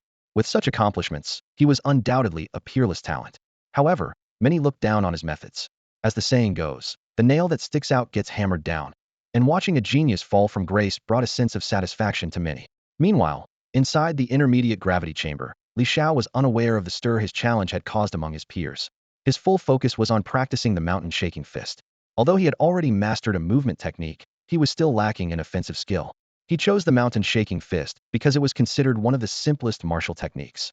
If he couldn't master even this, it would be futile to try anything more advanced. At the moment, Li Xiao was shirtless, drenched in sweat.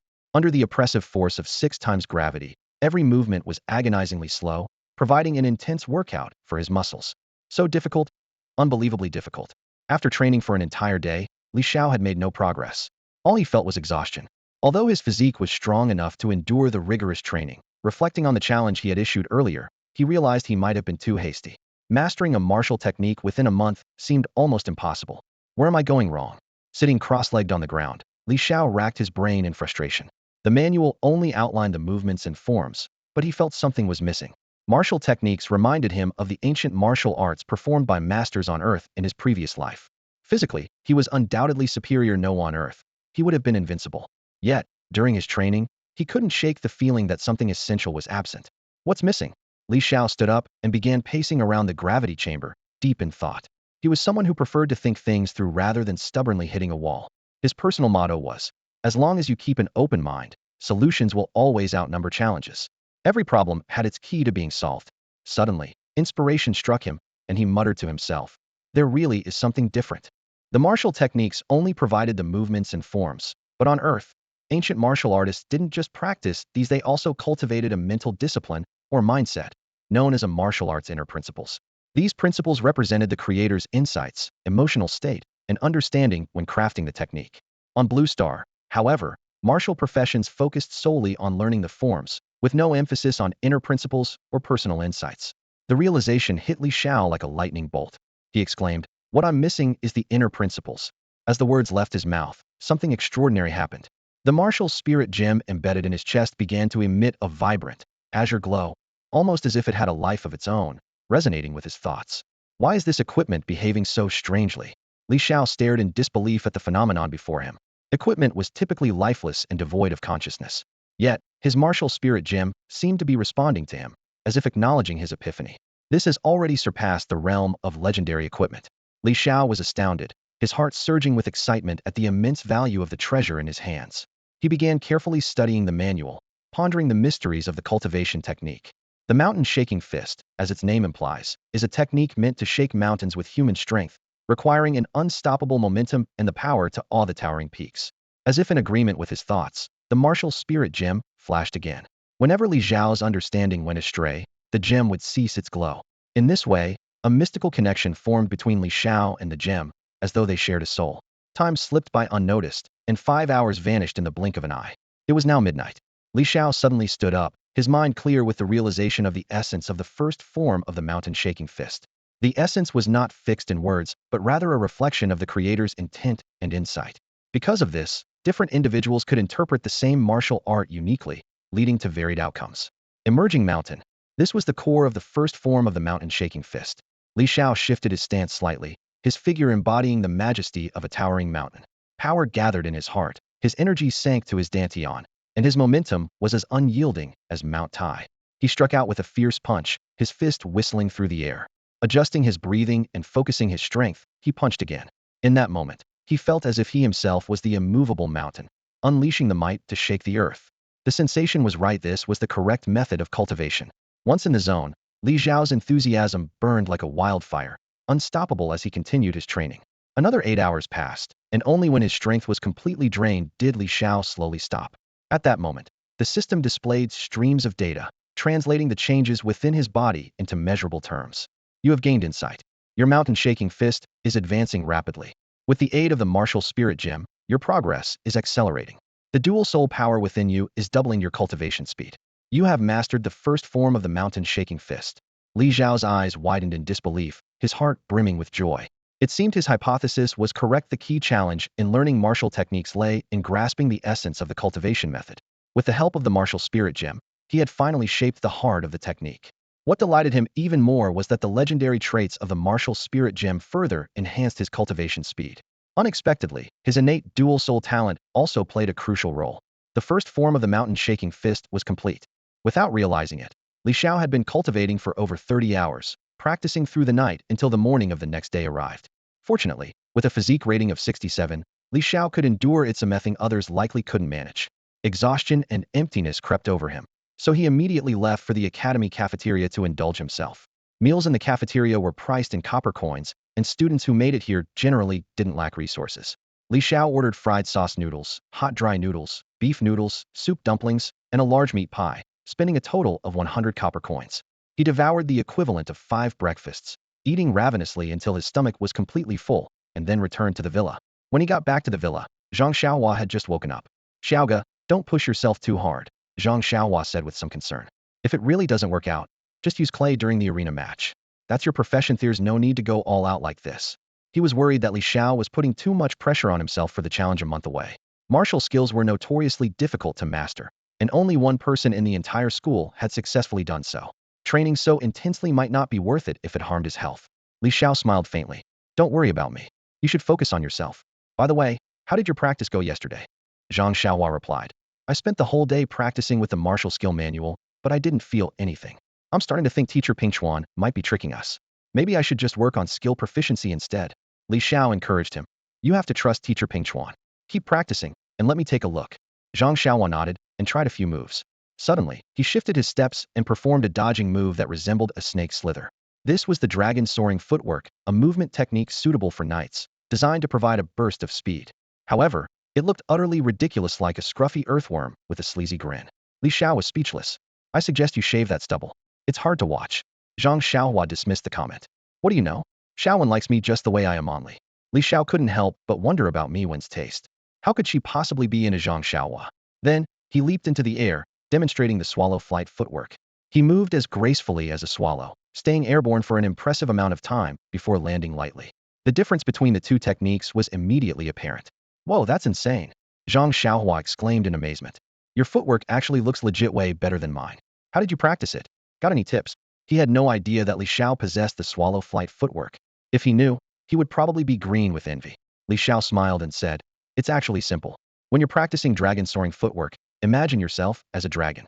It might help improve your efficiency a little." "Really?" Zhang Xiaohua asked, half skeptical. Li Xiao nodded. "Keep it to yourself, though? It's a secret." Zhang Xiaohua nodded earnestly, believing him. The idea of imagining oneself as a dragon to master martial footwork sounded absurd, but Li Xiao knew the truth. The effect was minimal at best, and far too crude. Mastering these techniques wasn't that simple. Li Xiao's success depended on the help of the martial spirit gem, its legendary attributes, and his unique dual soul talent. Zhang Xiaohua clearly lacked these advantages. "Xiaoga, I'm heading to the gravity chamber to train." With Li Xiao's encouragement, Zhang Xiaohua felt re-energized and was ready to continue his cultivation. "Remember, keep your mouth shut," Li Xiao reminded him. After Zhang Xiaohua left, Li Xiao returned to his room to rest. Since becoming a professional, his enhanced attributes had elevated him beyond the realm of ordinary people. Despite practicing martial arts through the night, he fully regained his energy by morning. However, Li Xiao realized that maintaining a structured routine was essential for efficient cultivation. From then on, he woke up at 7 a.m. every day, trained in the gravity chamber, and returned to his villa to rest by 10 p.m. Aside from meals at the cafeteria, he spent all his time honing his martial techniques. With the help of the martial spirit gem, his skills improved rapidly. 10 days flew by, and by this morning, Li Xiao had mastered the 5th form of the shocking mountain fist. Reflecting on his progress, Li Xiao felt a surge of emotion. The martial spirit gem had significantly accelerated his mastery, and the synergy of his dual souls doubled his cultivation speed. At last, he had perfected the fifth form of the shocking mountain fist. Through intense training, his attributes had also improved: Strength 2, Agility 1, and Constitution 2. This gain was equivalent to leveling up, and Li Xiao was thrilled. His relentless training in the gravity chamber had naturally refined his muscles, leading to these enhancements. The worlds will quantify this progress into attribute points, not as a flaw in the system, but as a testament to his hard work. Encouraged by this positive feedback, Li Xiao became even more dedicated to mastering the shocking mountain fist. His primary technique, clay manipulation, combined with his exceptional physical prowess, promised a future of immense strength. The thought filled him with anticipation. News of his rigorous training quickly spread among his peers. Did you hear? That top scholar from Jiangzhou spends all his time in the gravity chamber practicing martial techniques, one student remarked. I heard he's using the intermediate gravity chamber. Do you think he'll achieve something big? Another responded. No, it's because his attributes are too high. The basic gravity chamber is useless for him. Others chimed in. With such high attributes, no wonder he scored full marks in the assessment. It's all thanks to those attribute points. In 20 days, Jiangqing's top scholar, Li Xiao, was set to face Tianqi City's top scholar, Han Xiaoqi, in a duel. Who do you think will win? Someone asked. Of course, Han Xiaoqi. Li Xiao doesn't use clay manipulation. A life profession has no combat power. He's bound to lose, another replied. In the cafeteria, students whispered and speculated, most favoring Han Xiaoqi due to his reputation as a formidable scholar from Tianqi City. Guys, something's happening. Han Xiaoqi has set up a challenge and is taking on top scholars from multiple cities. Today's the first match, let's go watch, a student exclaimed, rushing out. Hearing this, others abandoned their meals and headed to the school's combat arena. The combat arena was the designated stage for student duels. Constructed from super-reinforced steel, the platform was incredibly durable, capable of withstanding any skill attack below level 50. On this stage, professionals could freely showcase their combat techniques, hone their skills, and resolve disputes. The school maintained a team of medical staff and clerics to treat injured students, and teachers were always on standby to intervene if necessary. At that moment, Han Xiaoqi was locked in an intense battle with Zhuodong, the top scholar from Sunset City. Han Xiaoqi fought barehanded, while Zhuodong wielded a massive two-handed sword. As a warrior, Zhuodong had a variety of weapon options, including two-handed swords, one-handed swords, dual blades, knives, spears, axes, and hammers, each with its own strengths and weaknesses. The two-handed sword delivered powerful blows, but was slow. The one-handed sword was fast but dealt less damage and could be paired with a shield. Dual blades were even faster but offered weaker defense. Knives were balanced in attack and defense. Spears had a wide attack range but lacked defensive capabilities. Axes were high in attack but low in defense. And hammers boasted high critical damage but were sluggish. However, Han Xiaoqi had chosen an uncommon weapon, a pair of combat gauntlets. In front of him stood Han Xiaoqi, wielding an exceptionally rare weapon, a pair of gauntlets. Few warriors chose gauntlets as their weapon of choice. Despite their high attack frequency, even surpassing that of a two-handed sword, their short attack range was a significant drawback. However, Han Xiaoqi was an Iron Fist warrior, a gifted class with a unique passive skill. His unmatched Iron Fist passive boosted agility by 30 and attack frequency by 30 when equipped with gauntlets, with a chance to inflict a stun effect. Han Xiaoqi epitomized the swift and agile warrior. Confronted with Zhuodong's aggressive strikes, Han Xiaoqi evaded skillfully, rolling out of the attack range and using his high agility to keep Zhuodong at bay. Rolling was a dodge skill that warriors could awaken upon reaching level 10, consuming stamina to quickly roll across the ground and avoid attacks. Clearly, Han Xiaoqi had mastered this technique, dodging Zhuodong's attacks multiple times with ease. Fight me, Heaton, if you dare. Stop running around. Zhuodong growled in frustration, unable to land a single blow on his opponent. At that moment, Han Xiaoqi seized an opportunity, swiftly leaping to Zhuodong's right side. Zhuodong, wielding a heavy sword, had no time to react. Thud, thud, thud, thud, thud. A flurry of punches landed on Zhuodong in rapid succession, as Han Xiaoqi's fists moved like the wind. Though the damage was minimal, the relentless attack speed overwhelmed Zhuodong. As Zhuodong prepared to counterattack, a sudden dizziness overtook him, leaving him immobilized. This was the stun effect of Han Xiaoqi's unmatched Iron Fist passive skill. So this is Zhuodong, the top candidate from Sunset City? Scored 1,500 points in the Academy assessment, 500 more than me, and yet, he's nothing special. Relying on a long weapon to deal with weak monsters might give him an edge, but against me, he's exposed for what he really is. Taking advantage of Zhuodong's stunned state, Han Xiaoqi unleashed a relentless barrage of punches, his fists raining down like a storm. Both were level 10 professionals, and many had yet to acquire a full set of decent gear. As a result, Duels typically involved only weapons, with no additional equipment. In his stunned state, Zhuodong, lacking any stun resistance attributes, was utterly defenseless. To make matters worse, Han Xiaoqi's passive skill triggered another stun, prolonging Zhuodong's helplessness as the one-sided assault continued. Blood trickled from Zhuodong's mouth as he endured the onslaught for 5 seconds before finally breaking free. Swinging his heavy sword, he forced Han Xiaoqi back and created some distance, gaining a moment to catch his breath. The fight had barely begun, yet Zhuodong was already at a disadvantage.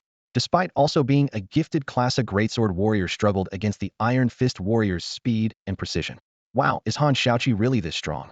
The spectators, fellow students, watched in amazement. Though both were warriors, the execution of skills and attacks required intricate technique. In this duel, Han Xiaoqi's mastery of combat and his lightning-fast strikes left Zhuodong at a loss, securing Han Xiaoqi a decisive upper hand. Old Han, if you were up against Han Xiaoqi, how would you fare? Among the spectators, Zhang Yu turned to Han Ling and asked. I'd finish him in 3 rounds, Han Ling replied confidently. As a hidden class professional, he had unwavering faith in his abilities. It's not that simple, Zhang Yu said with a slight frown. Han Xiaoqi is exceptionally suited to fighting other professionals. Even with your Void Walk, it won't be easy. Based on our last sparring session, doesn't Void Walk consume exponentially more mental energy with each use in a short period? After teaming up, the two often sparred in private, with mixed results. Zhang Yu keenly noticed Han Ling's weakness. Han Ling, a Void Walker mage, had the ability to teleport instantly, but each use of the skill doubled his mental energy consumption. Han Ling smiled faintly and admitted, You figured it out. That's right. That's why I have to defeat Han Xiaoqi within 3 rounds. Dragging it out would put me at a disadvantage. Zhang Yu smirked confidently. I'm different. I'm a frenzied tiger druid. Once I transform, I can easily take down Han Xiaoqi. He could morph into a tiger warrior, greatly enhancing his attack, defense, and agility. Han Ling chuckled softly. It's not that simple. Your frenzied tiger form doesn't last long either. After all, we're both late-game classes. To be fair, this Han Xiaoqi does have some skill. Save it for later. The match is about to end, Han Ling reminded him. Unknowingly, the two had become good friends. Their eyes turned to the stage. Zhuodong was already battered and bruised, his defeat inevitable. Han Xiaoqi delivered a powerful charge, knocking the exhausted Zhuodong to the ground. With a clean uppercut, he sent his opponent into unconsciousness. The crowd fell silent. No one had expected Han Xiaoqi, despite being in the same talent-based class, to defeat an opponent with higher assessment scores so decisively. Trash. Han Xiaoqi arrogantly stomped on Zhuodong's head, scanning the audience with a sneer. Listen up. The title of the strongest first-year warrior is mine. Anyone who disagrees, step up and try. His brazen behavior stirred up widespread dissatisfaction. Zhang Xiaohua, a friend of Li Xiao who had come to observe Han Xiaoqi, couldn't hold back any longer. Han Xiaoqi, get your filthy foot off him. Do you have no decency? Zhang Xiaohua shouted angrily. Han Xiaoqi recognized Zhang Xiaohua as the person he had argued with previously. Smiling slyly, he said, Not happy? Come up and try me. They'll even fight you without resting. Fight you? Are you kidding me? Zhang Xiaohua retorted immediately. I'm a knight. I don't duel. Especially since I'm a support paladin. Han Xiaoqi sneered disdainfully. Whatever. A month from now, they'll smash your buddy Li Xiao into a pulp. Let's see if you chicken out then. Just try it. Zhang Xiaohua glared, nearly charging at him. But fortunately, Meow held him back in time. At that moment, other warriors also grew fed up. A tall warrior, standing at 1.8 meters and the top scorer from another city, shouted, Han Xiaoqi, take your foot off him. Tomorrow, I'll fight you. You're far from being the strongest first-year warrior. The atmosphere grew tense as Han Xiaoqi's arrogance sparked outrage among the crowd. A new showdown was imminent. In Jiangzhou, except for the one lured away by another school with a hefty offer, Qingfeng Academy has dominated the top rankings in 90 out of 100 cities. Each location's assessment involves different challenges, and there are plenty of trials suited for warriors, making their numbers significant. Han Xiaoqi originally planned to challenge you tomorrow, but having achieved his goal today, he smiled faintly and loosened his grip. He intended to first take on a series of warriors, establishing his reputation as the #1 warrior. Zhuodong's classmates hurried forward to help him up and escorted him to the medical room for treatment. With that, the spectacle finally came to an end. By evening, Han Xiaoqi's name had already spread throughout the academy. Surprisingly, despite his unimpressive test scores, Han Xiaoqi proved to be overwhelmingly strong. It became evident that low scores didn't necessarily equate to weakness, as circumstances vary by region. To be honest, Han Xiaoqi went too far today, stepping on Zhuodong's face with his foot, someone remarked. I heard that a month from now, Jiangzhou's top scorer, Li Xiao, is set to face off against Han Ling. If it's a match between those two, I hope Li Xiao wins. I feel the same way.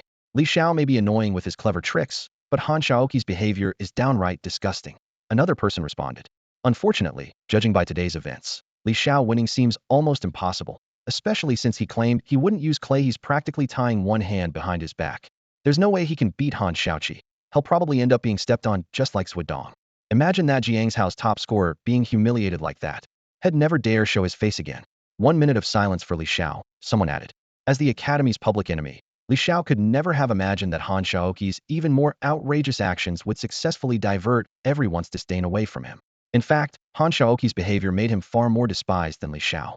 After all, Li Xiao was just a sharp-tongued trickster who had never insulted anyone's dignity. By comparison, Li Xiao suddenly seemed much more tolerable. Xiao, something big has happened. As night fell, Li Xiao returned to the villa, exhausted after practicing in the gravity chamber until 10 p.m.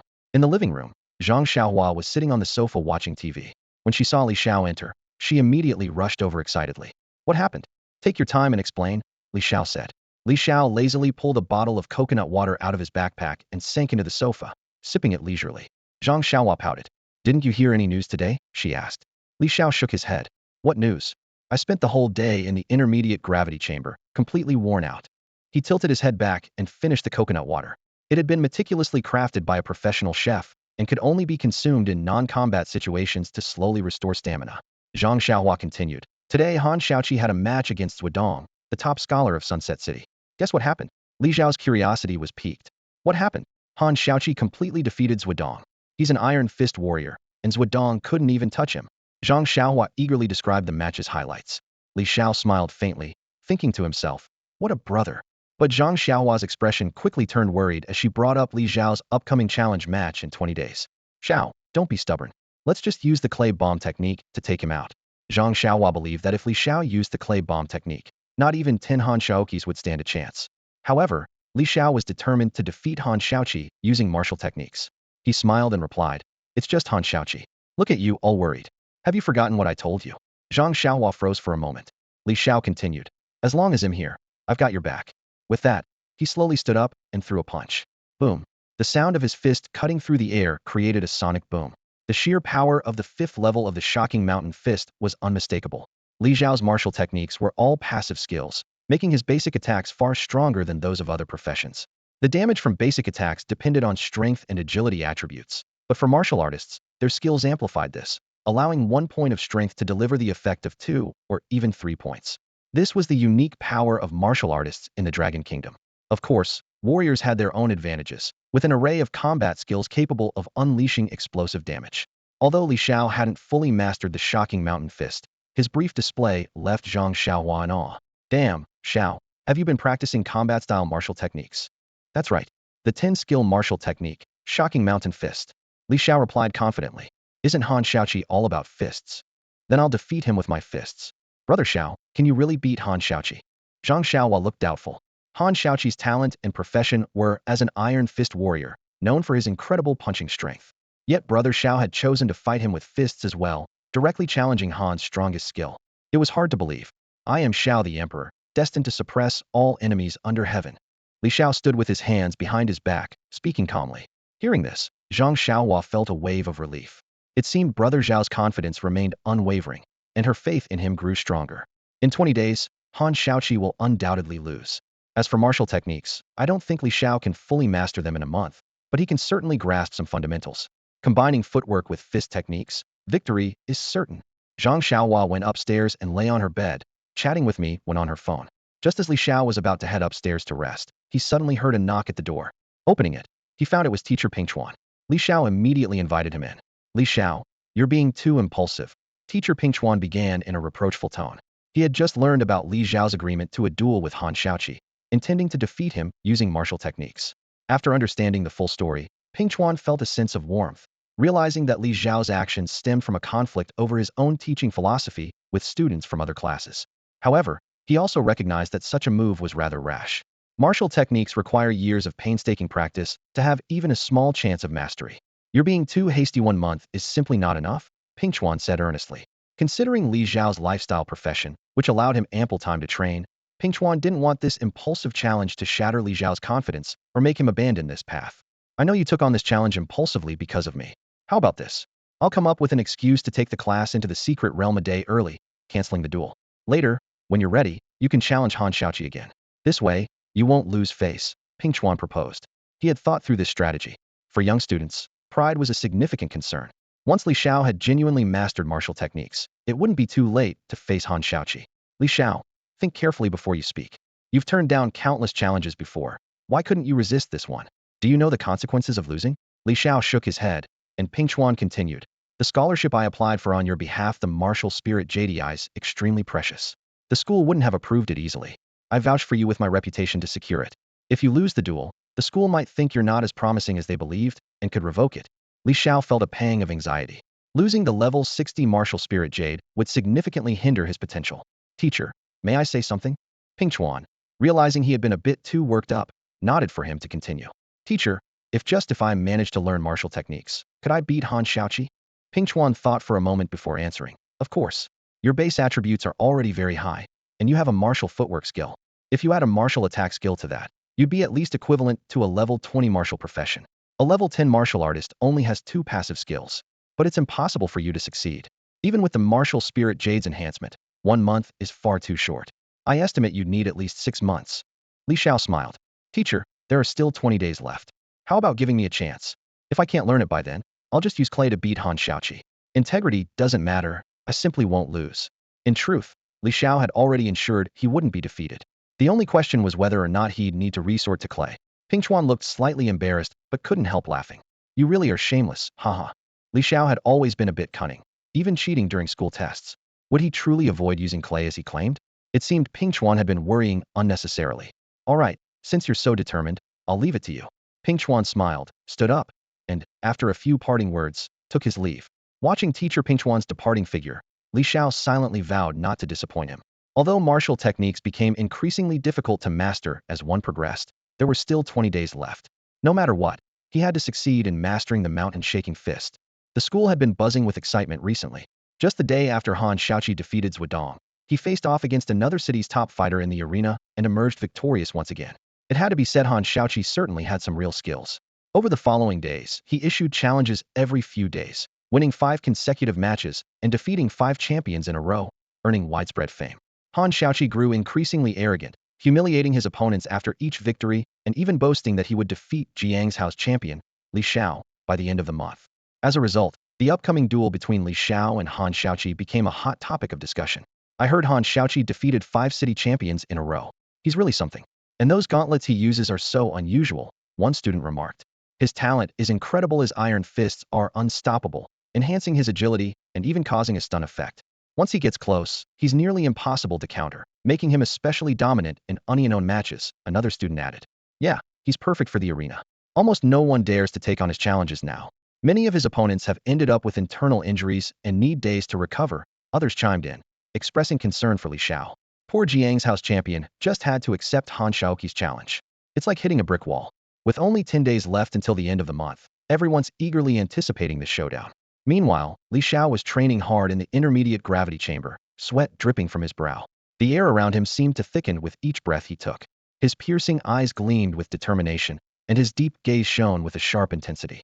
Slowly inhaling and exhaling, his energy surged within him, and faint currents of air swirled around his body. Mountain-shaking fist, 8th form, devour the mountains and rivers. He roared in a deep, commanding voice. With a powerful stomp of his feet, the steel floor beneath him trembled slightly, as if even the earth itself shuddered in response.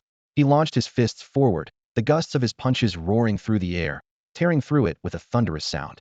The force of his strikes left visible ripples in the atmosphere, as if space itself had been disturbed. With various enhancements, Li Xiao was making rapid progress through relentless training. His mountain-shaking fist, bolstered by the power of the martial spirit gem, was advancing at an extraordinary pace. The fusion of his dual spirits doubled his cultivation speed. Now he had mastered the 8th form of the mountain-shaking fist. The intense, prolonged training had also enhanced his attributes, strength 2, agility 2, constitution 2. Li Xiao was thrilled, as his stats were steadily improving. Most importantly, his mastery of the mountain-shaking fist had reached the 8th level. If he could push it to the 10th level and fully master the skill, it would be officially recognized by the planetary will, and the skill would appear on his status panel. After 10 hours of continuous training, Li Xiao pressed the switch to deactivate the gravity in the chamber. Instantly, his body felt lighter, and his tense muscles relaxed. On the ceiling of the gravity chamber, a large black gravity stone, about the size of a millstone, hung as the source of the gravitational field. It was said that this gravity stone had been mined from the secret realm of the Sky Radiance Demon Star. The gravity on Tianhuang Demon Star is 50 times that of Blue Star, greatly restricting the abilities of professionals. Even the spells cast by mages have their range significantly reduced due to the gravitational effect. The walls of the gravity chamber are forged from steel, with one side polished to a mirror-like finish, reflecting Li Xiao's image. He stared intently at his reflection. His sharp eyebrows slanted toward his temples, and his eyes sparkled like stars, both piercing and profound. After prolonged and intense training, his demeanor had undergone a significant transformation. His muscle definition was as if sculpted by a meticulous artisan, with every muscle perfectly proportioned, neither exaggerated nor lacking the beauty of strength. With each rise and fall of his breath, he exuded a restrained yet powerful vitality. While leveling up and gaining attribute points could enhance strength, it couldn't alter one's physique. Even a large, overweight individual who invested all their points in agility would only become a nimble heavyweight. However, through training, one's physique could change. Li Xiao realized this was just the beginning. Extended training sessions had deepened his understanding of his strength and sharpened his control over his body. Though his attribute points hadn't increased significantly, his actual power had grown considerably. He was well aware that the mountain-shaking fist became increasingly difficult to master at higher levels. With only 10 days left and time running out, he decided to cut his rest time by another 2 hours. Li Xiao had purchased super-strength stamina-replenishing solar water from the trading market, priced at 1 gold coin per bottle. Though expensive, its effectiveness in restoring stamina and alleviating mental fatigue was exceptional. He retrieved a golden flask from his backpack and tilted his head back to drink it. This solar water, crafted by advanced professional alchemists, was typically reserved for use during battles due to its high cost. As a student, Li Xiao could afford to use it during his training sessions to extend his practice time, thanks to his financial stability. He had initially bought 10 bottles and recently purchased 10 more as reserves, leaving him with only 20 gold coins. Thinking about his dwindling funds, Li Xiao couldn't help but think of Lin Wanqing, a big shot in his circle. Why hasn't Lin Wanqing managed to farm any C2 powder yet? I'm running out of money, he muttered in frustration. Despite his growing anxiety, he chose not to disturb Lin Wanqing and decided to wait a bit longer. At that moment, the avatar in his friend chat window started blinking. Opening it, Li Xiao saw it was Zhu Meow. She said, "I heard you're planning to face off against a gifted Iron Fist warrior in 10 days. Are you seriously not going to use clay?" Li Xiao replied, "Yeah, why?" Zhu Meow continued, "Do you know how long it took me to master 2 martial skills? I started training at 10, and now, 6 years later, I finally mastered Swallow Step last year. Even then, my family gave me a legendary skill book, worried I wouldn't succeed." Li Xiao was surprised. "Wow, I had no idea you mastered a martial skill too. That's impressive, senior." Zhu Meow cautioned him. "Keep it a secret, it's my trump card for competitions. But shouldn't you be reconsidering this duel? It's meaningless and doesn't even earn you extra points." Li Xiao replied firmly, "You don't understand, man. A promise is a promise, and I intend to keep it." Zhu Meow sighed and wished him luck before her avatar turned gray, signaling she had gone offline. This only strengthened Li Xiao's determination to master a martial skill. He muttered to himself, "Otherwise, relying solely on clay leaves me too predictable and easy to counter. Combining superior physical techniques with clay is the true path to victory." With that, he threw himself back into training. Despite his usual carefree demeanor, when Li Xiao got serious, he displayed remarkable perseverance. "Xiaowen, how's your training with the flowing cloud movement technique this past month?" Time had flown by, and 9 days had passed in the blink of an eye. Zhang Xiaohua was returning from his practice in the gravity chamber, walking with me when toward the girls' dormitory. The dormitory was a 6-story European-style building, with 2 students per room. The accommodations were decent, though they couldn't compare to the class credits Zhang Xiaohua used to rent his private space. Although Meow came from a wealthy family, academic credits couldn't be bought or sold. Students had to earn them through their own efforts, with no exceptions. "I only managed to learn a few dodging moves this month," Meow replied, her brows furrowed slightly, as if something was weighing on her mind. "I also managed to add 1 point to strength and 1 to agility." A month's progress like this was indeed not ideal. If they went out to fight monsters and level up, growth would undoubtedly be faster. However, the Academy's goal was not solely about leveling up or increasing stats. While rapidly improving one's power was important, the school placed greater emphasis on how to effectively and wisely use that power. "I'm about the same, only added 1 point to strength," Zhang Xiaohua admitted, frowning as he reflected. "Feels like the month was a bit of a waste. Luckily, my aura skill doesn't require monsters to increase proficiency. I can practice and improve it simultaneously. That's the advantage of aura skills." After a month of effort, Zhang Xiaohua had successfully upgraded his slow aura to the advanced level. "You're really clever," Meow said, her tone light and girlish. letting Zhang Xiaohua hold her hand as they strolled down the campus avenue. Their interaction drew envious and jealous looks from other students, who couldn't help but wonder how someone like Zhang Xiaohua had managed to win over such a beautiful girl, especially one with the innate talent of a dark priest. Well, I'm heading back. Bye-bye, Miwen said with a sweet smile as they arrived at the dormitory building. She waved her hand lightly. Bye. Zhang Xiaohua waved back enthusiastically, then turned and walked away, his figure quickly disappearing from view. Watching his retreating back, Miwen let out a deep sigh. Initially, she had only found Zhang Xiaohua to be the only boy brave enough to approach her. She wanted to experience what it felt like to be in a relationship. But over time, she was drawn to his carefree, easygoing personality and, before she knew it, had truly fallen for him. However, her family had also found out about their relationship and demanded that she break up with Zhang Xiaohua immediately. Her future had already been arranged after graduation. She was to marry the son of another powerful family. Miwen wanted to refuse, but she didn't know how. After all, her family had always provided her with the best of everything, fulfilling her every need. They had even spent a fortune on talent elixirs to increase her chances of acquiring her innate ability. With her family giving so much for her, how could she act on her own selfish desires? Before she could fully savor the sweetness of love, she was already tasting the bitterness of life. Wiping away the tears at the corners of her eyes, Miwen sighed deeply. Is my fate really not mine to choose? At 9 p.m., Zhang Xiaohua returned to the villa, only to find that Li Xiao still hadn't come home. This had been going on for over 10 days. What's going on with Brother Xiao? He hasn't been back for so long, and he's not even replying to my messages. Worry filled his heart. Tomorrow was the scheduled duel with Han Xiaoqi in the arena. Could it be that Li Xiao hadn't mastered his martial technique yet? With questions swirling in his mind, Zhang Xiaohua decided to go look for Li Xiao himself. His first stop was the second floor of the gravity building, where the intermediate gravity chambers were located. But as he walked through the hallway, he noticed that every door to the intermediate chambers was shut. The room was soundproof, so no matter how hard someone knocked on the door outside, the people inside couldn't hear a thing. Left with no choice, Zhang Xiaohua decided to head to the school cafeteria, which was open 247. Although he didn't find the person he was looking for, he unexpectedly ran into Han Xiaoqi, who was eating there. Well, if it isn't Zhang Xiaohua. Han Xiaoqi put down his food and stood up, blocking Zhang Xiaohua's path. Two classmates stood by his side, both tall and broad-shouldered. It was clear these two had been drawn to Han Xiaoqi's side by his recently infamous reputation. Birds of a feather flocked together, and these two didn't look like friendly sorts either. If it were any other student, they might have been intimidated on the spot. But Zhang Xiaohua, much like Li Xiao, feared neither heaven nor earth. Many students in the cafeteria turned to watch the scene unfold. Han Xiaoqi sneered and said mockingly, Zhang Xiaohua, have you achieved anything from all those hours in the gravity chamber? Still the same, huh? Doesn't look like much has changed. Haha, none of your business. Move aside, Zhang Xiaohua said dismissively. However, the three of them refused to budge. Han Xiaoqi chuckled. Wow, such arrogance. A paladin like you, acting so cocky? Zhang Xiaohua shot back with a cold smile. A good dog doesn't block the road. You little did you just call me a dog? Do you want me to beat you up? Han Xiaoqi growled angrily. Zhang Xiaohua wasn't one to back down. Barking at me here won't do you any good. If you've got the guts, face me in the ring tomorrow. You'll see my brother turn you into a punching bag.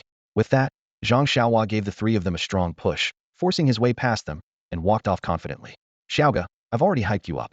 Don't let me down tomorrow, Zhang Xiaohua muttered after walking several steps away. He glanced back out of the corner of his eye and, seeing that they weren't following him, felt a surge of pride. Huh, scared off by my aura. Time to make my escape. As Zhang Xiaohua's figure disappeared into the distance, one of Han Xiaoqi's teammates asked curiously, where does Zhang Xiaohua get all that confidence? Another teammate speculated, maybe he's so sure of himself because Li Xiao actually mastered some martial arts techniques? Han Xiaoqi scoffed. Li Xiao hasn't been seen for half a month. He's not even showing up at the cafeteria anymore. He's probably so scared he dropped out and ran away. The others laughed in agreement. That's probably it. Haha. Meanwhile, in the gravity chamber, Li Xiao wasn't at the cafeteria because he didn't need to eat. The solar water he consumed could instantly replenish his strength and gradually restore his energy. At this moment, he was shirtless, practicing his punches. His mountain-shaking fist technique had reached the 9th level. He was close to success, but the 10th level had stumped him for 5 days without a breakthrough. With the ring match scheduled for tomorrow, doubt crept into his mind. What am I doing wrong? The 10th level of the mountain-shaking fist, where heaven and earth become one, I just can't break through. As he continued practicing, his thoughts grew increasingly chaotic. That's the way it is when you're anxious. Your mind becomes a mess, and success slips further away. He trained through the night, and before he knew it, dawn had arrived. The sky turned a pale white, and it was already 7 a.m. Yet Li Xiao had made no progress, and his frustration grew. Stay calm. Stay calm. Realizing his mental state was off, Li Xiao quickly sat cross-legged on the ground, taking deep breaths to regain his composure. Nearby, a white clay spider he had been controlling also came to a halt. That's right, every time Li Xiao practiced his punches, he would try to multitask, practicing his martial arts while simultaneously controlling the clay spider. Li Xiao felt restless, fiddling with a small clay spider in his hand. It was soft yet firm, firm yet soft, exuding a peculiar charm. But no one would ever guess that this seemingly harmless object actually concealed considerable power. Suddenly, a spark of inspiration lit up in Li Xiao's mind. Clay, in its raw form, is seemingly useless, just powdered material for construction purposes. However, when combined with medicinal powders, it can be transformed into something extraordinary. Li Xiao recalled the teachings of the Shaking Mountain Fist Manual. The first 9 moves were designed to cultivate his fist intent and momentum, while the 10th move, called Heaven and Earth Unite, wasn't a single technique. Rather, it was the fusion of all the previous 9 moves, bringing them together in perfect harmony. As the thought flashed through his mind, the martial spirit gem on him glowed brightly for the first time in a long while. That's it. This was the key. Li Xiao immediately stood up and began practicing his fist techniques. This time, he merged his moves, intent, and momentum into one seamless flow, as if he had become a giant capable of shaking mountains. The wind from his punches roared, and his body emitted cracking and popping sounds, the legendary tiger and leopard thunder, a phenomenon said to occur only when an internal martial artist reaches the pinnacle of their craft. An hour later, as he completed the final move, Li Xiao ended with a flawless finish. He took a deep breath and closed his eyes. His hands felt fiery hot, and his mastery of the Shaking Mountain Fist had advanced rapidly. With the martial spirit gem's enhancement, his progress was astonishingly swift. The dual soul effect doubled his cultivation speed, and at last, he successfully mastered the 10th move of the Shaking Mountain Fist. He fully grasped this martial skill, and his attributes improved as a result. Strength 5, Agility 5, Constitution 5. Li Xiao opened his eyes and checked his stats panel. Name, Li Xiao.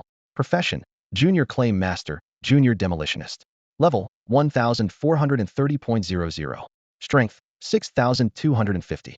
Agility, 171,100. Spirit, 89,480. Constitution, 76. Skills, Clay Mastery, Demolition Mastery, Clay Manipulation, Remote Detonation, Swallow Flight Technique, Shaking Mountain Fist, among others. After a month of relentless effort, he had spent 570 credits, 570 hours of non-stop training without wasting a single minute. The stars do not question those who journey under them, and heaven rewards those who persevere. Li Xiao pushed open the heavy door of the gravity chamber and stepped out slowly. His gaze was resolute. The champion had returned. Have you heard? Today is the big showdown between Han Xiaoqi and Li Xiao in the arena. That's right, it's happening today, and everyone has rushed over early to catch the excitement. Many are speculating, will Han Xiaoqi, the champion of all Jiangzhou, come out on top, or will Li Xiao, the champion from Tianqi City, prove to be even stronger? Han Xiaoqi is no joke. He's already defeated the champions of 5 cities in a row, earning a fearsome reputation. As for Li Xiao, he's the best in Jiangzhou and a master of clay bomb techniques. Yet, he insists he won't use his clay bombs in today's final match. Can you believe that? How is he going to fight without them? After all, that's just his profession. If you're curious about the outcome, why not see it for yourself? Meanwhile, the first-year students at the school have been undergoing rigorous training for a month, and now their sessions are nearing an end. Most of them have made significant progress. Apart from the students in Class 2 who have been relentlessly training in the gravity chamber, the new students have already advanced their combat skills to a high level. As the end of the month approaches, everyone is starting to relax and heading toward the arena to join the spectacle. The campus is bustling with activity as students pour out of the buildings, walking quickly with anticipation written all over their faces. By the time they reach the arena, it's already packed with a sea of people. Students jostle to get inside, and the atmosphere is electric. It's not just the first-year students from the second and third years have also flocked to the venue. Just then, the doors to the arena open, and a tall, imposing man strides in, immediately drawing everyone's attention. The crowd parts instinctively, making way for him. Who's that? He's got such a commanding presence, someone whispers. You don't know? That's Hu Hongba, the captain of the Lone Swan squad from the second year, another student replies. His squad only has 4 members, but they've maintained an incredible 4v5 win rate, holding the top spot in the second year. Their goal is the national tournament. Everyone nods in admiration. Hu Hongba's arrival heightens the excitement, with many marveling at how even the second years have come to watch the match. Soon after, a few more students enter the arena, also from the upper years. These young men, dressed in their school uniforms and carrying sword sheaths on their backs, exude an undeniable aura of strength. Who are they? Are they second years too? Their presence is overwhelming, a first-year student remarks, eyes wide. That's Yu Fei, the captain of the second-ranked rapid squad, along with his team. They're all powerhouses, someone confirms. The crowd quickly recognizes these well-known seniors, whose reputations are legendary on campus. Shortly after, third-year students Shi Yuanji and Zhou Runshi also make their appearance. These two are star captains, gearing up for the national competition. No one expected today's arena battle to attract so many high-ranking students. As these big names enter, the crowd parts to let them through, eager to secure spots for watching the match. Just as everyone is marveling at the incredible turnout, a girl appears and instantly commands everyone's attention. Even the second and third-year powerhouses pause, their gazes fixed on her. It's her? Hu Hongba, captain of the Lone Swan squad, furrows his brow slightly. I didn't think she'd show up. She's always looked down on these unknown arena matches, calling them trash. Yu Fei from the Rapid squad looks visibly surprised, and third-year Shi Yuanji and Zhou Runshi exchange glances of astonishment. The first-year students nearby frown in confusion, unable to understand why their seniors are so shocked by this girl's arrival. Standing at the entrance is a slender, composed girl who looks even younger than a first year. Yet her presence alone makes her the center of attention in an instant. On the stage, the second and third-year powerhouses appeared particularly serious. A first-year student whispered, "That's Zhu Meow, the top duelist thief of Qingfeng Academy. Both Hu Hongba and Yu Fei have lost to her, and even third-year students have suffered defeats at her hands." His eyes sparkled with awe. "She's the undefeated Zhu Meow? But she looks so young. You know nothing. She was specially recruited and became a professional at the age of 14. Even though she's just an ordinary thief, those with advanced talents can't last more than a few moves against her. She's insanely strong," another student chimed in. "I've also heard that the missions she takes on at school are all incredibly dangerous, like hunting down cultists. She's taken countless lives." "Wow, that's impressive, but she doesn't seem to exude any killing intent. She actually looks quite sweet," the first student remarked, confused. "You really don't get it, do you? A killer who gives themselves away wouldn't be much of a killer. Keep your voice down, or she'll hear you." As they spoke, Zhu Meow, dressed in sleek black gear, her petite frame moving with agility and precision, walked toward the stage. Almost instinctively, everyone stepped aside to make way for her, even the second and third-year elites, many of whom had tasted defeat at her hands. Below the stage, the crowd was divided into three sections. Zhu Meow stood at the very front, with an unapproachable aura that kept everyone at a distance. Behind her were the second and third-year students, gathered in a relatively spacious area. At the very back were the first-year students, packed tightly together. The turnout was massive, with even some first-year teachers, including Class 2's teacher Ping Chuan, coming to watch. "Ha ha ha, this is great." Han Xiaoqi was thrilled to see so many people, especially since some of them were well-known figures at the academy. He cupped his hands and said, "Thank you, seniors, for coming to support me." However, an awkward silence followed. None of the second or third-year students acknowledged him, and many didn't even glance in his direction. In reality, these upperclassmen were here to see Jiangzhou's top scholar, Li Xiao. Li Xiao, who had entered Qingfeng Academy as a dual-life professional, was a rather unique presence. While Han Xiaoqi was arrogant among first years, he was much more subdued in front of the upperclassmen. He didn't dare lose his temper and could only fume internally. "Where's Li Xiao? Why isn't he here yet? We agreed to a duel today. Doesn't he have any sense of time?" From the crowd, Zhang Xiaohua called out, "Don't worry, he's on his way." Han Xiaoqi, feeling anxious, thought to himself, "This is my chance to shine. I can't let it slip away." He turned to Zhang Xiaohua and snapped, "Hurry up and get him here." Zhang Xiaohua sighed helplessly. "I've already called and messaged him, but it's like he's disappeared." Sensing Han Xiaoqi's impatience, she tried to reassure him. "Just wait a little longer. He'll be here soon. It's already been half an hour. I think he's too scared to face me." Han Xiaoqi muttered, clearly frustrated. "Nonsense. With your measly skills, my brother would crush you." After some back and forth, Han Xiaoqi reluctantly agreed to wait another 10 minutes. When the 10 minutes were up, Li Xiao was still nowhere to be seen. Han Xiaoqi smirked inwardly, thinking, "That coward doesn't dare face me. If he's too scared to show up, then this duel counts as my victory." The so-called top scholar of Jiangzhou is nothing but a spineless mouse. He impatiently announced the results. "You're full of it." Zhang Xiaohua, sensing something was wrong, jumped onto the stage to buy time. "I'll take you on first. If you can't even beat me, you have no chance against my brother." Han Xiaoqi was momentarily stunned before breaking into a laugh. "Interesting. I'll give you a chance. Since Li Xiao doesn't dare to show up, I'll just have to beat his brother to a pulp." The paladin faced off against the warrior, and this battle seemed destined to end in humiliation. While the knight could still put up a fight, the paladin's reliance on auxiliary skills required significant mental focus, leaving their other attributes relatively weaker. The students below the stage murmured among themselves, noting that the paladin was fundamentally a support class and not particularly adept at unknown duels. In this showdown, the knight, as a heavily armored frontline tank, had allocated their stats with a 1 strength and 4 constitution build. On the other hand, The paladin, serving as both support and tank, typically distributed their points as 1 strength, 2 spirit, and 2 constitution. Against the warrior, the paladin was clearly at a disadvantage, especially considering that Han Xiaoqi had already defeated 5 top contenders, all of whom were formidable local champions. Zhang Xiaohua was well aware that their chances of victory were slim to none. As the match began, Zhang Xiaohua immediately activated the slow aura. To everyone's surprise, the skill had been upgraded to an advanced level. The aura's effects not only enveloped the opponent on stage, but were also palpable to the audience below. The slow aura, centered on Zhang Xiaohua, reduced the movement speed of all enemies within a 30-meter radius by 30. Observing from the stands, Zhang Yu and Han Ling couldn't help but recall how, just a month ago, this very skill from Zhang Xiaohua had cost them the chance to reach the top and secure 1,000 points. You're disgusting. Activating an aura that even affects yourself, didn't you know that? Han Xiaoqi's speed was noticeably hindered by the slow aura, and even his voice sounded sluggish. Zhang Xiaohua smirked and retorted, "Of course I know. So what?" For Zhang Xiaohua, the aura's activation wasn't much of a drawback. Having not invested in agility, his attack and movement speeds were already slow. Under normal circumstances, Han Xiaoqi could throw 10 punches in the time it took Zhang Xiaohua to swing his hammer 3 times. After the slowing effect, Han Xiaoqi's attacks were reduced to 6 punches, while Zhang Xiaohua could only manage 2 swings. This slightly mitigated the disparity.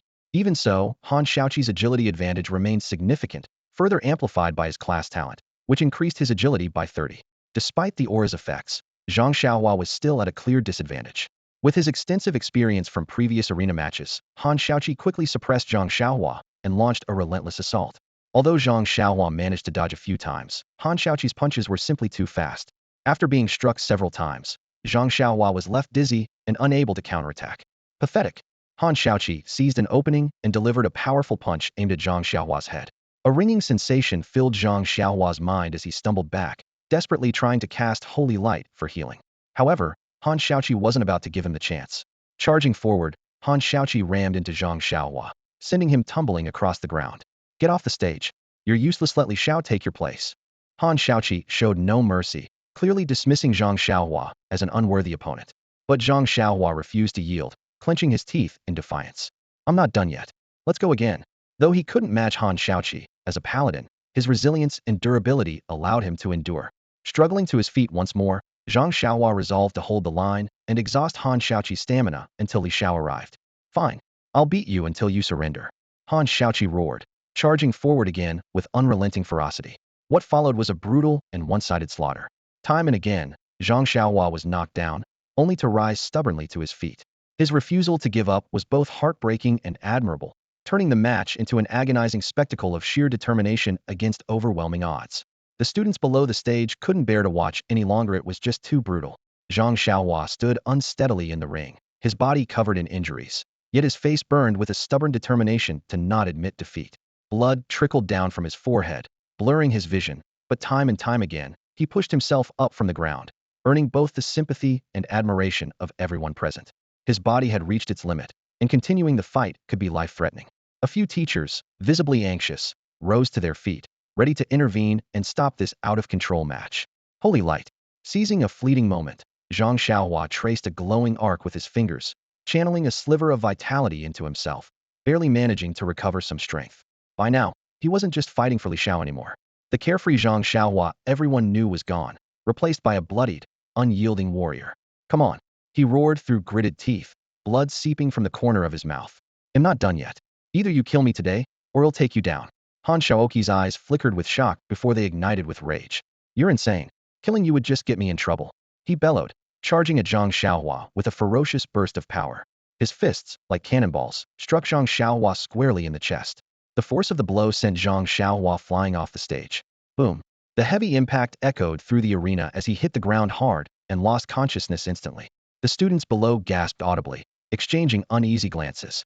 That punch was brutal, nearly fatal. "Xiaohua!" Meow cried out, rushing to his side. Her hands moved quickly, forming seals to release a warm glow of healing magic. "Why do you have to be so reckless?" Her voice trembled, filled with shock and heartbreak.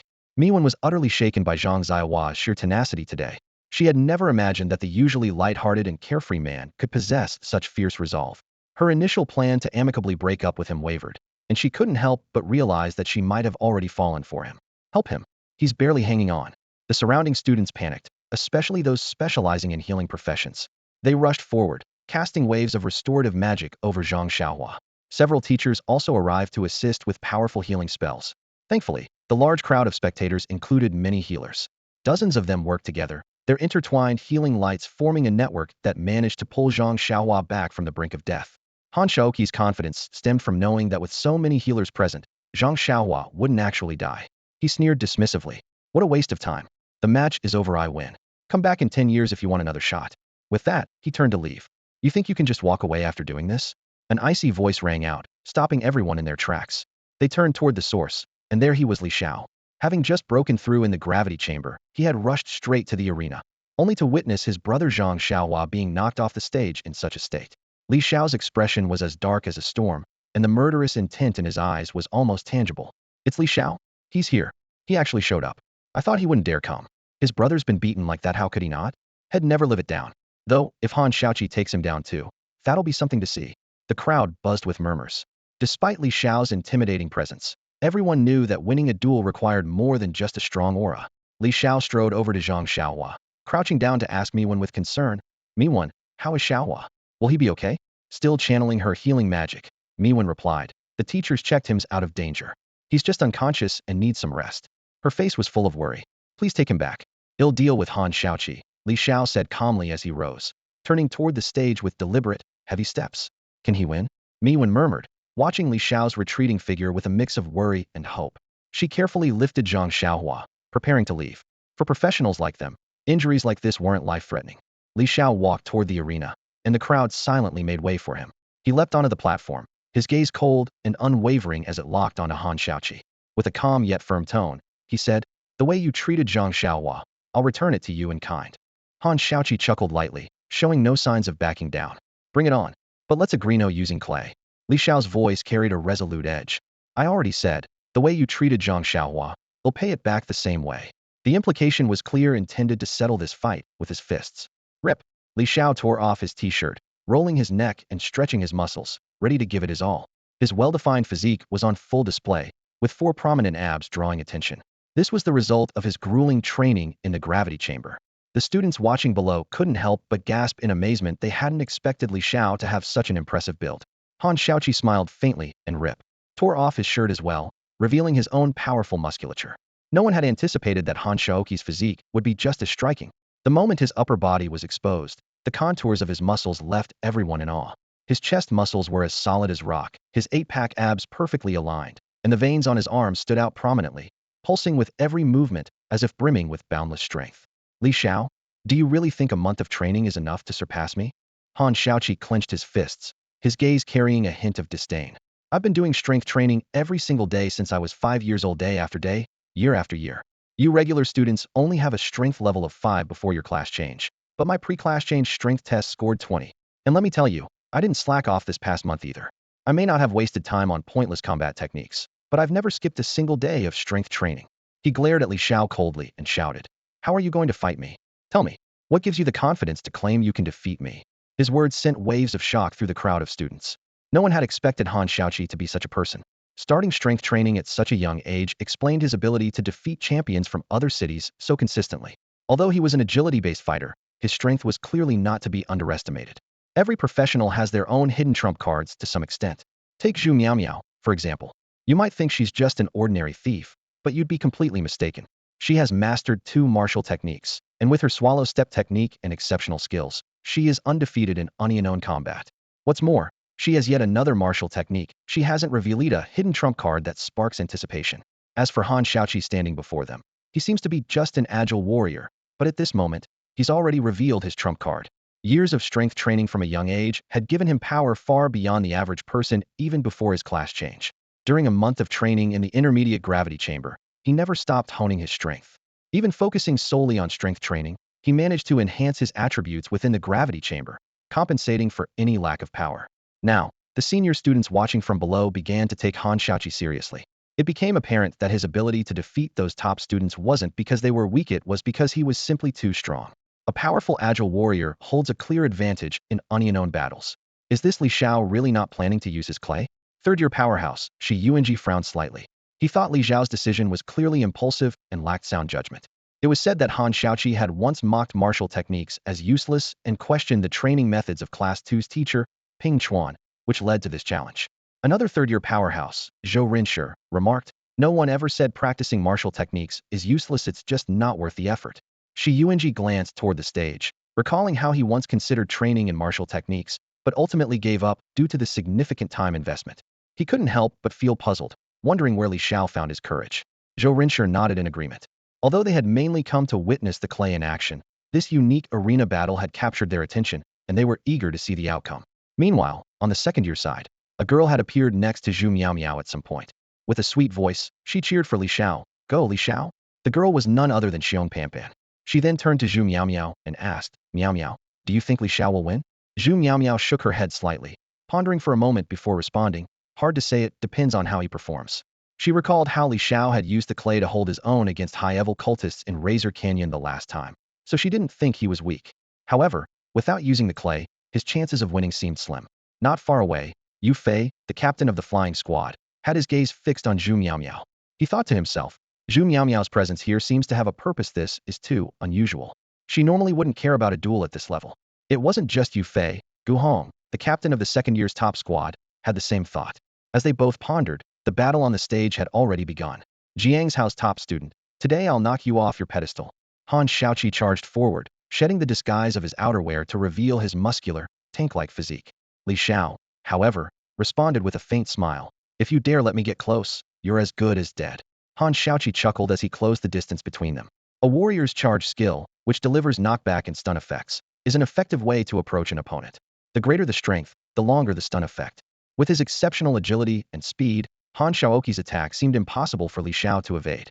Just when everyone thought Li Xiao was going to take Han Xiaoqi's full-force charge heat in, Li Xiao suddenly stepped forward with his right foot, his hands spreading like the wings of a swallow. He effortlessly slid to the left, skillfully dodging the attack. This was none other than the swallow movement technique he had mastered. Not only did Li Xiao possess this skill, but with an impressive agility stat of 271, there was no way Han Xiaoqi could land a hit on him. It was simply impossible. Han Xiaoqi was taken aback and then exclaimed in surprise, "I didn't expect you to have learned a few tricks, but how long can you hold out against me?" With those words, he swiftly turned and activated his skill, Thunder Strike, expending a large amount of stamina to unleash a lightning-fast attack that, if it hit, would reduce the opponent's movement speed. This was a level 10 warrior skill, and Han Xiaoqi had already advanced it to an intermediate level. He was confident that such a rapid attack would leave Li Xiao with no chance to evade. However, Li Xiao dodged it with ease once again, smirking as he said, "Too slow. Way too slow. If you think this is enough to defeat me, you're delusional." Li Xiao's words deeply wounded Han Xiaoqi's pride. As an agile warrior, he couldn't even touch Li Xiao. And let's not forget, Li Xiao was just a non-combat class player with no skills. "You were just lucky earlier. This time, you won't be so fortunate." Enraged, Han Xiaoqi charged at Li Xiao in a frenzy, launching attack after attack. But Li Xiao remained calm and composed, effortlessly dodging each strike. Swallow Movement Technique Proficiency 1. Swallow Movement Technique Proficiency 1. Swallow Movement Technique Proficiency 1.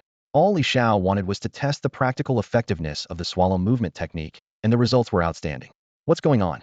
How is Li Xiao dodging everything?" The students watching from below exclaimed in shock. "That's the Swallow Movement Technique. Did he actually master it?" It had to bet here was no other explanation for his incredible agility. "My God, Li Xiao really learned the Swallow Movement Technique," someone shouted, and the entire audience was stunned. Could someone from a non-combat class really master a combat skill like this? And in just 1 month? It seemed impossible. Among the crowd, only Zhu Meow and Ping Chuan remained calm. They had known all along. Li Xiao had learned the Swallow Movement Technique using a legendary skill book. But even with this technique, defeating Han Xiaoqi wouldn't be easy. Li Xiao still needed an offensive martial skill. Without one, how could he bring down his opponent? "Damn it, why can't I land a single hit on him?" On the stage, Han Xiaoqi was growing increasingly frustrated. Could Li Xiao really have mastered the skill? As the saying goes, the onlooker sees more clearly than the participant. While the audience had all realized that Li Xiao had indeed mastered the Swallow Movement Technique, Han Xiaoqi was still in denial. He kept convincing himself, "It's just a coincidence. Next time, it'll definitely hit him." "All right, playtime's over. Time to end this," Li Xiao said with a graceful backward step, no longer toying with his opponent. "Come on, fight me like a real man." Han Xiaoqi began to retort, but his words were cut short as, in the blink of an eye, Li Xiao appeared right in front of him and unleashed a powerful punch. It was the fourth form of the mountain-shattering, fist-stone-crushing, gold-breaking strike. With immense penetrating force and destructive power, this strike could easily shatter stone and pierce through metal. The attack unleashed 6 times the damage of Li Xiao's strength attribute, which stood at an impressive 62. For someone at his level, this was far from ordinary. Han Xiaoqi raised his fists to defend his chest, but he was struck by a powerful punch from his opponent. Blood spurted out as he staggered backward, severely injured.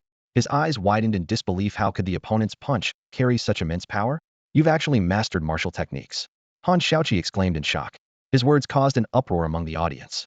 Although the opponent's movements weren't flashy, the damage inflicted spoke volumes. It was evident the opponent had mastered martial techniques, with an exceptionally high strength attribute. This is impossible, absolutely impossible.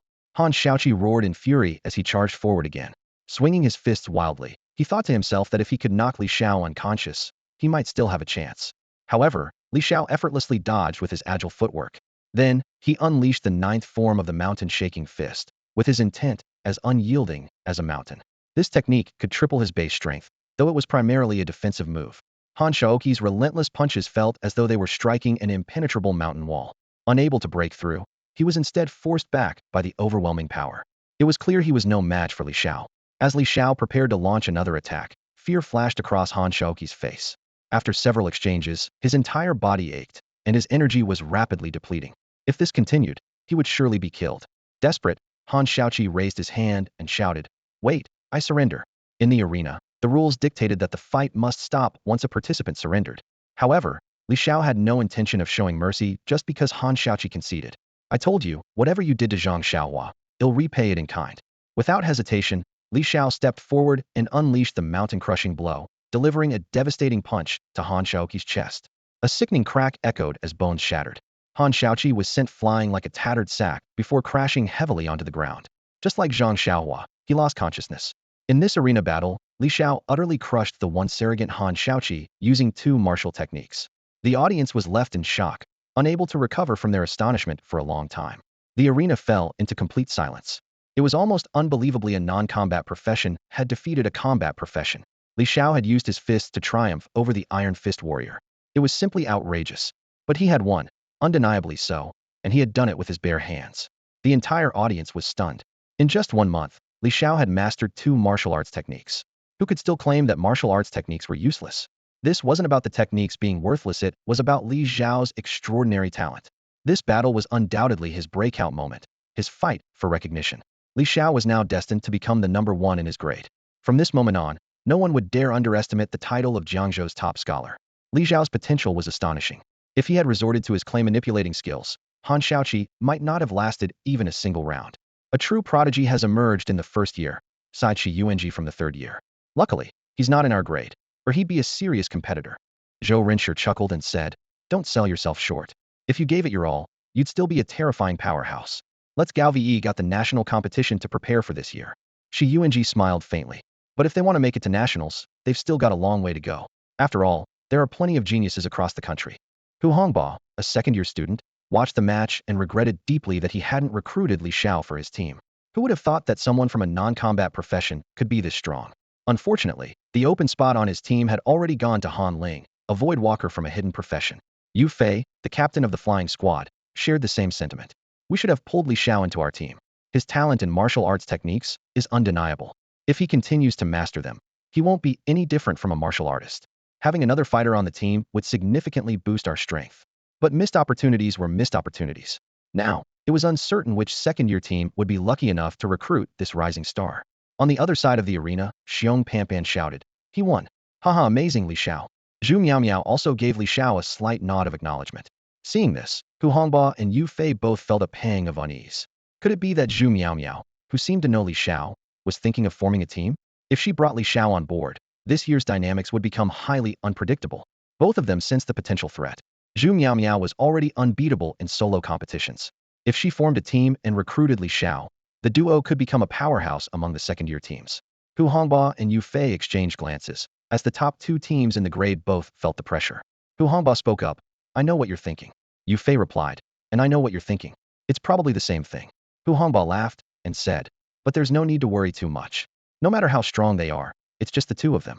Meanwhile, our 5-member team is already complete." With confidence, he declared, "Bring it on." The 2, both rivals and allies, left the clubhouse with their teammates.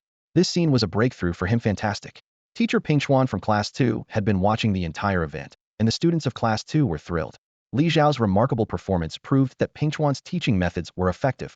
A warrior, a true warrior. This confirmed my hypothesis. Geniuses can indeed emerge from life professions. As long as Li Xiao continues to excel, I can secure more official support. Ping Chuan was overwhelmed with excitement. Although the martial spirit gem provided some assistance, no single piece of equipment could solve every problem. It ultimately depended on Li Xiao himself. And Li Xiao delivered. Just as Ping Chuan was reveling in his excitement, he suddenly noticed Han Xiaoqi lying on the ground like a lifeless dog. Alarmed, he shouted, "Quick! Healer! Save Han Xiaoqi's on the verge of death." The crowd was stunned, their attention only now turning to the figure lying ignored on the ground. Ping Chuan wasn't genuinely concerned about Han Xiaoqi. He was more worried that if Han Xiaoqi died, Li Xiao might face disciplinary action or even expulsion.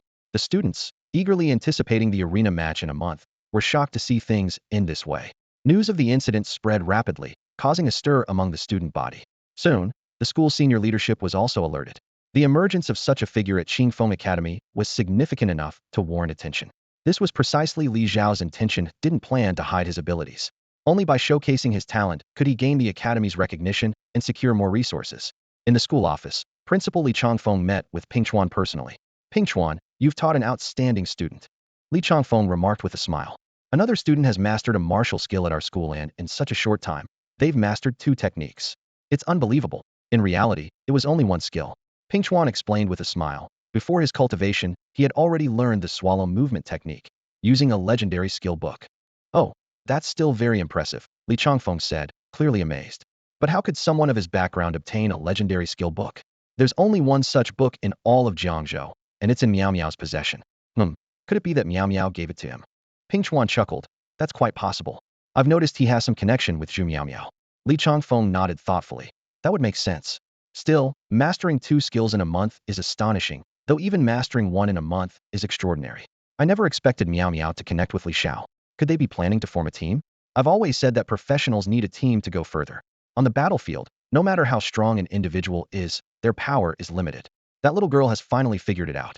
Zhu Meow Meow, being Li Changfeng's niece, naturally received a bit more attention. After a pause, Li Changfeng added, "Take good care of this student. If he can achieve greater heights, your proposal might just be adopted by the authorities." Ping Chuan nodded in agreement. Li Changfeng then spoke earnestly. "Oh, there's one more thing I need to discuss with you. We've received word from above that Li Xiao's clay bombs must not be allowed to circulate in the market. These items pose certain risks and could be misused by ordinary people, leading to social unrest.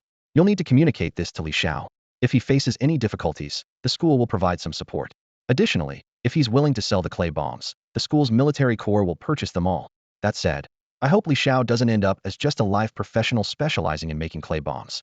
He has the potential to achieve much more, and you should make this clear to him as well." Li Xiao's talents were not limited to crafting clay alone. If that were the case, he might have ended up relegated to a supportive role, akin to professions like potion makers, blacksmiths, or enchanters. However, he had already demonstrated formidable combat skills and should not be confined to such roles. Moreover, the true potential of clay seemed to only be unleashed in his hands, as other professions lack the ability to manipulate clay and remotely trigger explosions. Ping Chuan agreed with this perspective, believing it would be a waste of Li Xiao's combat abilities to confine him to a support role. Fortunately, it appeared Li Xiao had no intention of doing so. Meanwhile, Li Xiao returned to the villa after finishing the arena match. Zhang Xiaohua was still unconscious, but thanks to the priest's treatment, his condition didn't seem too severe. Once he woke up, a bottle of sun water should help him recover fully. Upon his return, Mi-1, who had been taking care of Zhang Xiaohua, excused herself and left. With the entire school set to enter the secret realm tomorrow, Li Xiao planned to use the remaining afternoon to hone his clay manipulation skills. Previously, his low spiritual energy had prevented him from controlling flying clay, but now, with the Wu Ling Jade, his spiritual energy had risen to 89,480. He decided to attempt the C1 bird. Before long, Li Xiao was fully immersed in intense experimentation. He was well aware that clay explosives were his ultimate trump card, and mastering martial techniques was essential to strengthen his physical combat skills, compensating for his shortcomings and ensuring he wouldn't be defenseless in close-quarters battles. After a month of relentless training, he had already mastered his martial techniques and could defeat an Iron Fist warrior with his raw strength alone. Adding the power of clay into the equation, Li Xiao couldn't help but wonder among opponents of the same level, who could possibly rival him now. Using 3 units of white primary clay and 3 units of primary explosive powder, You have successfully crafted an item. C1 Bird Clay Bomb Creator, Patrick Starr. The system notification echoed as Li Xiao admired the pigeon-sized white clay bomb in his hand. After countless experiments, he had finally discovered the optimal formula: 5 parts clay mixed with 3 parts explosive powder, perfectly balancing explosive power and control difficulty. Unlike the previously developed clay spider, the destructive power of the bird clay bomb had increased tenfold. The clay spider utilized only a third of a packet of explosive powder, with a damage value of 300. In contrast, the bird carried 3 full packets, boosting its damage value to 3,000. More importantly, this damage was entirely independent of mental energy, relying solely on the quantity of explosive powder. Li Xiao had attempted to create larger versions of the bird bomb, but quickly encountered technical limitations. Every increase in size resulted in a geometric rise in the mental power required for control, making remote detonation increasingly challenging. Oversized bombs even risked becoming duds due to an inability to detonate. This realization made him understand that enhancing mental power should be the primary focus for future equipment upgrades. Flap, flap.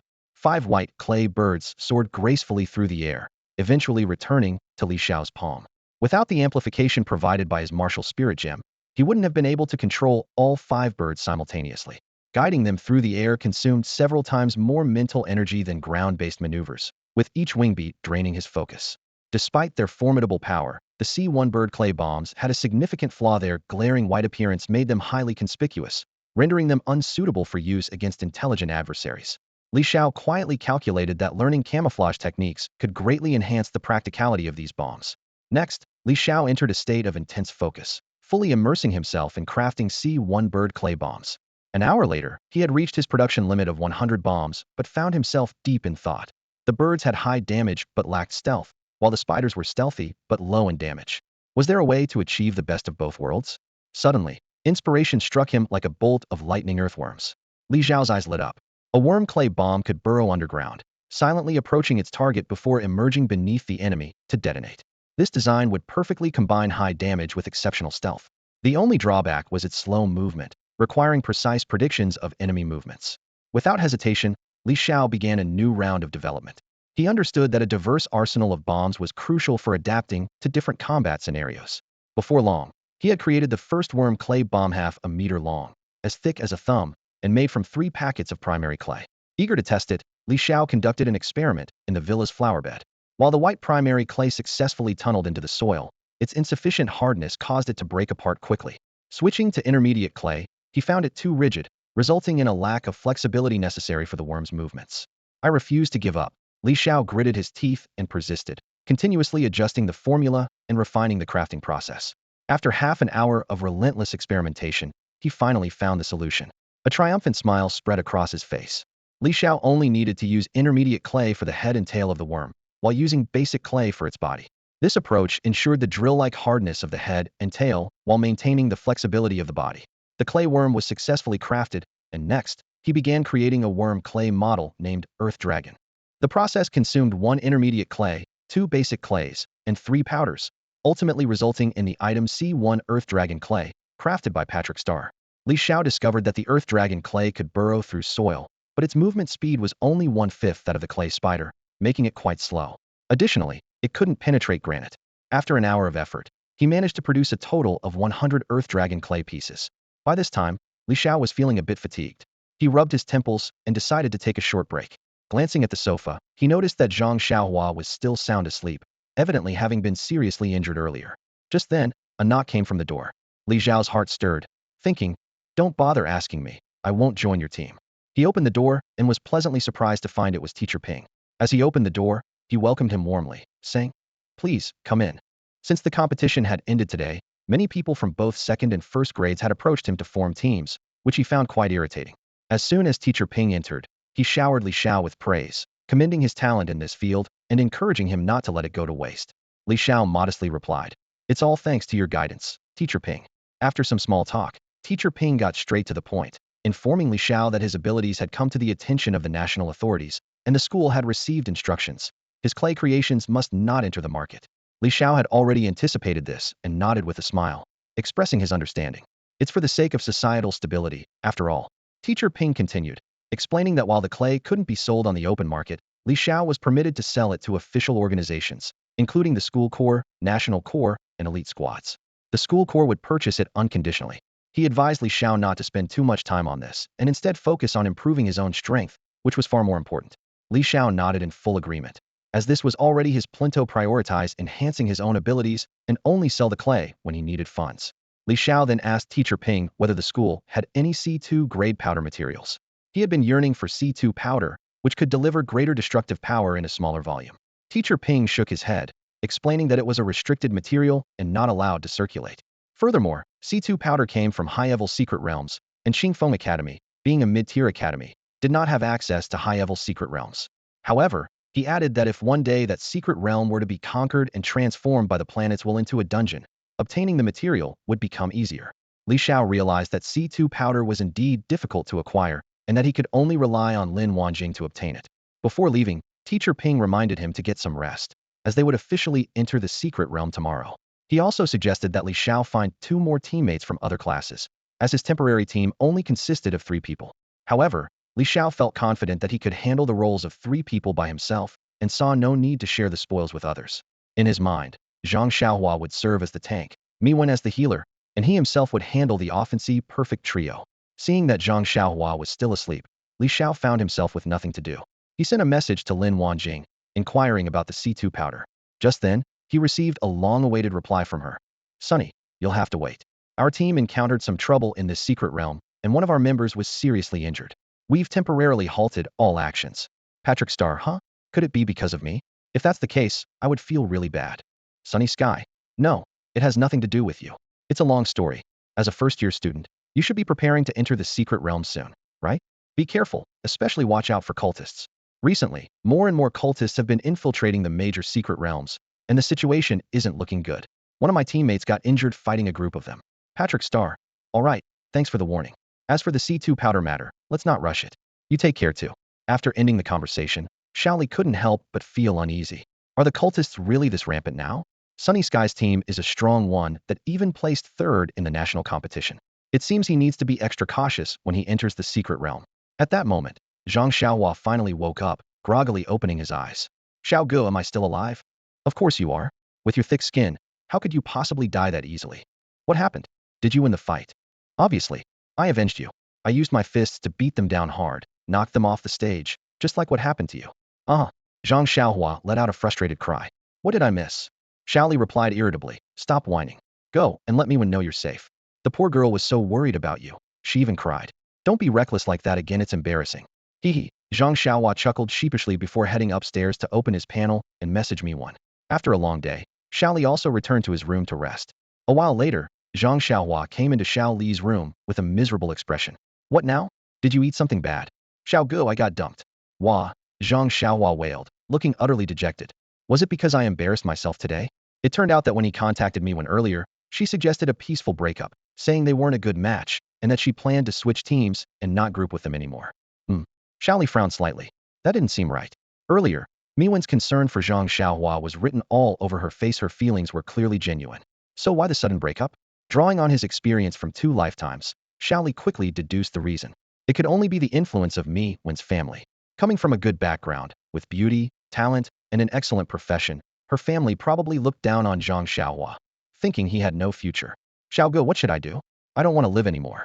Zhang Xiaohua cried dramatically. Shut it. Shaoli knocked him on the head. Stop with the melodrama. Go back to sleep. I'll talk to her for you, it might help. Really? Xiao Gu, if you can make Miwen change her mind, it'll be yours in life and death. Get lost. Shaoli kicked him out of the room before adding Miwen as a friend. He sighed, feeling exhausted. Not only did he have to deal with his brother's problems, but now he had to handle his love life too. Damn it. If it weren't for Zhang Xiaohua, Shaoli wouldn't even bother with this nonsense. Soon enough, Miwen accepted the friend request. Patrick Star. Miwen, there's something I feel I should say. Miwen, go ahead. Patrick Star. Sometimes, if you let someone slip away, it could be a lifetime of regret. A fleeting moment can feel like an eternity, and some things, once lost, can't be undone. After sending the message, the other side went silent, clearly hesitating. That was a good signet, confirmed Xiao Li's suspicions. Now is the time to press on for the win. Patrick said. I know. It's because of your family that you had to give up on this relationship, right? Miwen was a little surprised. How do you know? Li Xiao interjected with a helpless tone. Even with no effort, I could guess it. That's how all the TV dramas play out. Patrick continued. If Zhang Xiaohua could win first place in the national competition 2 years from now, get into an advanced academy, and make a name on the Tianjiao rankings, would your family still object? Miwen hesitated and replied, that might be possible, but it's not something easy to achieve. Patrick confidently said, it's doable. I've already teamed up privately with Zhu Meow, the #1 in unknown duels from the second year. The strongest from the first year and the strongest from the second year, teaming up don't that carry enough weight? We still need one more teammate. You can join us. This conversation took place after the morning's arena matches.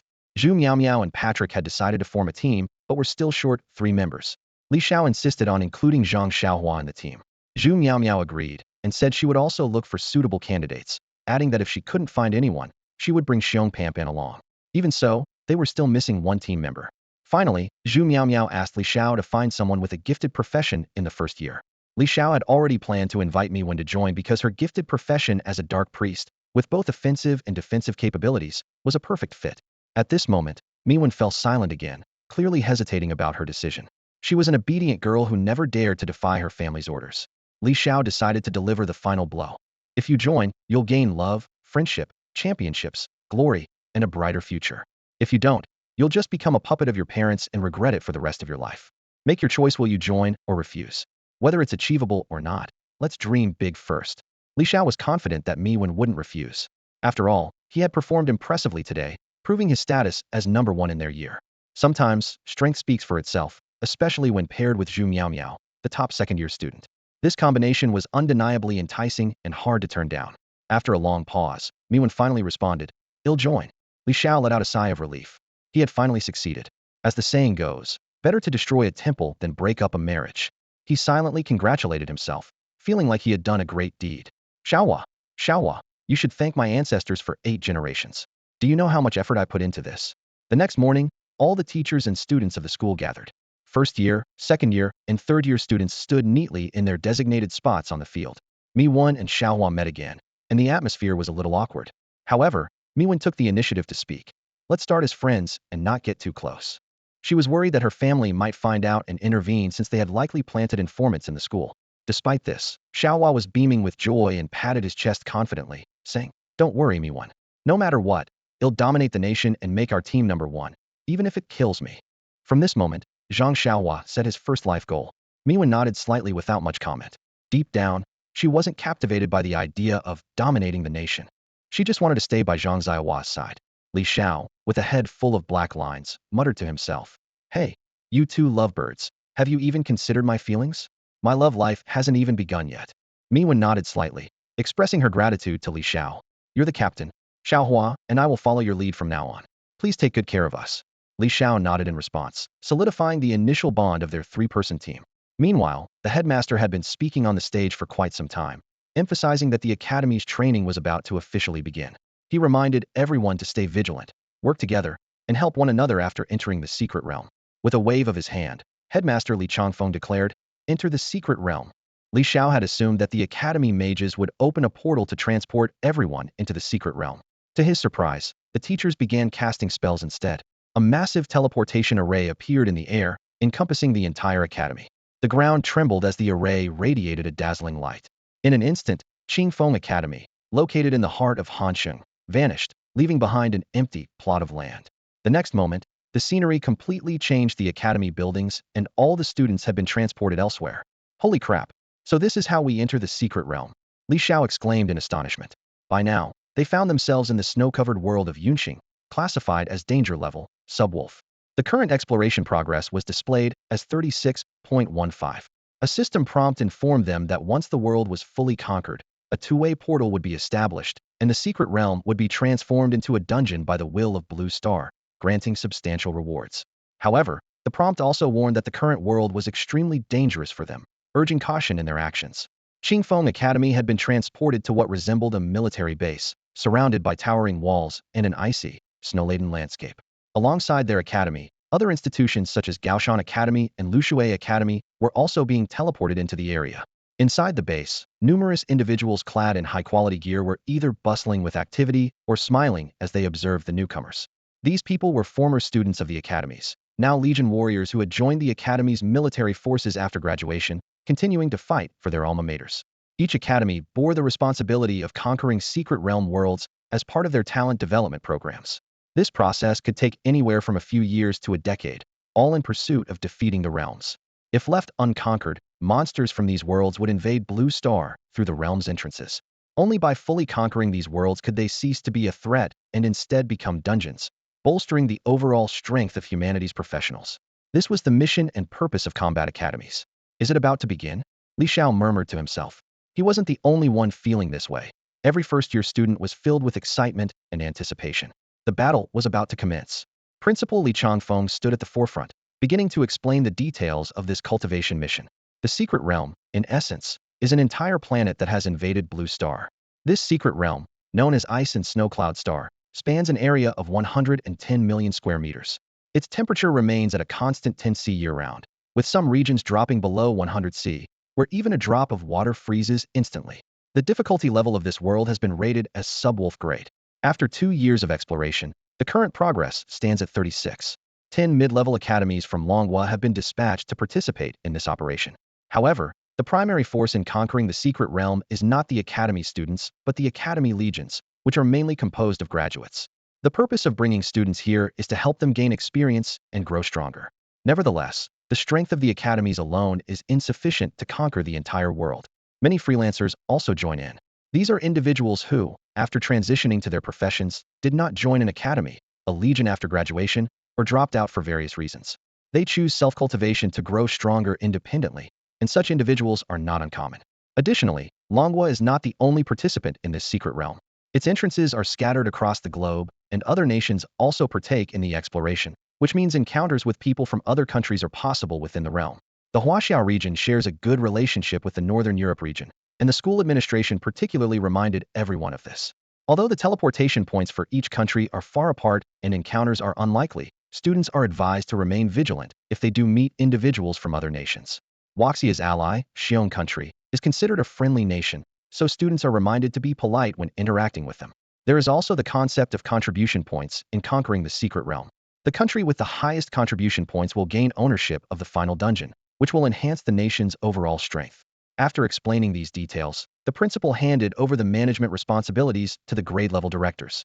The first-year director, Wang Yin, gathered the first-year students and faculty, addressing them with a serious expression. From this moment onward, you are no longer just students of the academy, you are warriors, fighting for Longhua, fighting for honor. He announced that students could freely form temporary teams and register them. The cultivation mission in the secret realm would last 3 months. Monsters within the secret realm would drop a material called energy crystals, and submitting 10 of these to the academy would earn 1 academic credit. Each credit could be exchanged for 1 gold coin, but gold coins could not be converted back into credits. This was also a competition, as the top 3 teams with the highest number of energy crystals after 3 months would receive rewards. In truth, first-year students were not typically meant to participate in a subwolf grade secret realm. However, Wang Yin believed that this year's students were of particularly high caliber, and training in lower-tier secret realms would not be meaningful. Thus, he decided to bring them to this higher-level realm. After finishing his speech, Wang Yin instructed the teachers to distribute supplies. Teachers from each class began giving instructions and handing out supplies. Every student received a map, a return stone, and an academy badge. The current location was the Longhua base, which housed a spire tower where functions like the trading post could be accessed. However, these functions would be unavailable if students ventured too far from the base. The first task for the students was to organize their gear within the base. Equipment and weapons could be purchased with either gold coins or academic credits, though it was recommended to use gold coins since level 10 was merely a transitional phase. As for earning gold coins and credits, there was no need for further explanation, just hunting monsters would suffice. At the academy where Li Xiao studied, the student's primary responsibility was to assist the academy's legion in resolving issues within the secret realms. During missions at the base, various legions issued assistance tasks, which the students could choose based on their abilities. As the teacher concluded the briefing, each student received some supplies, including a map of the frozen cloud star and a teleportation stone. These tools were crafted by enhancement professionals. The map featured real-time updates and could display the student's current location. Li Xiao opened the map and found himself in a corner of it. The lit-up area covered 36 of the map, marked with numerous icons that, when clicked, provided details about the current area's conditions and monster distribution. The other 64 of the map was shrouded in darkness, clearly unexplored territory. Li Xiao couldn't help but marvel at the vastness of this world. In addition to the map, Li Xiao received a teleportation stone and an academy badge. The teleportation stone could be used 10 times to return directly to a recorded location, the Dragon Nation base. The Academy badge, worn on the chest, identified students and made it easy to determine their school. For instance, the badge of Qingfeng Academy was a sophisticated design in blue and white, featuring a central cloud symbolizing a gentle breeze. Soon, students from various academies began to take action. Some left the base immediately to fight monsters and gather materials, while others stayed behind to accept tasks. Among the crowd, Zhang Xiaohua unexpectedly spotted some high school classmates from other schools. She exclaimed in surprise, "Oh, isn't that Lei Ting Mage, Deng Yuanjia?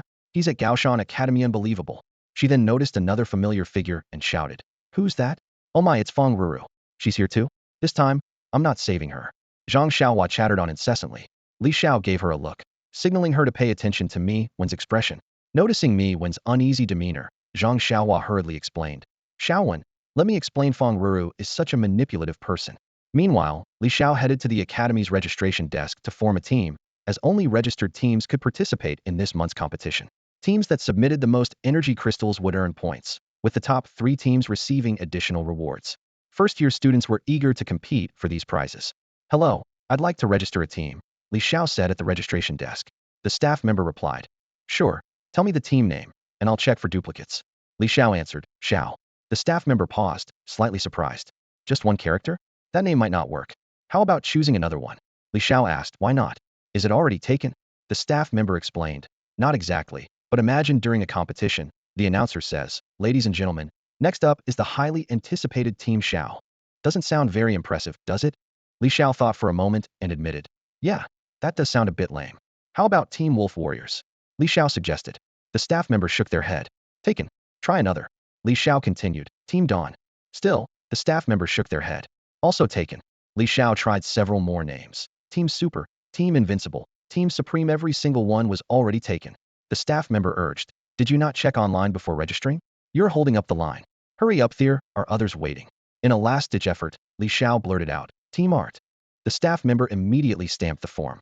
"Fine, it's available. Team Art it is. Members, Zhang Xiaohua and Mi Wen, correct? Here's your certificate." Next, the staff member handed Li Xiao the certificate without delay.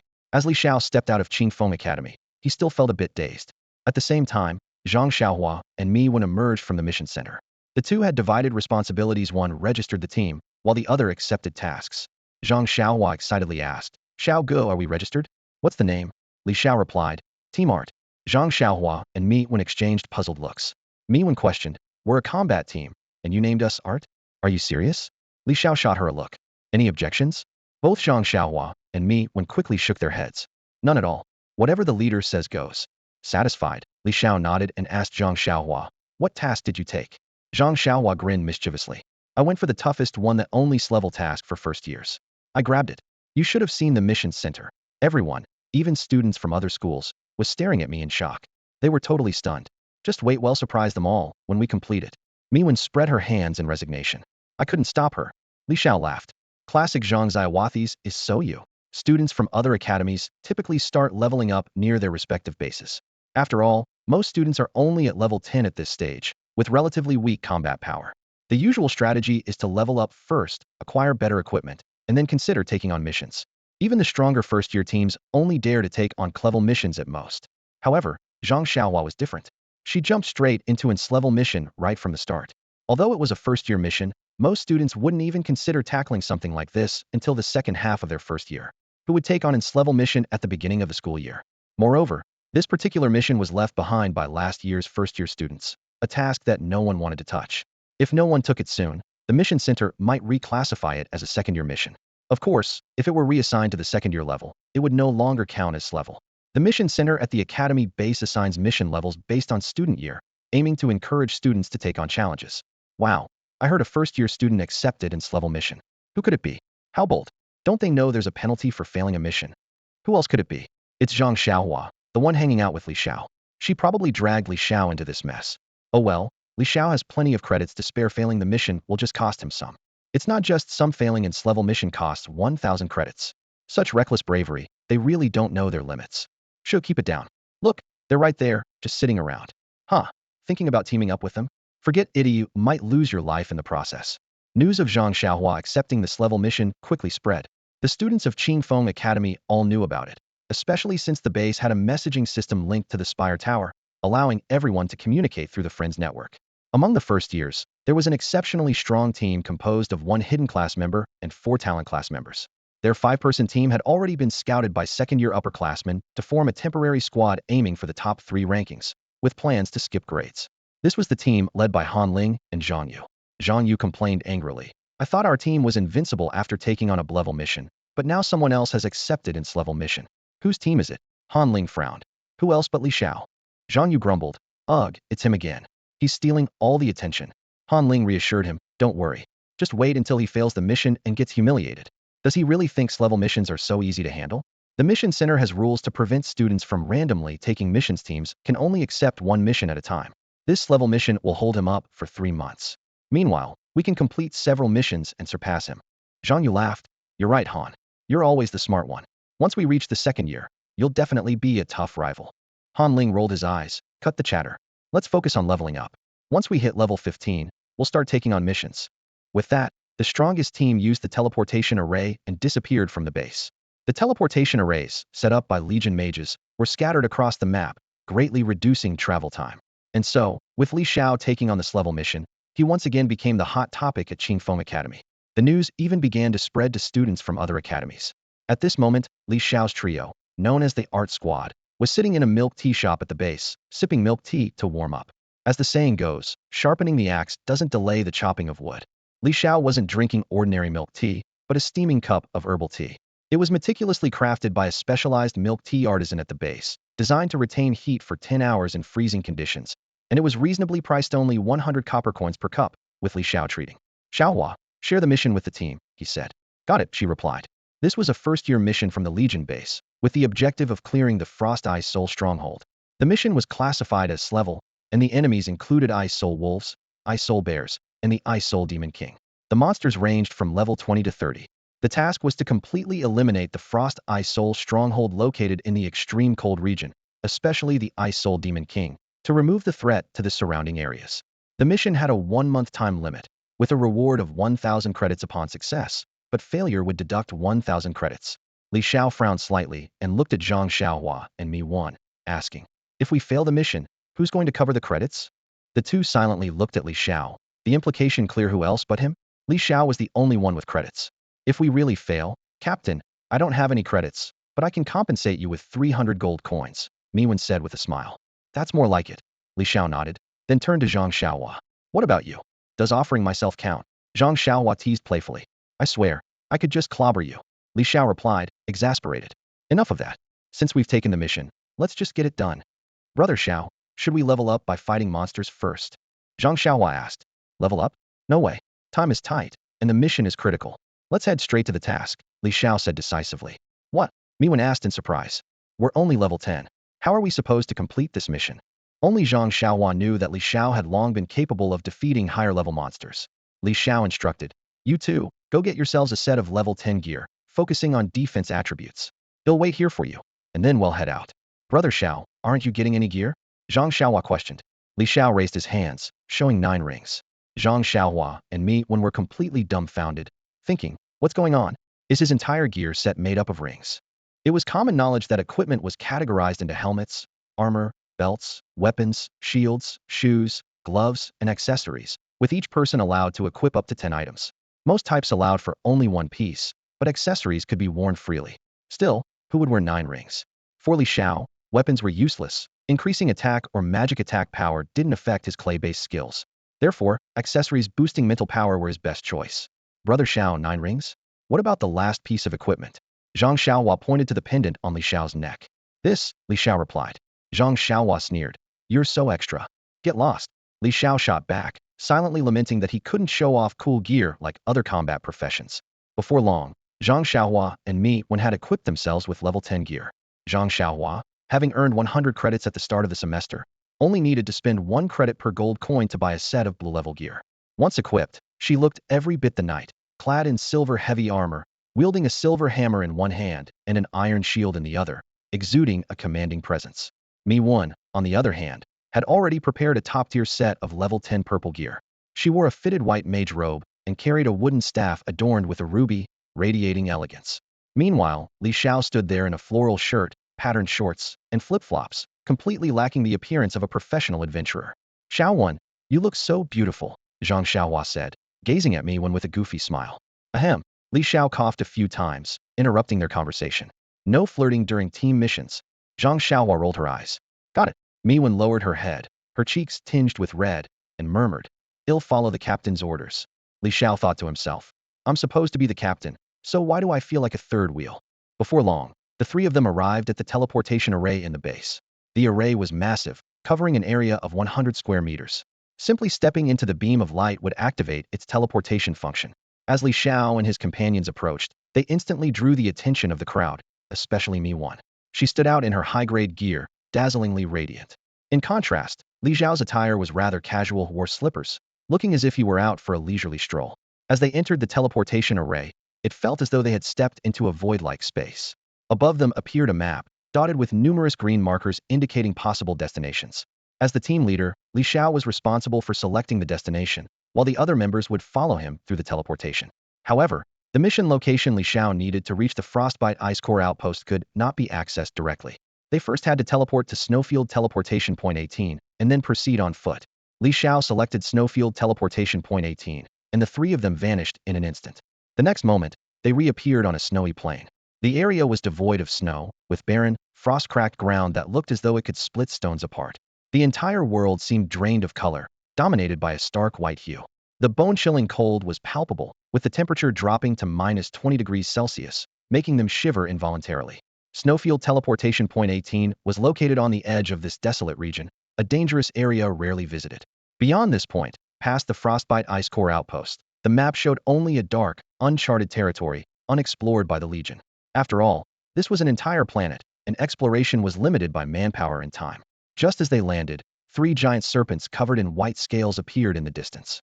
Each was 5 meters long and as thick as a barrel, slithering rapidly toward them with forked tongues flickering. Watch out! Monsters! Zhang Xiaohua and Miwen had barely adjusted to their surroundings when they were caught off guard, their faces paling in alarm. Li Xiao acted swiftly, flipping his hands with precision. With a flourish, he conjured 3 C1 clay birds, which shot toward the approaching serpents. The white-scaled serpents opened their gaping maws and swallowed the birds whole. A deafening explosion followed, shaking the earth and sky. The Frostland white pythons were obliterated, and Li Xiao gained 500 experience points for each kill.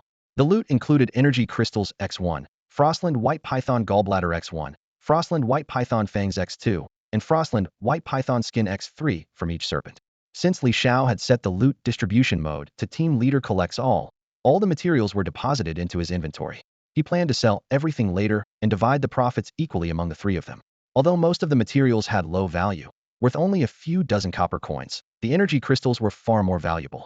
10 energy crystals could be exchanged for 1 academic credit, and 1 credit could be converted into 1 gold coin. These 3 energy crystals were equivalent to 30 silver coins, or 3,000 copper coins, roughly the monthly wage of an average worker. This underscored the immense benefits of attending the combat academy. The nation heavily subsidized students, allowing them to earn credits and exchange them for money, potentially becoming wealthy compared to ordinary citizens. However, few would actually do so, as academic credits were far more valuable than money. They could be used to purchase rare items unavailable elsewhere. For Miwen, this was her first time witnessing Li Xiao in action. Her beautiful eyes revealed a look of disbelief, utterly stunned. It was pure overwhelming sense of admiration for his prowess. After all, Miwen herself was considered a prodigy. In the Academy's Zombie Paradise Dungeon Assessment, Zhang Xiaohua challenged the Nightmare difficulty and achieved an SS rating, racking up an impressive 1,600 points, earning her the second highest score in Jiangzhou, just behind Li Xiao. This time, she truly witnessed Li Xiao's strength. 3 elegant birds flew out, and with a single command from Li Xiao, they instantly killed 3 monsters, each seemingly around level 20. This was their captain, effortless and artistic. Under Li Xiao's leadership, Zhang Xiaohua felt she had a real chance at the national competition, though she couldn't help but feel a little nervous. Smiling, Li Xiao reassured her that the monsters earlier were level 15, while he was only level 14. Both Miwen and Zhang Xiaohua were only level 10, so getting caught by monsters could be very dangerous, and everyone needed to stay alert. As he finished speaking, 2 more C1 birds appeared in Li Xiao's hands. One landed on Miwen's shoulder, while the other perched on Zhang Xiaohua's head. Li Xiao explained that these birds were for their protection if they encountered danger. He could assist immediately. Miwen nodded and exclaimed excitedly, "Captain, now I understand why you named our team the Art Squad." Li Xiao was puzzled and asked, "Why?" Meow praised. Your fighting techniques earlier were like a work of art, so graceful and mesmerizing. Honestly, I've never seen such a dazzling style before. You truly have an artistic flair. Li Xiao laughed heartily. Because art is an explosion, ha! Meow smiled softly, feeling delighted by the harmonious and comfortable atmosphere within the team. Zhang Xiaohua chimed in. Brother Xiao, I have a question. Li Xiao asked. What is it? Zhang Xiaohua pointed to her head and said, why did you put the bird on Meow's shoulder, but on my head? It feels a bit strange. Li Xiao explained. It's called standing out from the crowd, a unique style. Zhang Xiaohua asked curiously, what does that mean? Li Xiao replied, it means you'll stand out more and draw the monster's attention. I'm the damage dealer, and Meow is the healer. We can't take hits. You're the tank. Zhang Xiaohua gave him a thumbs up. Makes sense. But seriously, you've already gone toe-to-toe with an Iron Fist warrior, and you're telling me you can't tank? Well, fair enough. Although Li Xiao had high physical attributes, his defense relied more on his equipment. Even so, his high constitution and swallow steps technique meant he rarely needed extra care. Captain, how about I take charge of navigation from now on? Meow suggested, wanting to practice her command skills. Li Xiao, absorbed in refining his martial arts techniques, had previously ignored the academy's lectures on strategy, while Meow had taken several support-related courses. In a typical team, the support role often handled battlefield command, observing the situation and stepping in to assist when needed. Li Xiao agreed. That's a great idea. Let's do it. Team coordination required practice, and he wasn't suited for the role of commander, as he preferred focusing on controlling his clay constructs. Zhang Xiaohua asked, what about me, Captain? Li Xiao replied, besides being the tank, what else can you do? Meow chuckled, exactly right. Zhang Xiaohua sighed, fair enough. From that point, Meow acted as the navigator, leading the way. As expected, her attention to detail as a girl shone through. She carefully mapped out the best routes based on the terrain. Along the way, they encountered scattered monsters ranging from level 15 to 20. While other teams needed coordinated efforts to defeat them, Li Xiao effortlessly dispatched them with his C1 clay spiders, completing the fights with astonishing speed. His damage output wasn't tied to his level. The power of his clay constructs was fixed, and his upper limit depended on the constructs themselves, his control skills, and his mental strength. During this time, Zhang Xiaohua and Meow each leveled up once, reaching level 11. However, as their levels increased, they found it harder to gain experience. Li Xiao noticed that despite covering a significant distance, his experience bar had only increased by 5. He thought to himself, if my progress is this slow, the difficulty for other teams must be unimaginable. Ahead lay the Fenghan Ice Soul. After an entire day of arduous trekking, the 3-person team finally arrived at the Fenghan Ice Soul. Li Xiao now understood why this place had earned its name. The temperature plummeted suddenly, as if they had stepped into an extreme sub-zero environment of -40 degrees. What was once likely a vast lake was now covered by a thick layer of ice.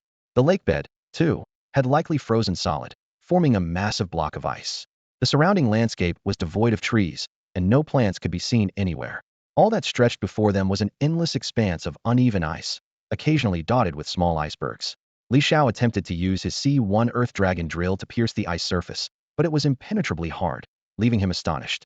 He shivered involuntarily and warned his teammates, this is the mission site. Stay alert. Zhang Xiaohua rubbed her hands together, trying to keep warm, but in this bone-chilling cold, it was futile. In such conditions, where water instantly froze, an ordinary person without proper insulation would have already perished. The team members could feel their strength waning as their life force visibly declined, a phenomenon made evident by the data-driven reality of the Blue Star's will. If their health points dropped to 0, it would mean permanent death with no chance of revival. Meow quickly cast a healing spell to restore their health. 200, 200, 200. The continuous healing gave the group a moment to catch their breath. Li Xiao exclaimed in surprise. Wow, your healing skills are incredible. That top-tier gear of yours is definitely worth it. This gave them confidence that they wouldn't succumb to the frigid environment. Meow added, still, 10-level gear can only be bought with money. For higher-level equipment, we'll need credits. Only by crafting a top-tier set at the academy can we truly excel. Qingfeng Academy, after all, is the top-ranked institution in Jiangzhou. The enhancement instructors there are unparalleled, and their crafted gear is far superior to anything outside. We'll need to earn more credits for sure. Just then, Meow suddenly shouted in alarm, watch out. Monsters ahead, Ice Soul Wolves. There are about 10 of them. The Ice Soul Wolves were level 20 Secret Realm monsters, each with 50005000 health points, and skills such as Ice Soul Armor and Ice Soul Frost Poison.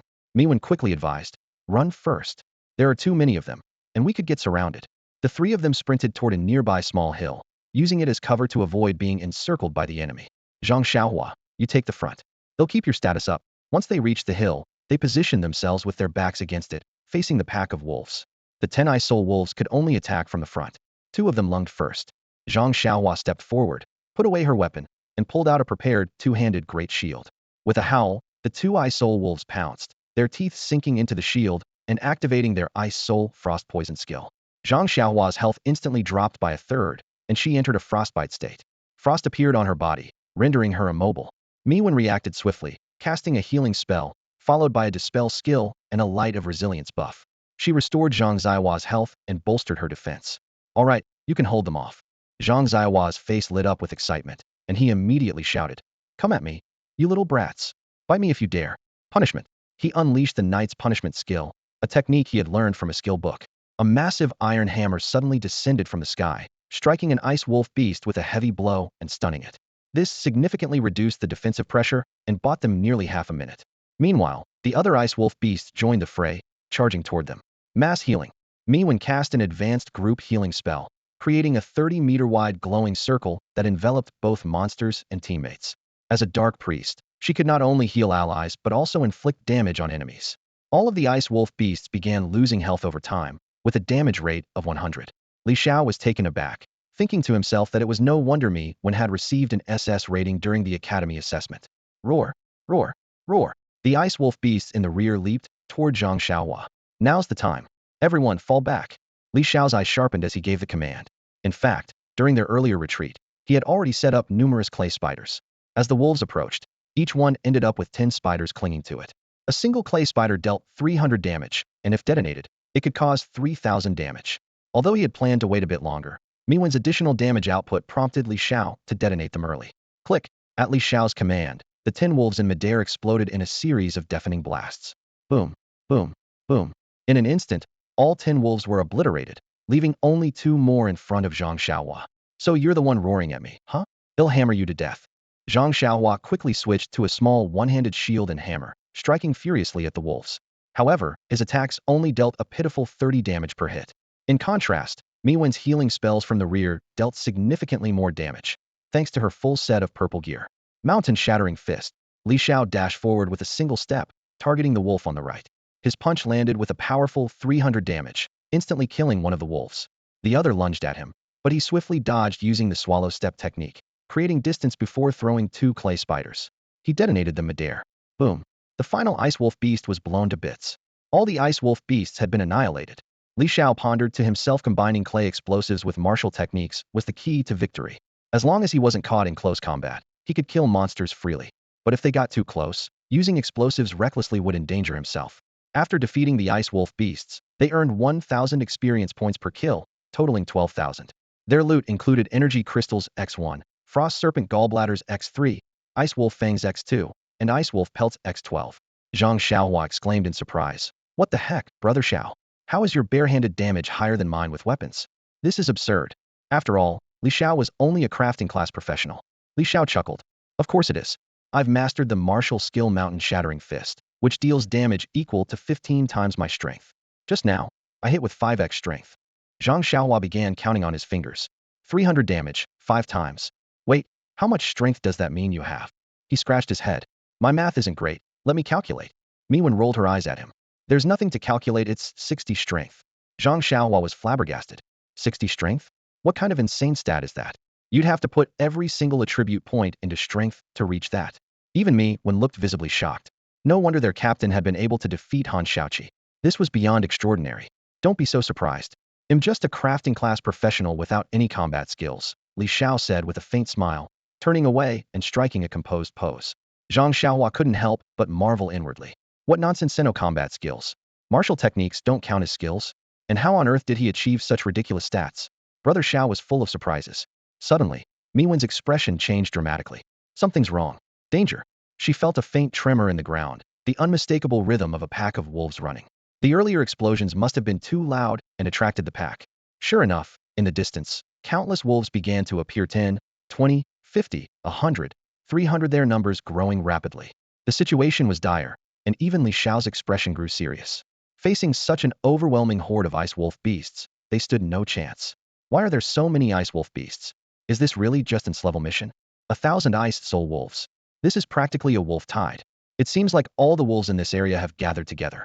Facing such a beast tide, There's no way a single squad can handle it. At least 20 squads, forming a group of 100 people, would be needed to take them on. Li Xiao cursed inwardly, blaming himself for not being able to create large flying clay constructs that could carry out pinpoint explosions from the sky and instantly wipe out all these beasts. Wouldn't that be perfect? At the moment, the three of them were hiding behind a small hill, terrified of being spotted. The terrain was too open, and if they were caught, the consequences would be unimaginable. Shoo, keep it down and retreat slowly, Li Xiao whispered.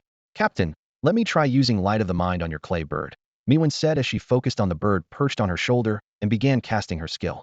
Light of the Mind was an active ability that consumed mental energy continuously while granting the caster shared vision with the targeted unit. You even have Light of the Mind? Li Xiao's eyes widened slightly, and he thought to himself, this teammate is amazing. Light of the Mind was a rare level 10 priest skill, worth a staggering 300 gold coins. Most ordinary students wouldn't get their hands on this skill book until their second year. Miwen smiled faintly. Yep, any level 10 skill that can be bought with money, I have it. If money can solve the problem, then it's not a problem. Li Xiao sighed in admiration. You're absolutely loaded. It works. I now have the vision of your clay bird, Miwen said excitedly. This purely supportive skill allowed her to share vision with both her teammates and herself, but the mental energy consumption was enormous. The more vision she tried to manage, the stronger her mental energy needed to be. This skill is ridiculously overpowered for me. Right now, I can only handle one vision. Captain, send the bird out to scout the situation. Due to her limited mental energy, Miwen lost the vision in front of her, but gained the clay bird's perspective. Li Xiao immediately controlled the bird to fly out of the hillside, soaring into the sky. Higher, a bit to the left, Miwen instructed intently, focusing on the scene ahead.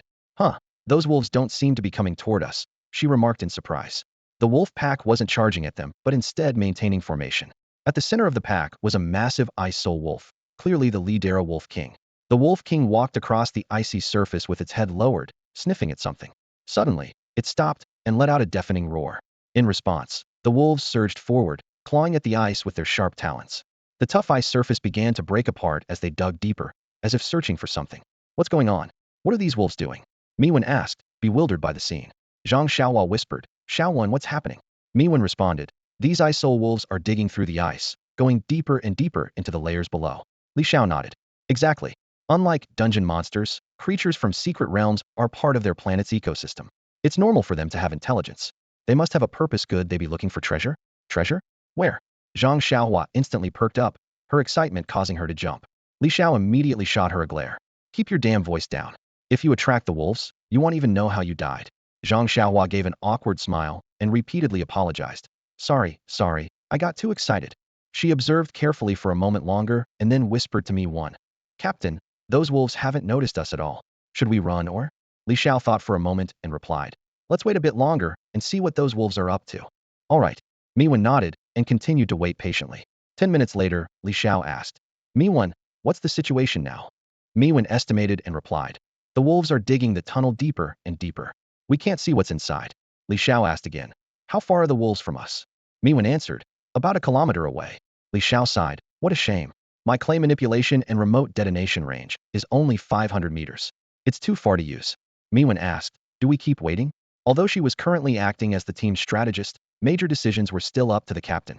Li Xiao said firmly, we wait. Patience is key, like the mantis stalking the cicada, unaware of the oriole behind. Understood. Miwen continued to observe the situation. Birds circled in the sky, while the wolves tirelessly dug into the ground. The tunnel seemed to grow deeper, and more wolves entered one after another. About 30 minutes later, out of the 1,000 wolves, 100 had already entered the tunnel, which was now hundreds of meters deep. At this point, Miwen felt her mental energy draining and was on the verge of exhaustion. She was about to release her psychic light to rest when suddenly, a change occurred. From the tunnel came vibrations, the sounds of fighting, and anguished howls. It seemed a monster had appeared and was battling the ice soul wolves. Miwen couldn't see what was happening inside the tunnel, but she had a clear view of the events unfolding outside. Across the endless expanse of ice, strange creatures began to emerge. They resembled worms about the length of a human arm, with pale, white, eyeless bodies, circular mouths, and rings of sharp teeth. The hard ice seemed to be no obstacle for their teeth, as they moved freely as though swimming through water, surging onto the ice surface and charging toward the wolves. More and more of these worms appeared, densely packed and terrifying. The Wolf King let out a roar, commanding the wolves to attack the worms. The ice soul wolves could crush a worm with a single swipe, but the worms swarmed over the wolves, tearing at their flesh. In mere moments, the wolves were reduced to bones, completely devoured. Crash! The ice trembled, and an even more horrifying scene unfolded. Like a tidal wave, countless worms surged out from beneath the ice, thousands upon thousands of them, a sight enough to make one's skin crawl. The Wolf King, sensing the danger, howled in panic and led the remaining wolves in an attempt to flee. However, their path was quickly blocked by the waves of worms, leaving no escape. What happened next was a gruesome spectacle. The swarm of worms engulfed the wolves like a relentless tide. The wolves were torn apart, their bodies shredded to pieces, and even the Wolf King was reduced to a skeleton. The 1,000-strong Ice-Soul wolf horde was completely annihilated. My God, Meow murmured under her breath. What are those worms? Why wasn't this mentioned in the mission briefing? Our task was to kill the Ice-Soul Demon King, not deal with something like this. Has the mission changed? Run? We need to get out of here. Meow's face turned pale as she struggled to suppress her nausea. Everything she had just witnessed happened in the span of mere seconds. She released her psychic light, her vision returning to her own body, and felt a wave of dizziness. Run? Xiaohua, carry me one. Li Xiao ordered urgently without asking for details. Seeing Meow's expression, he knew something terrible had happened. What is this? Zhang Xiaohua's face suddenly changed as disgusting worms began to emerge from the ground beneath his feet, writhing like bamboo shoots after rain. Run now? No time for questions. Li Xiao shouted. Zhang Xiaohua immediately carried Meow on his back and ran in the direction they had come from. In the critical moment, he unleashed the Dragon Leap technique, which proved to be effective. It seemed that teacher Pingchuan's training was right. Movement techniques really could save lives in dire situations. Zhang Xiaohua's speed increased dramatically, putting distance between them and the worms.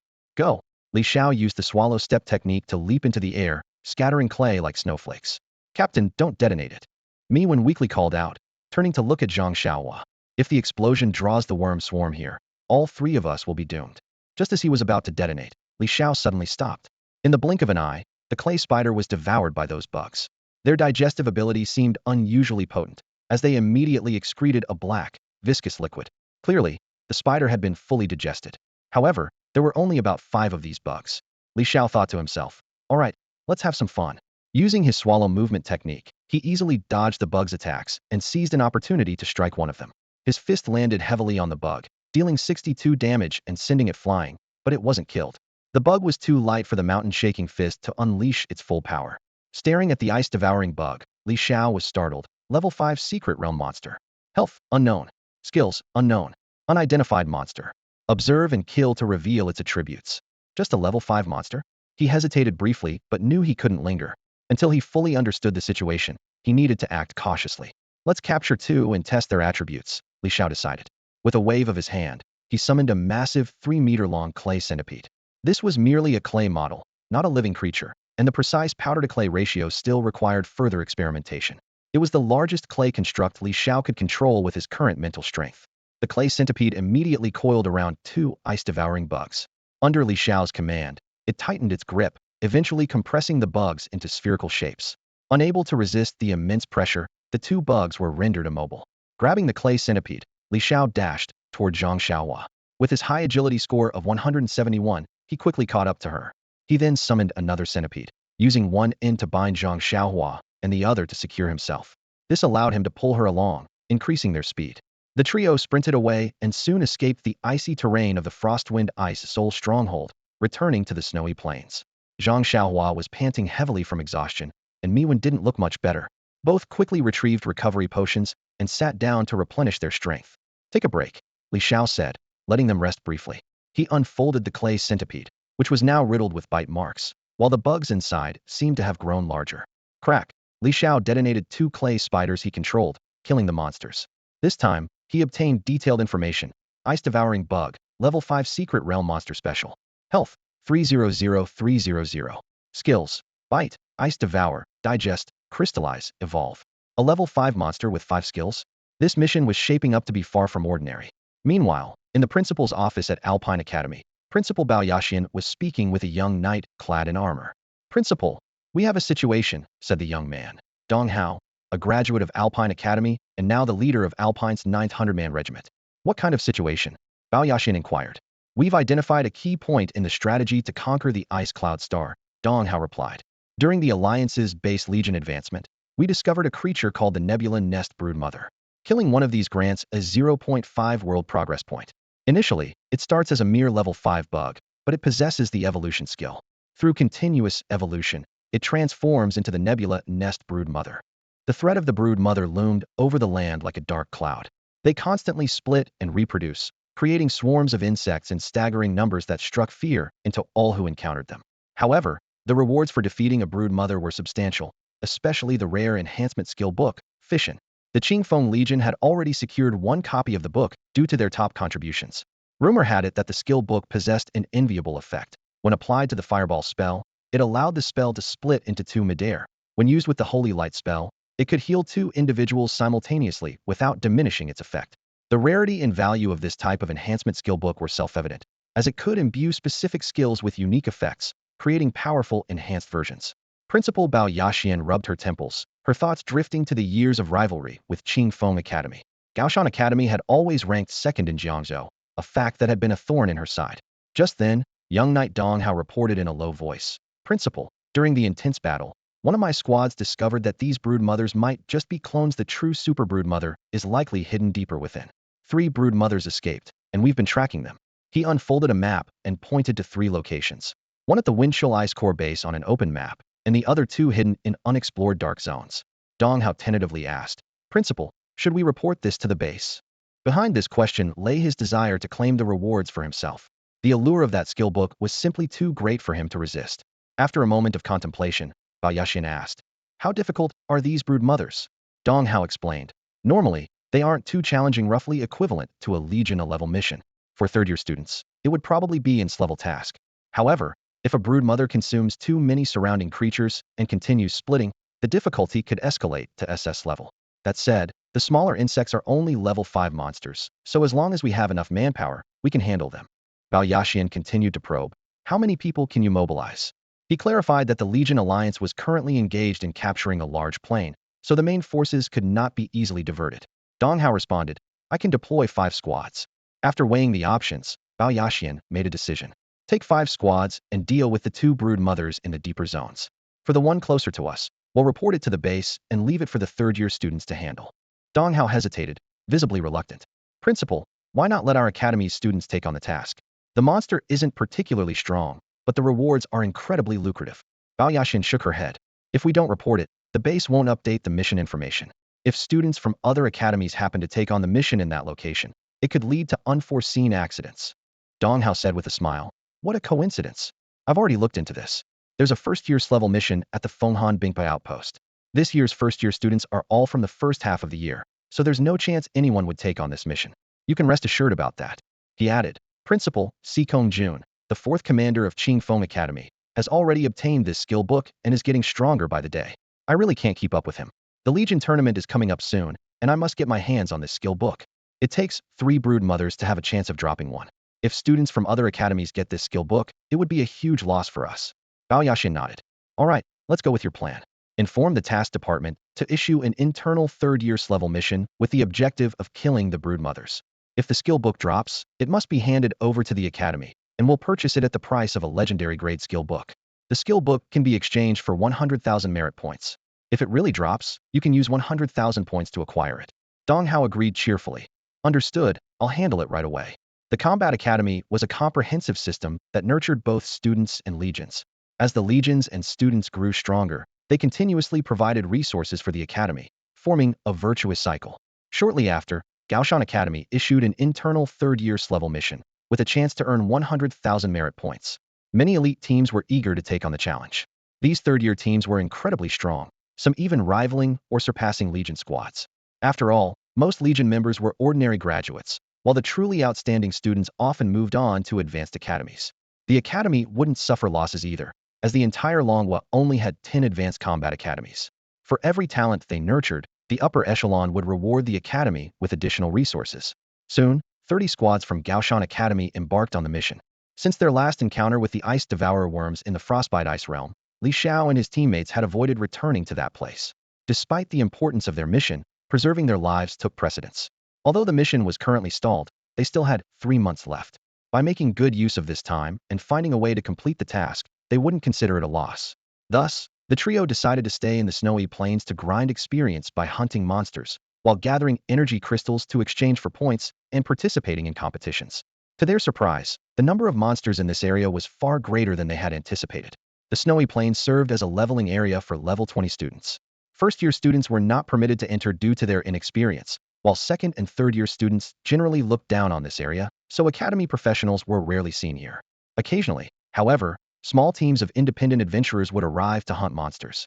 The Legion base even had an independent adventurers guild, allowing freelance teams to register and assist the Legion in battles. These adventurer teams, upon spotting the academy emblems on Li Xiao and his teammates, would avoid them and steer clear of any interaction. After all, students from the Battle Academy were generally more formidable than freelance adventurers. However, Li Xiao noticed a recent increase in the number of independent adventurer teams frequenting the area, with about 5 or 6 5-person teams now present. Though some of these teams seemed to know each other, they all kept their distance from Li Xiao and his academy team.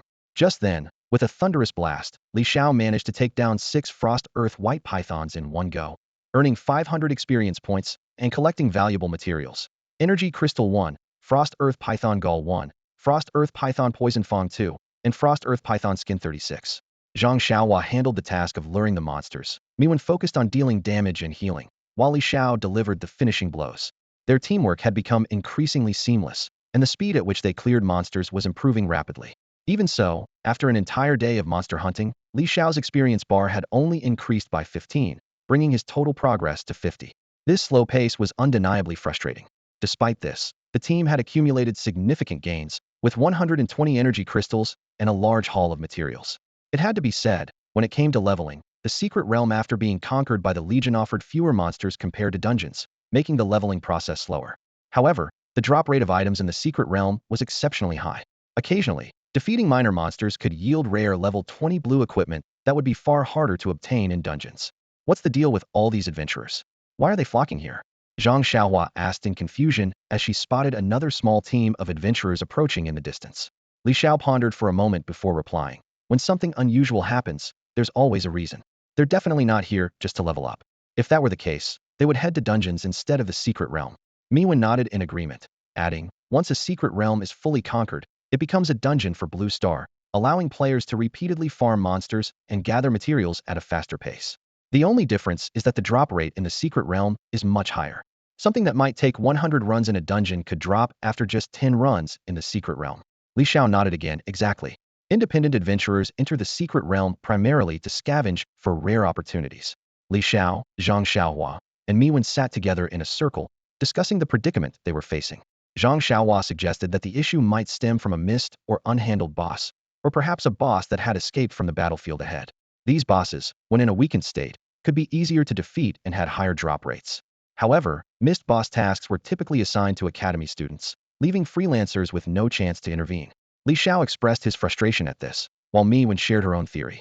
I have an idea, though I'm not sure if it's right, Meow said, mustering her courage. Li Xiao encouraged her to speak up, creating a relaxed and supportive atmosphere. Meow continued her analysis, suggesting that the swarm of ice-eating worms they encountered near the Frostwind ice core might be connected to why freelancers were searching for the boss. She explained that swarms often appeared under the leadership of a queen, and this queen worm could very well be the target the freelancers were after. Hearing this, Li Xiao's eyes lit up as if he had just discovered a clue. I think I know where the boss is, he exclaimed, pointing to the ground. He recalled the scene where the wolf pack was digging through the ice layers.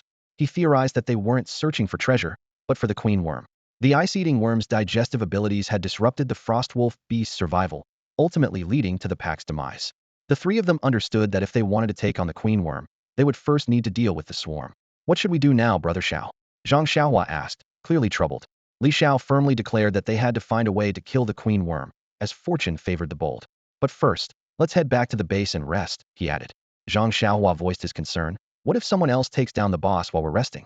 Li Xiao simply smiled and replied, if it's meant to be, it will be. If not, there's no use forcing it. With that, he crushed his teleportation stone and disappeared from view with a carefree air. Zhang Xiaohua couldn't help but think to himself how effortlessly cool Brother Xiao always seemed. Grabbing Meow's hand, he also crushed his teleportation stone. In an instant, the three of them appeared at the teleportation array in the base city and began walking toward Qingfeng Academy. They had only taken a few steps when a young knight in armor blocked their path. The knight, Dong Hao, greeted Meow with a smile, but his expression darkened as soon as he noticed the two young men by her side. The young knight, named Dong Hao, was born with the innate profession of a soul knight, and his prowess was formidable. He served as the commander of the 4th Regiment of the Gaoshan Academy Corps, and was also the second son of the Dong family from Jiangqing, Jiangzhou. 2 years ago, he participated in the national competition and achieved an impressive 23rd place, earning a spot on the Genius ranking. Although he had the opportunity to join an advanced combat academy, he was retained by Gaoshan Academy due to his role as a regiment commander. Mi-1, the daughter of the Mi family in Jiangzhou, was a young lady from a prominent household. In an effort to form an alliance with the Dong family, her family proposed a marriage arrangement. Though not officially engaged, a verbal agreement had been reached. Mi-1 had grown close to two male peers, which made Dong Hao uneasy. He cast a hostile glance at Li Xiao, suspecting this handsome student might be pursuing Mi-1. Li Xiao, puzzled by Dong Hao's gaze, asked, "Why are you staring at me? She's my teammate, and I'm her captain. Is there a problem with that?" Mi-1, on the other hand, expressed her dissatisfaction. Having grown up around Dong Hao, she had always regarded him as an older brother. Upon learning recently that her family intended for her to marry Dong Hao, she felt a sense of resistance. Dong Hao introduced himself, saying, "I'm the commander of the 4th Regiment of the Gaoshan Corps." He then approached Li Xiao with a commanding tone. "Kid, even though you're from Qingfeng Academy, remember this Mi-1 is out of your league. The difference in your statuses is like heaven and earth. Keep your distance, understood?" Li Xiao froze for a moment, instantly piecing together the situation. He realized that this man was the marriage partner arranged by Mi-1's family. However, Dong Hao's condescending tone irked him, and he retorted, "I'm her captain, and she's my teammate, a healer. Keep my distance. Are you saying I shouldn't protect her even when we're surrounded by monsters? You've got some nerve." Dong Hao hadn't expected Li Xiao to talk back to him, the regiment commander, and his anger flared. "If she suffers even a scratch, you're done for," he barked. At this moment, Zhang Xiaohua stepped forward as well. "Mi-1, they'll protect you. And you, who the hell do you think you are, sticking your nose where it doesn't belong?" Dong Hao's brows furrowed slightly, and the tension in the air became palpable. The surrounding students began gathering, eager to witness the confrontation. Dong Hao's expression darkened. As the commander of a regiment, being challenged by two first-year students was intolerable. "You two are courting death," he growled, releasing a wave of Soul Suppress Iona, unique mental attack skill. The oppressive force of soul suppression descended like a mountain. Zhang Xiaohua immediately lost his balance, collapsing to his knees and coughing up blood. Li Xiao felt as though he were sinking into a deep ocean, with immense pressure crushing in from all sides, rendering him immobile. Fortunately, his high mental strength and physical resilience allowed him to withstand the attack, avoiding the severe injuries Zhang Xiaohua had suffered. Mi-1 shouted angrily, "Dong Hao, what are you doing? This is the core base. Using combat skills on your peers, aren't you afraid of disciplinary action?" Dong Hao sneered. "They need to understand what real power looks like." Two greenhorns daring to talk back, to mutterly clueless. As the regiment commander, his authority gave him leeway to disregard certain rules. As long as no one gets seriously hurt, who could say anything against him? At this moment, chaos unfolded around them. Dong Hao, the commander of the 4th Legion of the Gaoshan Army, was in a heated conflict with a few students. Rumor had it that it was all due to a romantic entanglement, a juicy piece of gossip. More and more students gathered to watch, their chatter growing louder. "Why would a commander lay hands on a student?" someone in the crowd exclaimed in shock. Not long after, a few students recognized one of the figures involved. "Isn't that Li Xiao, the first-year prodigy from our school?" Li Xiao from Qingfeng Academy, the top scholar of Jiangzhou, one said, their voice tinged with surprise. "He once defeated a warrior barehanded. Who would have thought he'd end up like this, completely immobilized? Isn't that obvious? How could a first-year student stand a chance against a commander of his level?" Another sneered. "That's Li Xiao, right?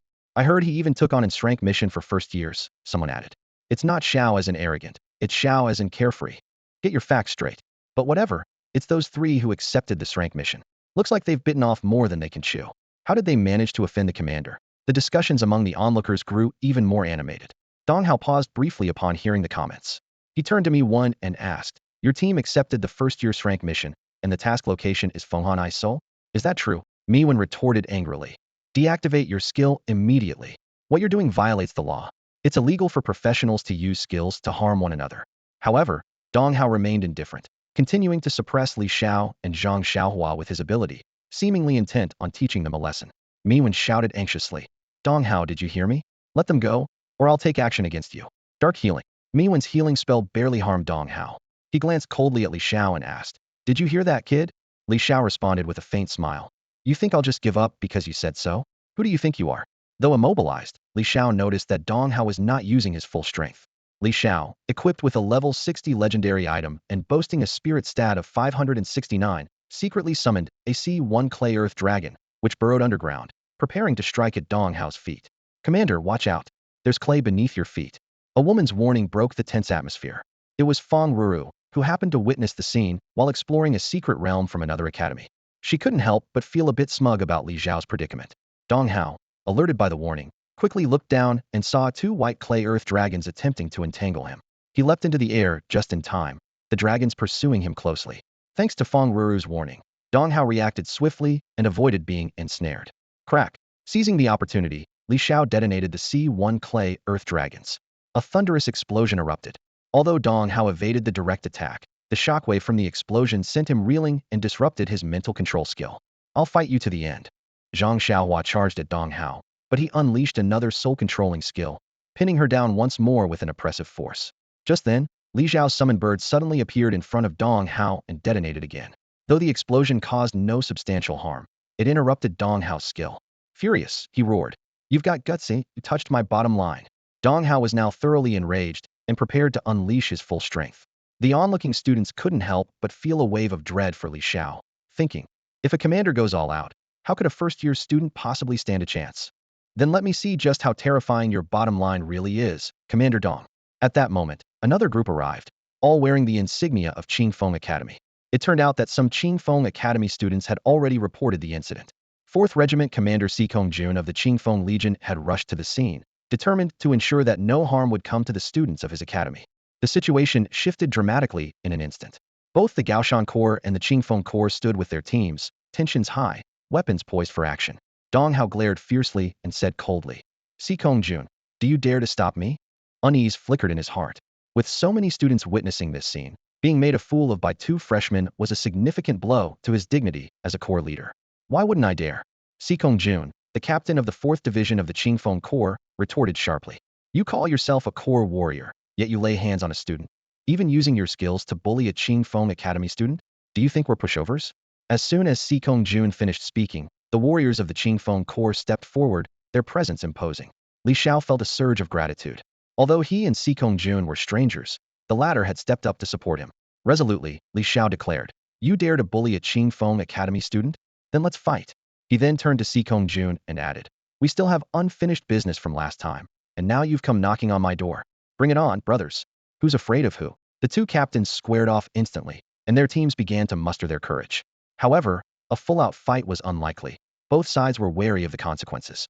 At that moment, staff from the core base arrived and shouted, What do you think you're doing? Is this a place for fighting? Anyone who dares to make a move will face a military tribunal. This was clearly a warning, mainly intended to caution the students present. The sudden intervention caused Dong Hao's teammates to hesitate. They didn't want to risk disciplinary action because of Dong Hao's actions. Captain, maybe we should just let it go, one teammate suggested. Another chimed in. Yeah, Captain, the priority now is to get that fission enhancement skill book to strengthen your soul skill. Once you've done that, Sikong Jun won't stand a chance against you. Dong Hao considered this and found their reasoning sound. Right now, wasting time wasn't worth it. Skill book was the real prize. As level 40 core warriors, their gear was already top tier, painstakingly crafted with rare materials by master blacksmiths. Further upgrades were difficult to achieve, and skills were the missing piece. The fission effect was precisely what Dong Hao, as a soul knight, needed. After weighing his options, Dong Hao sneered and said, Sikong Jun, I won't waste my time with you today, but in the next core tournament, I'll defeat you myself. Sikong Jun chuckled and replied, Don't make promises you can't keep. With a cold snort, Dong Hao waved his hand and led his team away. 5 squads moved toward the teleportation array, and before stepping in, Dong Hao shot a venomous glare at Li Xiao and Zhang Xiaohua. He'll remember you too, he snarled. In the next moment, the 5 squads disappeared into the teleportation array, and the commotion came to an end. Li Xiao turned to Sikong Jun with gratitude. Thank you, Captain. If it weren't for you stepping in, I would have been in big trouble today. It's nothing, just a small matter, Sikong Jun replied with a smile. I've heard about you. You're the top student of Jiangzhou this year, known for your clay skills. I saw them in action just now, and I must say, they're impressive. You have a bright future ahead, but don't get too full of yourself. Compared to true professionals, your techniques are still lacking. There's a long road ahead. Keep working hard, young man.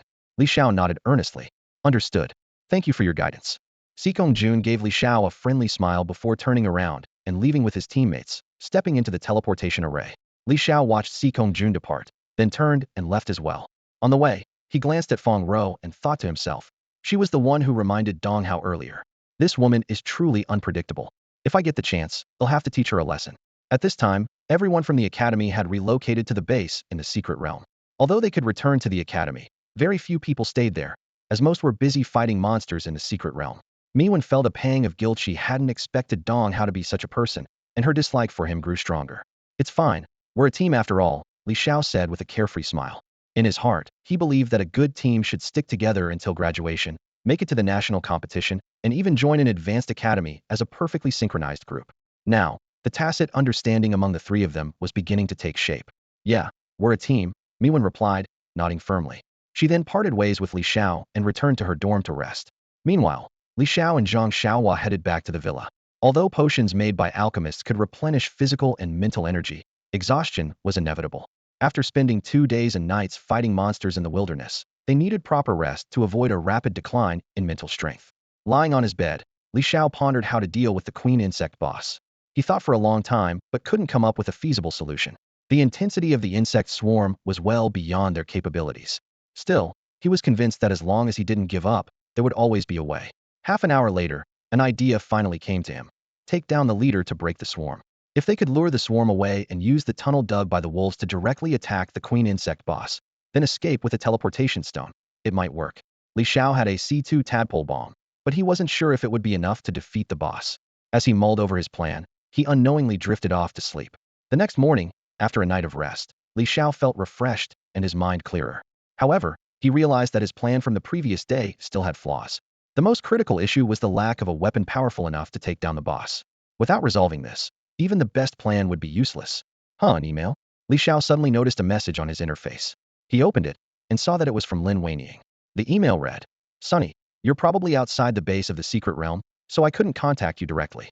I have an urgent matter and need to go on an important mission for about 3 months. Once I enter, I won't be able to reach you. Unfortunately, I don't have more of your clay weapons, but I managed to acquire a batch of C2 powder from someone else. They'll trade it to you now. When I return, you can give me clay weapons of equal value.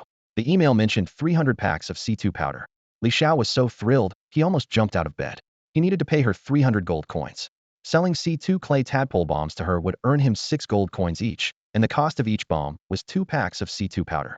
By using just 100 packs of C2 powder, he could cover the 300 gold coin cost. This left him with 200 packs of C2 powder to use for himself or to make more clay weapons to sell to Lin Weiniang, potentially earning 600 gold coins. However, Li Xiao didn't plan to profit that much. He intended to keep the extra powder for his own use. Since Lin Weiniang mentioned she would be away on a mission for 3 months and out of contact, Li Xiao decided to use the 300 packs of C2 powder for himself right away. An idea suddenly struck him, and he came up with an even better plan. Li Xiao's 3-person team gathered at the school gate, the atmosphere both tense and filled with anticipation. After a moment of contemplation, team leader Li Xiao broke the silence, saying, Let's level up first. After carefully considering their situation the night before, he realized that their current difficulties were primarily due to the trio's low levels. If they could reach level 20, many problems would resolve themselves, and they would have more options at their disposal. Li Xiao confidently added, Once we advance to level 20, our strength will increase significantly. Miwen nodded in agreement, adding, We fell into a misconception before, thinking that we had to complete this level mission right away. But that's not necessarily the case. To do a good job, one must first sharpen their tools. Li Xiao smiled, expressing that if they spent just a few days leveling up to 20, dealing with the mother worm would become much easier. What? Captain, did I hear that right? Reaching level 20 in just a few days? That's impossible. Miwen exclaimed in disbelief. Li Xiao smiled faintly, brimming with confidence as he replied, But it might not be so difficult now. Do you remember what happened yesterday? Hope flickered in the eyes of the other two. Are you saying? Miwen seemed to have guessed Li Xiao's plan. Zhang Xiaohua, however, looked confused and asked eagerly, What exactly is the plan? Li Xiao continued, The wolf pack from that day? Around 1,000 ice soul wolves had gathered to try and eliminate the ice devourer worm. From this, we gained 2 crucial pieces of information. What 2 pieces of information? Zhang Xiaohua asked curiously. Li Xiao explained. First, the mother worm behind the ice devourer worm must have only recently arrived in the frostbite ice realm. Otherwise, the wolf pack would have been wiped out long ago. We witnessed their first confrontation. Zhang Xiaohua suddenly understood. The second piece of information is that, according to the mission details, this area contains 3 types of monsters: ice soul wolves, ice soul bears, and the ice soul overlord. The overlord is the boss, so we'll set that aside for now. There should also be a sizable group of ice soul bears, Li Xiao elaborated. And then, Zhang Xiaohua pressed on. Li Xiao gave a confident smile. If we can find a way to gather the ice soul bears together, lure them into a trap I've prepared, and then hit them all with a massive attack, we might be able to jump straight to level 20. Hearing this, Zhang Xiaohua's eyes widened in excitement. That's brilliant. Brother Xiao, you're planning an earth-shattering explosion, aren't you?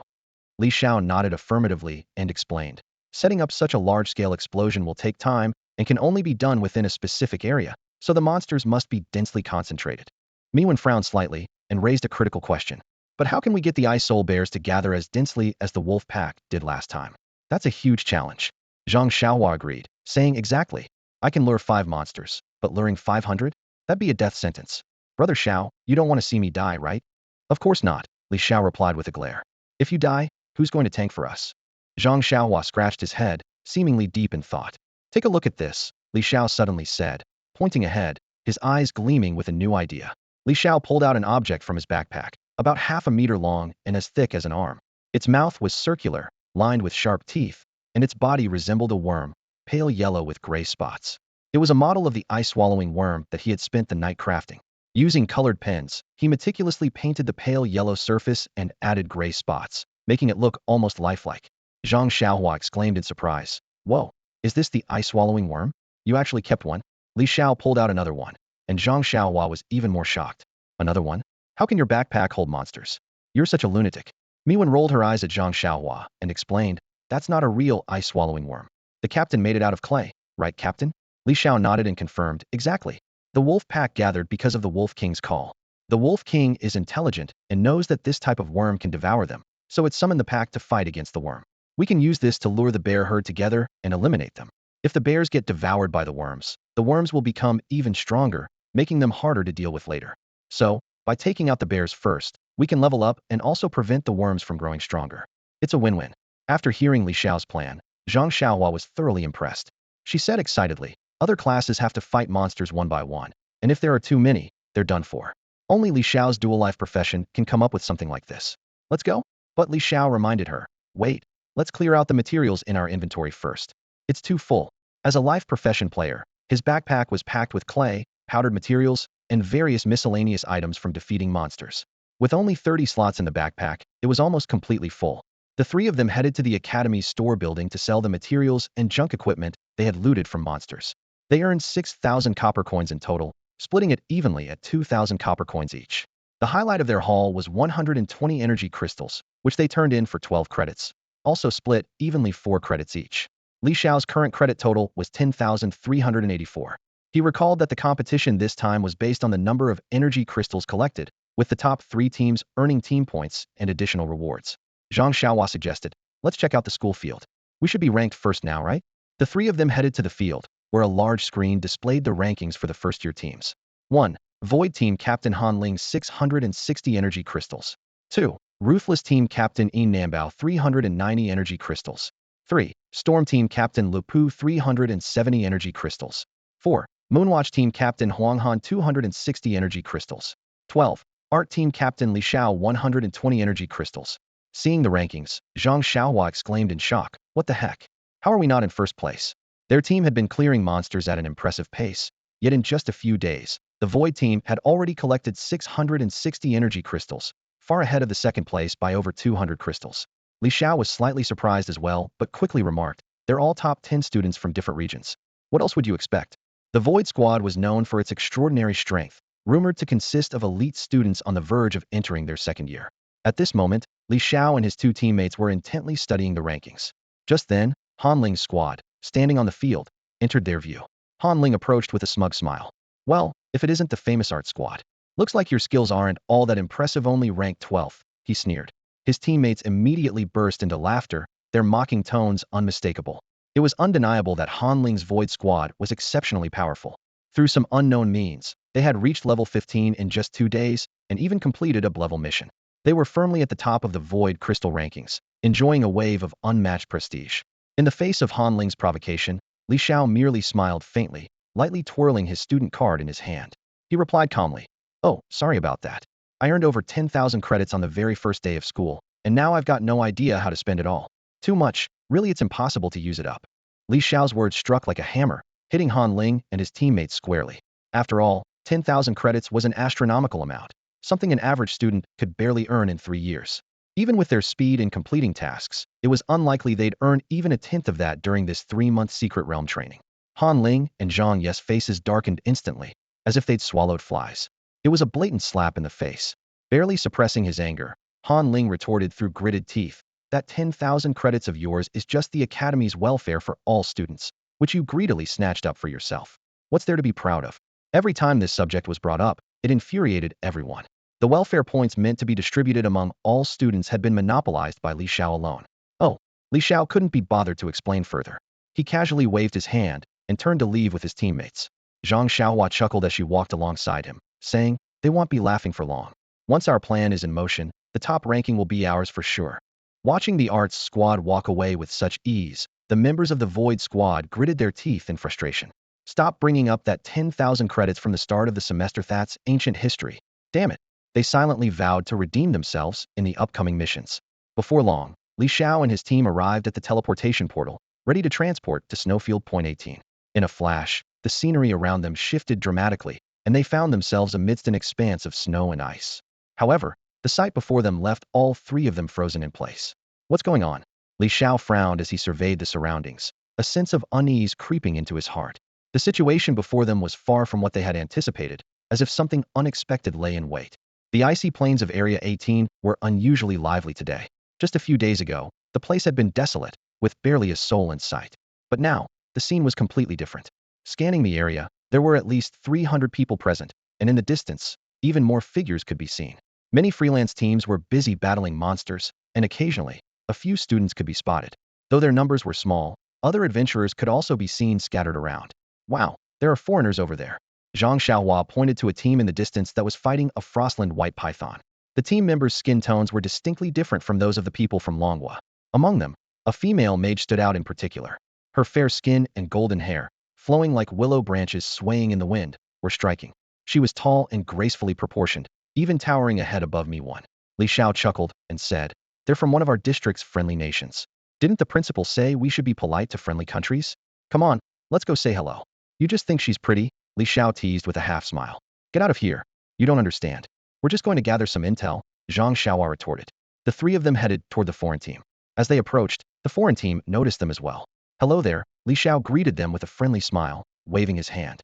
"Hello," replied the blonde-haired, blue-eyed team leader with a warm smile, signaling friendliness. The Huaxia district was dominated by Longhua culture, and people from Bear Country had been learning the Longhua language from a young age. Over time, this had led to a trend of cultural assimilation. Nowadays, many children from Bear Country were barely fluent in their own native language, making communication almost seamless, aside from the difference in skin tone. Li Xiao curiously asked, "Your district's teleportation point should be pretty far from here. What brings you all the way out here?" The blonde team leader hesitated for a moment, as if considering whether to share the reason for their presence. The beautiful woman next to him smiled sweetly and said, "It's no big secret. With so many people here already, what difference does one or two more teams make? Besides, this is your territory. Friendship forever." Li Xiao laughed, revealing his true intentions. He knew that asking local Longhua players might not yield any answers, but these foreigners, being on someone else's turf, might feel more inclined to talk. "We found a treasure map while farming monsters, and the coordinates led us here. In 3 days, a treasure monster is supposed to appear," the beautiful blonde woman explained with a smile. "It took us a month to get here, but we didn't expect so many teams to show up." Li Xiao nodded, understanding the situation. In the world of secret realms, treasure monsters would frequently spawn at random locations. These monsters were categorized into 3 types: gold treasure monsters, equipment treasure monsters, and skill treasure monsters. When a gold treasure monster was defeated, it would directly drop gold coins, while the other 2 types would drop equipment and skills, respectively. The key to finding the locations of these treasure monsters lay in treasure maps, which could drop randomly from any monster in the secret realm. The level of the treasure monster also determined the quality and quantity of the loot. Lower-level monsters had a lower drop rate and might only yield 1 or 2 items, while higher-level treasure monsters had better drop rates, attracting more teams to the area. Judging from the current situation, the treasure monster this time seems to be of a high level. This could explain why the girl from Bear Country was willing to share the information. So many people already knew about it. 3 more wouldn't make a difference. Li Xiao cast a grateful look in her direction, expressing his thanks while wishing for the lasting friendship between their 2 countries. The beautiful girl smiled back and replied, "Yes, may the friendship between our countries endure." Her words were both formal and polite, marking the first time Li Xiao had interacted with a foreigner. After that, the 2 teams parted ways, and the 3 of them headed toward the location of the frosted ice soul.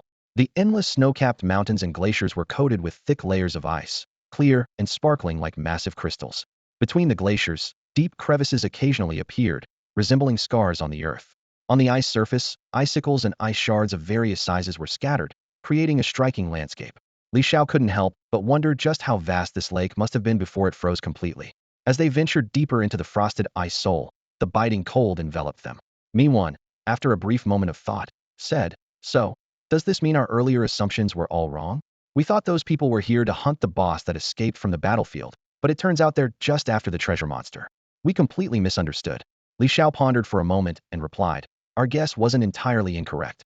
It's likely a coincidence. There should still be a queen insect here, a boss that escaped from its main territory. After all, if the monsters here had been native, they would have wiped out the wolf packs long ago. Why would it take this long?" Both nodded in agreement. Zhang Xiaohua then asked, "So, are we going to take on the treasure monster?" Li Xiao smiled and replied, "Of course we are. But we still have 3 days. Let's stick to the plan and level up first. Since we now know about this, there's no reason to pass it up. For now, our priority is to deal with the Ice Soul bear herds and level up. If we can locate and eliminate the Ice Soul Demon King, even better. Captain, let's take a detour. We already know the location of the Queen Insect boss. As long as we avoid that area, we shouldn't face any major threats," Meow suggested, pointing to the map and tracing a route. It circled widely around the base's vicinity. "All right, let's do that. Meow, your strategic planning is getting better," Li Xiao agreed. The 3 of them then followed the plan. If any danger arose, they could retreat from the frozen lake immediately. Li Xiao reasoned that, if his guess was correct, the ice devourer worm could only burrow through glaciers using its ice drilling skill, but couldn't penetrate solid ground. Escaping beyond the glacier range should minimize the danger. "Huh, there are others here too," he remarked as they followed the mapped route and discovered the presence of other small teams. "Meow, check it out. See what they're up to," he instructed. Meow responded promptly, "Got it." The 2 used their combined skills Clay Bird and Mind's Light. The bird soared toward the other teams and circled above them unnoticed, blending into the sky. After completing the reconnaissance, Meow dismissed the Mind's Light and reported, "Captain, it's not just one team. There are several 5-member teams here. Judging by their gear, they're likely 3rd-year students. They seem to be searching for something. Additionally, they all share one common trait." Li Xiao asked curiously, "What trait?" Meow replied, "They're all from Gaoshan Academy." Gaoshan Academy. Just hearing that name makes my blood boil, Zhang Xiaohua said angrily, recalling the frustration of being suppressed by Dong Hao, the leader of the Gaoshan Legion. Grinding his teeth, he added, "Damn it. When I get stronger, they'll definitely settle the score." Li Xiao fell silent for a moment, lost in thought. That's strange. The mission center only lists one task for this location. Why are there so many 3rd-year students from Gaoshan Academy here? He wondered aloud. Meow analyzed, they must be here for the queen insect. There's no other reason for them to come here. Li Xiao glanced in that direction and smiled. Seems like we guessed right. Gaoshan Academy, huh? Well, having them here works to our advantage. They'll draw attention away from us, making it easier for us to carry out our plan. This is the location of this class mission, Frostbound Ice Core. On the icy surface, a team from Highland Academy was cautiously making their way forward. The nesting brood mother was hiding too. Well, where could it be? No one knew, so they could only continue their search. Suddenly, another team, the Floral Whisper Squad, crossed paths with them, and they decided to join forces in the search. The members of the 2 teams began exchanging information. Although the mission's credit reward wasn't particularly generous, why was it classified as its class mission? Rumor had it that the nesting brood mother had a chance of dropping a rare skill enhancement book called Fission. The 4th Corps commander was determined to obtain this book. If they could secure it and turn it over to the academy, they would receive a reward of 100,000 credits. These credits were personally offered by Commander Dong Hao as a bounty. A skill enhancement book called Fission? It was the first time anyone had heard of it. It turned out to be a brand new skill book. A price of 100,000 credits was astonishing. Even legendary skill books weren't priced this high. Though it was just an enhancement skill book, the commander saw it as crucial for achieving a good result in the upcoming core tournament. As the 2 teams walked and chatted, one of the members suddenly noticed something unusual. "Guys, watch out, there's a monster on the ground." A frostworm burst out from the surface, lunging toward the group. A ranger in the team quickly drew their bow and shot an arrow with pinpoint accuracy. The basic attack, dealing 800 damage, pinned the frostworm to the ground, instantly killing the level 5 creature. The ranger was taken aback and said with a hint of exasperation, "Seriously? Just a level 5 monster?" Another teammate laughed and replied, "If they're all like this, we can take on as many as they throw at us, no big deal." However, neither team realized that danger was looming. Suddenly, the icy surface beneath their feet crumbled into powder as startled cries erupted. 2 teammates at the back, a mage and a healer, fell into a large pit in an instant. It turned out that the frostworms had dug a massive underground trap, causing the ice layer to collapse and devour everything. Within the pit, a swarm of frostworms attacked ferociously, sinking their fangs into the 2. The mage quickly sensed something was wrong as their health plummeted. They immediately activated a protective skill, conjuring a blue shield around themselves to replace health loss with mental energy. Meanwhile, the healer in the pit rapidly cast a healing spell to restore their own health. Under normal circumstances, level 5 monsters shouldn't have been able to penetrate the defenses of level 35 professionals. But these frostworms inflicted true damage. Although the damage wasn't high, the sheer number of them was overwhelming, like maggots in a pit, countless and relentless. Every second, the two were losing 100 health points. Even so, as level 35 professionals, their health pools exceeded 3,500, and with top-tier gear and defensive skills active, the mage and healer maintained their composure. "We're fine. We can hold on. Let's jump out first." They encouraged each other. Two teammates who had fallen into the icy pit prepared to leap out with all their might. But something strange occurred. The bodies of the ice-devouring worms began to swell rapidly, causing increasing damage and even consuming some of the magic attacks. Before long, the worms evolved new abilities, inflicting bleeding and freezing effects with their bites, leaving the two adventurers immobilized. Even more perilous, the ice beneath them was being devoured at an alarming rate, causing the pit to grow deeper and further from the surface.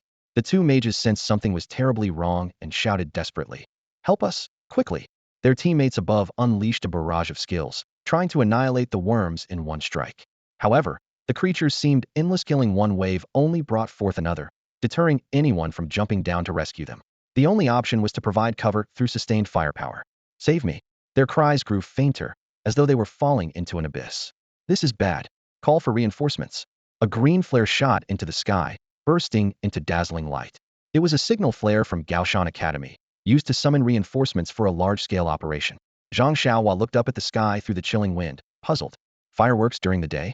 Could there be some kind of celebration? Li Xiao sighed in exasperation. "Have you ever seen anyone use green fireworks for a celebration?" Zhang Xiaohua suddenly appeared to understand. "Wait, green. Does this mean betrayal?" Meow explained. "That's a signal flare for assembling a large group.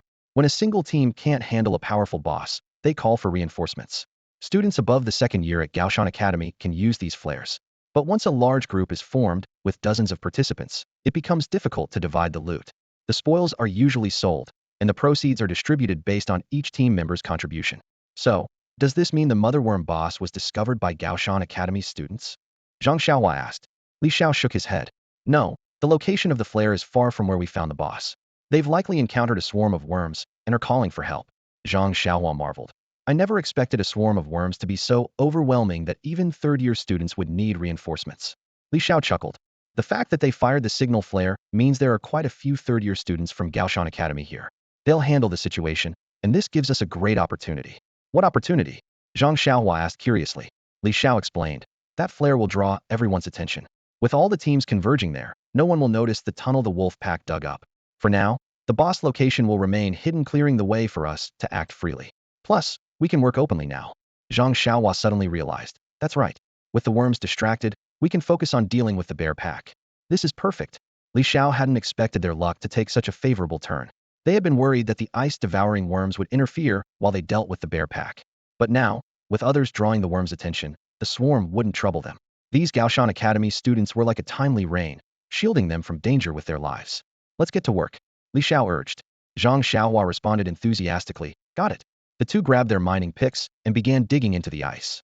As expected, not a single worm discovered them during this time. The mining picks were tools used by minor-class professionals, capable of breaking through even the toughest mountains naturally. They could also be used to dig through ice.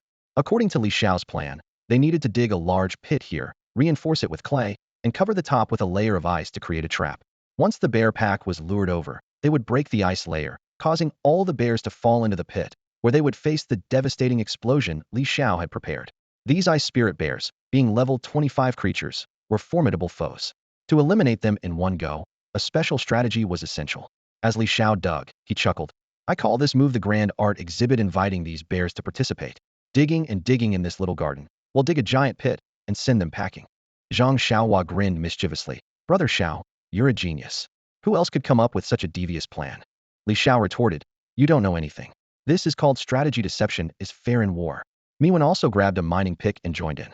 For ordinary people, digging a pit 300 meters wide and 10 meters deep in solid ice would be an impossible dream. But for the three of them, as seasoned adventurers, it wasn't difficult, just time-consuming. 1 hour passed, then 2, then 3, and the three of them didn't stop for a moment. After 12 hours of relentless effort, they finally dug out a massive pit 300 meters long, 10 meters deep, with an area roughly equivalent to 3 football fields, and a depth as high as a 3-story building. Zhang Xiaohua collapsed to the ground, drenched in sweat, while Li Xiao sat down, wiping the frozen sweat off his forehead. During the excavation, the shattered ice blocks they dug up became useless waste material. Although these ice blocks could be directly stored in their inventory and destroyed, if they hadn't skipped the step of clearing the ice, it would have taken at least 3 times longer to dig such an enormous pit within 12 hours. You two take a break. They'll start setting up the traps, Li Xiao said. He tilted his head back, gulping down a bottle of solar water to quickly replenish his stamina and mental energy. Then, he began crafting square-shaped clay blocks on-site with his hands.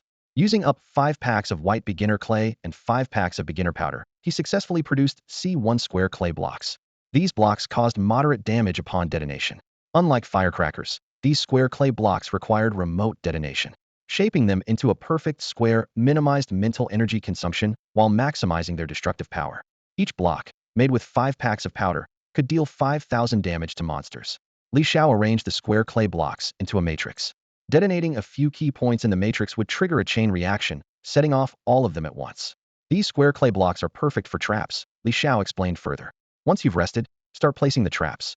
Each block should be spaced 3 meters apart in all directions.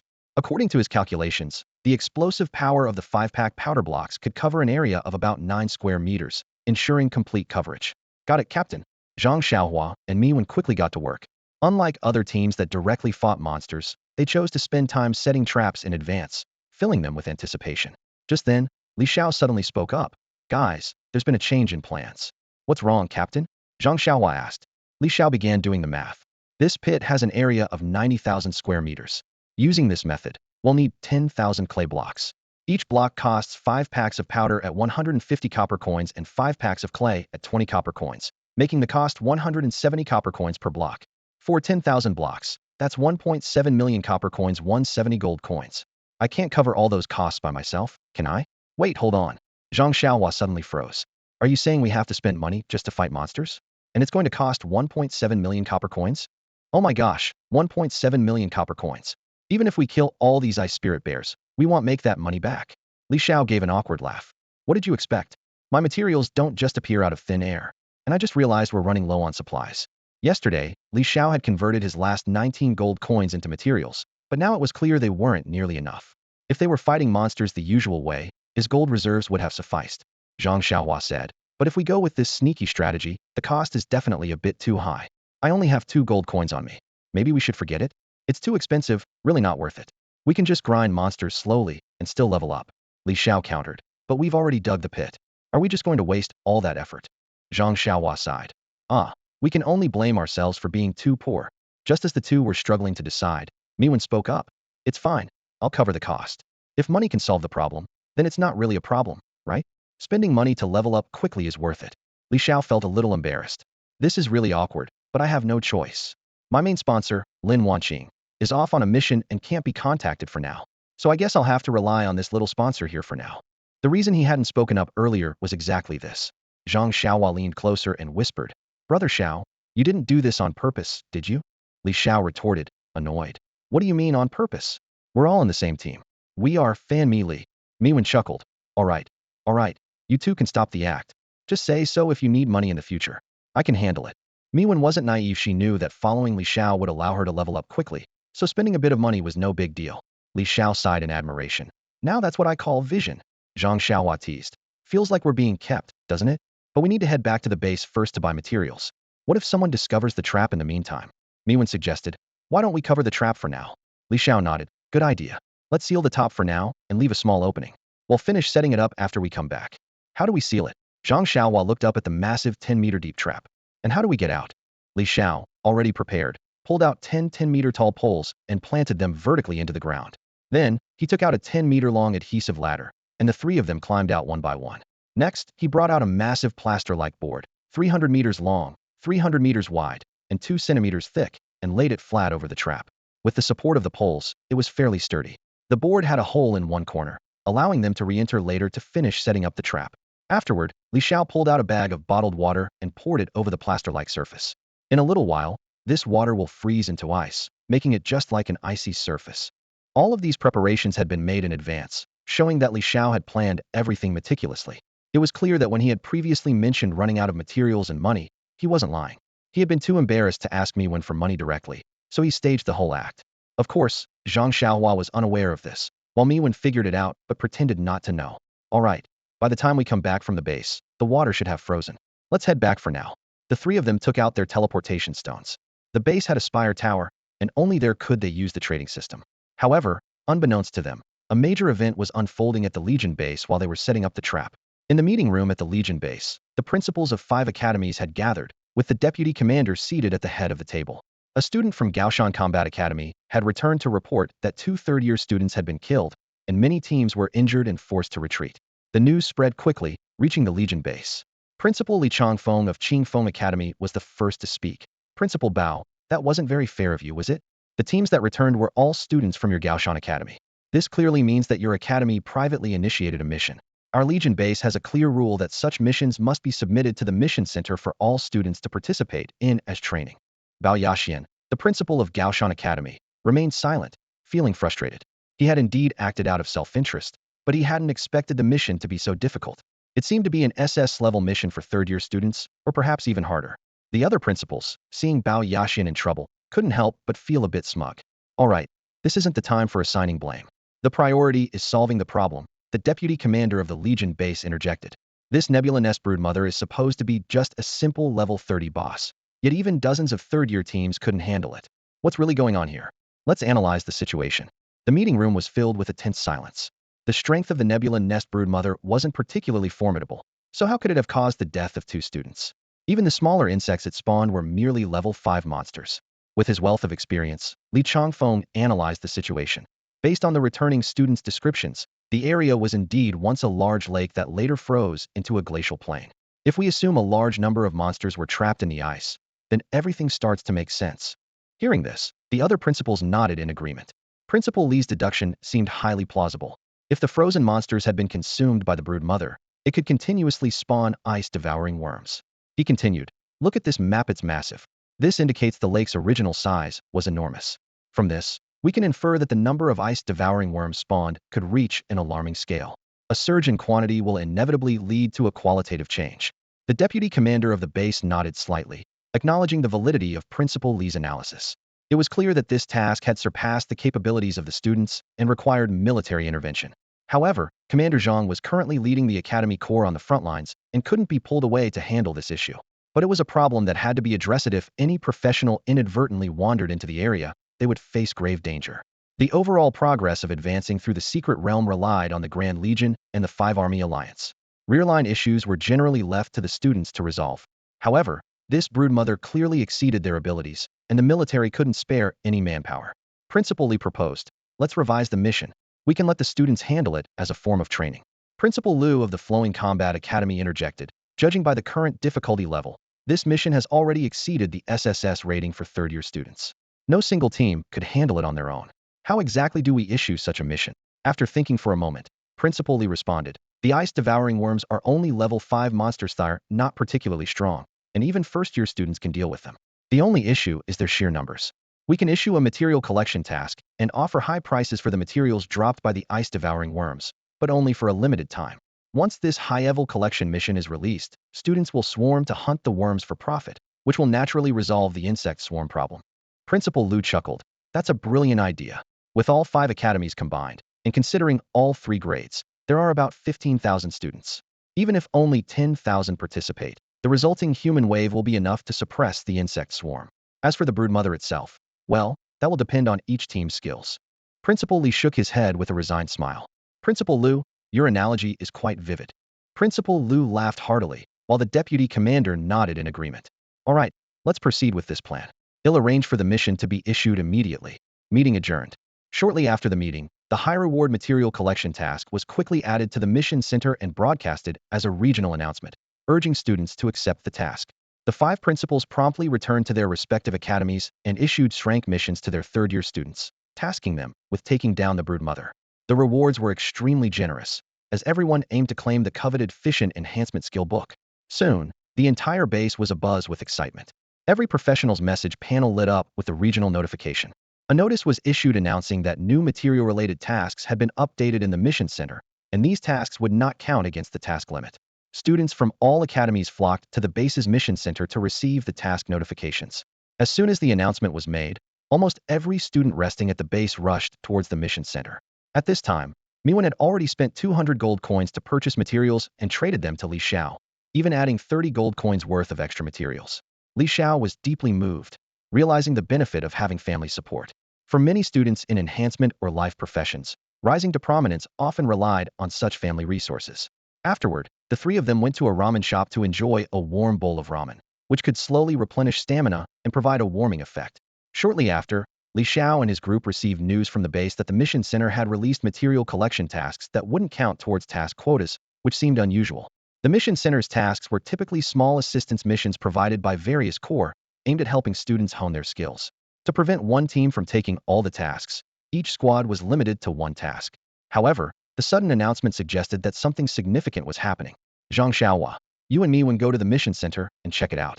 I'll stay here, eat my ramen, and need some clay, Li Xiao said. Got it. Zhang Xiaohua quickly took Meow to the mission center to investigate. 20 minutes later, they returned. Brother Xiao, there's definitely something going on. Look at this task. Zhang Xiaohua exclaimed, sharing the task details with their team. The task description read, Mission for students in years 13 at the core base. Task, clear the insect swarm at the Frostwind Ice Soul outpost. Task level, F. Objective, eliminate level 5 ice devourer bugs. Task details, exterminate the large number of ice devourer bugs at the Frostwind Ice Soul outpost in the extreme cold region to neutralize their threat to the surrounding area. Time limit, 1 month. Reward, 100 copper coins. No penalty for failure. From the task description, it was essentially a material collection mission, essentially a money-making opportunity. Killing a single level 5 monster would earn 100 copper coins, which seemed like free money. Li Xiao was astonished. I suspect the real purpose of this mission isn't to collect these inexpensive materials, but to encourage students to clear out the insect swarm. Exactly. I was wondering about it too, but I found out more details later, Zhang Xiaohua whispered. I heard that 2 third-year students from Gaoshan Academy died, and several other teams were injured. That's why the base issued this material collection task. That's intense, Li Xiao remarked in amazement. Third-year students are probably level 35 by now, with excellent equipment and skills, yet they still fell to the insect swarm. Looking back, it's a miracle that we all came back safely last time. Let's get moving then, Li Xiao said, standing up. Are we going to fight ice devourer bugs? Zhang Xiaohua asked. No, we're starting with frost soul bears. The ice devourer bugs might earn some money, but they're not worth it. The real prize is their queen. We'll level up first, get a set of level 20 gear, and then see if we have a chance to take down the queen, Li Xiao said firmly. Zhang Xiaohu nodded in agreement. Brother Xiao, you're absolutely right. The three quickly reached a consensus, set off, and used a teleportation array to return to Frost Snow Plains number 18. This time, the Frost Snow Plains were more crowded than ever. There were already many professionals waiting for treasure monsters and bosses, but now an uncountable number of students had arrived, making it even busier. Fortunately, most of them were heading towards the Frostwind Ice Soul outpost, and didn't notice anything unusual. There are so many people here, feels like thousands, Li Xiao marveled. Students from all 5 academies across 3 years who were in the know had almost all shown up. Particularly for first-year students, most were here to earn money. Li Xiao realized that not every student had the same opportunities he and me when had to make money. Many had to rely on their own efforts. Most first-year teams had reached levels 12-14, and Li Xiao recognized several classmates among them. The students from the 5 academies were subtly competing, trying to see who could kill the most ice devourer bugs. However, Li Xiao didn't join the main group to hunt ice devourer bugs. Instead, he found an opportunity for the 3 of them to slip away quietly. They bypassed the map and arrived at the location where they had previously set traps. The water on top of the traps had completely frozen, blending in with the icy surface. Without the markers they had left earlier, it would have been impossible to locate the traps. Crawling through a small hole into the bottom of the trap, the trio split up. 2 of them worked on setting up traps, while Li Xiao continued to knead clay. The ice devourer bugs were too low-level and didn't provide much experience, so he let others fight over them. Watching the traps gradually fill up, Li Xiao smiled faintly. It's time to give the Frost Soul Bears a little surprise. After another 5 hours of work, the clay matrix was finally completed. At the bottom of the 90,000 square meter pit, 10,000 square clay tiles were neatly arranged. Next, Li Xiao planned to lure the monsters onto the ice surface and then detonate the supporting pillars beneath it, causing the monsters to fall into the pit. Afterward, he would detonate 20 specific tiles in the matrix, triggering a chain reaction of explosions to create a spectacular display reminiscent of a grand art exhibition. With everything ready, Zhang Xiaohua clapped her hands and placed the last clay tile in the southeast corner. The 3 of them climbed the ladder back to the surface to finalize the trap. The next step was to attract the ice polar bear beasts to the site. Li Xiao noticed there were no monsters nearby. The distant glacial valley might be where the bear beasts had gathered. "Captain, let's get started," someone urged. But Li Xiao replied, "No rush. Sharpening the axe won't delay the work of chopping firewood. My skill proficiency still needs a bit more improvement." With that, he released 10 clay spiders and began controlling them. These small clay spiders, which required minimal mental energy and were inexpensive to produce, were perfect for quickly increasing skill proficiency through repeated detonations. After some time, Li Xiao's clay manipulation proficiency reached its ultimate level, extending his control range to 1,000 meters. Excitedly, he exclaimed, "All right, my clay manipulation is maxed out. We can start now?" Zhang Xiaohua was astonished. "Brother Xiao, it's only been a month since the semester started, and your skill is already at the ultimate level? That's incredible." Li Xiao explained, "Each clay spider counts as one instance of proficiency. I release 20 or 30 at a time, so my progress is naturally faster. Plus, this is my only offensive skill. As a life profession, I don't have as many skills to level up compared to combat professions, so my speed is naturally quicker." Under Li Xiao's command, birds soared through the sky, working in tandem with me when psychic light to search the area. Due to her limited mental energy, Miwen could only control the bird's vision, leaving her own sight completely dark. She relied on Zhang Xiaohua to guide her by the hand as they moved. The map was vast, and deeper into the area lay a frozen forest, where enormous water plants were encased in ice, resembling intricate sculptures. Even the waves appeared frozen in time, as if caught in an instant of crystallization. After 10 minutes of searching, they located the ice valley. The valley resembled a massive rod that had descended from the heavens, splitting the lake and creating a frozen gorge. Before setting up the trap, Li Xiao noticed several bear beasts gathered in the area and deduced that this must be their central gathering point. As expected, they encountered almost no monsters along the way. All the bear groups had converged in the ice valley. Above the valley, white birds hovered silently, observing everything below. Just as expected, they're gathered in this valley.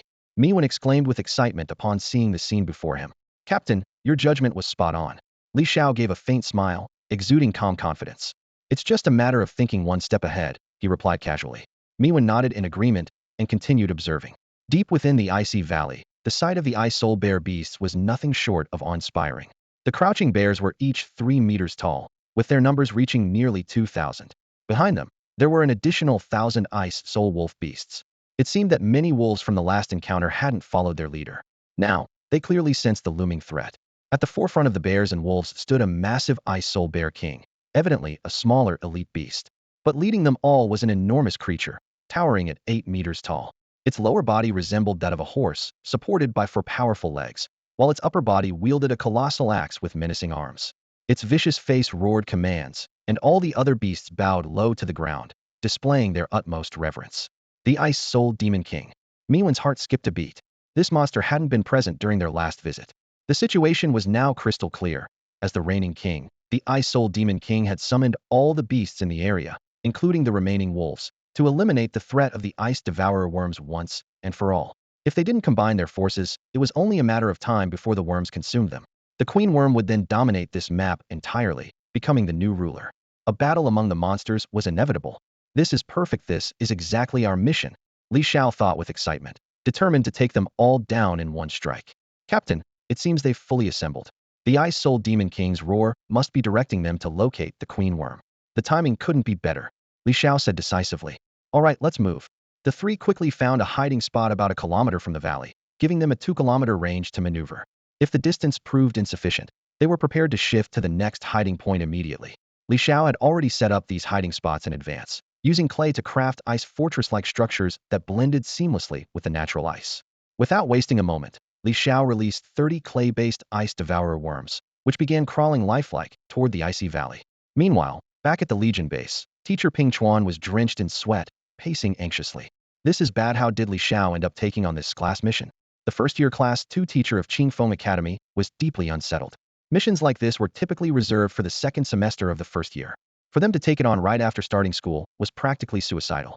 To make matters worse, Ping Chuan had just received news that the Fenghan Ice-Soul region was swarming with ice devourer worms, making the mission even more dangerous than a third-year SS-level task. It now required students from 3 different schools to collaborate, and as fate would have it, Li Xiao's class mission location was precisely in Fenghan Ice-Soul. If they encountered a worm swarm during the mission, the consequences would be catastrophic. "I can't just stand by and do nothing," Ping Chuan resolved, immediately seeking out the grade director, Wang Yin, to report the situation. Hmm. Wang Yin frowned after hearing the details. This is indeed a problem. The 3 members of Li Xiao's team might be in real danger. However, that kid Li Xiao is incredibly resourceful. There's no need to worry too much. Ping Chuan remained deeply concerned. He may be clever, but cleverness alone won't suffice against a worm swarm.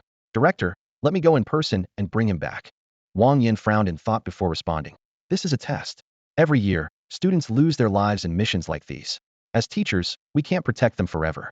When they're on the battlefield in the future, will you still be there to shield them? Ping Chuan insisted, but this time is different. The mission parameters have changed, and the mission center overlooked this. We can't let the students pay the price for their oversight. Please, Director, grant me permission to go. After a moment of hesitation, Wang Yin sighed. This is a special case just this once. Thank you, Director. Ping Chuan expressed his gratitude before rushing off without delay. Li Xiao, you 3 must survive this. Roar. In the icy and desolate Ice Soul Valley, the Ice Soul Demon King let out a thunderous roar that reverberated through the entire valley. Its voice carried the weight of a command, sending all the wolf beasts into action to track down the mother insect. The wolf beasts, with their exceptionally keen sense of smell, could detect even the faintest scent beneath the layers of ice. However, just as they began their search, 30 ice-swallowing insects suddenly appeared at the valley's entrance. These creatures, vividly depicted by Li Xiao, seemed almost lifelike. Their arrival brought an eerie stillness to the valley, silencing the wolf beasts who had been poised to hunt them. The brazen aura of the insects quickly spread, cutting through the icy air like a blade. The Demon King ceased its deafening roar, its nostrils flaring as its glowing eyes flickered in the icy cold. It abruptly turned its gaze toward the valley's entrance, a primal sense of alarm rising within it. The ice-swallowing insects were challenging it, an unmistakable, blatant challenge. How? The wolf beasts, which had been preparing to leave, froze in place. Their ears perked up, tails stiffened, and noses twitched incessantly. The scent of these ice-swallowing insects seemed different, yet before the wolf beasts could react, a flash of fury appeared in the Demon King's eyes. Its massive form rose slowly, releasing a deep, commanding growl. Roar! Roar! Roar! Its booming cries were like war drums, signaling the entire pack to charge. Thud! Thud! Thud! The ground trembled as all the creatures mobilized, surging toward the ice-swallowing insects. The earth shook and the mountains quaked as the monstrous army, led by the terrifying Demon King, stormed out of the valley. At this moment, the ice-swallowing insects began their performance. As if guided by an unseen command, they moved swiftly in a peculiar formation toward a specific direction. Every step was deliberate, yet exuded a deadly allure, as though taunting the Demon King into battle. A life-or-death confrontation between the two sides seemed inevitable. Meanwhile, Li Xiao remained hidden behind a glacier camouflaged with clay and water, observing everything in silence. Despite the limited intelligence of the ice-swallowing insects, their actions brought a faint smirk of satisfaction to his lips. A cold smile curved upward as he thought to himself. The moment the Ice-Soul Demon King and its army step into the trap, their fate will be sealed. It seems like it's actually working, Zhang Xiaohua exclaimed, nearly jumping with excitement. Li Xiao, however, cautioned, don't celebrate too soon. Save the champagne for after the game. Without delay, he motioned for the group to move to their next hiding spot. Since Li Xiao's control range was limited to 1 kilometer, they had to keep relocating to maintain command over the ice-swallowing insects. Fortunately, the monstrous army was entirely fixated on the insects, paying no attention to the group. But as always, the unexpected struck without warning. One of the bear beasts at the rear of the pack suddenly turned its head to the left and spotted Li Xiao and his companions. It froze momentarily, as if sensing something amiss. Li Xiao's expression darkened. Damn it, he thought, we can't let it discover us. If they were exposed, all their previous efforts would be in vain. Zhang Xiaohua reacted quickly, preparing her skill, judgment, and shouted, Mi-1, fusion skill. Got it. Mi-1 immediately unleashed the light of power, silently bestowing 2 enhancement buffs on Zhang Xiaohua. The light of power could amplify the strength of herself or her allies, lasting for 30 seconds. In complete silence, Zhang Xiaohua cast supportive skills on herself and her teammates. As she prepared to unleash her punishment skill while remaining muted, 2 successive buffs empowered her. Finally, the skill was ready. With a commanding shout, she activated the punishment skill. From the void, a massive iron hammer was summoned, instantly stunning the target and dealing minor damage. The longer the skill was charged, the greater its range, and the stun duration was determined by her strength, with a significantly amplified effect on monsters. As a knight's control ability, though its damage was low, it proved to be a powerful tool for immobilizing enemies. The hammer descended from the sky and struck the Ice-Soul bear beast that had spotted them, stunning it on the spot. Enhanced by her strength, the bear remained stunned for a full 5 seconds, while the other beasts around it remained oblivious. The bear collapsed to the ground, quickly left behind by the main group as Li Xiao continued to maneuver the ice devourer worm toward the trap. He carefully controlled the ice devourer worm's direction, making precise adjustments to ensure all the monsters would be lured into the trap. The worm reached the center of the trap, with the monsters closing in rapidly. Soon, the worm arrived at the trap's edge, and nearly all the monsters had gathered above it. These creatures, truly foolish, still hadn't realized the worm's true nature and relentlessly pursued it. 5 meters, 4 meters, 3 meters, 2 meters, 1 meter monsters in position. Now's the time. Li Xiao smirked, ready to unleash his next move. Crack. Boom. First, he detonated the 9 clay pillars supporting the trap's upper surface. The pillars were instantly obliterated, causing the ice surface to collapse with a thunderous crash, sending thousands of monsters plummeting into the pit. Immediately afterward, Li Xiao triggered the clay array beneath the pit, setting off 20 simultaneous explosions. Boom, boom, boom. The surrounding clay detonated in succession, sending flames and light soaring skyward. The dazzling brilliance illuminated the area, turning the once dim sky into a fiery orange-red. A massive shockwave rippled outward from the pit's center, scattering debris, hurling rocks, and making the very air tremble. This wasn't just an explosion, it was a cataclysmic force of nature. The deafening roar, mingled with the shrieks of monsters and the clash of falling debris, created a haunting symphony. In that moment, everything around seemed fragile, bowing in submission to the overwhelming power of destruction. Meanwhile, countless notifications flooded in like a tidal wave. Defeated Ice Soul Bear Beast, 2000 XP, obtain materials. Energy Crystal 3, Ice Soul Bear Gall 1, Ice Soul Bear Hide 3. Defeated Ice Soul Wolf Beast, 1000 XP, obtain materials. Energy Crystal 1, Ice Soul Wolf Fong 2, Ice Soul Wolf Hide 1. Defeated Ice Soul Bear King, 20,000 XP, obtain materials. Energy Crystal 100, Bear King's Heart, Bear King's Gall, Bear King's Hide, Bear King Armor Level 20 Green Gear, Bear King Helmet Level 20 Green Gear. The notification panel was instantly flooded with kill messages, scrolling rapidly. Their levels soared, earning 5 attribute points to allocate freely. With a single devastating move, the team managed to take down over 2,000 Ice Soul Bear Beasts and 1,000 Ice Soul Wolf Beasts, achieving an incredible feat of defeating monsters far above their level. The massive explosion wiped out over 3,000 high-level monsters in one blow, granting an astronomical amount of experience. The team leveled up 6 times in a row. Li Xiao jumped from level 14 to level 20, with 80 experience still remaining. Zhang Xiaohua and Meow also reached level 20, marking a significant milestone. They could now begin their second career advancement. Zhang Xiaohua was overjoyed. It was incredible. He had leveled up from 12 to 20 in one go. They were undoubtedly the fastest levelers in the world, a resounding success. Team leader Li Xiao was truly impressive.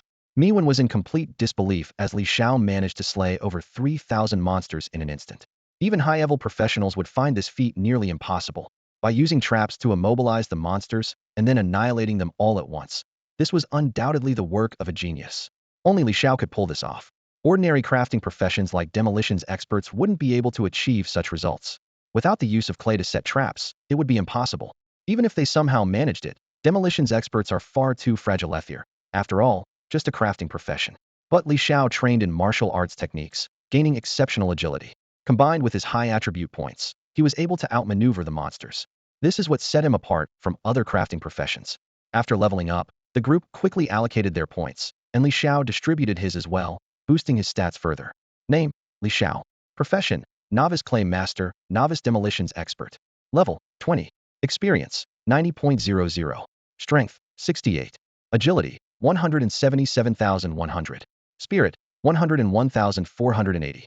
Constitution: 8,250. As usual, he followed the balanced strategy of assigning 1 point to strength, 1 to agility, 2 to spirit, and 1 to constitution. A deafening roar suddenly echoed. The smoke-filled pit crumbled another 10 meters deeper, making the total depth 20 meters. At the bottom of the pit, the Ice Soul Demon King roared furiously. It hadn't expected its massive army to be wiped out by just a few humans. The boss was still alive, and Zhang Xiaohua quickly shouted, "Captain, take him down." The 3 of them turned their attention to the bottom of the pit, where they saw an enormous centaur-like monster 8 meters tall, the Ice Soul Demon King. Its axe gleamed menacingly in the sunlight. Ice Soul Demon King. Level: 20 Secret Realm Boss. HP: 285, 000300000. Skills: Demon Axe Slash, Frost Assault, Ice Armor. The Ice Soul Demon King suddenly leapt upward with astonishing strength, seemingly about to escape the pit. Zhang Xiaohua immediately activated his skill judgment. A massive iron hammer descended from the sky, smashing into the Ice Soul Demon King's head and sending it crashing back down. With a thunderous impact, the boss hit the ground hard, clearly taking a significant blow. Its attacks were primarily melee-based, leaving it trapped at the bottom of the pit, unable to retaliate and subject to relentless assault. The boss wasn't dead yet. Everyone, attack together. Li Xiao commanded as he deployed 5 C1 flying birds toward the boss. Boom, boom, boom. The explosions sent the Ice Soul Demon King reeling. Each C1 flying bird dealt only 2,000 damage. Li Xiao remarked, its defense is insanely high. The Ice Soul Demon King let out another enraged roar and activated a defensive skill. A ring of glacial shields formed around it, significantly boosting its defense. Li Xiao launched another round of C1 flying birds, but the damage dropped to 1,500 per hit. Meow quickly gave instructions, this boss can't climb out, so let's wear it down slowly. Xiaohua, your job is to keep it suppressed with judgment. Don't let it escape the pit. If it gets out, we'll be in real trouble. Zhang Xiaohua nodded confidently, leave it to me. And so, each time the monster tried to leap out of the pit, Zhang Xiaohua mercilessly used judgment to force it back down. Zhang Xiaohua unleashed her punishment skill, smashing the Frost Demon King to the ground. Meow targeted the Demon King and cast a dark healing spell. However, under the influence of her unique talent, the healing spell turned into a toxic attack, dealing 300 damage. Analyzing the situation, Meow said, my healing spell doesn't seem to have much effect. The ice shield must have enhanced its physical defense. Li Xiao, don't you think so? Li Xiao replied, my attacks should count as physical damage to some extent, but they're not entirely physical. They're somewhat like magical skills that inflict physical damage. Zhang Xiaohua chuckled, it still has 260,000 HP left. We'll wear it down. They'll make sure it doesn't get back up. Hehe. For the rest of the fight, the Frost Demon King endured a one-sided beating under Zhang Xiaohua's relentless punishment. Despite its desperate struggles, it couldn't escape. Each time it tried to leap away, Zhang Xiaohua's skill would knock it back down. Li Xiao, feeling a bit distressed, sighed. This is costing me so much clay, it's all money.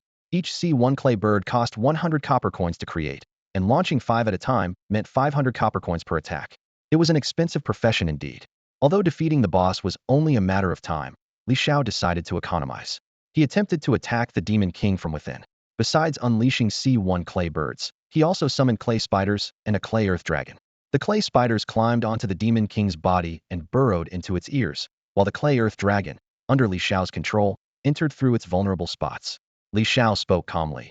Art is not only the profound ocean of emotion, but also the dazzling symphony of wisdom and inspiration.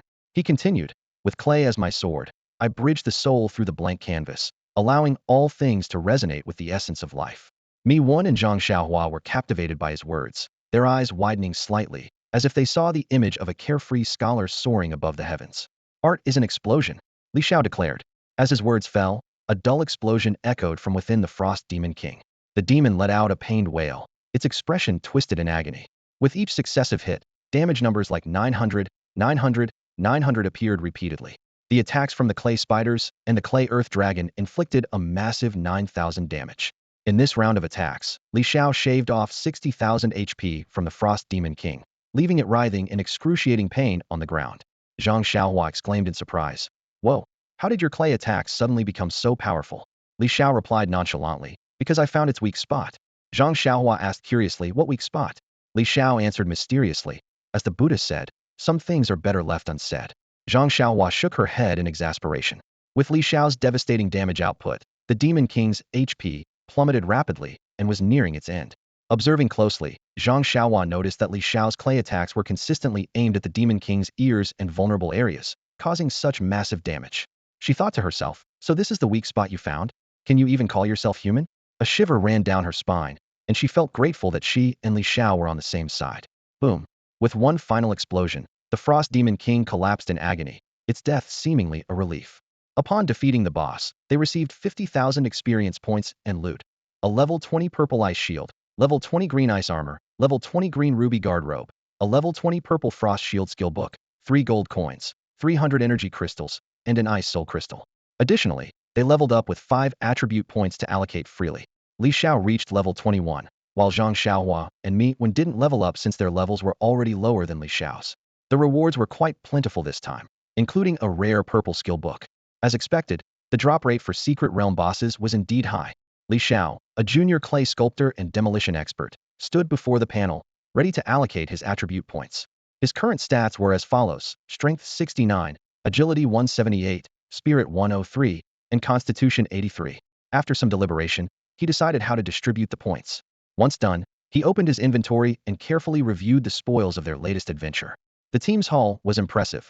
8,500 energy crystals, 2,300 ice spirit bear gallbladders, 6,900 ice spirit bear pelts, 2,100 ice spirit wolf fangs, 2,100 ice spirit wolf pelts, materials such as the Bear King's heart, gallbladder, and hide, along with several pieces of equipment. Bear King armor and helmet both level 20 green items, Frost Battle Shield level 20 purple item, Frost Battle Armor level 20 green item, Ruby Guard Robe level 20 green item, and the Frost Shield Skill Book a level 20 purple skill book.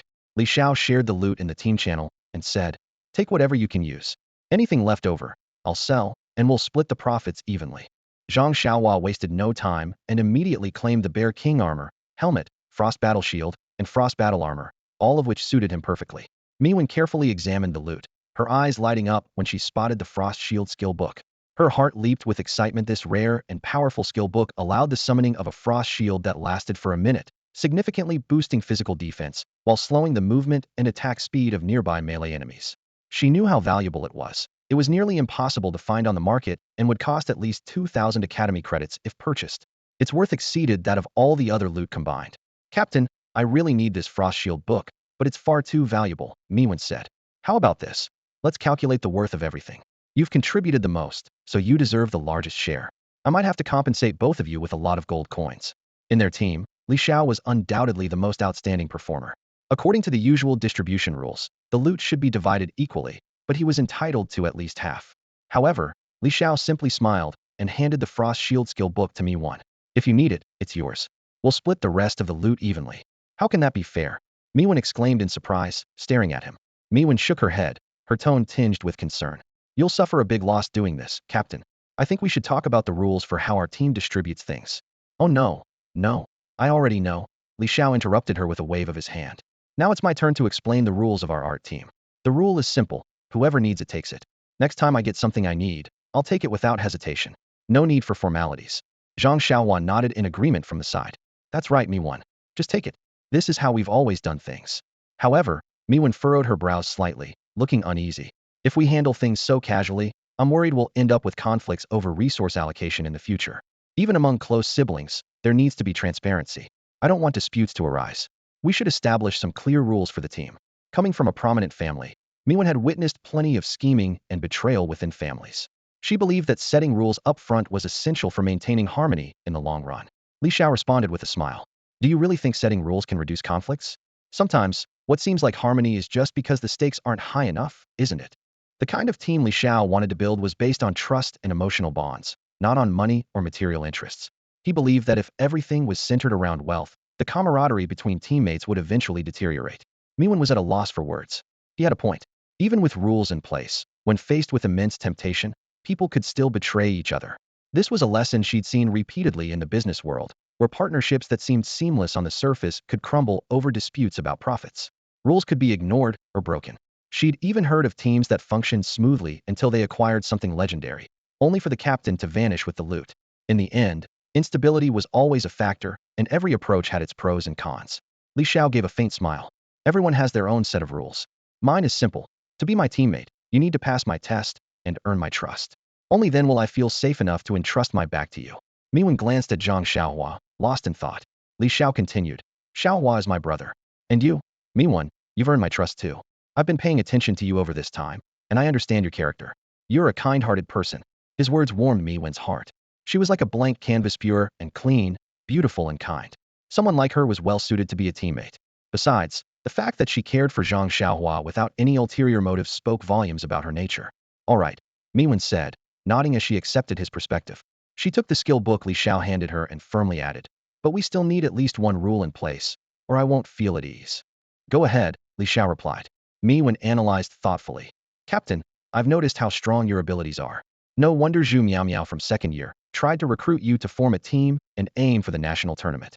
Our art team is undoubtedly centered around you. Everyone revolves around your leadership, and your contributions are the greatest. So, I propose that from now on, distribution rules prioritize you. Any loot we acquire should first go to you for selection." Li Xiao was about to respond. Zhang Xiaohua immediately spoke up. "Brother Xiao, I agree with this. There's no need to refuse. Even if we're brothers, I'd feel bad about it, let alone Xiaowen. Li Xiao nodded. All right, it's settled then. Thus, the art squad established a new distribution rule. Li Xiao would have the first pick of the spoils, followed by the other teammates, and the remaining benefits would be evenly split. The atmosphere grew increasingly lively. Li Xiao proposed, "Let's swear brotherhood." Miwen was as delighted as a little girl, her heart brimming with excitement. She had read about such scenarios in extracurricular books, and now that it was happening in real life, it was exhilarating. Brother Xiao, isn't this a bit inappropriate? Zhang Xiaohua leaned in and whispered, "It's fine for us to swear brotherhood, but swearing brotherhood with Xiaoan? How does that make sense?" Li Xiao chuckled. "What's the problem? During the day, we're sworn siblings. At night, you're a couple. Each has its place. Heck, I'm technically your sworn father too." Though his voice wasn't loud, it was loud enough. Miwen's face turned as red as an apple, even her ears burned. Zhang Xiaohua widened his eyes slightly. "Makes sense. So be it." Li Xiao pulled out a clay table, clay peaches, a clay guangong, a large bowl, and 3 small bowls from his backpack, all tools for the ceremony. "Whoa, Brother Xiao, you've been planning this all along," Zhang Xiaohua exclaimed. Li Xiao smiled faintly. "What do you know? I prepared all this in advance. Since our relationship has reached this point, swearing brotherhood is only natural." He understood that this was not just a formality, but a deepening of their bond. The team Li Xiao envisioned had to be one where everyone could trust each other completely.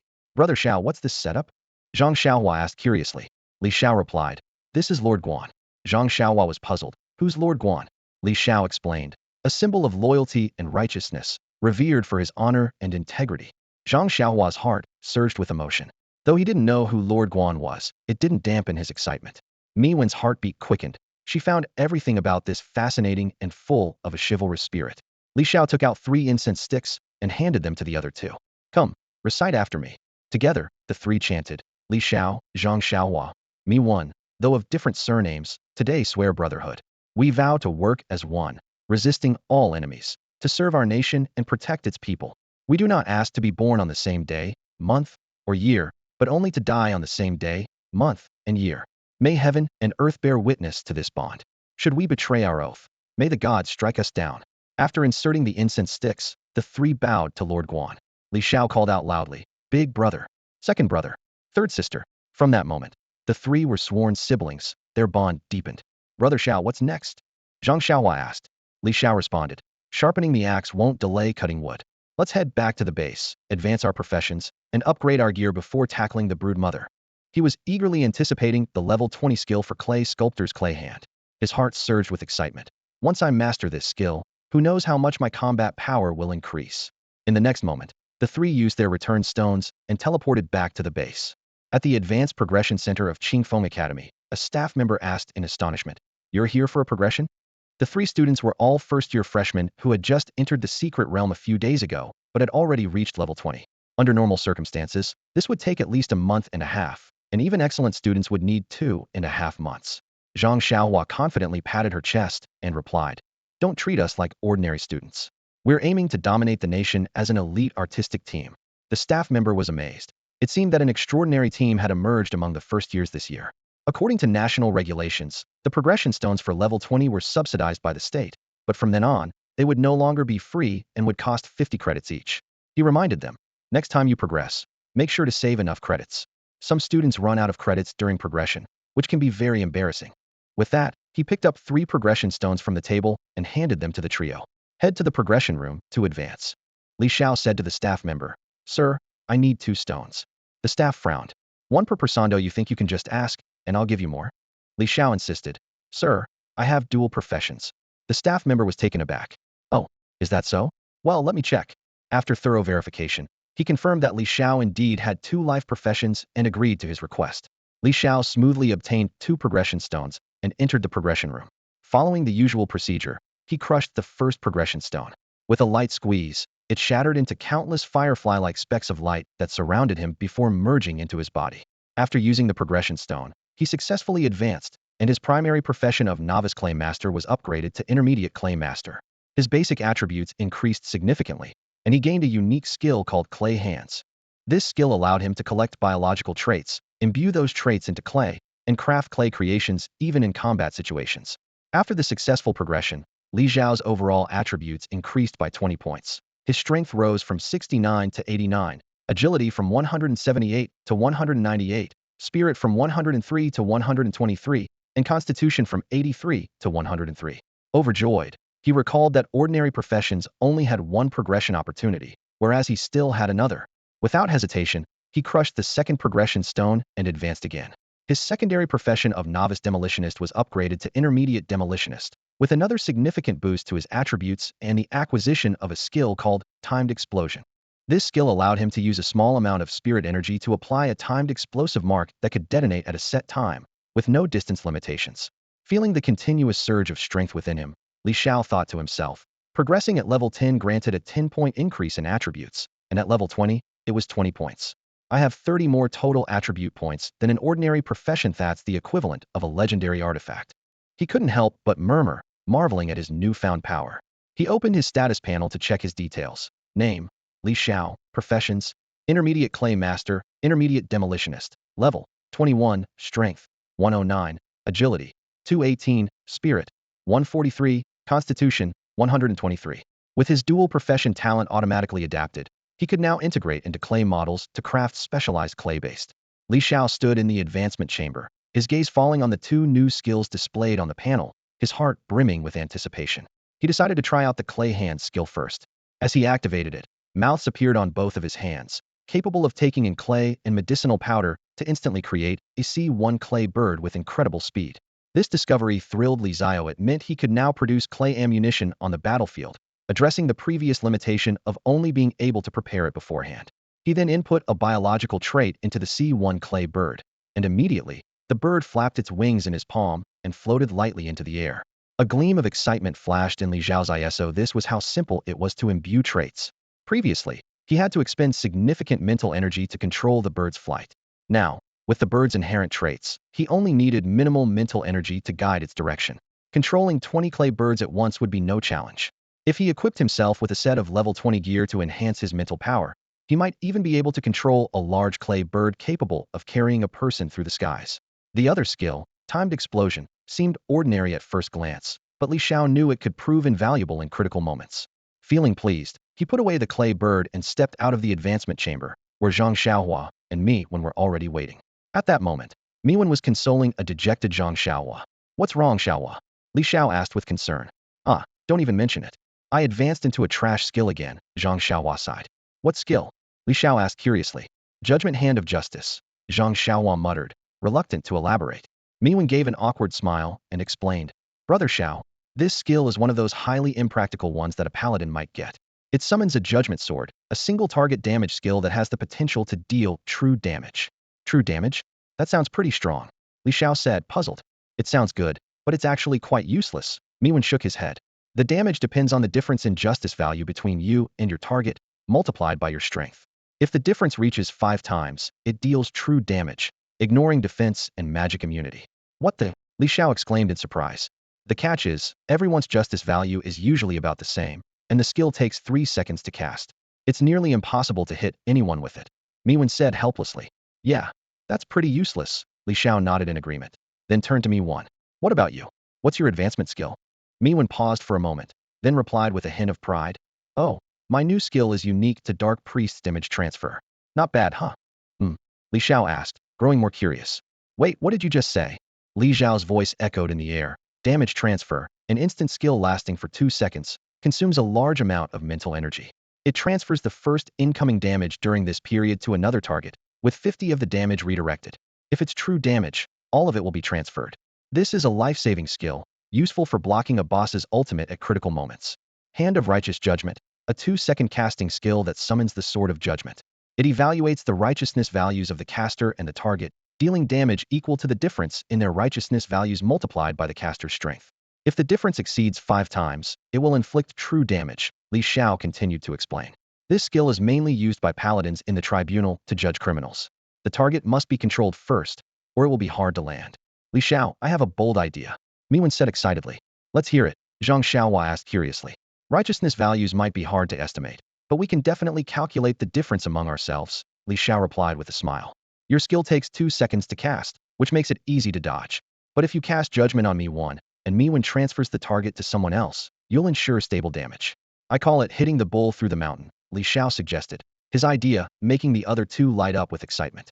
"Say no more, hey. You might actually be onto something," Meow and Zhang Xiaohua said in unison. "Why don't we give it a shot?" Li Xiao proposed. Try it and die. Zhang Xiaohua joked. As soon as she finished speaking, both Zhang Xiaohua and me when turned to look at Li Xiao. Li Xiao's face darkened. Why are you both looking at me? Don't call me big brother. I'm not your big brother, Li Xiao said helplessly. 5 minutes later, the group gathered in a secluded corner of the academy. Zhang Xiaohua removed all her equipment, leaving her with only 60 strength in her unarmored state. Even the righteousness value difference between Me1 and Zhang Xiaohua wouldn't be too high, probably just 12 times, resulting in around 100 damage, which should be manageable. Li Xiao, although unequipped with defensive gear, wasn't concerned since the hand of righteous judgment dealt true damage. His health was calculated as follows: 1095, 1735, 2275. Despite his lack of defense, his high health made him a walking tank. Alright, let's give it a try. Li Xiao encouraged. Zhang Xiaohua aimed her skill at Me1 and began to charge it. Xiaowen, I'm sorry, but accept the judgment of righteousness. Hand of righteous judgment. The skill wasn't instantaneous and required a 2-second charge time. Li Xiao silently grumbled. Shouldn't you be apologizing to me instead? At the exact moment the sword of judgment descended, Miwen activated her skill, transferring the damage target to Li Xiao. The sword of judgment struck Miwen on the head, but no damage appeared. This indicated that true damage was inflicted, and the difference exceeded 5 times. 2,100 true damage in white numbers. Li Xiao spat out a mouthful of blood, feeling like he was on the brink of death. That single strike dealt 2,100 true damage, leaving him with only 175 health, nearly finishing him off. Quick, heal him. Zhang Xiaohua and me would immediately cast healing spells and holy light, spamming them as if there were no cost until Li Xiao's health was fully restored. What just happened? How did it deal 2,100 true damage? Zhang Xiaohua exclaimed in shock. Her strength was only 60, which meant the righteousness value difference between them was a staggering 35 times. Li Xiao looked at Zhang Xiaohua with a face full of doubt. What kind of heaven-defying, wrath-inducing things have you done? Zhang Xiaohua said with embarrassment. I didn't really do anything. I was just a naughty kid. I stole a chicken from my neighbor, hit their dog, peeked at their older sister while she was bathing, blew up the school's latrine, and stuck chewing gum in my deskmate's hair. But I swear, I stopped doing all that once I got to middle school. This doesn't warrant such a big deal, right? Miwen's eyes widened in shock. Zhang Xiaohua, I didn't expect you to be this kind of person, she exclaimed. Li Xiao, on the other hand, was left speechless, thinking to himself, your poor neighbors must have been cursed for generations. Still, these were just childhood pranks, and it didn't seem like they could explain a justice value discrepancy of 35 times. Turning to Miwen, Li Xiao asked, what about you, Xiaowen? Miwen shot Zhang Xiaohua a sharp glare before responding. I didn't do much either. I just had some extra pocket money as a kid, so I donated it to build a few Hope primary schools, helped support some underprivileged students, and contributed a bit to disaster relief. It wasn't a lot, just a few million copper coins. Both Li Xiao and Zhang Xiaohua suddenly understood. That explains it. A dark priest with an unusually high justice value, and a holy knight with a surprisingly low one makes sense now. In any case, their justice value discrepancy was a whopping 35 times. But when their skills were combined, they were a perfect match. You rascal, you bad guy. Miwen teased Zhang Xiaohua. Zhang Xiaohua quickly explained. Let me explain. Now knowing about Zhang Xiaohua's embarrassing childhood antics, Miwen started playfully bickering with him. But it was all just light-hearted banter between a couple. Li Xiao coughed a few times to interrupt their argument. Next up is equipping ourselves. Let's exchange the mission and energy crystals for credits, then use those credits to get a full set of level 20 purple gear. We need to move quickly. The brood mother is still waiting for us to take her down. The two stopped their playful squabble, nodded in agreement, and immediately followed their captain's orders. First, they headed to the mission center, which was empty except for the staff. Li Xiao submitted the Ice Soul Crystal as proof of task completion. The staff member was stunned and said, impressive. You actually completed a first-year rank mission. As a result, Li Xiao's team earned 1,000 credits. Next, they went to the school's material exchange store, where they traded 8,500 energy crystals for 850 credits. They also handed in materials, including 2,300 Ice Soul Bear gallbladders, 6,900 Ice Soul Bear hides, 2,100 Ice Soul Wolf fangs, and 2,100 Ice Soul Wolf hides. Among these, the Ice Soul crystals were the most valuable, directly exchanged for 50 gold coins. Altogether, the materials brought in 90 gold coins, with each team member receiving 30. Li Xiao immediately used the gold coins to purchase clay and other powders for future use. As for credits, each team member earned 616 credits from this haul. Li Xiao, who originally had 10,384 credits, now had a total of 11,000 credits. After leaving the material store, they headed to the school's training field and glanced at the leaderboard on the big screen. To their delight, they had climbed to the top spot. The rankings were as follows. 1. Artistic Squad Captain, Li Xiao 8,620 energy crystals. 2. Void Squad Captain, Han Ling 660 energy crystals. 3. Ruthless Squad Captain, Yi Nambao 390 energy crystals. 4. Storm Squad Captain, Lupu 370 energy crystals. 5. Moonlit Squad Captain, Huang Han 260 energy crystals. Huh, we're way ahead. Zhang Xiaohua smirked smugly and said, now that arrogant Han Ling and Zhang Yu should finally shut up. Li Xiao gave a faint smile and replied, let's go. Time to gear up. The three of them turned and headed toward the Academy's equipment shop. At the Academy's equipment shop, purple-gray gear could be exchanged for credits, but it was nearly impossible to find such items in the marketplace. Either they were snapped up the moment they appeared, or their prices were so high that it wasn't worth it. Li Xiao walked straight to a jewelry counter, asked the staff some questions, and began browsing the shop's level 20 purple-grade accessories. Li Xiao examined the rings carefully. Their attributes were quite impressive, featuring purple-level affixes and usually 12 extra stats. Some increased healing effects, others boosted spell damage, improved resistances, or even extended the duration of summoned creatures, each one unique in its own way. Finally, he settled on a ring that was perfect for him, the Ring of Wisdom Enlightenment. An epic-grade accessory, it required level 20 to equip, with a prerequisite of 200 spirit and 50 constitution.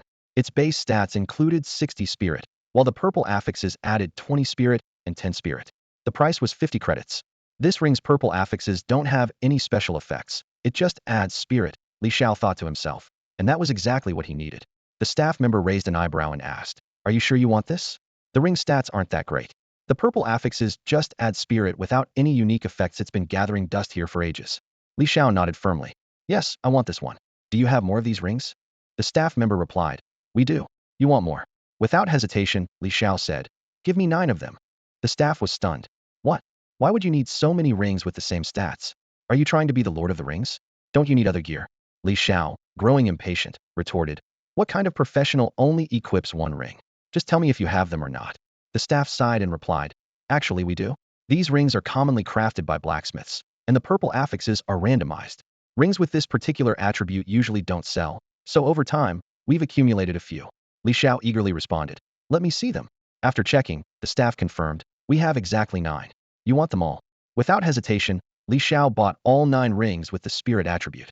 Each ring provided a 90-point boost to spirit, and with 9 rings, that totaled a whopping 810 spirit. Li Xiao removed his old level 10 rings and replaced them with the new purple grade ones, instantly seeing a massive boost in his stats. His spirit attribute skyrocketed from 143 to 1110. By focusing entirely on spirit, Li Xiao had exceeded 1,000 points. Combining this with the special traits of his clay hand ability, he couldn't help but anticipate the possibilities. If it worked out as he hoped, he would become a devastating high-altitude bombardier. Got all your gear upgraded? All set, Zhang Xiaohua replied excitedly. He had spent all his credits to upgrade to a full set of level 20 purple gear. Normally, the credits wouldn't have been enough, especially since weapons are quite expensive. However, during the enrollment period, Pingchuan had promised a scholarship that included a purple weapon. So this time, Zhang Xiaohua had managed to acquire an exceptional hammer. Now, he looked even more imposing and powerful, like a true warrior. Meow wasn't doing too badly either. She used her scholarship to exchange for a level 20 purple staff. After reaching level 20 and advancing her skills, combined with her full set of purple gear, her combat prowess had improved significantly. As the saying goes, sharpening the axe won't delay the work of cutting firewood. All their preparation was for the sole purpose of taking down the mother bug boss. The Legion base had issued a special task to clear out the smaller bugs, and it was likely they would drop plenty of valuable items. Li Xiao and the others speculated that many senior teams had probably already gone after the mother bug. If the boss had already been defeated, the school wouldn't be so empty. There's no time to waste. Let's move. The three of them quickly left the academy and headed to the teleportation array at the Legion base, arriving once again at Snowfield Plains Teleport Point 18. There were a few more adventurers here, all waiting for the treasure mobs to spawn, around 30 teams in total. Based on the timing, the treasure mobs were likely to appear soon. Li Xiao said, once we deal with the mother bug boss, we'll come back here. Without further delay, the three of them headed towards the Fenghan Bingpa stronghold. When they reached a desolate area, Li Xiao suddenly stopped them. Wait, we'll fly there, he said with a smile. Fly there? Brother Xiao, did you buy a flying mount? Zhang Xiaohua asked in surprise. Flying mounts were notoriously expensive. Meow was equally astonished.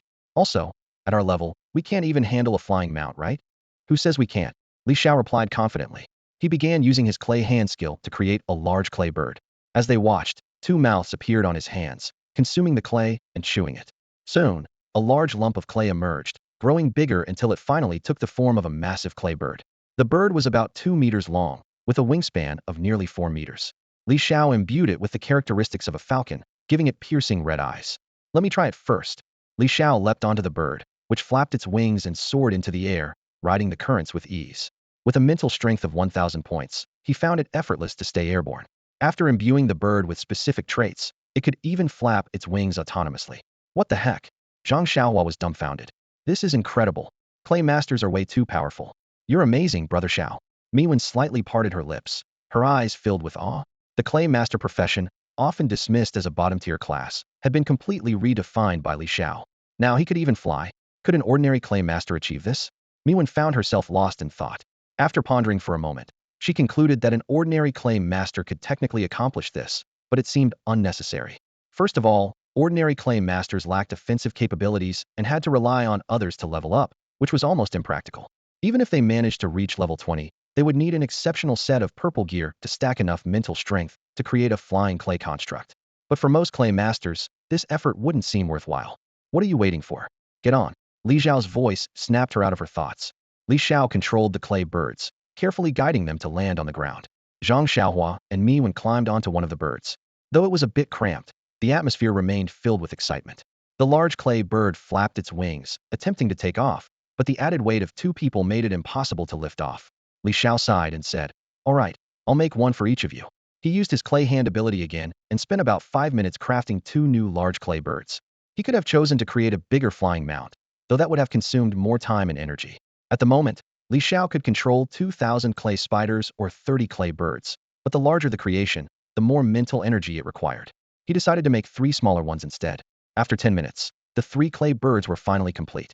Li Xiao directed the birds, and the 3 of them mounted their rides and soared into the sky. Although the large clay birds weren't particularly fast in flight, the trio was already delighted. Zhang Xiaohua shouted excitedly. So this is what a flying mount feels like. Mi-1, on the other hand, was a bit afraid of heights, clutching tightly onto the clay bird and refusing to look down. High above, the 3 looked down at the ground, taking in the vast landscape. Below, they spotted a crowd of nearly 7,000 to 8,000 people battling frostbane insects on the frozen spirit plains. The massive group looked like a sea of people, locked in fierce combat against the insect swarm. Li Xiao couldn't help but marvel at the sight. So many people had been fighting for 2 days, yet the insects hadn't been wiped out. The sheer number of creatures was astonishing. These frostbane insects were level 5 monsters, and despite the crowd's efficiency, the insects' numbers seemed endless. Li Xiao decided to avoid the chaos and head directly to the location where the wolf pack had previously discovered the broodmother. He commanded the 3 clay birds to fly toward their destination. After about 10 minutes of flight, they reached the site. While the outer areas were bustling with activity, this spot was eerily quiet, as if no one had discovered it yet. Most people seemed to be stuck outside, overwhelmed by the insect swarm. Meanwhile, Ping Chuan was scouring the crowd, searching for any sign of Li Xiao. Whenever he encountered a fellow first-year student, he would ask them for information. Despite searching all day, he hadn't found Li Xiao, and a sinking feeling crept into his heart. Could he have already perished inside? Ping Chuan tried to reassure himself, believing that Li Xiao and his companions were resourceful and likely safe. Just then, Zhang Yu from the Void Squad asked, "Have any of you seen Li Xiao?" Han Ling replied, "No. The last time I saw him was before we took on the mission." He sighed and added, "I heard the rank mission he accepted is in this area. If he didn't join the main group and encountered the insect swarm alone, things could have gone terribly wrong." Zhang Yu nodded in agreement. "I hope nothing happened to him. I was looking forward to sparring with him someday." Han Ling glanced at the endless sea of frostbane insects and sighed inwardly, hoping they were still alive. Although Zhang Yu and Han Ling were rivals of Li Xiao and Zhang Xiaohua, as classmates, they didn't want to see Li Xiao fall to the insect swarm. After all, such a loss would be a tragedy for Longhua. There were plenty of teams farming ice devourers in this area. Coincidentally, the Iron Fist squad was right next to the Void squad. It would be better if Li Xiao were dead. Iron Fist warrior Han Xiaoqi happened to overhear this and snarled viciously. "If he doesn't die, they'll kill him myself." He still bore a grudge after being humiliated by Li Xiao last time, his pride utterly shattered. Han Ling frowned slightly, unwilling to waste energy on him, while Zhang Yu sneered. A loser who was defeated by Li Xiao, resorting to cursing others because he can't win. How pathetic. "Huh, you're asking for it." Han Xiaoqi, his sore spot hit, roared angrily and charged at Zhang Yu. "A loser to Li Xiao? You dare lay hands on me?" Zhang Yu shouted as his body instantly expanded, transforming into a towering, 2-meter-tall tiger, humanoid, a fierce figure resembling a tiger warrior. Boom. Fists clashed, and while Zhang Yu remained as steady as a mountain, Han Xiaoqi was forced to retreat several steps. The next moment, Zhang Yu unleashed a druid skill, entangling roots, causing vines to sprout from the ground and bind Han Xiaoqi tightly, nullifying his speed advantage. Zhang Yu dashed forward like lightning, delivering a knee strike that sent Han Xiaoqi toppling over before slamming down with both fists. Boom! Han Xiaoqi crashed heavily to the ground, pinned beneath Zhang Yu's tiger claw, unable to move an inch. What are you doing? Just as the Iron Fist squad members moved to intervene, the rest of the Void squad approached leisurely, their presence alone freezing the Iron Fist members in place. The surrounding onlookers couldn't help but gasp in shock. No one had expected such strength from a first-year squad. The previously unbeatable Iron Fist warrior Han Xiaoqi, who had defeated 5 top contenders in a row, was taken down in a single round by Zhang Yu, the druid of the Void squad.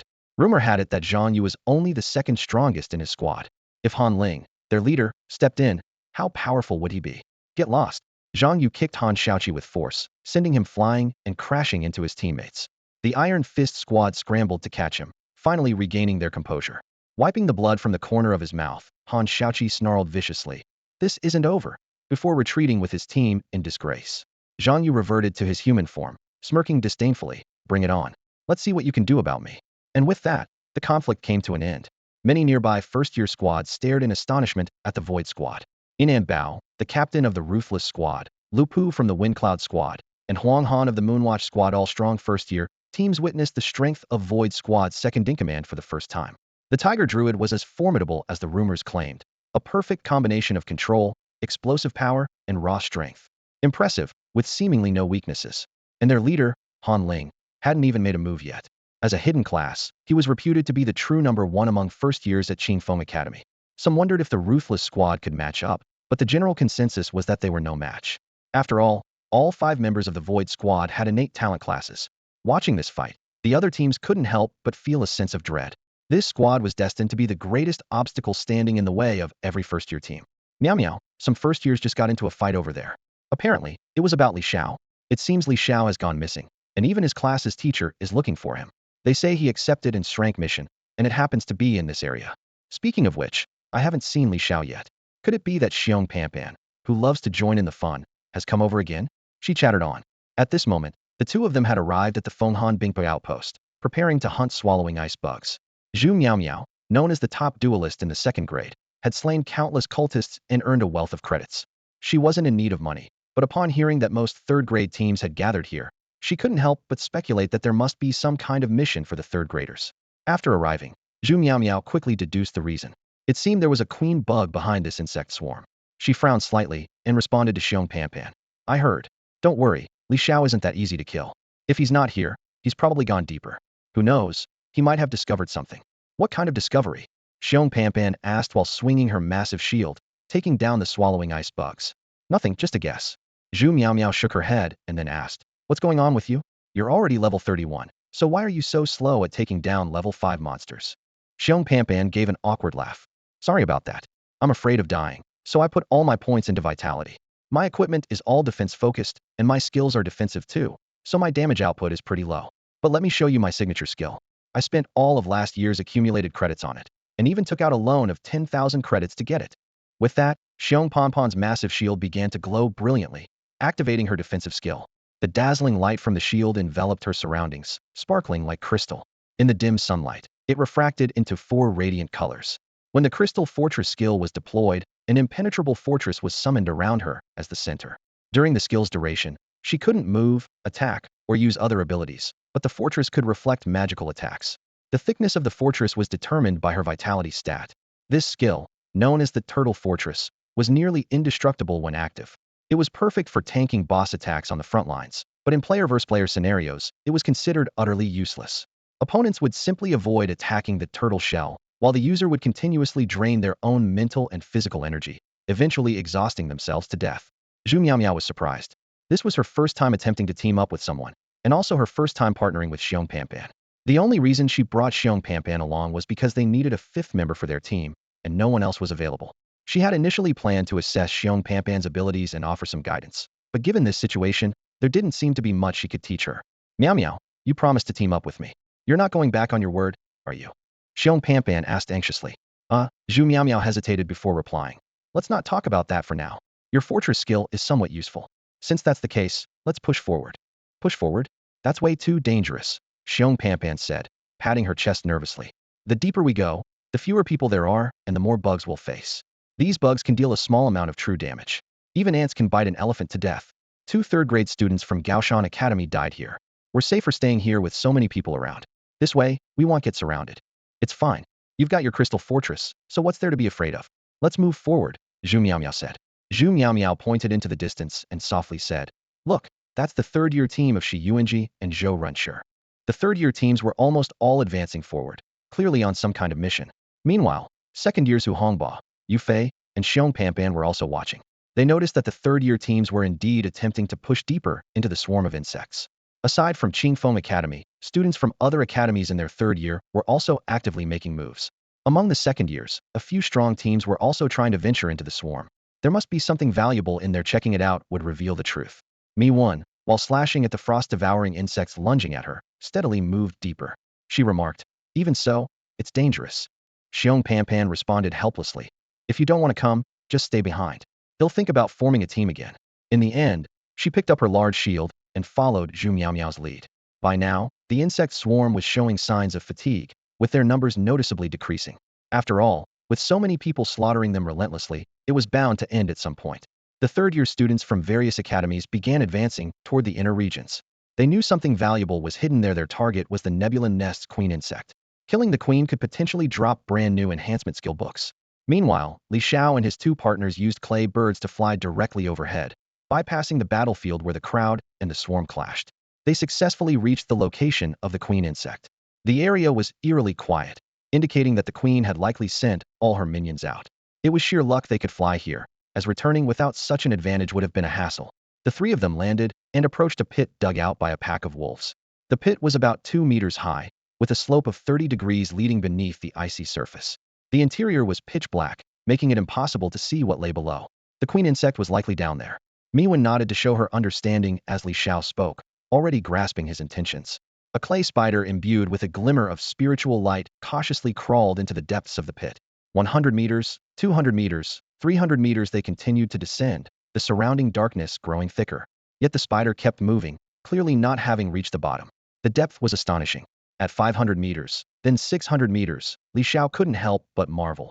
This lake must have been terrifying once it's unbelievably deep. At 700 meters, Mi Wen suddenly gasped at the sight before her. What is this? What's going on? Mi Wen asked in surprise. Li Xiao looked puzzled and asked, What's wrong? Didn't you say it was hard to see down there? Mi Wen nodded. Yes, it's hard to see clearly, but it seems we've reached the end. There were no ice-devouring worms along the way either, which means they've probably all been sent out. Li Xiao was shocked. The end? But this is already 700 meters deep. Zhang Xiaohua pondered for a moment and suggested, How about we use clay to blow it further in? Li Xiao shook his head. Don't come up with such bad ideas.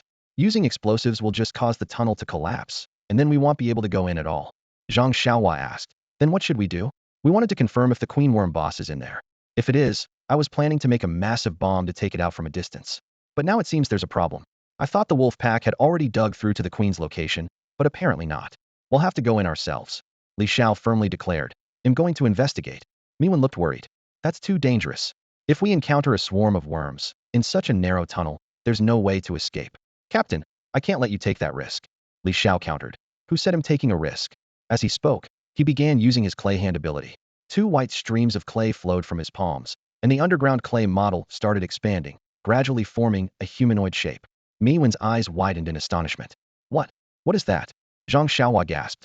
If this is real, then clay masters are way too overpowered. This is just like a puppet master.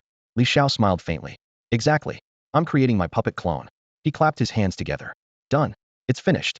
The puppet created using the clay hand ability was different from puppets made through crafting skills. With crafting skills, failure meant the materials were lost, and the process would outright fail. But with the clay hand ability, the puppet would appear regardless of success or failure.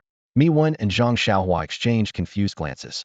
Standing on the ground was a humanoid puppet, roughly the same height as Li Xiao. While it had a complete outline, with arms, legs, a nose, and eyes, the overall look was still like a rough clay figure. It was impossible to craft an exact replica of himself. It required far too much detail to be realistic. Even though Li Xiao had mastered advanced clay techniques, he could only rely on sheer numbers of identical clay spiders to piece it together, resulting in a very abstract clay figure. He imbued the puppet with some of his own traits, allowing it to perform simple tasks like walking and using tools. Because of this, the clay figure also carried a hint of his personality. It struck a pose, standing with its hands behind its back, facing away from the group, and offering a silent, enigmatic smile. Li Xiao chuckled. How is it? Miwen's lips twitched slightly. It's impressive. Zhang Xiaohua frowned. Yeah, really impressive. Looks just like you. Li Xiao sighed helplessly. You two couldn't be more sarcastic, could you? He pulled a magic scroll from his backpack and handed it to the clay puppet. This is a Firestorm magic scroll, a one-time use, level 60 item. It creates a massive firestorm that continuously attacks targets at its center. It's nearly impossible to withstand. Miwen asked curiously, a magic scroll? Li Xiao nodded. That's right. A level 60 magic scroll. It should be strong enough to clear the passage and let us see what's inside. With that, Li Xiao controlled the clay puppet, which carried the magic scroll, and sent it down into the tunnel. Activating the magic scroll was simple, just open it to use. Miwen quickly cast the Mind's Light spell, directing Li Xiao to control the clay golem to avoid hitting the walls of the pit. The clay figure, holding the magic scroll, dashed forward and swiftly reached the 700-meter mark. Here, the wolf pack encountered an ambush, completely blocked off. Miwen instructed, Captain, a little to the left, a bit more, that's it, that's the front. With no visibility, Li Xiao adjusted the clay golem, aiming precisely at the blocked section of the pit, and then spread the magic scroll open with both hands. Boom. The magic scroll instantly erupted with intense flames, forming a massive firestorm that swirled and surged down the pit. The icy layers evaporated rapidly under the assault of the fire, and the pit's diameter and length expanded continuously. The flames illuminated the entire pit. The clay golem continued forward along the predetermined path, its goal to locate the brood mother unless the Wolf King's calculations were wrong. 100 meters, 200 meters, 300 meters. When the depth reached 1,000 meters, the magic scroll's power was fully unleashed, and the passage was completely cleared. The view ahead opened up into a vast space, seemingly reaching the lakebed. The area was elliptical, with a bottom surface roughly the size of a football field, clearly carved out by the ice-devouring worms. At the very center stood an enormous creature, the brood mother of the ice-devouring worms. Its massive body was enveloped in a smooth, translucent white shell, as if sculpted from the purest ice and snow of nature. The broodmother's structure was intricate, a fusion of various insect and unknown biological traits. Its wide head extended into long, delicate antennae that swayed gently, seemingly able to sense everything around it, yet it lacked eyes. Piles of flesh and blood were stacked before the broodmother, continuously delivered by the ice-devouring worms from unknown sources, which the broodmother devoured relentlessly. Meanwhile, its abdomen swelled unnaturally, writhing as it laid clusters of black eggs, densely packed like frog spawn. Using its antennae, the broodmother seemed to detect living creatures, but it paid no attention to the clay golem that emitted no heat. The same appeared to be true for the ice-devouring worms, as many nearby showed no inclination to attack the golem. Captain, this is where the broodmother is located, Li Xiao said cautiously, controlling the golem to crawl out of the entrance and cling to the ceiling. It was now confirmed the broodmother was directly below, straight ahead. The clay golem would not provoke the low-intelligence insects, which only targeted and consumed living creatures. What next? Li Xiao decided to unleash a powerful move. Using the clay hand technique, he fashioned an enormous 2-meter diameter clay sphere on the spot, consuming 299 packs of C2 powder. He then reinforced its surface with medium-grade clay, making it durable and smooth for easier rolling. On the clay sphere, Li Xiao placed more than a dozen C1 spider clay charges. He then activated the advanced skill of the Demolitionist class, setting a 10-minute timer for the explosive.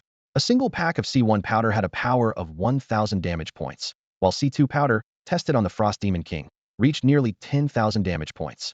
With 299 packs, the total damage would approximate 2.99 million, and even after accounting for defense, it would still deal around 2 million damage.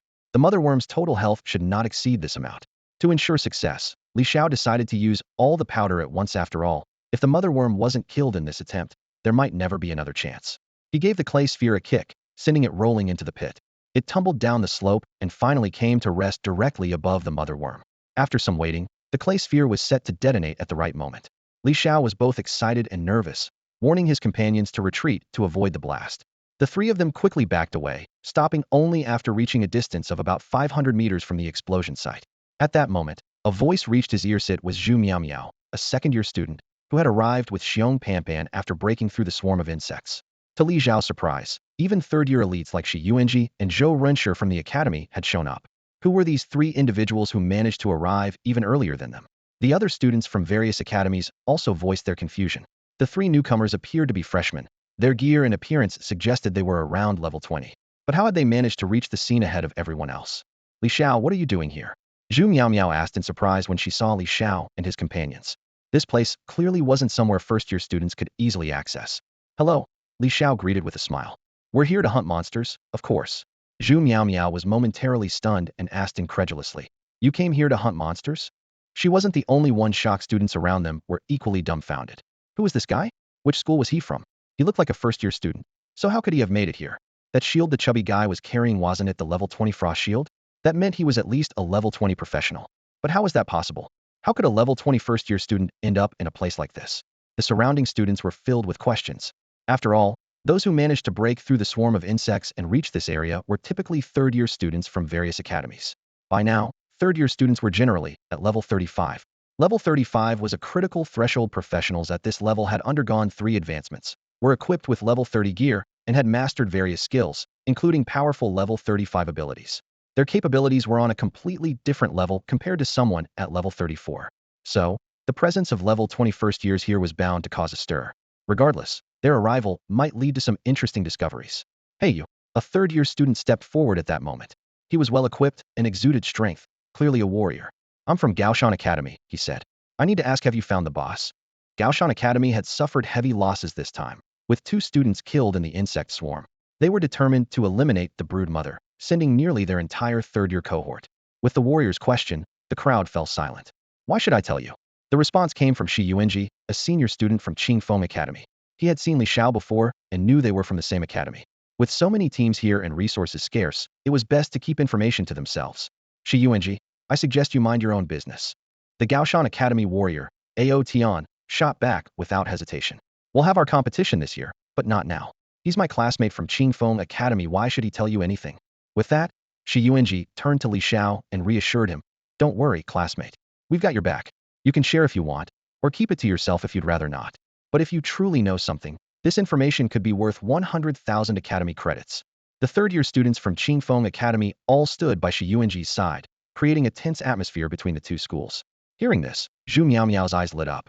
Something worth 100,000 credits couldn't just be equipment. The ice devourer insects were only level 5, so their broodmother was probably around level 30. Even a legendary level 30 piece of equipment wouldn't be worth that much. That left only one possibility: a boss might drop a skill book. It could be a legendary skill book, or perhaps even an entirely new skill. It wasn't just Zhu Meow. Some of the second-year teams who had made it here were also tempted. No wonder so many third years had rushed to this area. The academies must have secretly assigned tasks to them. Li Xiao, you don't have to say anything. Zhu Meow quietly walked up to Li Xiao and whispered, there are students from our academy here. I'll have your back. At this moment, Ao Tian from Gaoshan Academy looked at Li Xiao and said seriously, classmate, there's no need to only tell your academy. I can pay you. Just tell me the location of the broodmother boss.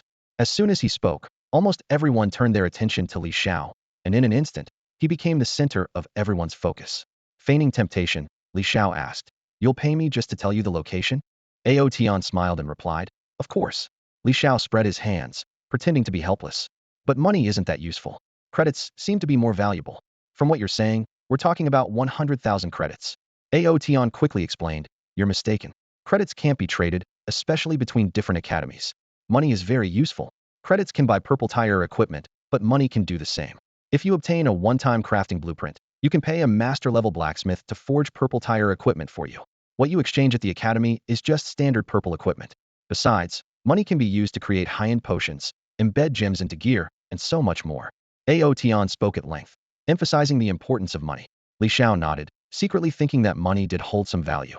He then asked, I do know where the boss is. How much are you willing to pay? Mi Wen and Zhang Xiaohua quietly observed Li Xiao, thinking to themselves, the captain is planning to make a fortune before taking down the boss. Truly worthy of being the captain, the big brother. I'll offer 50 gold coins, one team member shouted. Ao Tian was overjoyed, thinking it was definitely worth it to buy the information with money. I'll offer 100 gold coins. Shi Yuanji followed up immediately. Gritting his teeth, Ao Tian said, I'll offer 200 gold coins. He calculated that after obtaining the information, he could share it with other teams from his academy. Shi Yuanji then added, I'll offer 300 gold coins. He was also thinking of sharing the information among 10 teams, where each team would only need to contribute 30 gold coins. The key was to get the information first. If 10 teams took down the boss and earned 100,000 credits, even splitting it evenly would be a huge profit. Hold on. Li Xiao raised his hand to interrupt them. I think you've misunderstood. I never said this was an auction.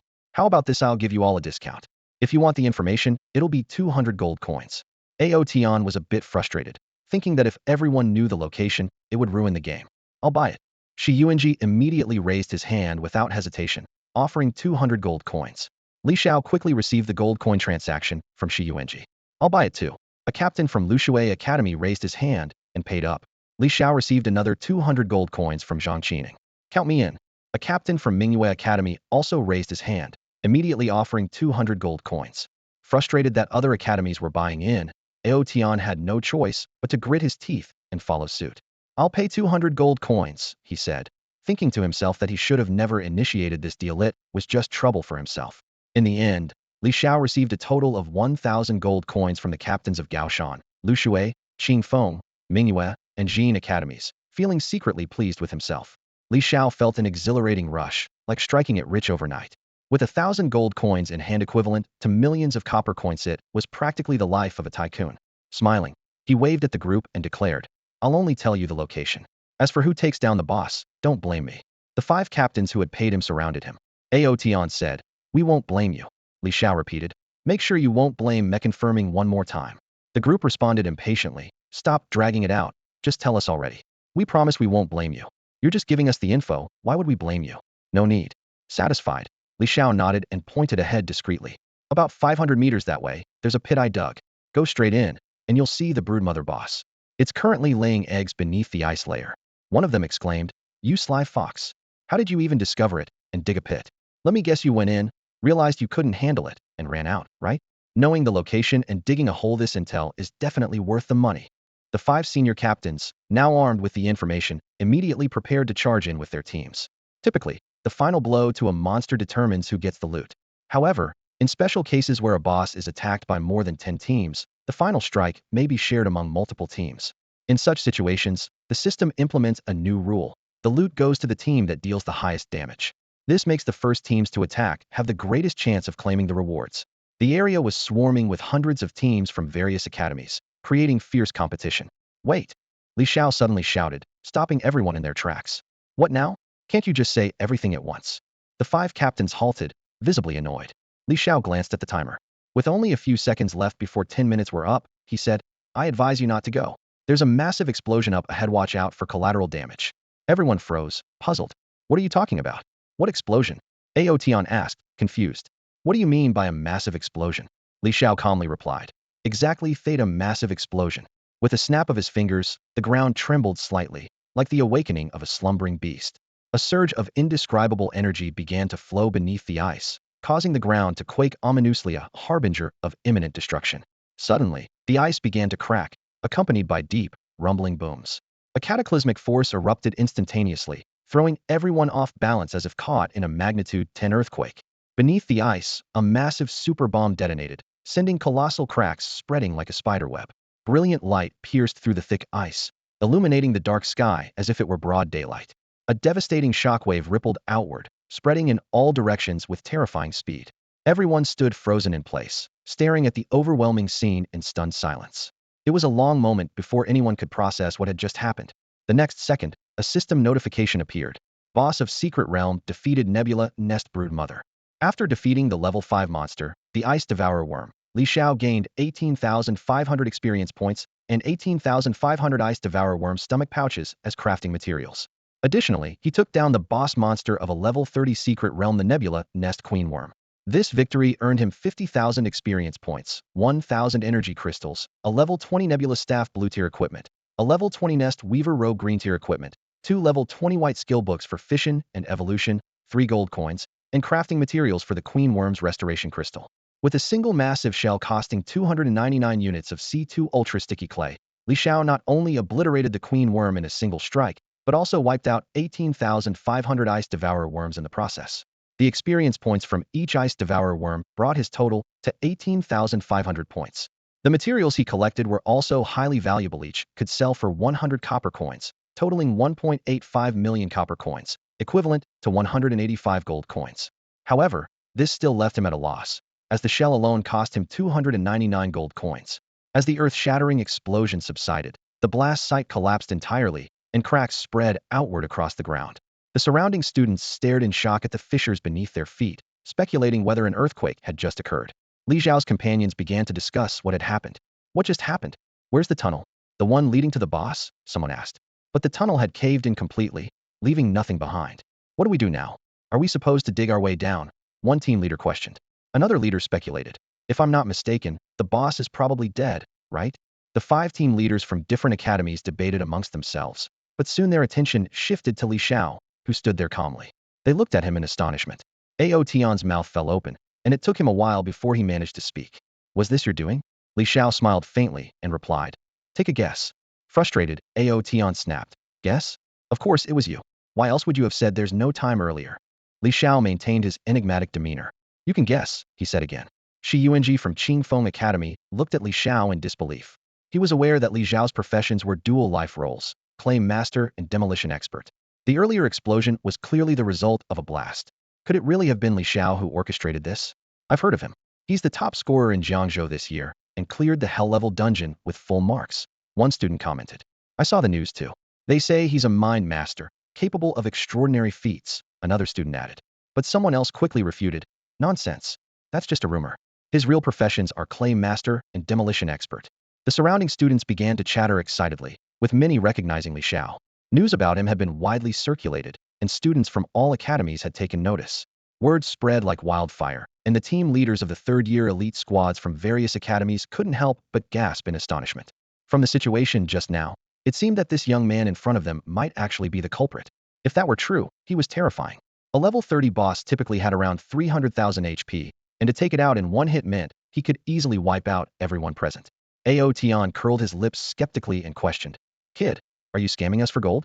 You claimed to provide us with intel, but as soon as we got the information, the boss was gone. Isn't this just a ripoff? Li Xiao explained calmly. We agreed beforehand that no one would blame me, no matter who ended up with the boss. Aotion was stunned. Indeed, they had said that, but no one had expected the boss to fall into Li Xiao's hands. Li Xiao smiled faintly. That's it then.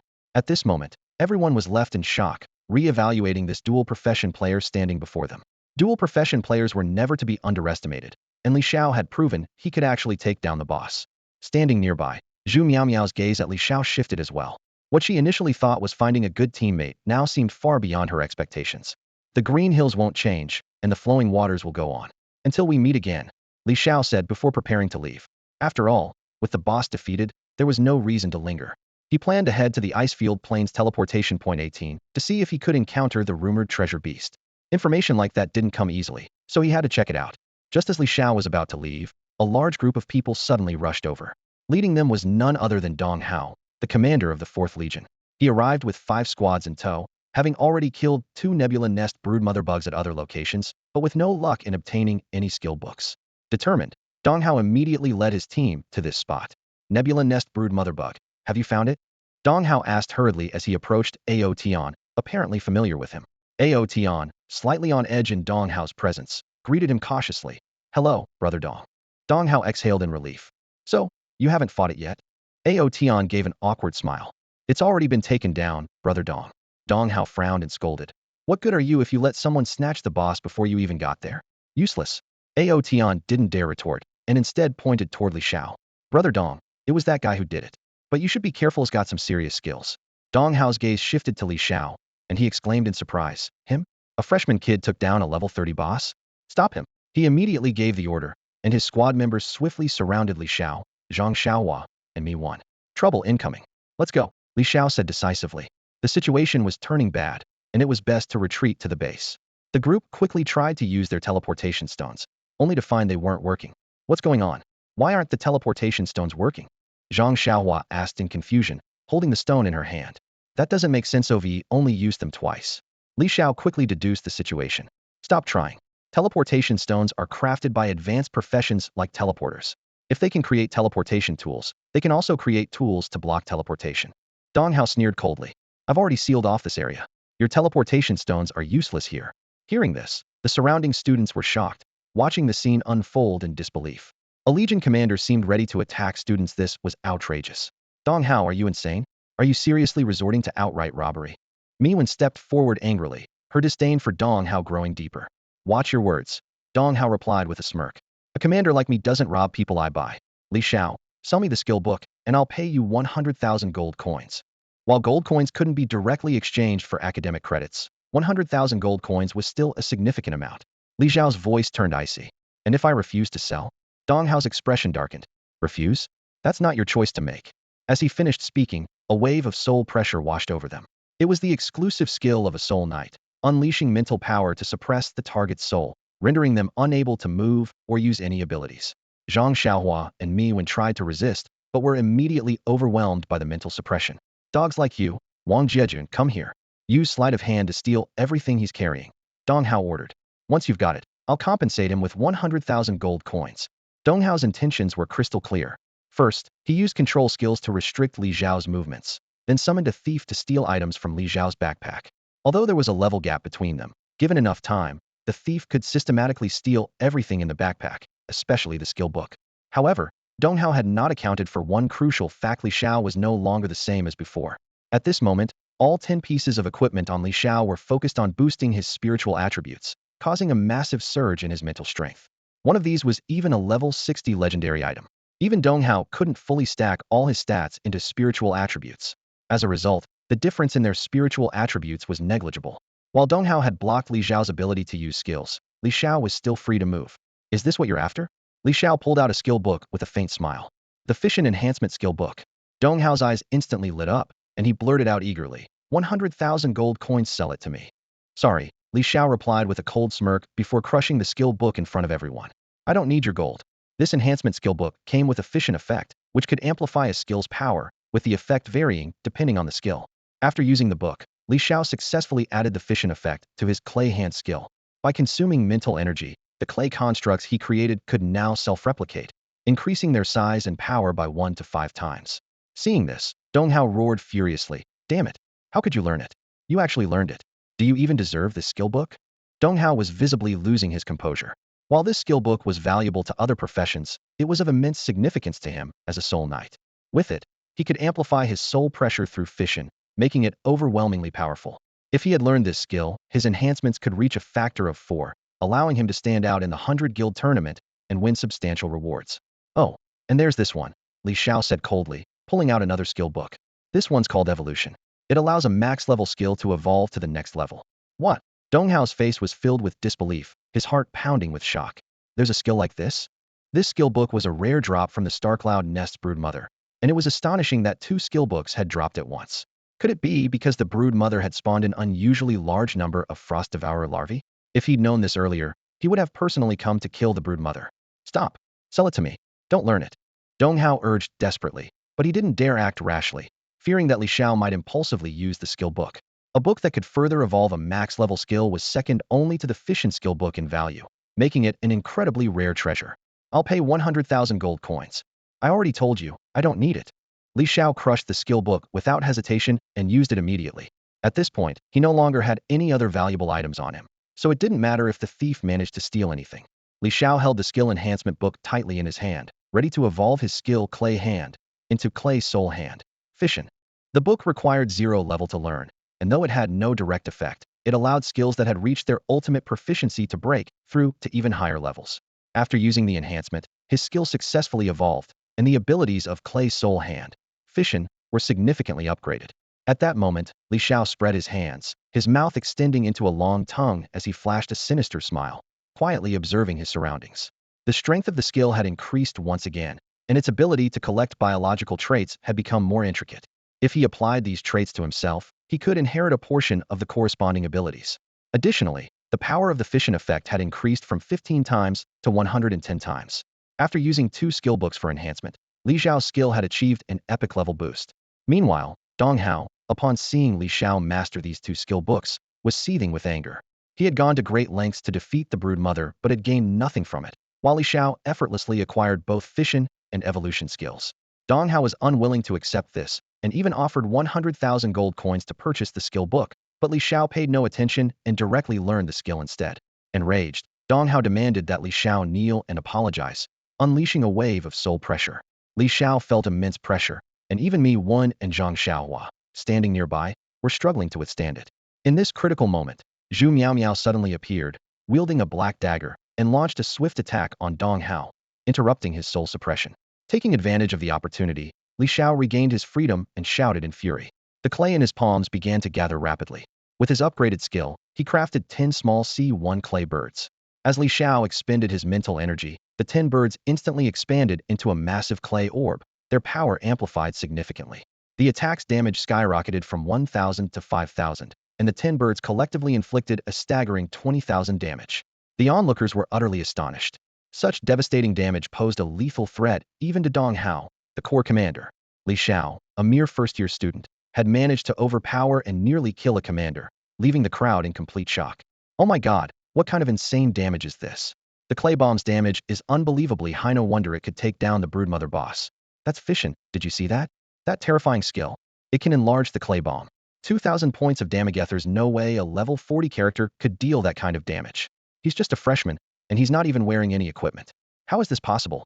But the real issue isn't even the base damage. It's that this fission skill amplifies the damage fivefold, working perfectly in tandem with his clay bomb. 20,000 damage. Commander Dong Hao seems to be a level 45 Soul Knight.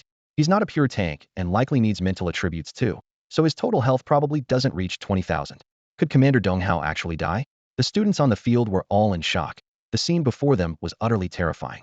Most of these third-year students were between levels 35 and 40, and even their high damage skills could only deal around 1,000 points of damage to a high defense knight.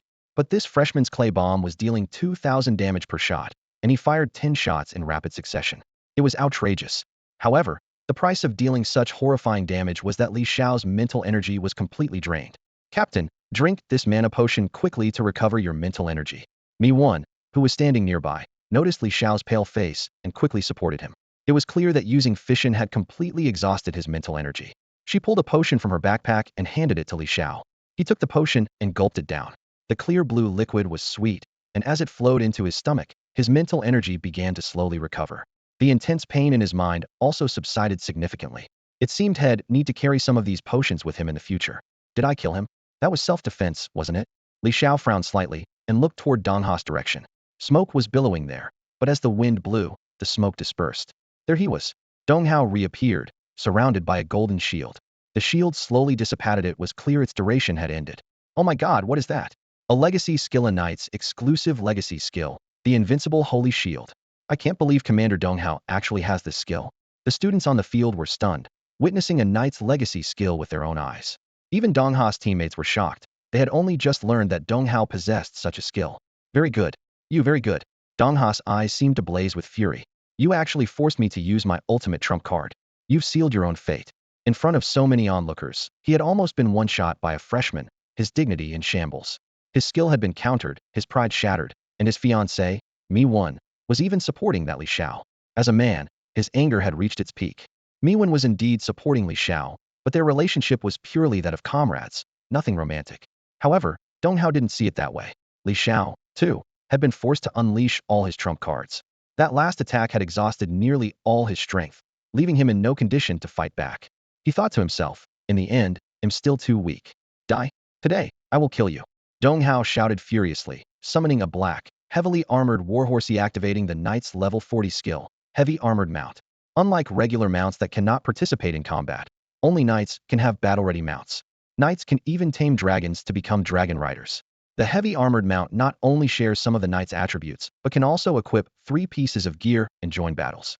Dong Hao swiftly leapt onto the horse's back, replacing his shield and hammer with a lance. Typically, knights wield shields and hammers to face enemies head-on, but by choosing the warhorse and lance, Dong Hao abandoned defense for pure offense.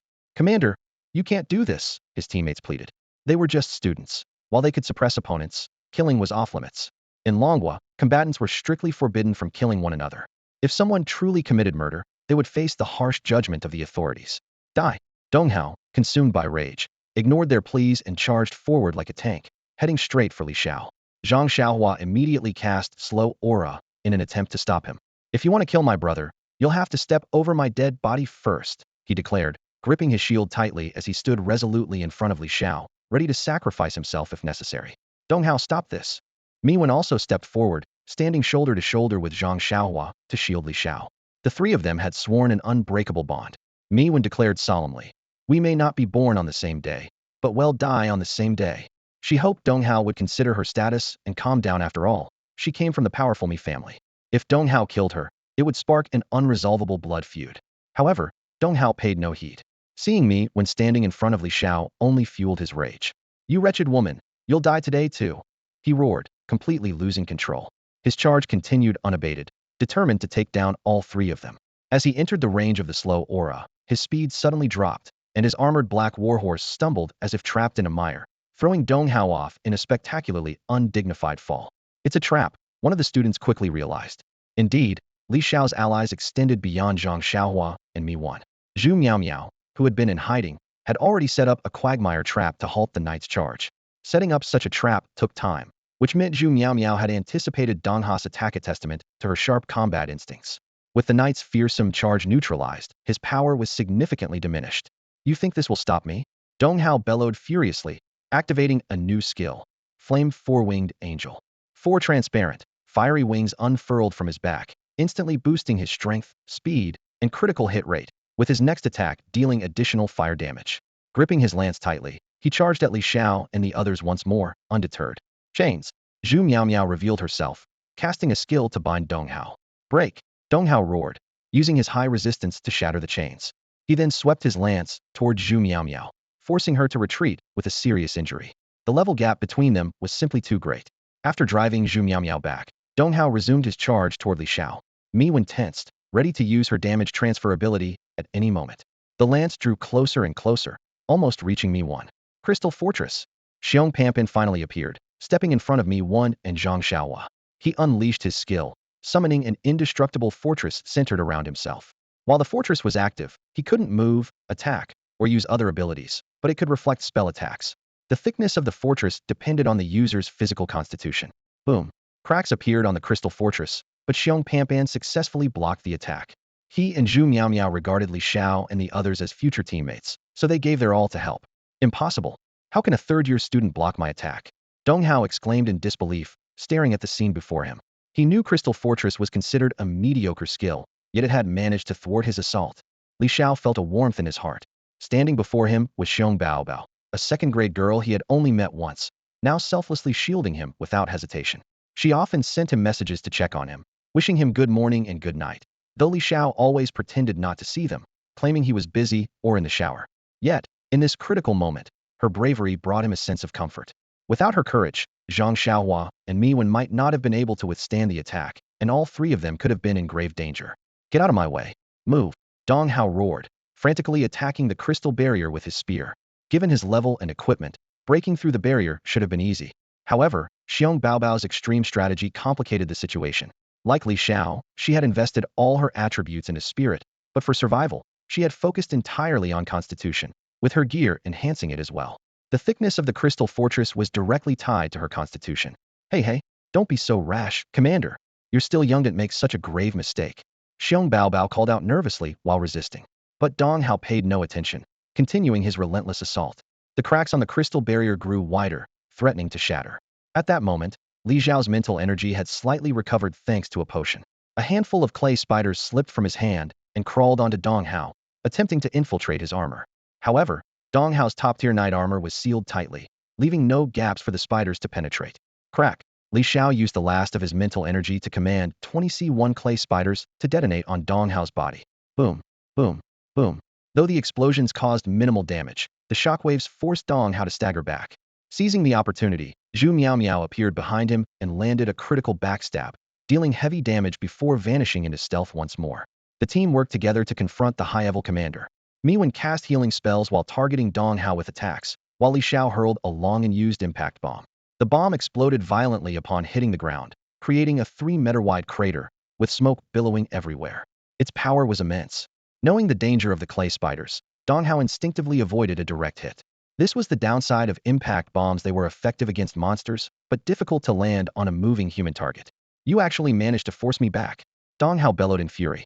For a knight of his stature to be pushed back by first-year students was a humiliation beyond measure. "You're all dead. Dead." He downed a potion that enhanced all his attributes, then summoned the flaming four-winged angel to boost his strength further. Mounting his heavily armored warhorse, he entered his ultimate state. Cracks on the crystal barrier deepened. Li Xiao's mental energy was depleted. Zhu Meow had no traps left to set, and and the gap in level and strength was too vast for me one and Zhang Xiao to bridge. It was the first time the artistic team faced an opponent, and also their first time encountering such a dire crisis. Let's see how much longer you can hold out. Dong Hao roared, activating his charge skill. Wrapped in flames, his energy surged like a roaring flood, the storm of his power ready to descend upon them. They're done for, thought the surrounding students. The fact that 3 first-year freshmen and 2 second-year students could push a Legion commander to such a desperate situation was truly astonishing. As levels increase, so do strength and equipment, exponentially. The gap between high-level and low-level combatants was like a vast chasm. Despite their impressive abilities, they were still 4 or 5 years of growth behind the Legion commander. There was absolutely no way they could defeat him now. Certain death. Dong Hao charged forward with ferocity. Li Xiao shouted, "Retreat." Following the command, the group immediately fell back. Even Xiong Bao dismantled the crystal fortress and retreated with them. Left behind were 4 C2 impact grenades and a single C1 clay spider primed to detonate them. Click. Boom.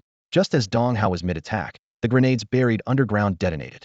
However, Dong Hao's invincible holy shield had already cooled down and successfully blocked the explosion. 2 layers of the holy shield enveloped both him and his mount, leaving them completely unharmed. Nevertheless, his attack was now dangerously close to Li Xiao and his team. Group teleport. Suddenly, Shi Yuanji, the top-ranked team captain among the third years at Qingfeng Academy, appeared beside Li Xiao. Placing both hands on the ground, he conjured a green magic circle that instantly teleported the group of 4 to a safer location, avoiding the attack. Shi Yuanji had just saved their lives. Thanks, Li Xiao said awkwardly. Sorry about earlier, I kind of scammed you out of 200 gold coins. No worries. It's not like you singled me out, Shi Yuanji replied, standing tall. I just couldn't stand by and watch. A Legion commander taking on a few freshmen?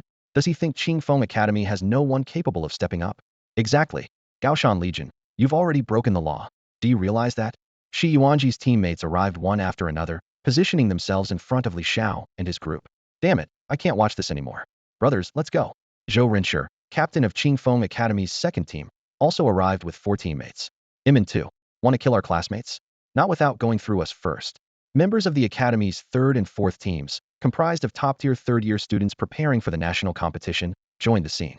While their strength might not rival the Legion commander, they were undoubtedly on par with ordinary Legion soldiers.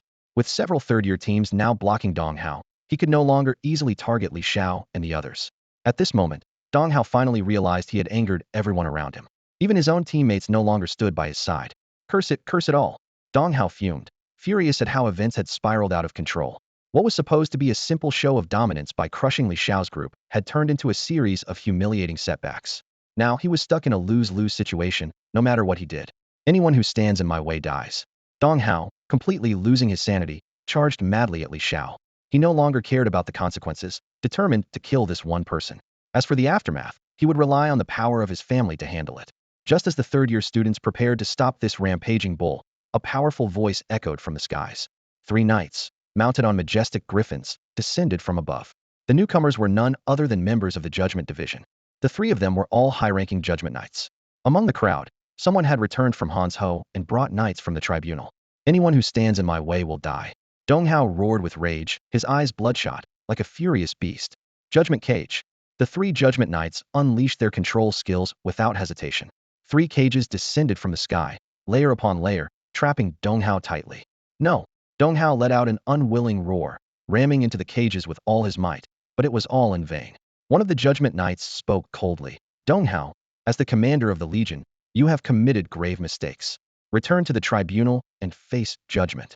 The 3 knights landed steadily, grabbed the cage, and flew back into the sky, mercilessly taking Dong Hao to the tribunal. What awaited him was a harsh trial.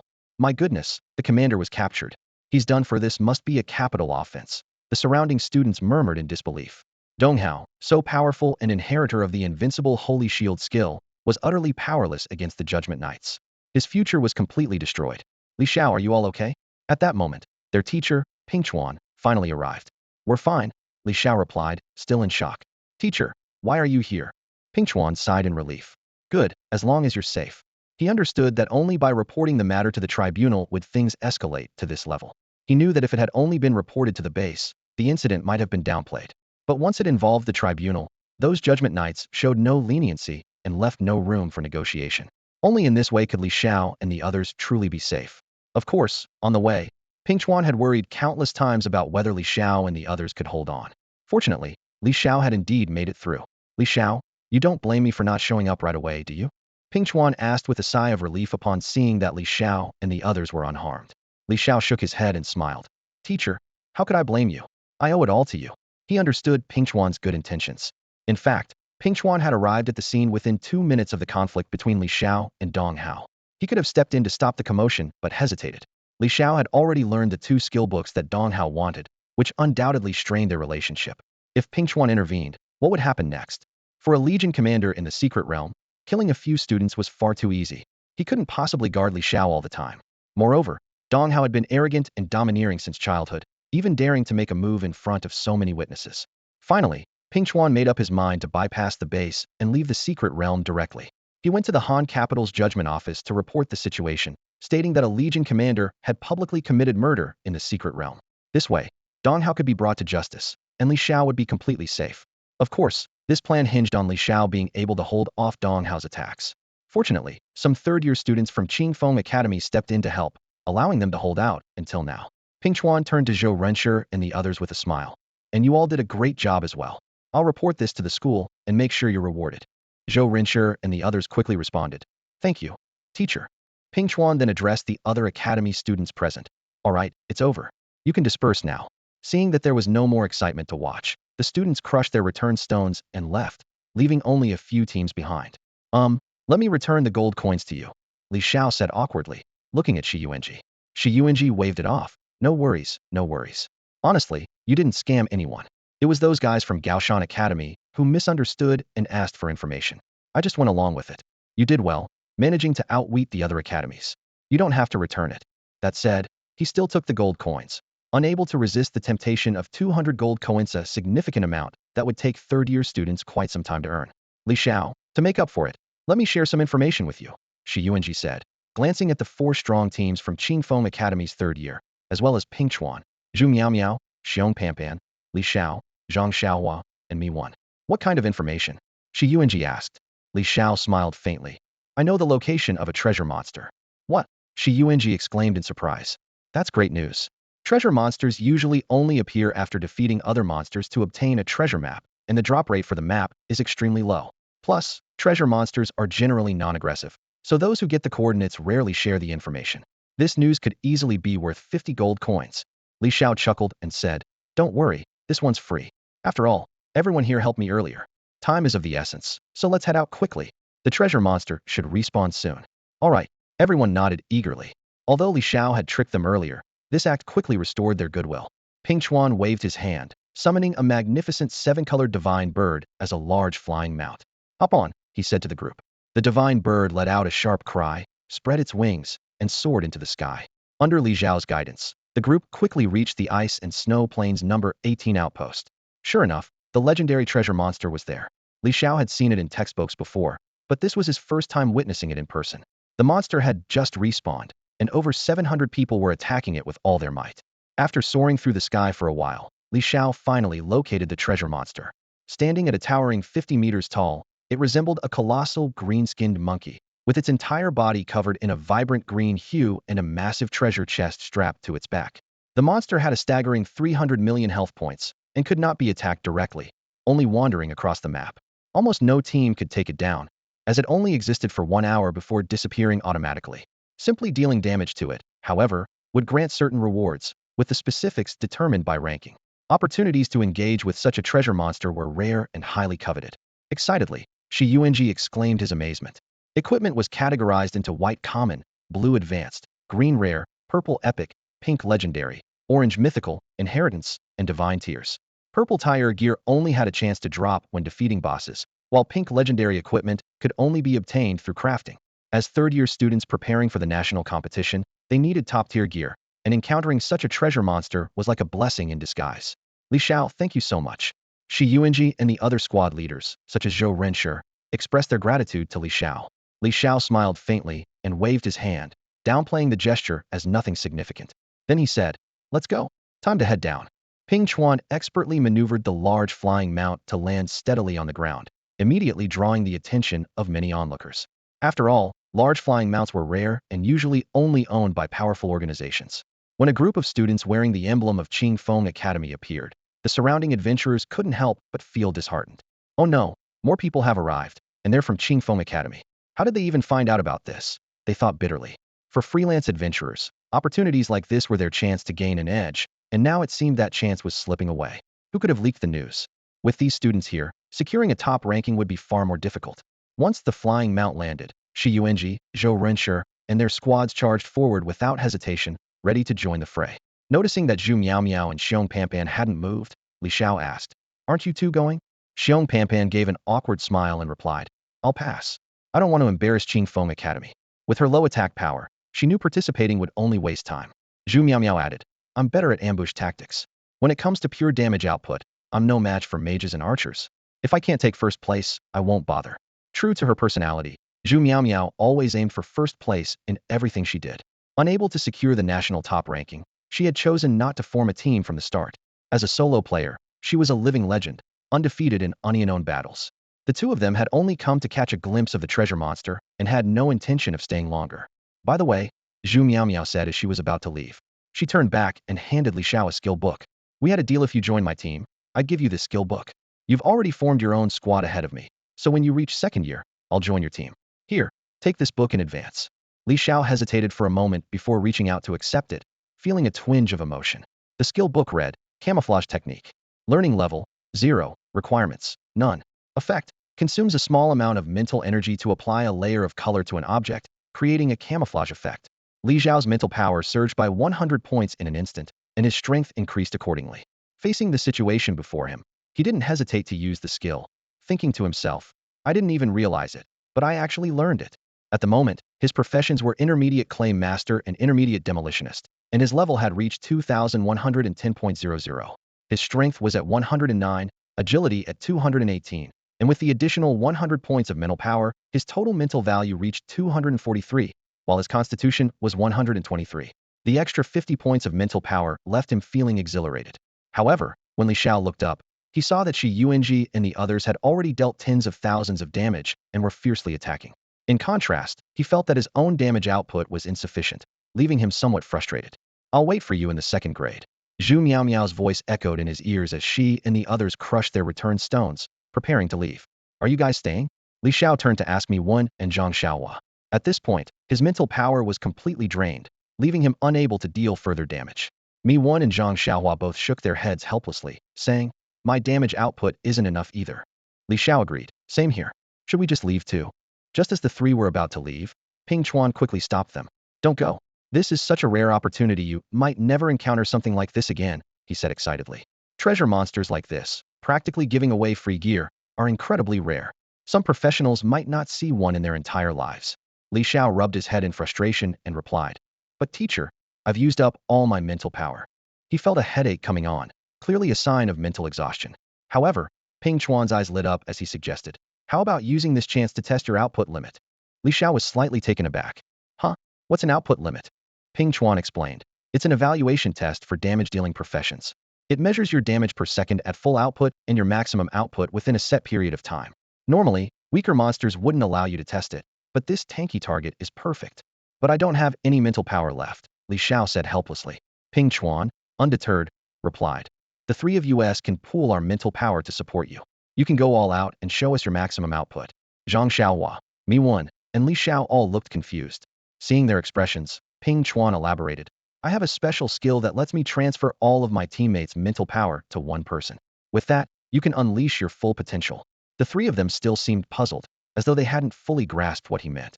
Ping Chuan's skill, mental transfer, allows him to channel his teammates' mental energy into a target. When the target uses mental energy, it deducts equally from the energy of those being channeled. However, those who are channeled cannot move or use any skills. Ping Chuan briefly explained how the skill worked, mentioning that he had acquired it by chance, but found it to be of limited use. Even with high output, one person alone couldn't reach the limit. Moreover, in the ever-changing dynamics of a battlefield, the inability of the channeled individuals to act was highly risky. However, since this treasure monster wouldn't attack humans, it was a perfect opportunity to test the skill. The four agreed without hesitation and quickly moved into action, with three of them positioning themselves in a relatively safe spot. Mental transfer. Ping Chuan activated his skill, and a blue beam extended from him, connecting Mi1 and Zhang Xiaohua before finally reaching Li Xiao. Li Xiao instantly felt his mental energy surge, and his mental state was restored. As a level 45 mage, Ping Chuan had immense mental energy. Miwen also contributed a fair amount, while Zhang Xiaohua, though slightly lacking, still had some mental attributes as a paladin. Go ahead. Show me what you're capable of, Ping Chuan said with anticipation, eager to see Li Xiao's output potential. Miwen and Zhang Xiaohua, unable to move, could only cheer Li Xiao on from their position. All right, Li Xiao replied with a slight smile. He pulled out a large clay flying bird and soared into the sky. Ping Chuan was astonished to see that Li Xiao could actually fly. If he could fight in midair, it would be a game changer. Typically, flying mounts couldn't communicate telepathically with their riders and could only follow simple commands, making precise control over height and distance challenging except for certain specialized professions. Yet, with his mastery of clay manipulation, Li Xiao was able to ascend to great heights. It was truly impressive. Don't fly too high or too far, or the mental transfer will weaken, Ping Chuan reminded him. Got it, teacher. Li Xiao responded, hovering at the monster's waist level before launching his attack.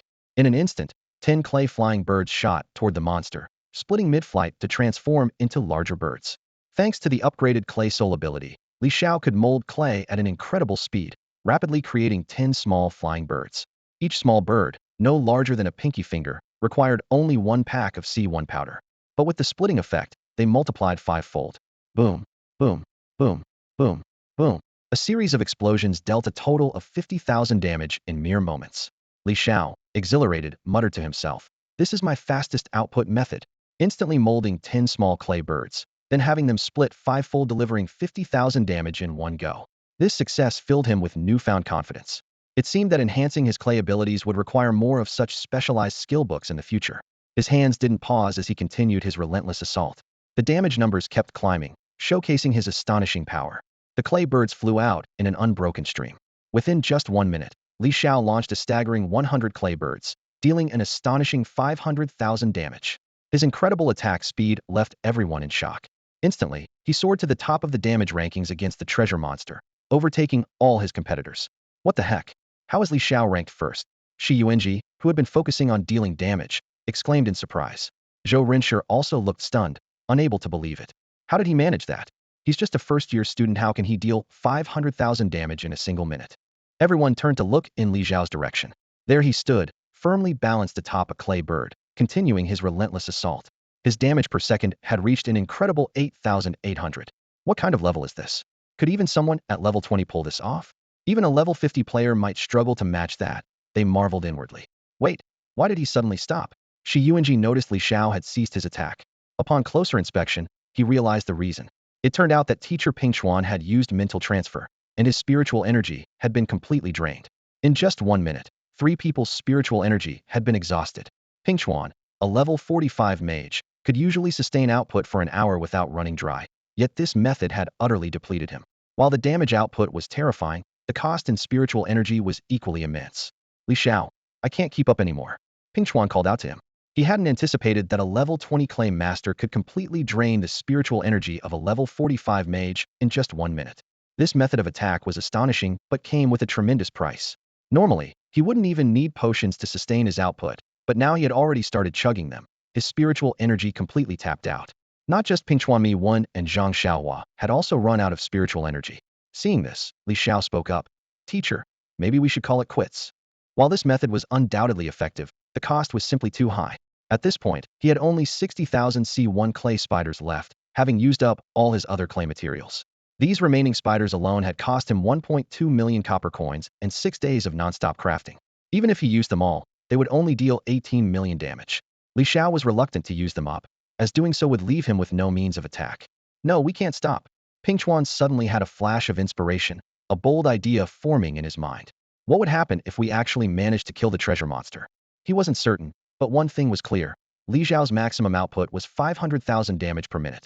If they could sustain this for 60 minutes, that would be 30 million damage. Adding the output from everyone else present, they might really have a chance to take the treasure monster down. Let's form a big team. We'll split the loot evenly. Ping Chuan thought to himself. He then set his sights on the third-year students Shi Yuanji, Zhou Renshi, and Zhang Han. Shi Yuanji, Zhou Renshi, Zhang Han, come here. Ping Chuan called them over to discuss. How about we form a big team, take down this treasure monster together, and split the rewards afterward? What? Shi Yuanji's interest was immediately piqued. Shi Yuanji stared at the treasure monster with 300 million health points, a trace of doubt flashing through his mind. This monster is definitely unkillable. But even if we managed to kill it, what benefits could we possibly gain? He turned to Ping Chuan and asked. We should all focus on providing mental energy to Li Xiao, Ping Chuan replied. Shi Yuanji thought for a moment before nodding. Li Xiao's damage output is indeed terrifying. His single-second damage exceeds 8,800. But our output isn't low either. If we join in, we might not even be able to take it down. Ping Chuan, however, kept it simple. The weaker damage dealers in your team should just focus on supplying mental energy to Li Xiao. You've seen his damage output. Just as everyone was about to agree, Zhang Xiaohua interjected. No, that's unnecessary. As long as he has enough mental energy, Brother Zhao's damage output can improve several levels. All we need to do is provide him with mental energy. He hasn't even reached his limit yet. Zhang Xiaohua, knowing Li Xiao well, had already noticed that while Li Xiao's damage output was explosive in the first 10 seconds, it slowed down later due to rapid mental energy depletion. Shall we give it a try? Shi Yuanji suggested tentatively, curious to see just how high Li Xiao's damage output could go. Let's try? Honestly, I want to see it too. The other team members agreed enthusiastically. All right, form a straight line to minimize skill consumption, Ping Chuan instructed. Following his guidance, the 20 players quickly lined up in a row. Ping Chuan then activated his skill again. A beam of light extended from his body, connecting all 20 players. It was worth noting that these 20 players were from the top teams in the third-year class, with levels ranging from 35 to 40. Brother Xiao, unleash your full power. We're all supporting you. Zhang Xiaohua shouted to Li Xiao, downing a mana potion as he spoke. Huh? Is this some kind of spirit bomb? Li Xiao felt an endless surge of mental energy flowing into him. When he turned around, he saw that teacher Ping Chuan had somehow organized the 23rd-year students into a line, all channeling mental energy to him. All right. So you want me to take down this treasure monster with 300 million health points, huh? Then let's see what the tenfold split effect can do. Li Xiao thought to himself, excitement bubbling in his heart. Li Xiao's splitting ability initially had an effect multiplier of 1 to 5 times.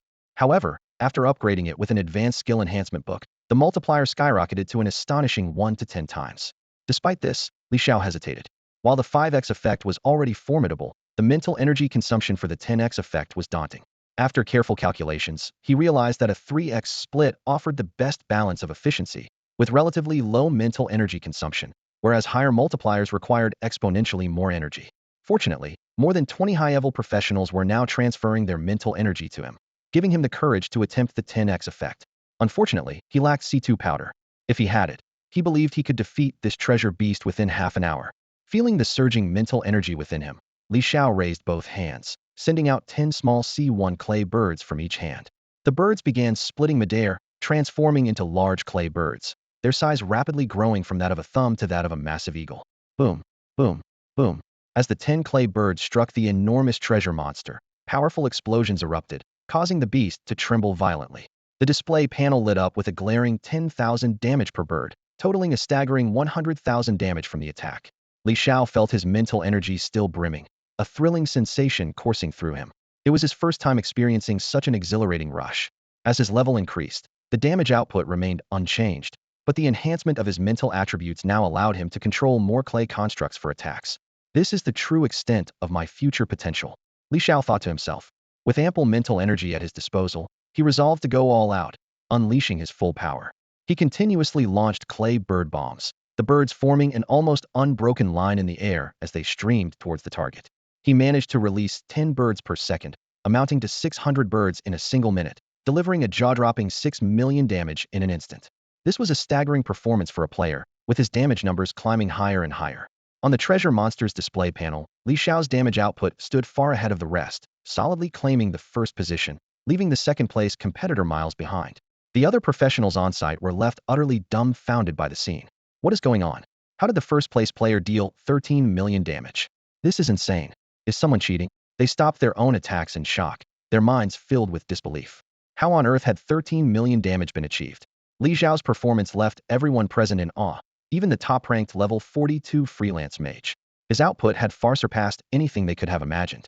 Even so, his damage output was only 560,000. How on earth did the first place achieve a staggering 13 million damage? Look, it's that guy? Suddenly, a professional player spotted a figure riding on a bird, continuously throwing smaller birds at the treasure monster. The small birds seemed to form a straight line. Moments later, the birds collided with the treasure monster, erupting in deafening explosions. What kind of attack is this? What class is that? The players exchanged puzzled glances, all admitting they had never seen anything like it. Could this be a hidden class? It was too absurd. What kind of skill was this? The crowd watched as Li Xiao executed his aerial attacks. His techniques didn't resemble any class skill at Elite was actually birds. Forget about what class he is, his damage keeps climbing. It's already reached 19 million. One player exclaimed in disbelief. Am I seeing things? Is this even humanly possible to deal such damage? They seem to use some kind of special technique. A blue line connected everyone, ultimately converging on that Birdman. What kind of strategy is this? Like some human centipede? Is this a skill that focuses all the damage? No wonder it's this overwhelming. Incredible. Absolutely incredible. It wasn't just the independent players who were stunned. Even the third-year students of Qingfeng Academy stood frozen, silently watching Li Xiao in the sky. A clay sculptor and a demolitionist, two professions long considered useless, had somehow combined to create such a miraculous synergy. There was no doubt that Li Xiao was a genius. He proved to the world that there are no useless professions, only people who fail to utilize them. In truth, there's no inherent distinction between crafting professions and combat professions. Those labels were created by people, and Li Xiao had shattered that bias. The combination of a clay sculptor and a demolitionist was nothing short of perfect. Not only could he control clay birds, but he could also engage in aerial combat. Oh my god, our school has produced a monster, sighed Shi Yuanji, captain of the third year's first team. This is insane. I really want him on my team. Maybe we can get him to join the third years? Zhou Rinshi said enviously, practically drooling. Shi Yuanji rolled his eyes and retorted, keep dreaming. He's already been recruited by Zhu Miao, the principal's niece. No wonder the first-ranked Zhu Miao decided to form a team. This guy is off the charts. Even I'm tempted. Zhou Rinshi sighed. With him on board, Qingfeng Academy is bound to win the national championship 2 years from now. It's been years since our academy last took the title. Shi Yuanji nodded in agreement. Exactly. And he's only level 20. He still has so much room for improvement. Unlike user growth, potential isn't what it used to be. Zhou Rinshi added. At this rate, I think Li Xiao could easily take on Dong Hao. Dong Hao's invincibility skill can't last forever, but Li Xiao can keep sending out clay birds without stopping. These crafting skills are more outrageous than the legacy skills. Zhang Xiaohua chimed in proudly. Of course. My brother Xiao is unbeatable. Miwen sighed. Xiaohua, we're so lucky to have such an awesome big brother. The crowd couldn't help but express their envy. So jealous. Having a monster like him as a teammate is like winning the lottery. The damage kept climbing, now reaching 21 million. No way could he actually kill the treasure monster? Everyone exclaimed in astonishment, frozen in place by the scene before them. They couldn't move or use their skills, only watching quietly. It seemed the chance to defeat this treasure monster had truly arrived. Normally, a monster with billions of health points was almost impossible to take down within an hour. What would happen after it was defeated was anyone's guess. A glimmer of excitement began to rise in their hearts. This is bad, guys. It's terrifying. Shi Yuanji shouted loudly. I feel like my mental energy is about to run out. As a level 36 mage, he was clad in purple gear, wielding a pink staff, and possessed a divine skill that increased his mental energy cap. His mental energy was already exceptionally high. However, at this moment, he realized that under Li Xiao's relentless drain, his mental energy was nearly depleted. In 2 more minutes, he'll probably be out. No, I need to find help. Shi Yuanji immediately used a teleportation stone and vanished on the spot. He knew he had to gather more classmates for support. Ping Chuan quickly called out, hurry back. Everyone, drink mana potions who can't let our mental energy run dry. Teacher, I've already been drinking them. Other students responded one after another as they pulled out potions to restore their mental energy. Some even went so far as to spend a few gold coins on expensive potions that could instantly replenish their reserves. Li Xiao's mental energy drain is just too insane. They all understood that even if they poured all their effort into casting skills, they couldn't match such an overwhelming level of consumption. He'll head back too, Zhang Xiaohua said, her mental energy already completely drained. I need to buy some materials. I'm guessing Brother Xiao is running low on supplies as well. Form a big team. Form a big team. Is everyone here? Respond quickly. Respond quickly. Shi Yuanji anxiously called out in the group chat. The only way to use the chat system through the Spire Tower was to gather at the base's teleportation array. He immediately started spamming messages in the friends group chat, knowing that the treasure monster would only exist for 1 hour. Time was money. Luckily, Shi Yuanji was well connected and had plenty of friends. Most of the third-year students happened to be resting at the base and hadn't ventured out. What's going on, Captain Shi? It's rare for you to pop up in the group chat. Captain Shi, is there a big boss that needs a massive team? Why aren't warriors included? As a blade warrior, I am the first to object. I'm the second to object as a shield knight. Why are knights excluded? Shi Yuanji quickly replied. No time to explain. If you're coming, hurry up, faster is better. I'm only waiting 1 minute. Meet directly at the teleportation point. I'm in. Fire Rain Mage reporting for duty, and I'm signing up my buddy to as a priest. This urgent? Alright, I'm coming right away. Damn, I'm in the middle of taking a dump. Can you wait 2 minutes? No can do. We're leaving in 1 minute. If you're joining, hurry up, there are plenty of rewards. SHD, I'll just cut it off now. Soon, at the base, a swarm of mages and priests were sprinting crazily toward the teleportation array. Shi Yuanji, the captain of the strongest third-year team, had sent such an urgent message everyone knew something good was up. Mages, priests, warlocks, and other classes rushed over, and within a short time, over 300 students had gathered at the teleportation point. They were all third years, at levels ranging from 35 to 40, with high mental strength. Captain Shi, what's the big deal? Why no frontliners? What's this big team for? What do you need us to do? The students asked eagerly. Shi Yuanji smiled faintly and replied, nothing. You just need to stand still and wait for your share of the rewards. Everyone froze, staring at him in confusion, their minds racing. Is there really such a good deal? Can there actually be a free lunch in this world? Shi Yuanji glanced at the time. The minute was up, no more waiting. Let's go, he announced. I'm sending out the team invites now. Join up and follow me. Over 300 people quickly accepted the invites, forming a massive group. They activated the follow mode and began moving in sync with Shi Yuanji. Shi Yuanji stepped into the teleportation array and was instantly transported to Snowfield Base number 18. Exiting the base, he sprinted toward the treasure monster's location. Soon, the towering treasure monster came into view, and Shi Yuanji thought to himself, this is definitely worth it, it's a treasure monster. However, he knew that this type of boss didn't require a massive team, as the rewards were distributed based on individual contributions. At the edge of the plain, the group ran while discussing, who cares? Once we get there, we just need to go all out with our attacks. Who knows? We might get some great gear. Now I understand why they didn't include any frontline fighters. Our damage output is way higher than theirs. Suddenly, a priest chimed in, but my damage output is super low. Why did you even call me along? Everyone turned to look at him, puzzled. Before long, they reached the boundary of the plain and were preparing to unleash their attacks.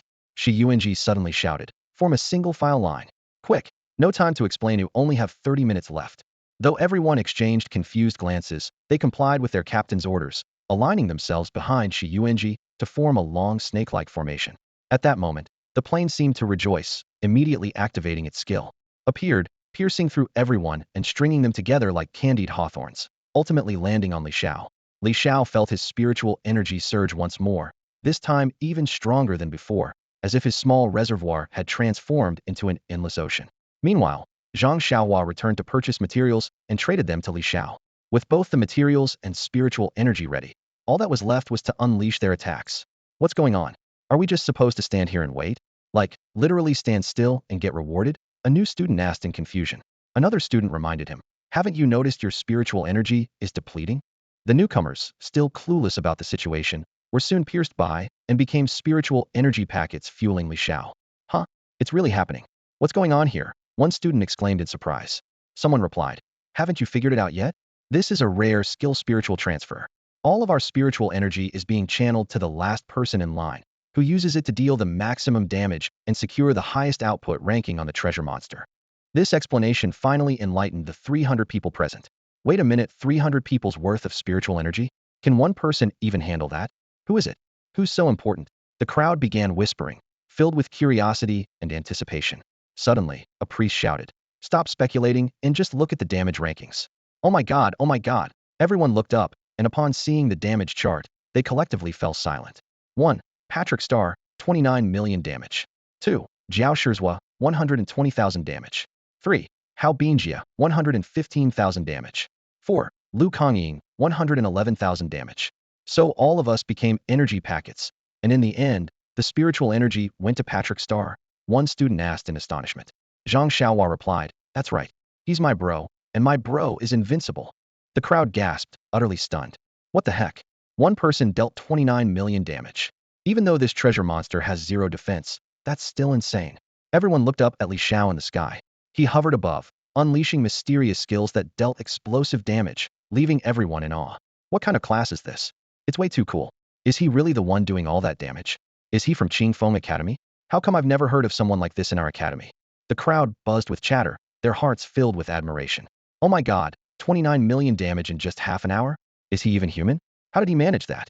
As a flame rain mage, I admit I might have spoken too loudly earlier, I take it back. The group began to realize that being energy packets wasn't such a terrible thing after all. They decided to sit tight and wait for their share of the rewards. After 27 minutes, Li Xiao's damage had far surpassed everyone else's. Other freelance adventurers had exhausted their spiritual energy, causing their damage output to dwindle. Meanwhile, Li Xiao's damage numbers kept climbing, ultimately reaching an astonishing 190 million. Everyone was left speechless, overwhelmed by the sheer magnitude of his power. Silence fell over the group as they stood in awe. Li Xiao single-handedly dealt nearly 200 million damage, leaving everyone present utterly stunned. His performance was nothing short of mind-blowing, shattering everyone's expectations. What kind of monster had the Battle Academy produced? Once, Li Xiao had the opportunity to join the academy, but he chose a life of carefree indulgence instead, a decision he now deeply regretted. Don't get too sentimental. The academy students aren't that extraordinary, a friend nearby tried to console him, though it was clear even they were shocked by Li Xiao's display. Across the entire map, freelance players marveled at what was essentially a one-man show of damage output. Starting with tens of millions, then hundreds of millions, his damage skyrocketed to over 1 billion and was now approaching 2 billion, in unbelievable feat. I've seen him before. I was the one who told him about the treasure monster, said a beautiful woman from the Bear Kingdom among the crowd. The others chimed in, speculating that defeating the treasure monster might yield double rewards.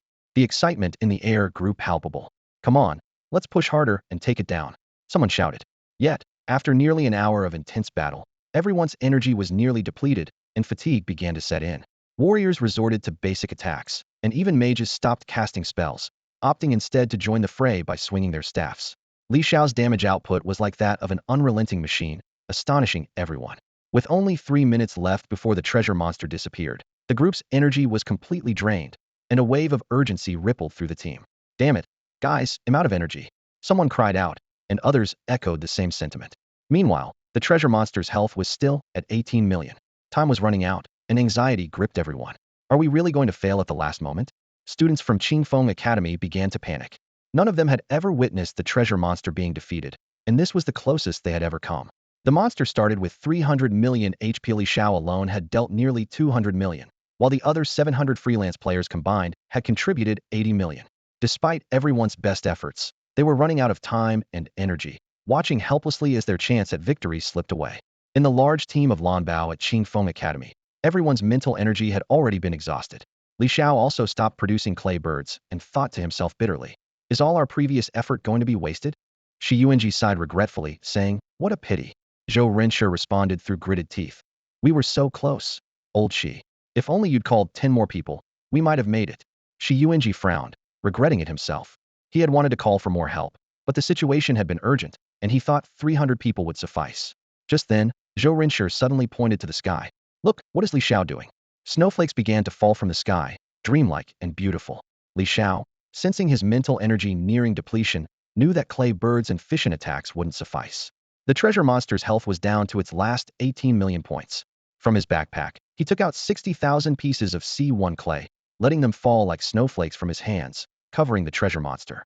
Under Li Xiao's precise control, the clay spiders arranged themselves neatly, forming a layer of armor over the monster's body. The number kept increasing 10, 0, 0, 0, 20,000, 30,000, 50,000, 60,000 clay spiders, turning the treasure monster completely white in an instant. This must be Li Xiao's final trump card, he thought to himself.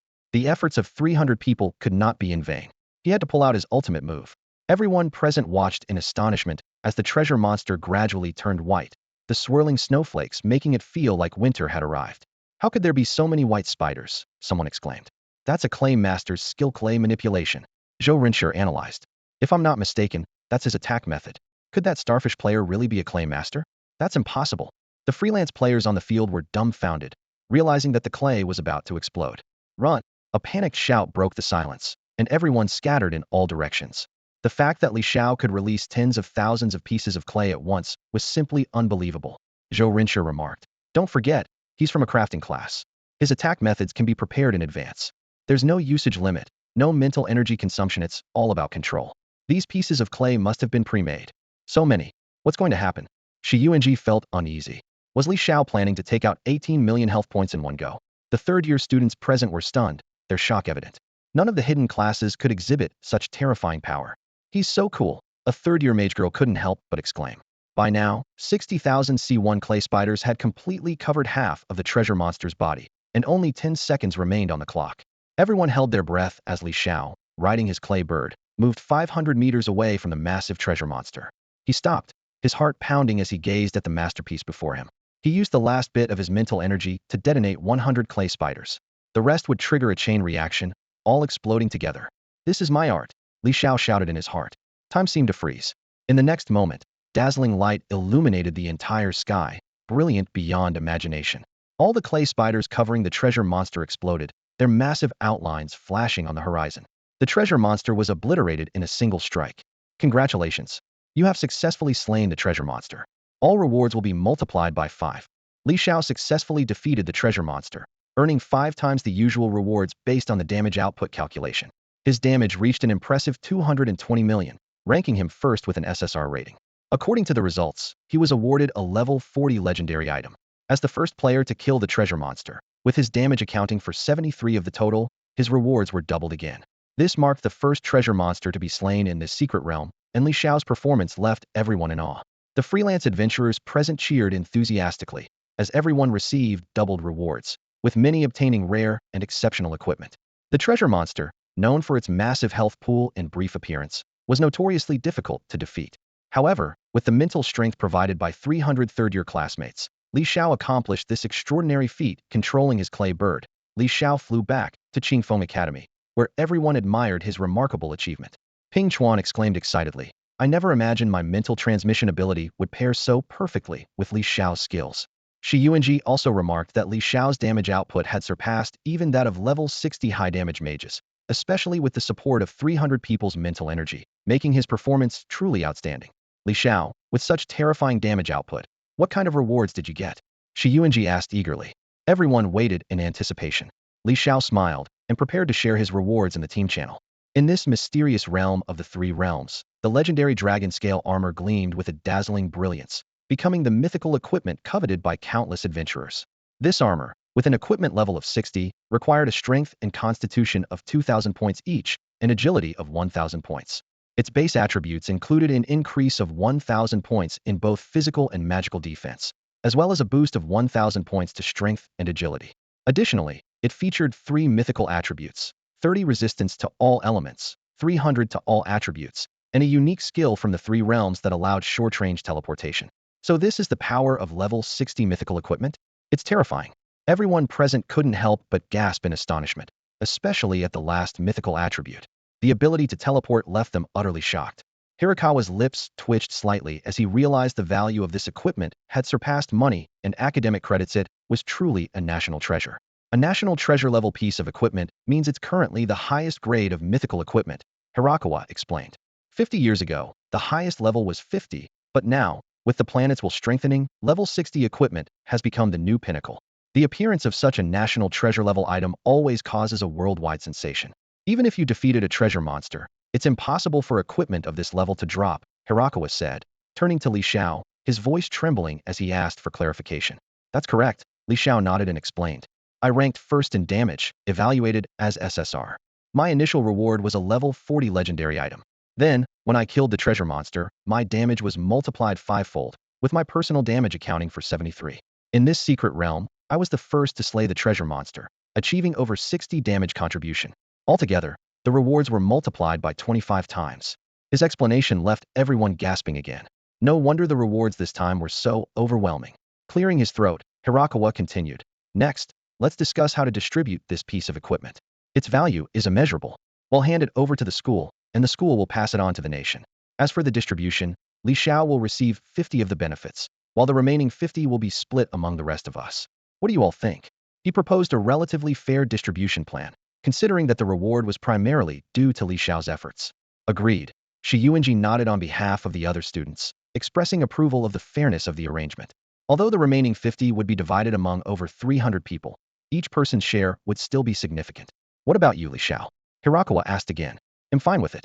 Let's go with the teacher's suggestion, Li Xiao agreed, understanding that receiving 50 of the reward was fair, as he couldn't have obtained the national treasure level equipment without everyone's help.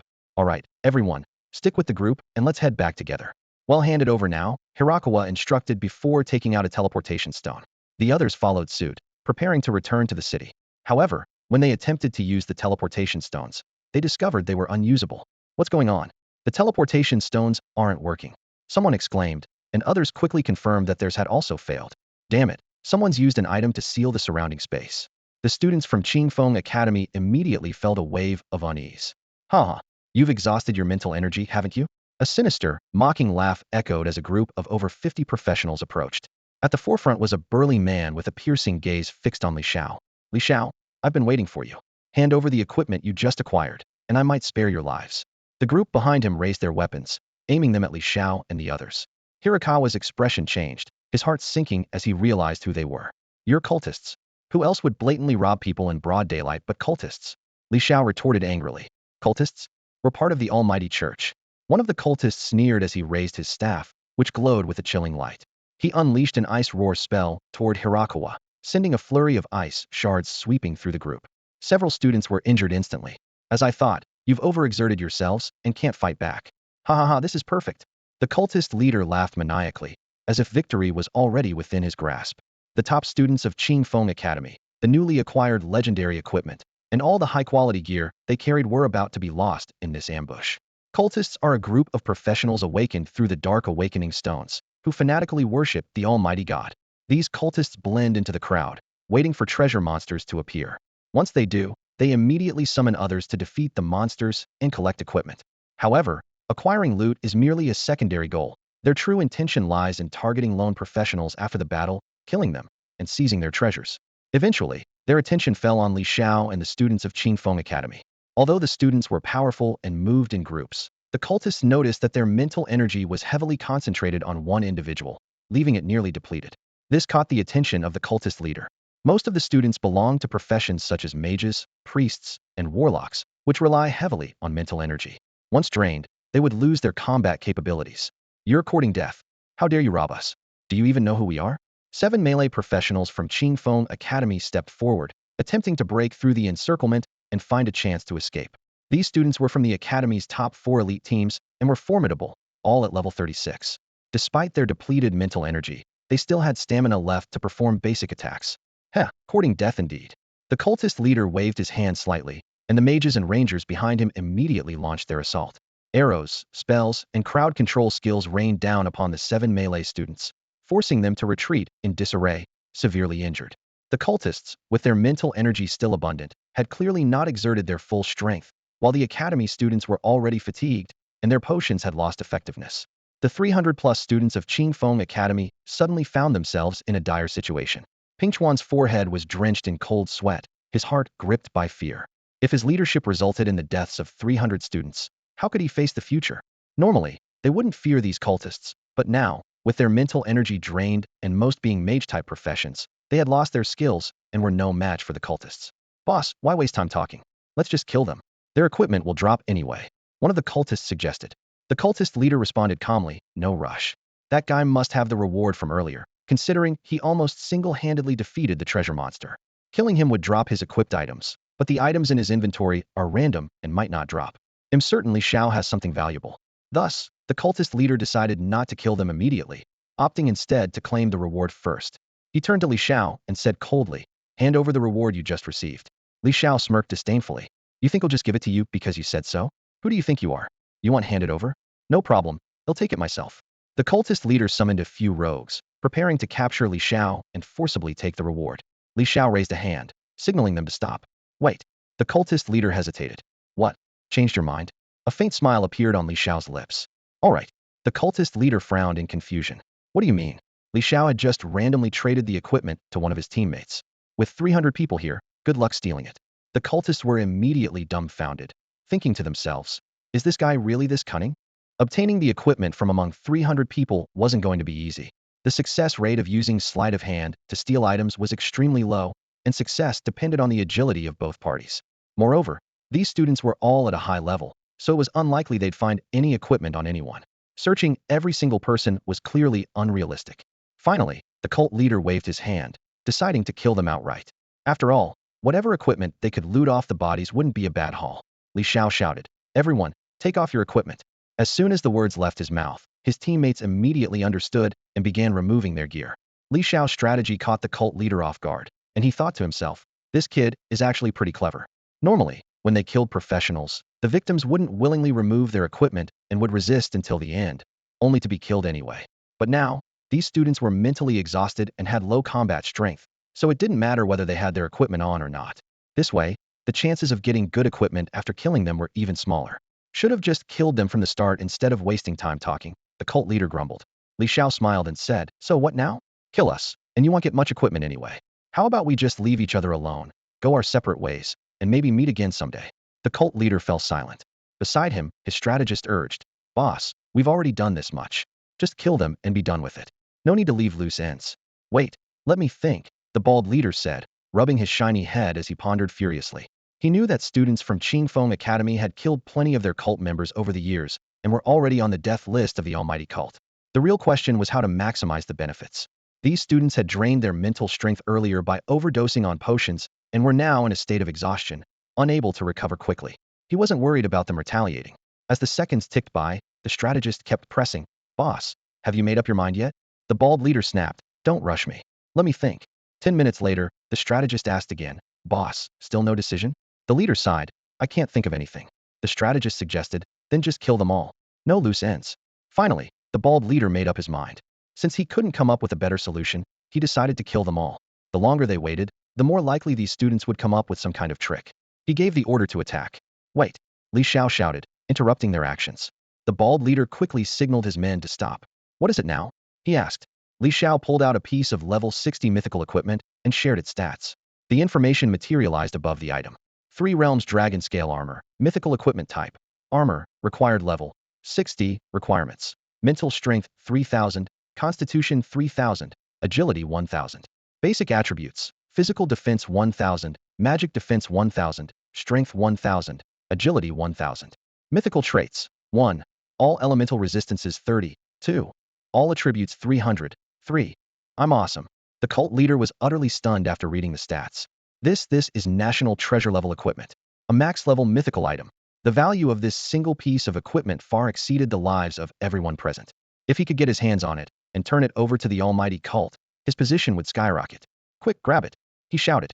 But before anyone could act, Li Xiao swiftly stored the equipment back in his inventory and grinned. Sorry, I just randomly traded it to another teammate. The bald leader let out a wail of despair. You've got to be kidding me. You've got to be kidding me. The bald leader's emotions were starting to unravel due to Li Xiao's actions. First, he traded his equipment to his teammates, rendering the bald leader's sleight of hand strategy ineffective. Then, everyone took off their equipment, reducing the rewards from killing them to almost nothing. Frustrated, the bald leader considered taking action directly, but Li Xiao suddenly revealed a max-level mythical piece of equipment. If they killed him but failed to loot it, the loss would be devastating. Strategist, boss, what do we do now? The bald leader asked anxiously. Let me think. The strategist replied thoughtfully. I have a feeling this kid is stalling for time. The bald leader, dissatisfied, retorted. Don't worry, they're already in a state of mental exhaustion. The state of mental exhaustion was a side effect caused by overusing recovery potions. Any professional could temporarily restore a large amount of mental energy through potions, but once they reached the spirit threshold, they would enter a state of mental exhaustion. In this state, their mental energy would drop into the negatives, and recovery would first need to offset this deficit before returning to normal. The strategist confirmed that this group was indeed in a state of mental exhaustion, leaving them with no ability to resist in the short term. After 5 minutes of waiting, the bald leader still couldn't come up with a viable plan. Meanwhile, Li Xiao was silently calculating. He was indeed stalling for time, and for 2 reasons. First, while others had depleted their mental energy using potions, he hadn't used any, meaning he wasn't in a state of mental exhaustion and his mental energy was quietly recovering. Second, he had been out of combat for a while and had entered a non-combat state. Li Xiao finally spoke up. Boss, how about I offer you a suggestion? The bald leader asked. Let's hear it. Li Xiao said. Equipment is valuable, but life is even more precious. Even though I have this piece of gear, it's useless if I lose my life. The bald leader frowned. What do you mean? Li Xiao declared firmly. He'll use this equipment to buy the lives of all 300 of us. The moment he said this, the students around him erupted in protest. No way, Li Xiao. You can't give it to them. Not even in death. That's a max-level mythical item. We can't let it fall into the hands of cultists. If you do this, well, be sinners, they shouted in unison. Li Xiao, however, remained calm. All of you shut up. What's the use of keeping it if we're all dead? His words silenced the group. Seeing the internal conflict, the bald leader grinned and said, Exactly. What's the use of equipment if you're dead? Recognizing the situation makes you a wise man. He then turned to Li Xiao. All right, hand it over, and he'll let you all go. Li Xiao shook his head. That won't work. If I trade it to you, you could just go back on your word and kill us all anyway. Do you think I'm that naive? The bald leader pressed. Then what do you propose? I'm not letting you go first, that's out of the question. If it comes to it, they'll just kill all of you and hope the equipment drops. Li Xiao remained composed. I have a foolproof plan where both sides get what they want. You'll get the max-level mythical equipment, and well get to live. The bald leader raised an eyebrow, intrigued. Go on, I'm listening. Li Xiao continued. You've seen my methods earlier, haven't you? My technique involves clay bombs, and the trigger for detonation is the signal word Ka. The bald leader's eyes narrowed as he turned to look at the strategist, seemingly beginning to grasp Li Xiao's intentions. The cunning advisor nodded and whispered, Boss, that's right. I've been observing him. This kid keeps shouting Ka, which seems to be the signal to detonate the clay bomb. The bald leader nodded and turned to Li Xiao, asking, And then? Li Xiao smiled and replied, It's simple after that. I'll make a clay bomb box and put this piece of equipment inside. If you dare to harm us, I'll destroy the equipment. All you need to do is lift the blockade and let us return to the city. Once I'm back in the city, I won't be able to detonate the clay bomb box, and you can retrieve the equipment yourself. The equipment will indeed be damaged if it's not equipped. The bald leader thought for a moment, finding the idea plausible, but still feeling uneasy. He turned to the cunning advisor and asked, What do you think? The advisor pondered for a while before finally saying, I think we can give it a try. It seems like a solid plan. He genuinely wants to survive. The bald leader nodded in satisfaction. All right, kid, as long as you behave and hand over the equipment, they'll spare your lives. This fully upgraded mythic equipment was more valuable than anything present, and the bald leader decided to let them go as long as he could obtain it. Under everyone's watchful eyes, Li Xiao activated his clay soul hand and began molding the clay. His actions captivated the cultists, who couldn't take their eyes off him.